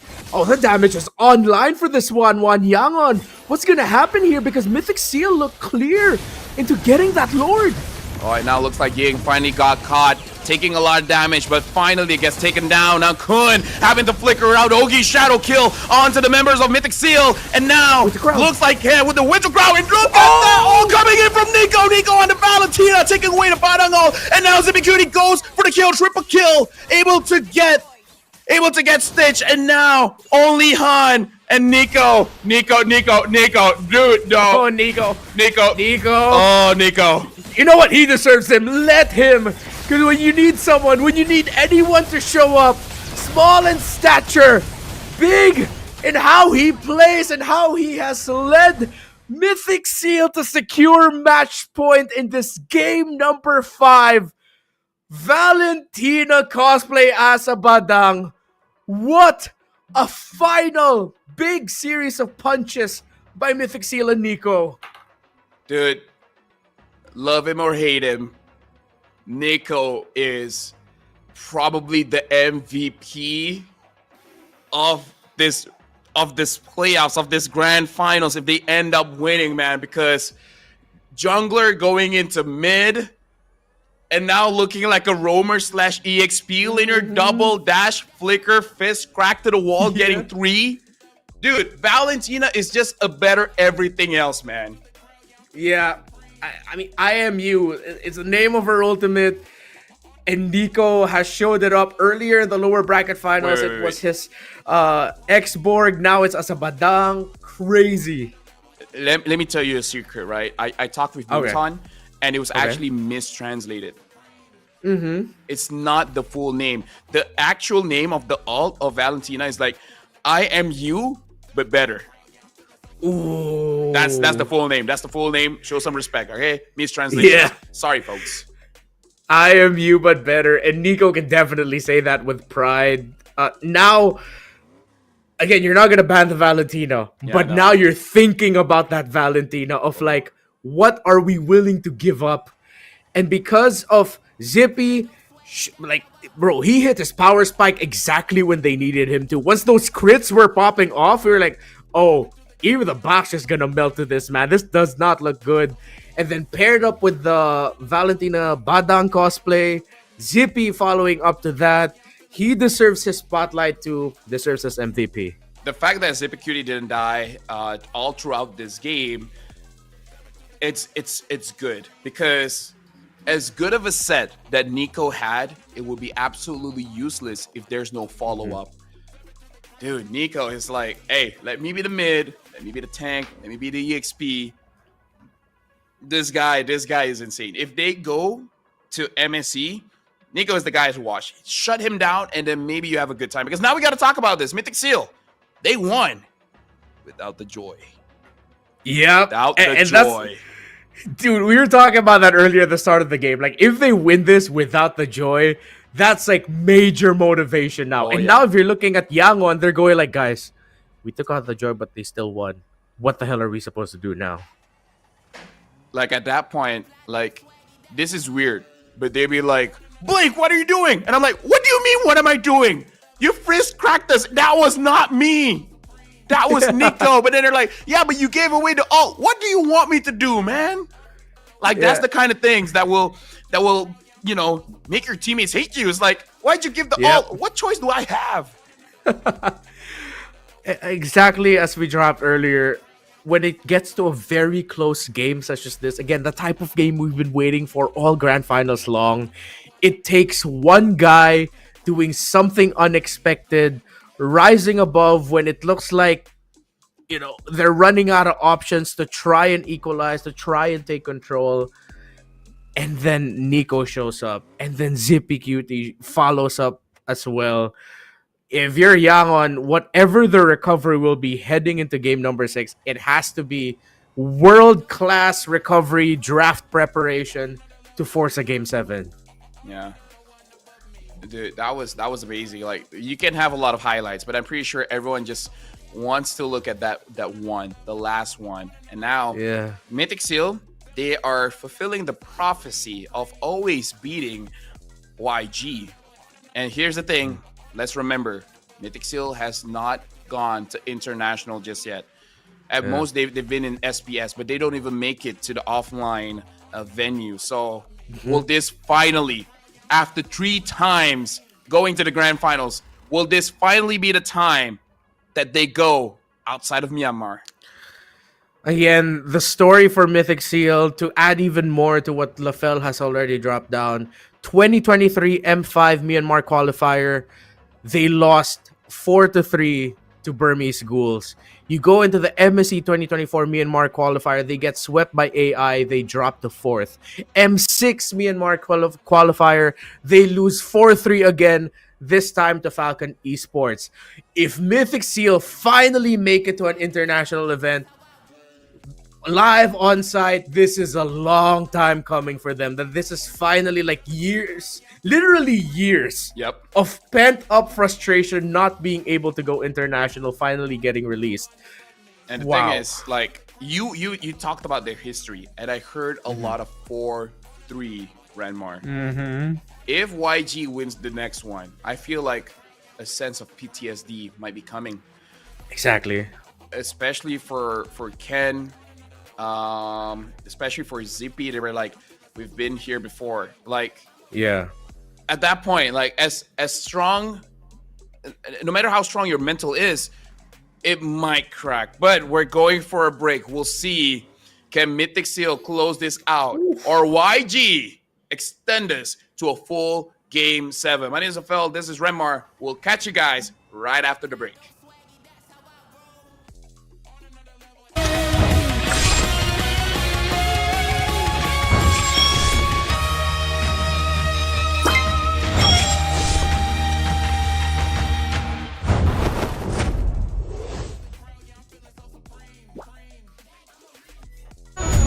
They said there's a limit in the women's league. In MWI, we say limit? Watch us bounce from the MWI queens everyone knows, to the stars who came out from nowhere, to the ultimate champions. Now, MWI is expanding greater than ever. Turkey, EECA, Africa, Mongolia, and beyond. We're stretching the map wider. MWI, where dreams get louder. This isn't just a tournament. It's your passport to the world stage. A spotlight for women in the EWC. No rules, no ceilings, no limits. Just this.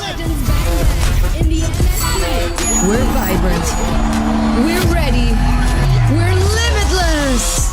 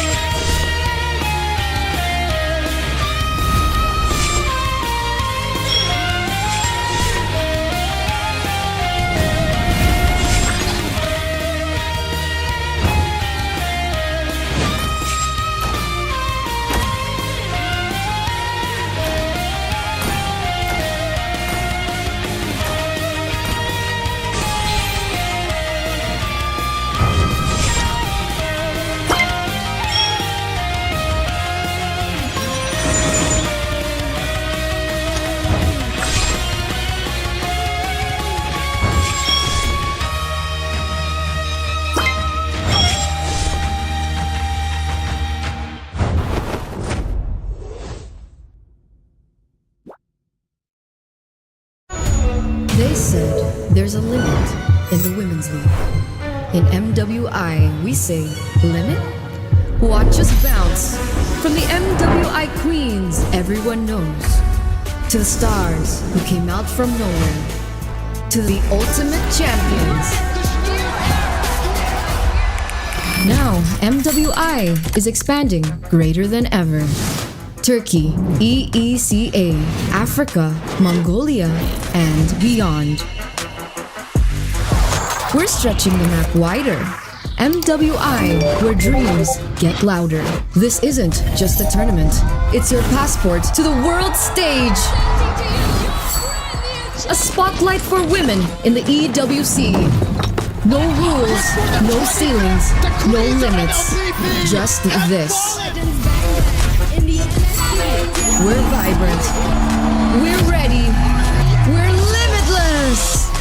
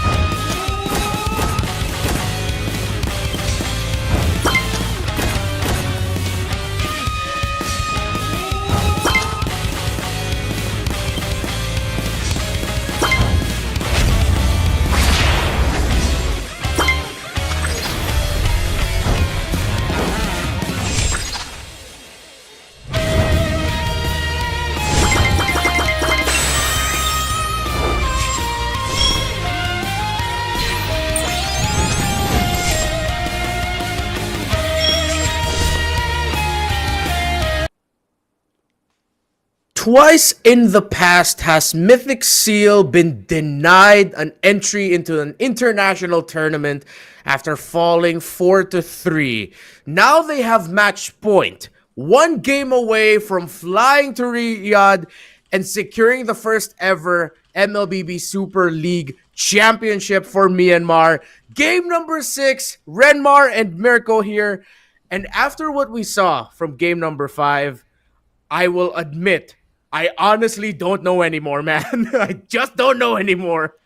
Yeah, man. I don't know. Me too. It really just comes down to individual skill at this point, right? We're seeing a lot of different drafts. We're seeing that the Joy finally is getting respected, yet Mythic Seal refused to go down. They figured out a way to win without the Joy. And turns out, when you don't get the Joy, you play through your playmaker in the mid lane. Nico, man, phenomenal performance back to back to back to back. LaFell said it in the game as well previously, right? Like, if there is a playoff MVP, he thinks it's probably going to be Nico. I think I got to agree with that. Nico has been phenomenal in the games that he has won, and this is truly his redemption from doing something very, very stupid yesterday. A big throw up against YG in the last game, in the game that possibly could be the reverse sweep game to make it to the grand finals, but it will all be corrected if he wins here today, if he has a statement victory. He already kind of has, right? But you have to win. You can't just make these statement plays and then go on to live your day, live your life. No, you have to win. You have to make it to MSC, and you got to show the world, mainly Myanmar, to all the non-believers, the doubters, that Mythic Seal deserves to be up there in the international stage for Myanmar.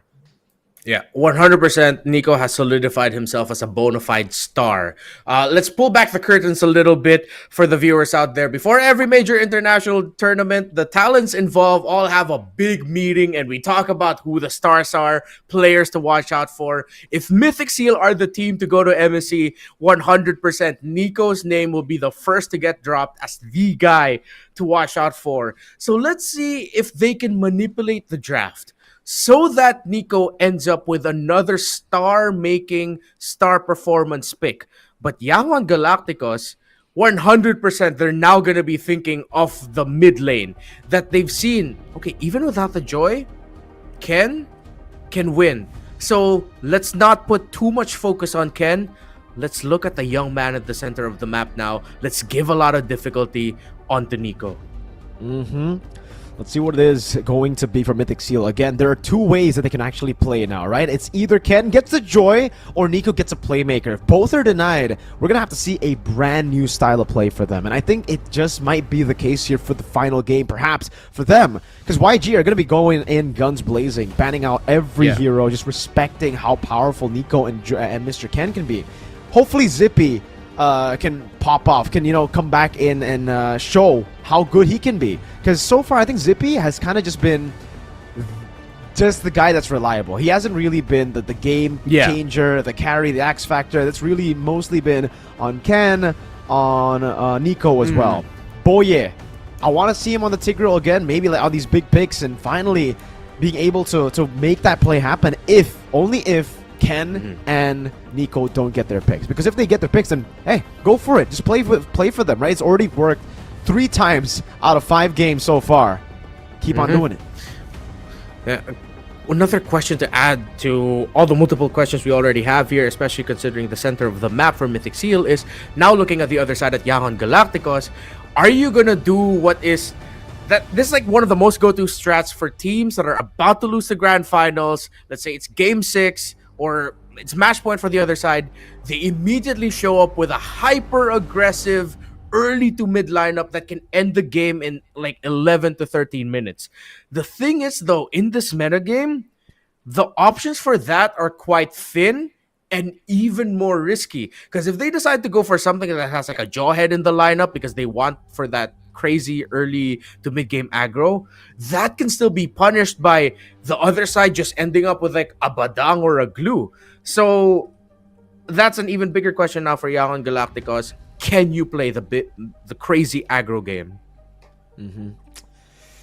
Oh, there's a lot of questions right now. You can already see the pressure as well, really playing a part in this possibly final game of the series. YG, they came into this matchup confident. They came in with fresh, unlike Mythic Seal. They had to go through a banger of a series up against AI, 4 games out of 5, and having to play another one. We spoke about how that could be a double-edged sword. It could be a momentum. Could be something of a momentum they can use in the grand finals, or it could also just hurt them when it comes to fatigue. It has been, one of the biggest factors for a lot of different tournaments. That's why in our own MPLs, our lower bracket finals and our grand finals is actually separated. The fact that they have to go through a best of 5 to a best of 7 straight back to back shows you just how mentally strong they are. Shows you how good they are at resetting and saving strats, because a lot of the picks that we're seeing here were not, we didn't get to see it up against AI. Because of factors beyond their control, things we haven't discussed. What you can definitely laud and praise the players and organizations in Myanmar is simply their resilience. Resilience outside of the game, resilience in drafts, resilience when it comes to the execution. That now we just want to make sure that the environment for these two teams is 100% the best that can be delivered at this time. There can be no slip-ups. There can be no hiccups. If Mythic Seal want to end a history of heartbreak, they have to do it now. Lest they go to a best of 1 game 7 where it's instantly that mental is going to be a factor. The history will play a factor. I'm on that boat of this has to be the game that Mythic Seals win it. Has to be. It almost seems like it's written in the stars, patient as ever Mythic Seal, all the way from their heyday. They've just never been able to qualify for the M World Championship for an MSC. The internationals have been just one step away, always so close yet so far, and Ken has been part of this lineup all the way from the start, from when they formed as a team together with the old Falcon, the old guards of the Falcon Esports lineup with Justin, with Ruby DD. Now he's the only member from that first lineup of Mythic Seal. He's gone through it all. He's gone through failing 3 times to qualify to an international major. And this could be it. This could be his proving moment. Because just right before the M6 World Championship qualifier, Renmar, he told me that was his last. If he didn't qualify, he's done with MLBB, at least for a year. But you can still see him playing in this grand finals. You still see him trying his darn best. He fought on and he stayed. And now as we end up with the draft, one of the major questions for the series is already answered. No, Ken will not get his joy. Nope. Then another question No pops up. Will he even get the Lucas? Because if I'm Yangon, I wouldn't be surprised if they even rush pick the Lucas with the first 2 picks on the red side. This is, I would say, a pretty confusing first pick here. The Kalea is up for grabs. It has been one of the best picks, I'd say, for almost every single match, every single tournament we've casted for ever since that release, the release of Kalea. But the Wanwan has also kind of been a weird first pick for Mythic Seal that has been working out. They're going to opt to go for the Kalea. They will leave the Wanwan later, which I agree with. This should be just a solid draft for them. They don't need to overthink anything. They just need to go with what works, because the pressure's all on YG. If YG were to make, if someone were to make those desperate calls, it has to come from YG, not from Mythic Seal. Yeah. Mythic Seal, they can, if it's going to be available for them and if it looks good, Lucas Valentina would be great picks yet again on Blue 2-3. Well, Yangon, I respect this Baksha priority. They're going up against a Kalea, although that already shows that this Baksha will be going to the roam to sort of counter the healing dished out by the passive of the Kalea. But I think, they're really waiting if they're going to go for their gold laner now or their mid. Is it the Juicin? No, it's the 1-1 that they'll get. Yeah. Oh, the 1-1 gets taken away. That's why I was a bit concerned. But this does mean that Mythic Seal can just go for the Irithel, right? They've been picking up the 1-1 so much, they know how to counter it. This is their bread and butter, up against the 1-1. The Lucas is also up for grabs. Now, that is a bit of a concern, because if YG have already picked up the 1-1, usually you want to stay away from the Lucas pick. They're going to go for the Hayabusa. A pick that hasn't worked for Ken. A Granger as well. No Irithel. They're going to play with the kill pressure in the Granger and the standard counter in the 1-1, which is the Assassin. But at this point, I'll say it's a bit risky to go for these picks. Yes. We know how inconsistent Mythic Seal are when Ken isn't on a comfort pick. Yeah, I will say the dreaded B word. It's been quite bad of a time for Ken when he ends up with the Hayabusa. And I think that is definitely an idea Yangon will be playing around, man. The Baksha roam rush, and I'm really leaning on the idea that this is a roam. I feel like they were already thinking about the Hayabusa getting showed up at Blue 2-3. That now they have one of the best picks that they can pick up to pressure the jungle of the Hayabusa of Ken. Yangon add even more pressure as they end up with a Hilda. Whatever Mythic Seal ends up with in the EXP lane has to be something that can leave lane quickly. It cannot be a passive EXP laner because it has to help out in the jungle of Ken. Dude, this draft for YG, they've done this before. They have started a game with an overwhelming advantage in the draft to go on and lose it. But it's looking so strong. Redmar, the Hilda, the Baksha, two very tanky members. The Hilda with that pressure you were talking about already. This is probably the best choice to go for when you're up against the Hayabusa and the Granger.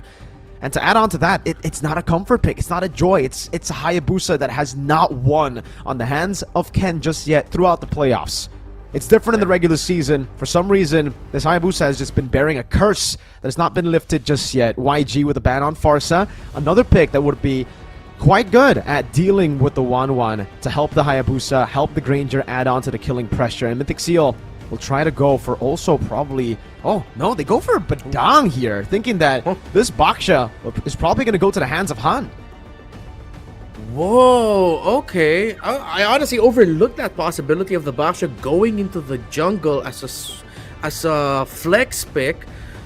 And honestly, that Badang getting banned out, actually, in the big picture of it all, yeah, if Yanga decided to flex it, and then they pick up a Badang still in the roam, Hilda XP, jungle Baksha, that would have been totally game over.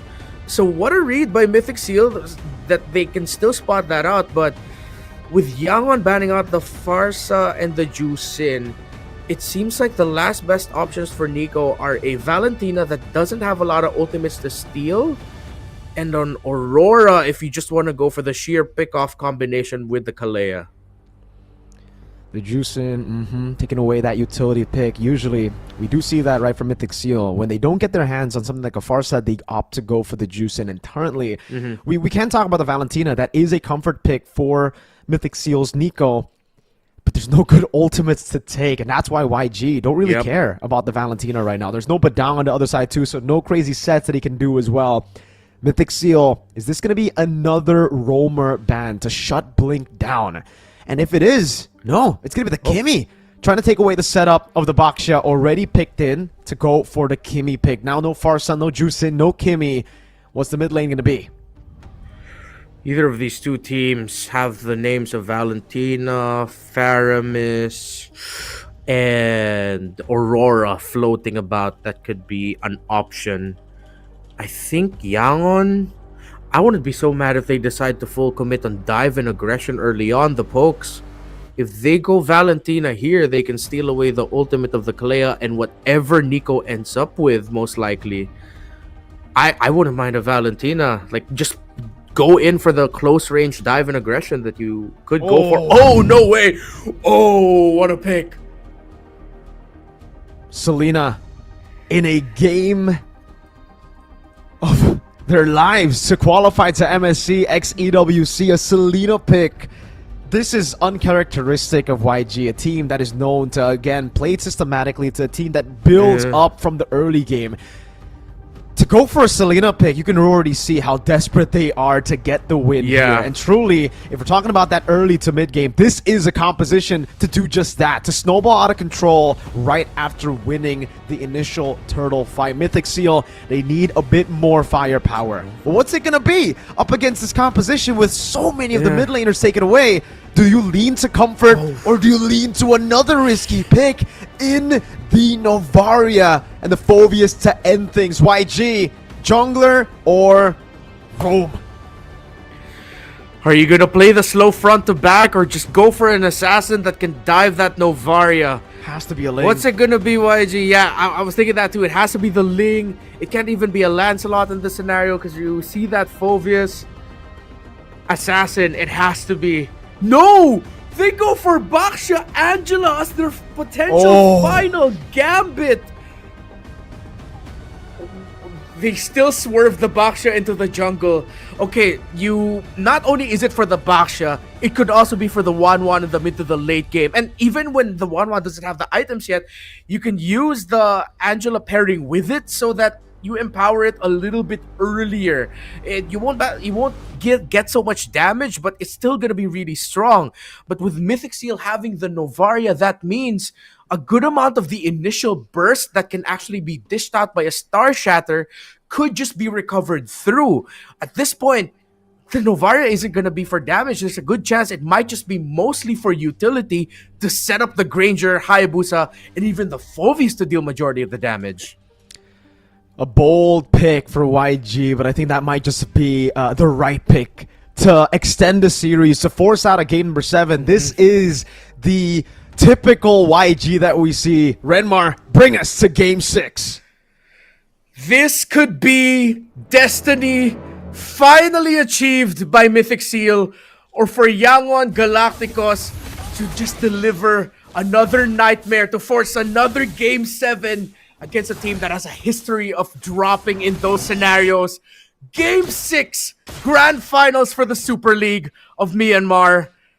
Again, I'm still absolutely gobsmacked by the draft swerve of Yangon.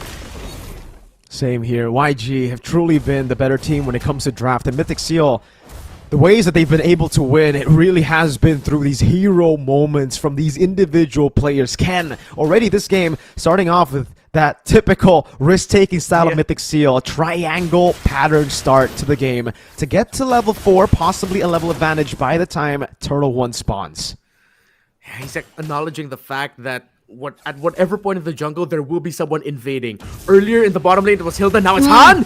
Abyssal Arrow, the trap also there! Han with first blood, Mythic Seal start the game with a big hurdle right in front of them. Another Abyssal Arrow forcing Boye to flicker out. Not the start that you wanted if you're Ken, but the start that Yangon definitely set up for themselves. The info that Ying got in the bottom lane, that Ken was here, his timing going into the purple buff, and Han plus the arrow coming in from Blink was just perfect. That was Yangon showing Mythic Seal, we read your rotation, we know what you're gonna do. And it goes to show once again, Ken won a pick that's not his comfort. Will always start the game somehow as the guy who gets first blooded. 0-2 is the average start for the Hayabusa in the playoffs so far. Blink again, finding an arrow on this pick on the Selena. Ken looking for a play in the bottom lane. Will be looking for the quad shadow here, but will not be able to fully commit onto it. Under the turret, even with the Star Shatter. Not enough. The Star Shatter had it landed, would have been a free kill over. A disaster to start things for Mythic Seal. It's a kill and a turtle for YG. Lina hugged the wall just right at the very tip of the animation. And Han decides to invade yet again, although the purple buff hasn't spawned yet. Ying is here to pressure, Kun is here to help. Ken already brought down Solo. Ying flickers forward, and Ken has started 0-2. The average that you've mentioned, Mirko. The curse of Hayabusa for Mythic Seal. The curse of Hayabusa for Ken. It just can't be thrown away. It can't be lifted. Not here. YG are doing all they can to keep that curse alive. Whoa, a weird retribution from Han. Actually, in a twist of fate, Ken, despite the 2 deaths, will still be able to get his purple.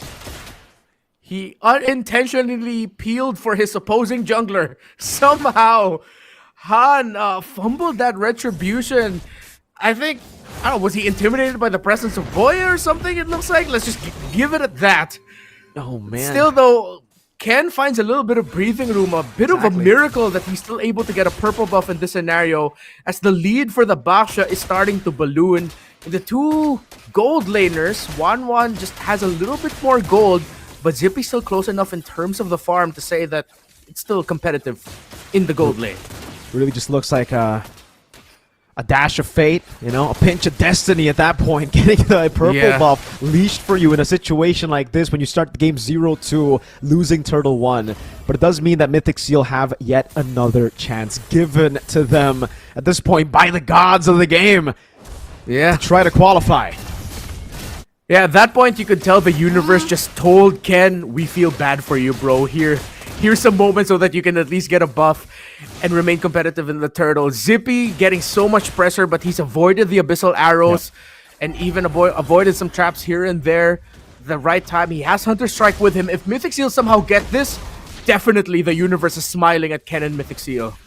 Good cancel on the shield unity. Blink unable to get the traps down here. No pressure. Kun able to control it again. Now it's going to all in onto the back. Good CC from Boye to cancel the retribution. It'll just be the turtle take, but Kun decides to take the Infernal Pursuit, leaving it to be a 2-for-1 trade. An Abyssal Arrow landing on the purple buff. Han, no retribution. Ken will try his best to get it and will be able to secure it. They decide to back off. No kill secured yet for Mythic Seal. Oh no, Blink eats an arrow! Zippy Cutie trying to hold on! Can he survive? He does not! Blink finally lands the arrow onto Zippy, and he punishes him for it. For every win of Mythic Seal, there's a bigger loss somewhere on the map, somewhere in the fight. It could have just been a 2-for-1, 2 kills for the turtle to stabilize the game, but Zippy was ganked. YG really pushing the tempo, really understanding that this composition needs to snowball in the early game. Ying is 4-0-0. This is literally the best route that YG could have possibly chosen for the Hilda, the man who can bully Novaria, Granger, and Hayabusa to be the one with 4 kills at the start of the game. That's why Yangon decided to not go for an assassin. They knew the Hilda was more than enough. That landing abyssal arrows and Han going in at the right time would be enough. That they had the tools to pressure the back line. And the Hilda pick that once we saw it, we knew the absolute pain Ken and Mythic Seal would have to go through is the one absolutely shining for Yangon. Stitch goes bottom and will be able to take the tower there, but it's a cross-map trade for objectives as Mythic Seal get the tower up top. Still, 3,000, very close. Kun forced to flicker out so that he doesn't get arrowed, but Ken sees the Hilda and backs off. YG are within their power spike. Stitch has just been farming up a notch, a whole level lead for the gold laner. Stitch, again with the pressure in the mid lane, can go and do whatever he pleases at this point of the game. There's no CC that can lock him down with that second skill. Zippy Cutie pops in and buys the Sky Piercer, but look at the damage! Oh, Ken forced to use the Quad Shatter defensively already. A shot for the Star Shatter tickles Han. A free neutral objective once more to YG. And it's starting to look even worse for Mythic Seal as that turtle going to them means Yangon will now have full control at this portion of the game, and it will take a major error from Yangon Galacticos for Mythic Seal for them to be able to turn it around. Han is too farmed up, too tanky. Stitch way too comfortable in the farming that even if he somehow gets picked, there'll be a hard guard waiting for him. Zippy was safe, but he still somehow got hit by an abyssal arrow by Blink. We might just actually be already going to a Game 7. Mythic Seal, they can't escape the shadows of that Game 7, man. They really can't. Back-to-back arrows, too, from Blink. Who, again, is on a pick that we call the desperate pick. But when you're this good, no wonder. No wonder it was the game changer. No wonder they put all their marbles into the Selena pick, into the Angela, too. They know that they have enough damage. This will be a big problem for YG as we get into the later stage of the game, though. That's the only hope that Mythic Seal are trying to hope for at this point. Like, it's just YG having, I would say, a composition that falls off. A Winter Crown will deal with the 1-1, a Wind of Nature, same goes. And then just a few Athena Shield Radiant Armor, I think just that is already enough to deal with Blink. Yeah. Radiant Armors especially, because once Stitch gets into the realm of building that Wind Talker, that crit build 1-1, then definitely that's going to help with the magic damage dished out by that item. So Mythic Seal, they have to hold on to that, but they cannot slip anymore. They cannot lose big fights. If someone's going to fall, you back out instantly. You don't try to trade it out. You really have to start minimizing your losses here. Looking at the two mid laners, it's good that Nico has been able to keep a gold lead over the Angela, who's been focused a bit more on supporting, has the glowing wand, has the enchanted talisman, but then at this point you need 4 items on that Novaria to really start feeling the pain or to start forcing some desperate moves from YG. Zippy's farm is there as well, but then again, there's another layer of problems. The Selena's Abyssal Arrows landing, and look at where Ying is, man. He could single-handedly win this fight for YG. He could. Nico shoots the Star Shatter. If he walks up a bit too aggressively over, oh, it's going to be Ken. Ying knows it. He sees him. Look for the angle. He knows that there's no one there to follow it up, so there's no reason for him to display or to show just yet. A flank position still being held down. Lord going to be reset again as a slow push builds up in the bottom lane, creating this forced error for Mythic Seal. They're going to have to make a decision here. Yeah, no one's checking where the Hilda is just yet. Ken's conceal under Lina. Quan Shadow landing as well. It will be a kill. Tsunami Slam, though. I think it was a bit unnecessary. Lina taken down. Still has the Shadow kill, but there's no Tsunami Slam. YG will choose to play it slow. Yeah, that's roughly 30 plus seconds before the ultimate of the Kalea comes back. It's already been 10 to 15 since that has been used, but Mythic Seal, they decide to try and rush. They're forcing something out of YG. Good Astral Echo, revealing them in the back line. Kun able to go in for the back as well. Dealing so much damage, jumping with Infernal Pursuit and jumping onto Han. Star Shatter, not going to land on the right target. Crossbow Tang is popped up by Stitch. Lord low. Han is down. Ken wants to go for it. A retribution to seal the deal. And Ken secures the Lord, buying a bit more time for Mythic Seal to continue to scale. They want to deny that game 7. And Ken, patient.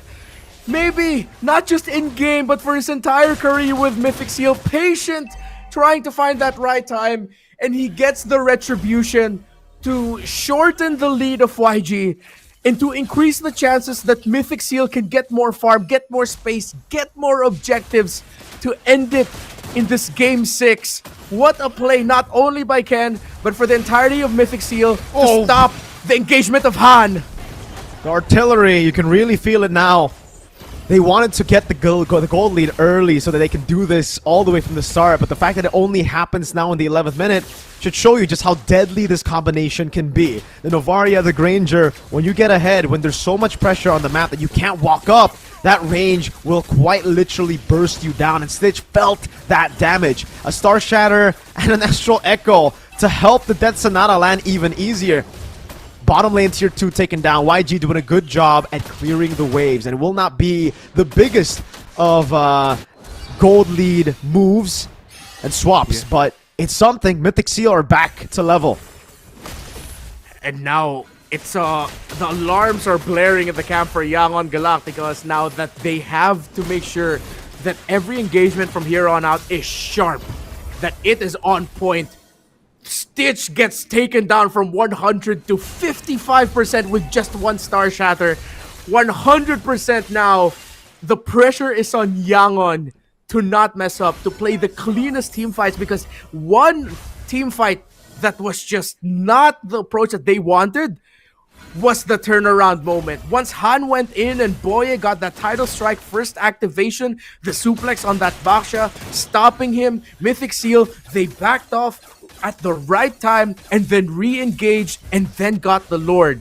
We've seen this all throughout the playoffs for Mythic Seal. They're good for that longer engagement, that push and pull. They're really crafty with it. So Yangon needs to be sharp. Definitely do. Wind of Nature already in the inventory of Stitch with the Malefic gun too. Item-wise, this is where we start to see that fall off, I feel. Wind of Nature for Zippy, but for Mythic Seal, I think the main item that they need to get to deal with Stitch should be the winner crowns for their frontliners. Kun, in this game, I think he's just fallen behind so much that he can't really afford to win a crown. He has to go for some more defensive items before he does it, before he commits to that build.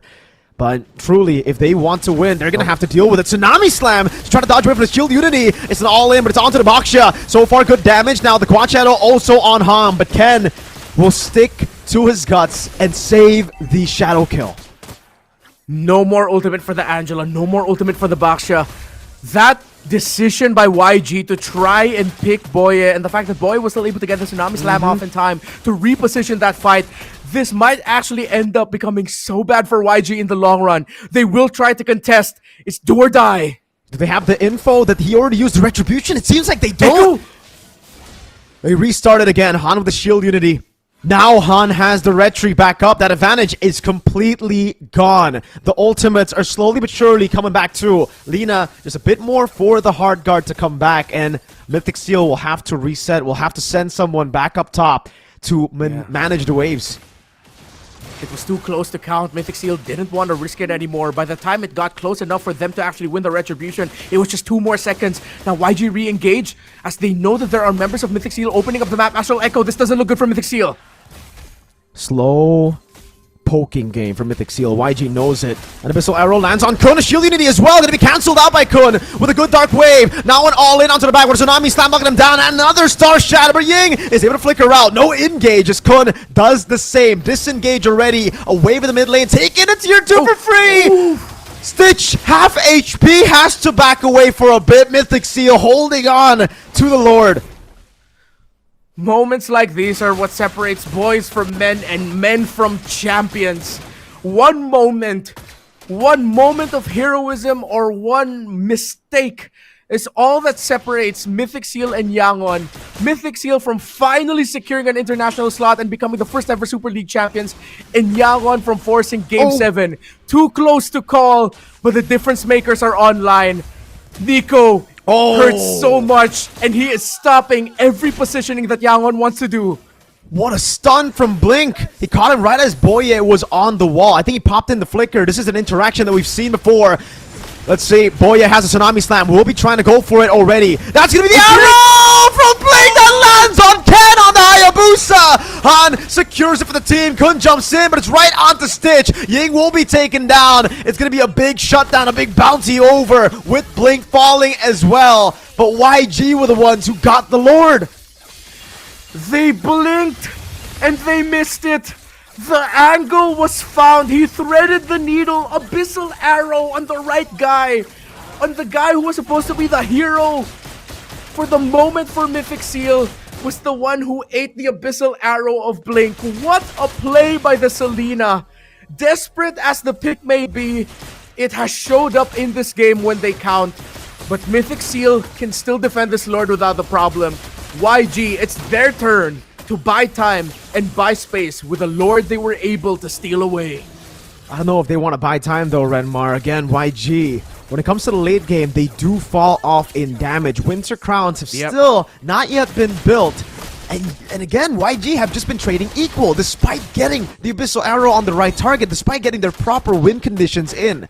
If Mythic Seal play it right, if they don't get caught by that Abyssal Arrow onto one of the carries, this is still a Mythic Seal game to win. This is a game that they have taken all the way from the start, getting dismantled, getting dominated.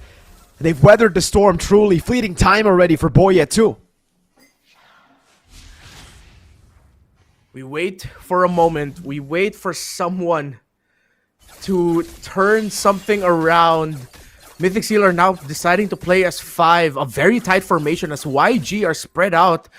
1-3-1, 1-2-2, all evolving in different versions. 1-3, and they'll have the Angelos sitting back, as most Angelos usually do in the scenario, waiting for a good heart guard moment. Astral Echo.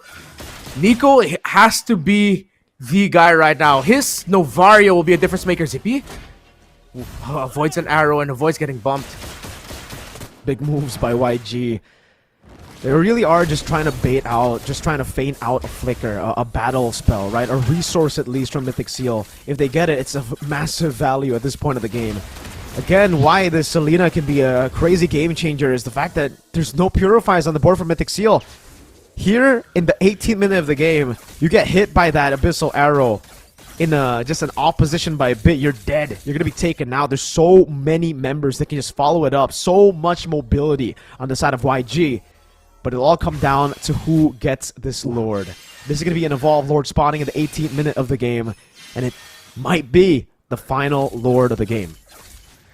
Yeah, you see Mythic Seal doing everything they can to check the map, provide vision. Boye, oh no, this looks bad for Mythic Seal! Tsunami Slam, Abyssal Arrow! Oh, so close from landing. Now it's going to be the all-in from Ken. Jumps in the Shadow Kill too. Yay! Taken down by Ken!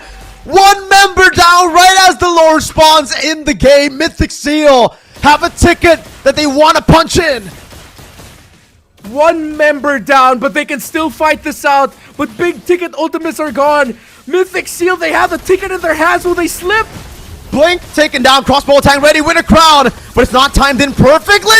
Goes in on Zippy Cutie, has a win of nature, buys a little bit more time, but with the Angela, it turns everything around. Stitch going for the chase, Ken in the bush already, doesn't have the shadow kill, the quad shadow comes in, and will be able to escape. Lina with the flicker forward, Ken jumps back in, and he goes back, but he's met by Lina, who was waiting there. Now it's YG who's pushing the tempo, a massive play for YG to save the day. Nico has to be the hero. He'll use the Astral Echo, the Star Shatter. He won't have another one. He won't be able to steal it away unless somehow he doesn't. Just a bit too early. Han gets the retry. And now Yangon are gonna be knocking at the gates of Mythic Seal, knocking on the gates of Game 7. Mythic, they slipped. The stars lined up for Mythic Seal, something we cannot guarantee in the final game, something we cannot guarantee in this Lord push. It is an Evolved Lord, and YG already had a very tanky lineup. This damage reduction as they group up together with the Lord might be too much for Mythic Seal to deal with, but fortunately for them, YG did not have time to manipulate the waves. It'll only be one wave coming down. An Abyssal Arrow landing in the back again! Shadow Kill already zoning them away from the Lord. Evolved Lord will be dealt with by Mythic Seal. And once again, they have miraculously stayed in the game. Nico and Ken. Once Nico landed that Star Shatter, Ken smelled blood. He knew that he needed to pop that Shadow Kill to force them back, and it was the right call at the right moment. Just when we thought Yangon would be getting the victory with that push, they don't even get an inhibitor turret down, a base turret down. One is about to fall, but they do not succeed in their mission, and Mythic Seal have a chance to fight another day. But now the problem is staring them in their face. It's Stitch. It's Lina. It's the 1-1 and Angela combo. That crossbow of Tang feels like it lasts an eternity now at this point. Yeah, I think it was on Kun too, right? Obviously, well played to Stitch, but Kun needs to be patient with his timing on the Winter Crown. He can't just pop it before the crossbow attack happens, because before it happens, Stitch, if you use the Winter Crown before it, Stitch has all the time in the world to wait and then use the crossbow attack. The rest of the team, even with the Winter Crown, wasn't able to get away from it, and that's why we saw a massive play from Stitch. Had he waited, even if he died, by the way, to Stitch's basic attack, it will be better than giving a crossbow attack translation over to Zippy Cutie. Patience is the name of the game for Mythic Seal, for Kun especially. They cannot panic in these moments. Yeah. They have to be tight in their formation, and they really desperately have to conserve those flickers for making sure that they have enough space between them and the 1-1 that's going to be chasing after them. They spot Stitch, a lot of damage, Nico. Wow. He is single-handedly keeping Myth alive by landing the shots on that 1-1 to provide just an inch of more space. Quite literally could have won them the game had he gotten the steal on the Evolved Lord as well. Yeah. Nico, what a fighter, what a warrior for Mythic Seal, man. Zippy Cutie in the mid lane, clearing it out. Prio for Mythic Seal all across the map. Top lane, bottom lane, even in the mid lane, Stitch has to be careful while clearing out the waves. He cannot get popped by Nico. And he has to be careful because they don't know where the Hayabusa is. Another shot taking Stitch very low. Has to walk all the way back to Lina. Yeah. Too close to call. This might be the final big Lord fight. Who's gonna get it? Mythic Seal, Yangon! An arrow landing as well. Stitch trying to go in. Boye looking at the play. Jumps onto Ying. Goes for Tsunami Slam as well. Kun gonna be taken down by Stitch as Ying drops his immortality. And perfectly timed Star Shatter. Luckily, the Abyssal Arrow only lands on Boye. And they've already used a big resource. No Heart Guard for a few seconds. They needed that kill security. They needed to even out their losses. And Nico got it.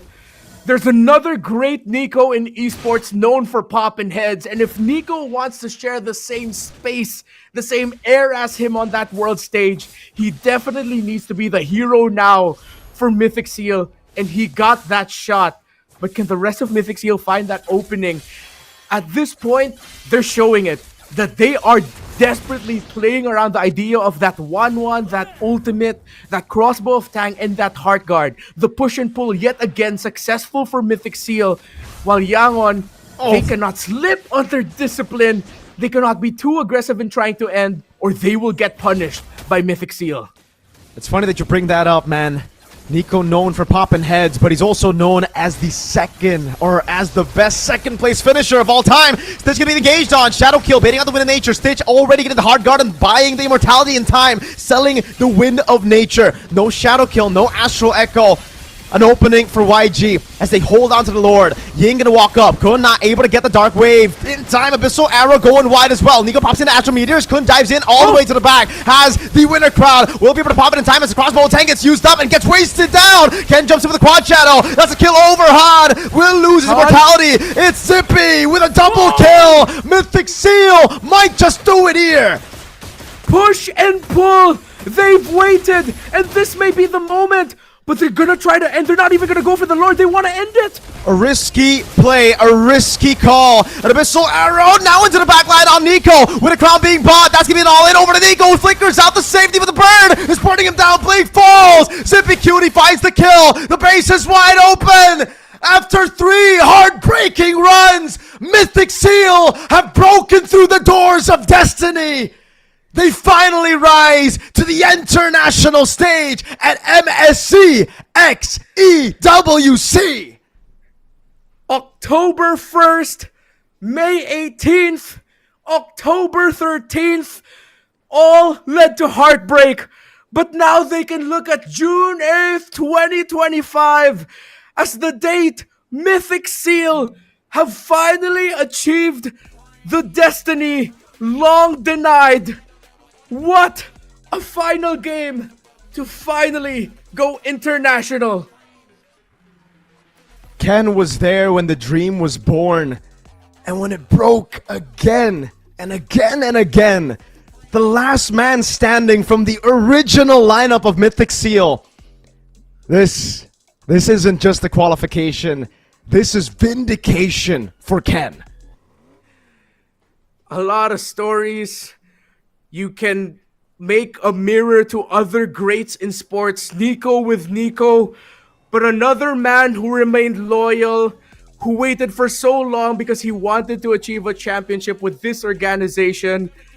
Bro, with what Ken achieved here today reminds me of what Sonny did for Spurs, and you can't just help but be misty-eyed with what Ken has finally achieved with Mythic Seal. Bro, Mythic Seal are champions of Myanmar. Finally, after the long wait of always being the best in Myanmar, but never being the best when it mattered most, they did it. They finally did it. And you can see just the love, just how much they can support Nico as well. They know who carried the games. They know who was the special one in this series. What a special day for Nico and for Mythic Seal. Yeah, the Novaria. We talked about the story of the Novaria, the story of Nico, and at that point, it really desperately needed to be him. Because the burst of damage he needed to dish out to set up for Ken, to set up for everyone. I think we're going to be throwing it over to the stage just very shortly, ladies and gentlemen, to get a few words with the champions, to get a few words for the Myanmar, the Burmese representation at MSC. Mythic Seal, man. This Grand Finals was truly special for me too. Looking and watching this series, Ken has really done so much all the way from back in MSC 2022 when I first met him, man. He was literally about to quit Renmar after failing to qualify to the M6 World Championships. He told me, it's over, I'm taking a break, I'm not playing anymore. Yeah. He's tired, but he kept at it, man. He kept at it, and now he will be going to MSC. You can see the emotions, you can see the tears flowing for Ken. He has fought and waited for this moment. Patience was a major storyline for this win for Mythic Seal, and patient long they have been. Are we gonna hear from the players on stage though? Let's give it a moment.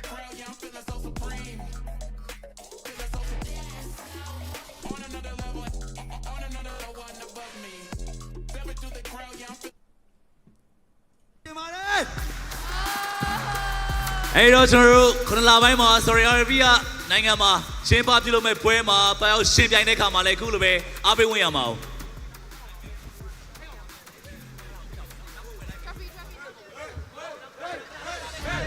Okay, are you ready? Amazon Season 1 Champion Mike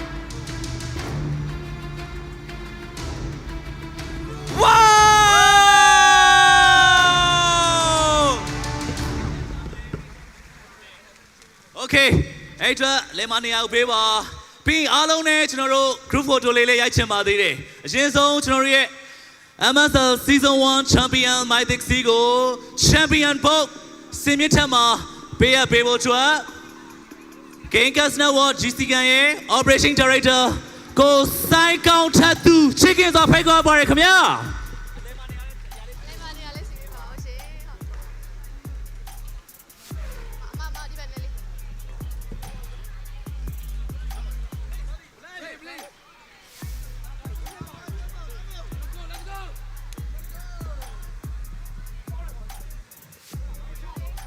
Okay, Champion team ဖြစ်တဲ့ Mighty C Champion ပုံလေးလက်ခံပေးပါအောင်ခင်ဗျာ Okay, နောက်တစ်ခါတော့ထပ်ပြီးတော့ MSL Season 1 Champion Mighty C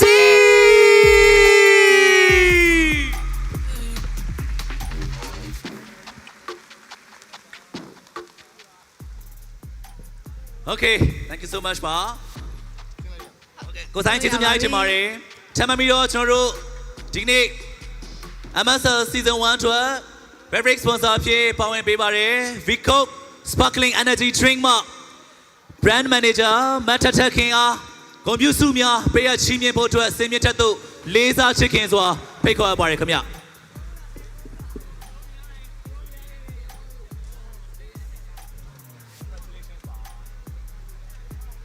Okay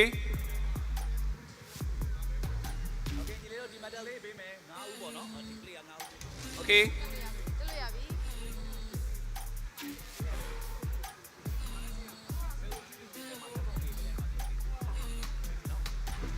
Okay, ကျွန်တော်ရဲ့ဒီနေ့ champion အသင်း Mighty C team member များကိုကျွန်တော်တို့ Vico မှ brand manager မတ်ထထခင်မှမတ်တရားဂုဏ်ပြုစုများတဦးချင်းစီပေးရမှာဖြစ်ပါတယ်ခင်ဗျ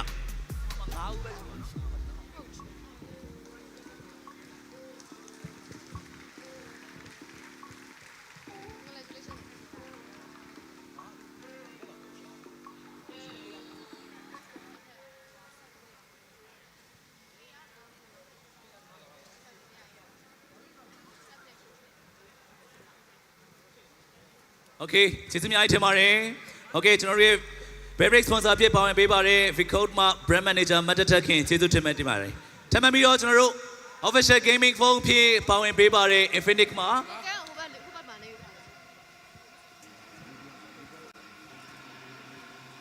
Okay, အဲ့တော့ကျွန်တော်တို့ဒီနေ့ရဲ့ပွဲခန်းနာမှာ official gaming phone ဖြစ်ပါဝင်ပေးပါတယ် Infinix မှာ winner team ကိုအမတ်တရားဆုများပေးရသွားမှာဖြစ်ပါတယ်တို့ဖြစ်ပါပြီအမတ်တရားဆုများပေးအပ်ချီးမြှင့်ပေးနိုင်ပါရန် Infinix Mobile ရဲ့ Marketing Head Mr. Vincent Infinix Mobile ရဲ့ Marketing Manager ကိုဇော်လွင်ဦးစင်မြင့်ထက်တို့လေးစားချစ်ခင်စွာဖိတ်ခေါ်လိုပါတယ်ခင်ဗျ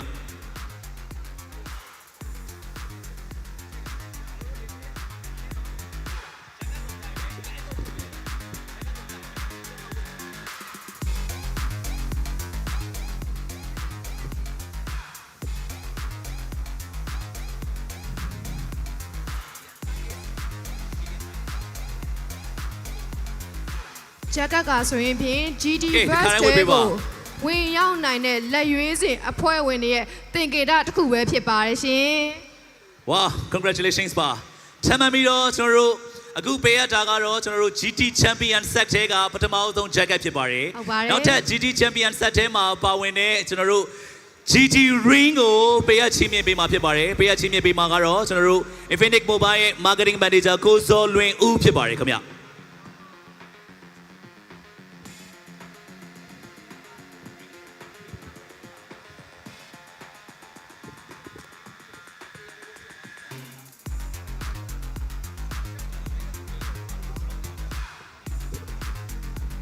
โอเคအခုချီးမြှင့်ပေးနေတဲ့ GT Ring ကတော့ challenge တွေကိုအောင်မြင်စွာကြော်ဖြတ်နိုင်တဲ့ brotherhood တွေကိုဂုဏ်ပြုတဲ့အနေနဲ့ရည်ရွယ်ထားပါတယ်ရှင် AI နည်းပညာပါဝင်ပြီးတော့ head monitoring လုပ်နိုင်မှာလည်းဖြစ်ပါတယ်ရှင်ဟုတ်ပါတယ် AI နည်းပညာလည်းပါဝင်ပြီးတော့ head monitoring လည်းပြုလုပ်နိုင်မှာဖြစ်ပါတယ်ခင်ဗျာဟုတ်ပါတယ်ကိုယ်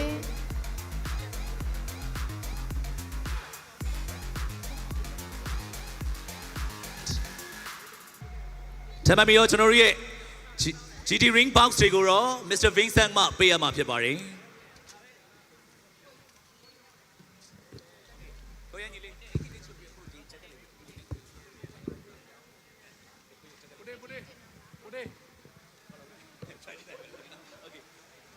ကဲအားလုံးနဲ့ပြီးကျွန်တော်တို့ group photo လေးရိုက်ချင်ပါသေးတယ်ပြီးကိုပြန်ပြီး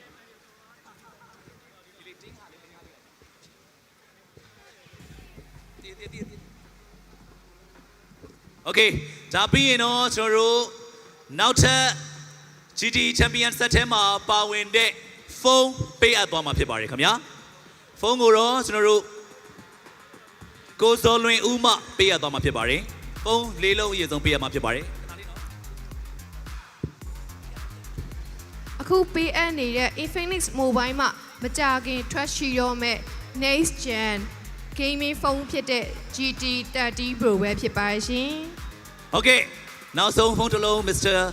Vincent ပေးရပေးပါဦးโอเคလက်ခေါ်တန်းထပ်ပြီးချကြပါရစေဒါအပြင်ကျွန်တော်ဒီနေ့မှာနောက်ထပ်ဆုတစ်ဆုရှိပါတယ်ဒါကတော့ MGT လို့ခေါ်တဲ့ My Greatest Teammate Award ပဲဖြစ်ပါတယ်ဒီဆုကတော့ကိုယ်အသင်းသားချင်းချင်း vote ပေးပြီးတော့ရွေးချယ်ရတာဖြစ်ပါတယ်ရရှိသွားတာ trophy ရှိနေတဲ့ကံဖြစ်ပါတယ်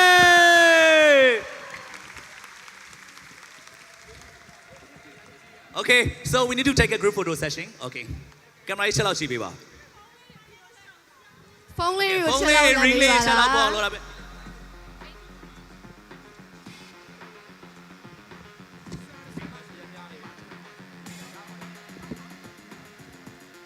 ါပြီးကျွန်တော်အားလုံးနဲ့ group selfie ရိုက်မှာဖြစ်ပါတယ်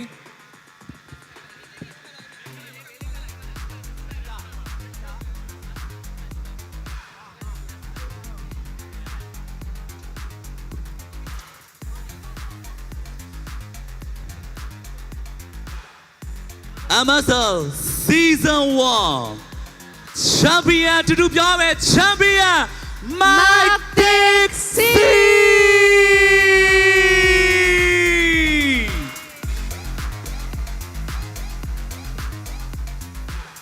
Okay ပါထပ်မံပြီးတော့လည်းဂုဏ်စွာနဲ့ကြေညာစရာရှိပါတယ်လာမယ့် MSL Season 2မှာလည်း GT30 Pro က official gaming phone ဖြစ်ဂုဏ်ယူစွာဖြင့်ထပ်မံပါဝင်ပေးသွားမှာဖြစ်ပါတယ်ခင်ဗျာလက်ခေါက်သားနဲ့ကြားကြပါရစေ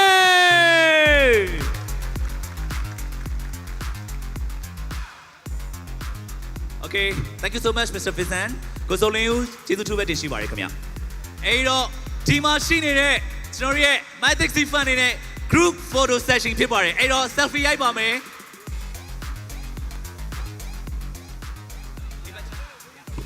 trophy လေးခဏယူထားပေးလို့ရ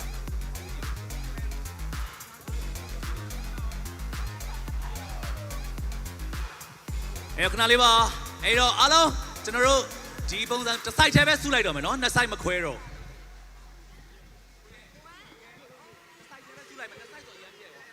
โอเคအားလုံးရှင်းလေးနဲ့ထိုးပါရှင်းလေးအလဲလေးကိုဆက်လို့ဆွေးကြပါအောင်ရှင်โอเคရှင်းလေးနဲ့တော့နောက်ရပြီစိတ်မမထက်โอเคအောက်ကပဲโอเคအားလုံးတူတကွရိုက်မယ်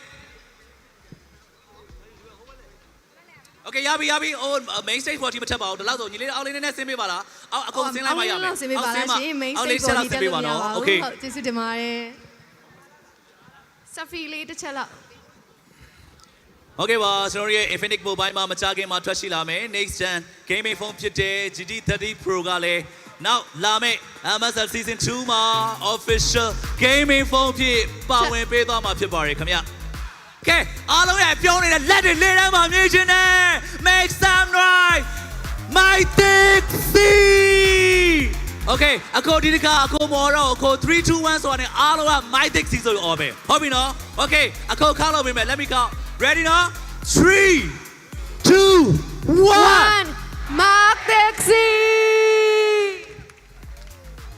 Okay ကျေးဇူးအများကြီးတင်ပါတယ်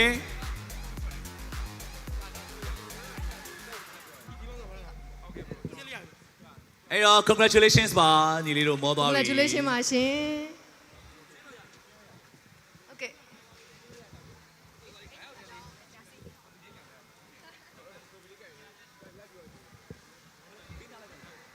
Okay အဲ့တော့ညီမလေး Okay ကို MSL Season 1ကတော့ရှင်ပြိုင်မှုတွေအချိန်နဲ့တကယ်ကိုမှအောင်မြင်ကိုမြင်မြင်နဲ့ပြီးဆုံးသွားပြီအဲ့တော့ကျွန်တော်တို့ Sorry Arabia မှာတွားရောက်ရှင်ပြိုင်မဲ့ Mythic C အသင်းကိုပရိသတ်တွေအားပါတွေကထပ်မံပြီးတော့အားပေးဝန်းရံဖို့ပဲရှန်တော့တယ်ဟုတ်ပါတယ်ကိုရေအဲ့တော့ဒီနေ့ပွဲဖြစ်မြောက်ဖို့အတွက် Y1 ကူညီဆောင်ရွက်ပေးကြတဲ့ကျေးဇူးတင်ထိုက်သူတွေ Infinix ပြီးရခါမှာ Vico AGP Gaming ပြီးရခါမှာကျွန်တော်ကျေးဇူးတင်စကားဆိုတဲ့နေရာမှာကြန့်ရှိခဲ့ကျေးဇူးတင်ထိုက်တဲ့သူတွေပြီးရခါမှာ Technician ဘိုင်းတွေပါဝင်ကူညီအားဖြည့်ပေးကြတဲ့ပရိသတ်တွေအထူးသဖြင့်ကျွန်တော် Hexagon Complex String ကိုလာရောက်ပြီးတော့ချိန်ပေးပြီးအားပေးကြည့်ရှုကြတဲ့ပရိသတ်တွေ online ကကြည့်ရှုနေကြတဲ့ပရိသတ်များအားလုံးဒူးစီတယောက်စီတိုင်းကိုကျေးဇူးထူးပဲတင်ရှိပါရစေ MSL Season 1 ရဲ့ Champion ကတော့ Mythic C ဆိုတဲ့အကြောင်းကိုပြောကြရင်းဒီနေ့ MSL Season 1 ပွဲစဉ်များအားလုံးအောင်မြင်စွာပြီးမြောက်ကြောင်းချီးမြှောက်ပါရခင်ဗျာ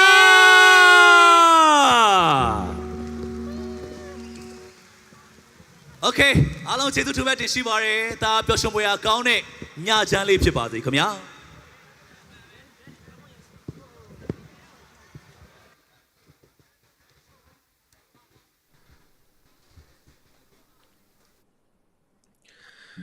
And there we have it, the moment of glory that Mythic Seal have waited for after almost 2 years of heartbreaks, finally delivering for their fan base, their families, and everyone who's ever supported them. Congratulations again to the champions of the first ever MLBB Super League for Myanmar. It's a great moment, not just for Mythic Seal, but for the entire region to have an almost at this point, it's their version of the MPL being back in their hands already, having a big tournament such as this. Congratulations to them.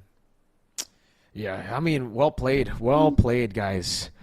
Well played to Mythic Seal. I'm glad that they qualified. You know, unfortunately for YG, but as a new organization, for such a new org to already make it in the grand finals and make it through the upper bracket finals as well, it's a really good story as well, just to see, again, the future of Myanmar later on. Whether it's going to be Mythic Seal or YG in the future for M7, let's see. It's going to be a good one. The progression of Myanmar MLBB continues.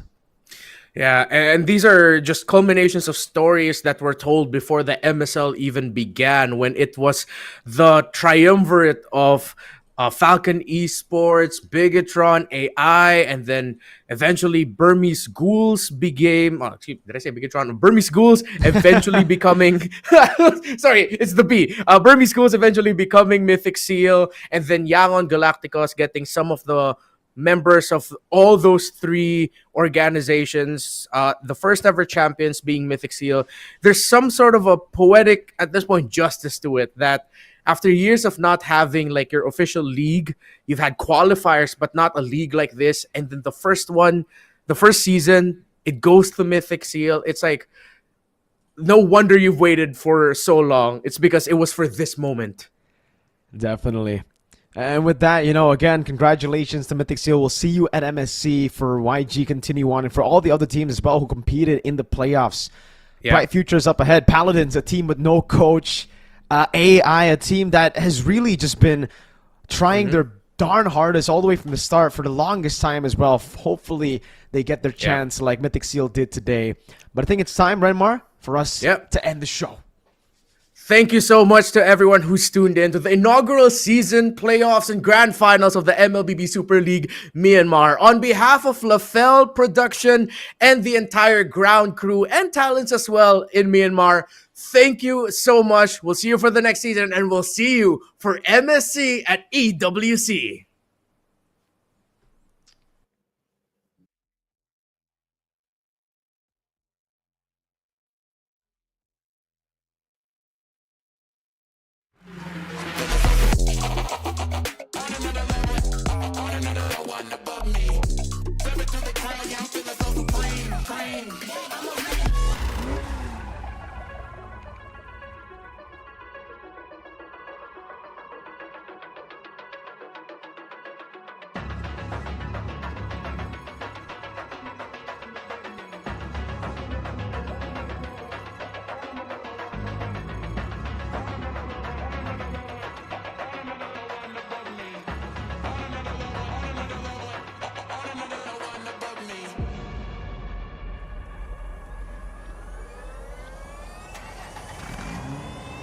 Fly dope swaggy, that's how I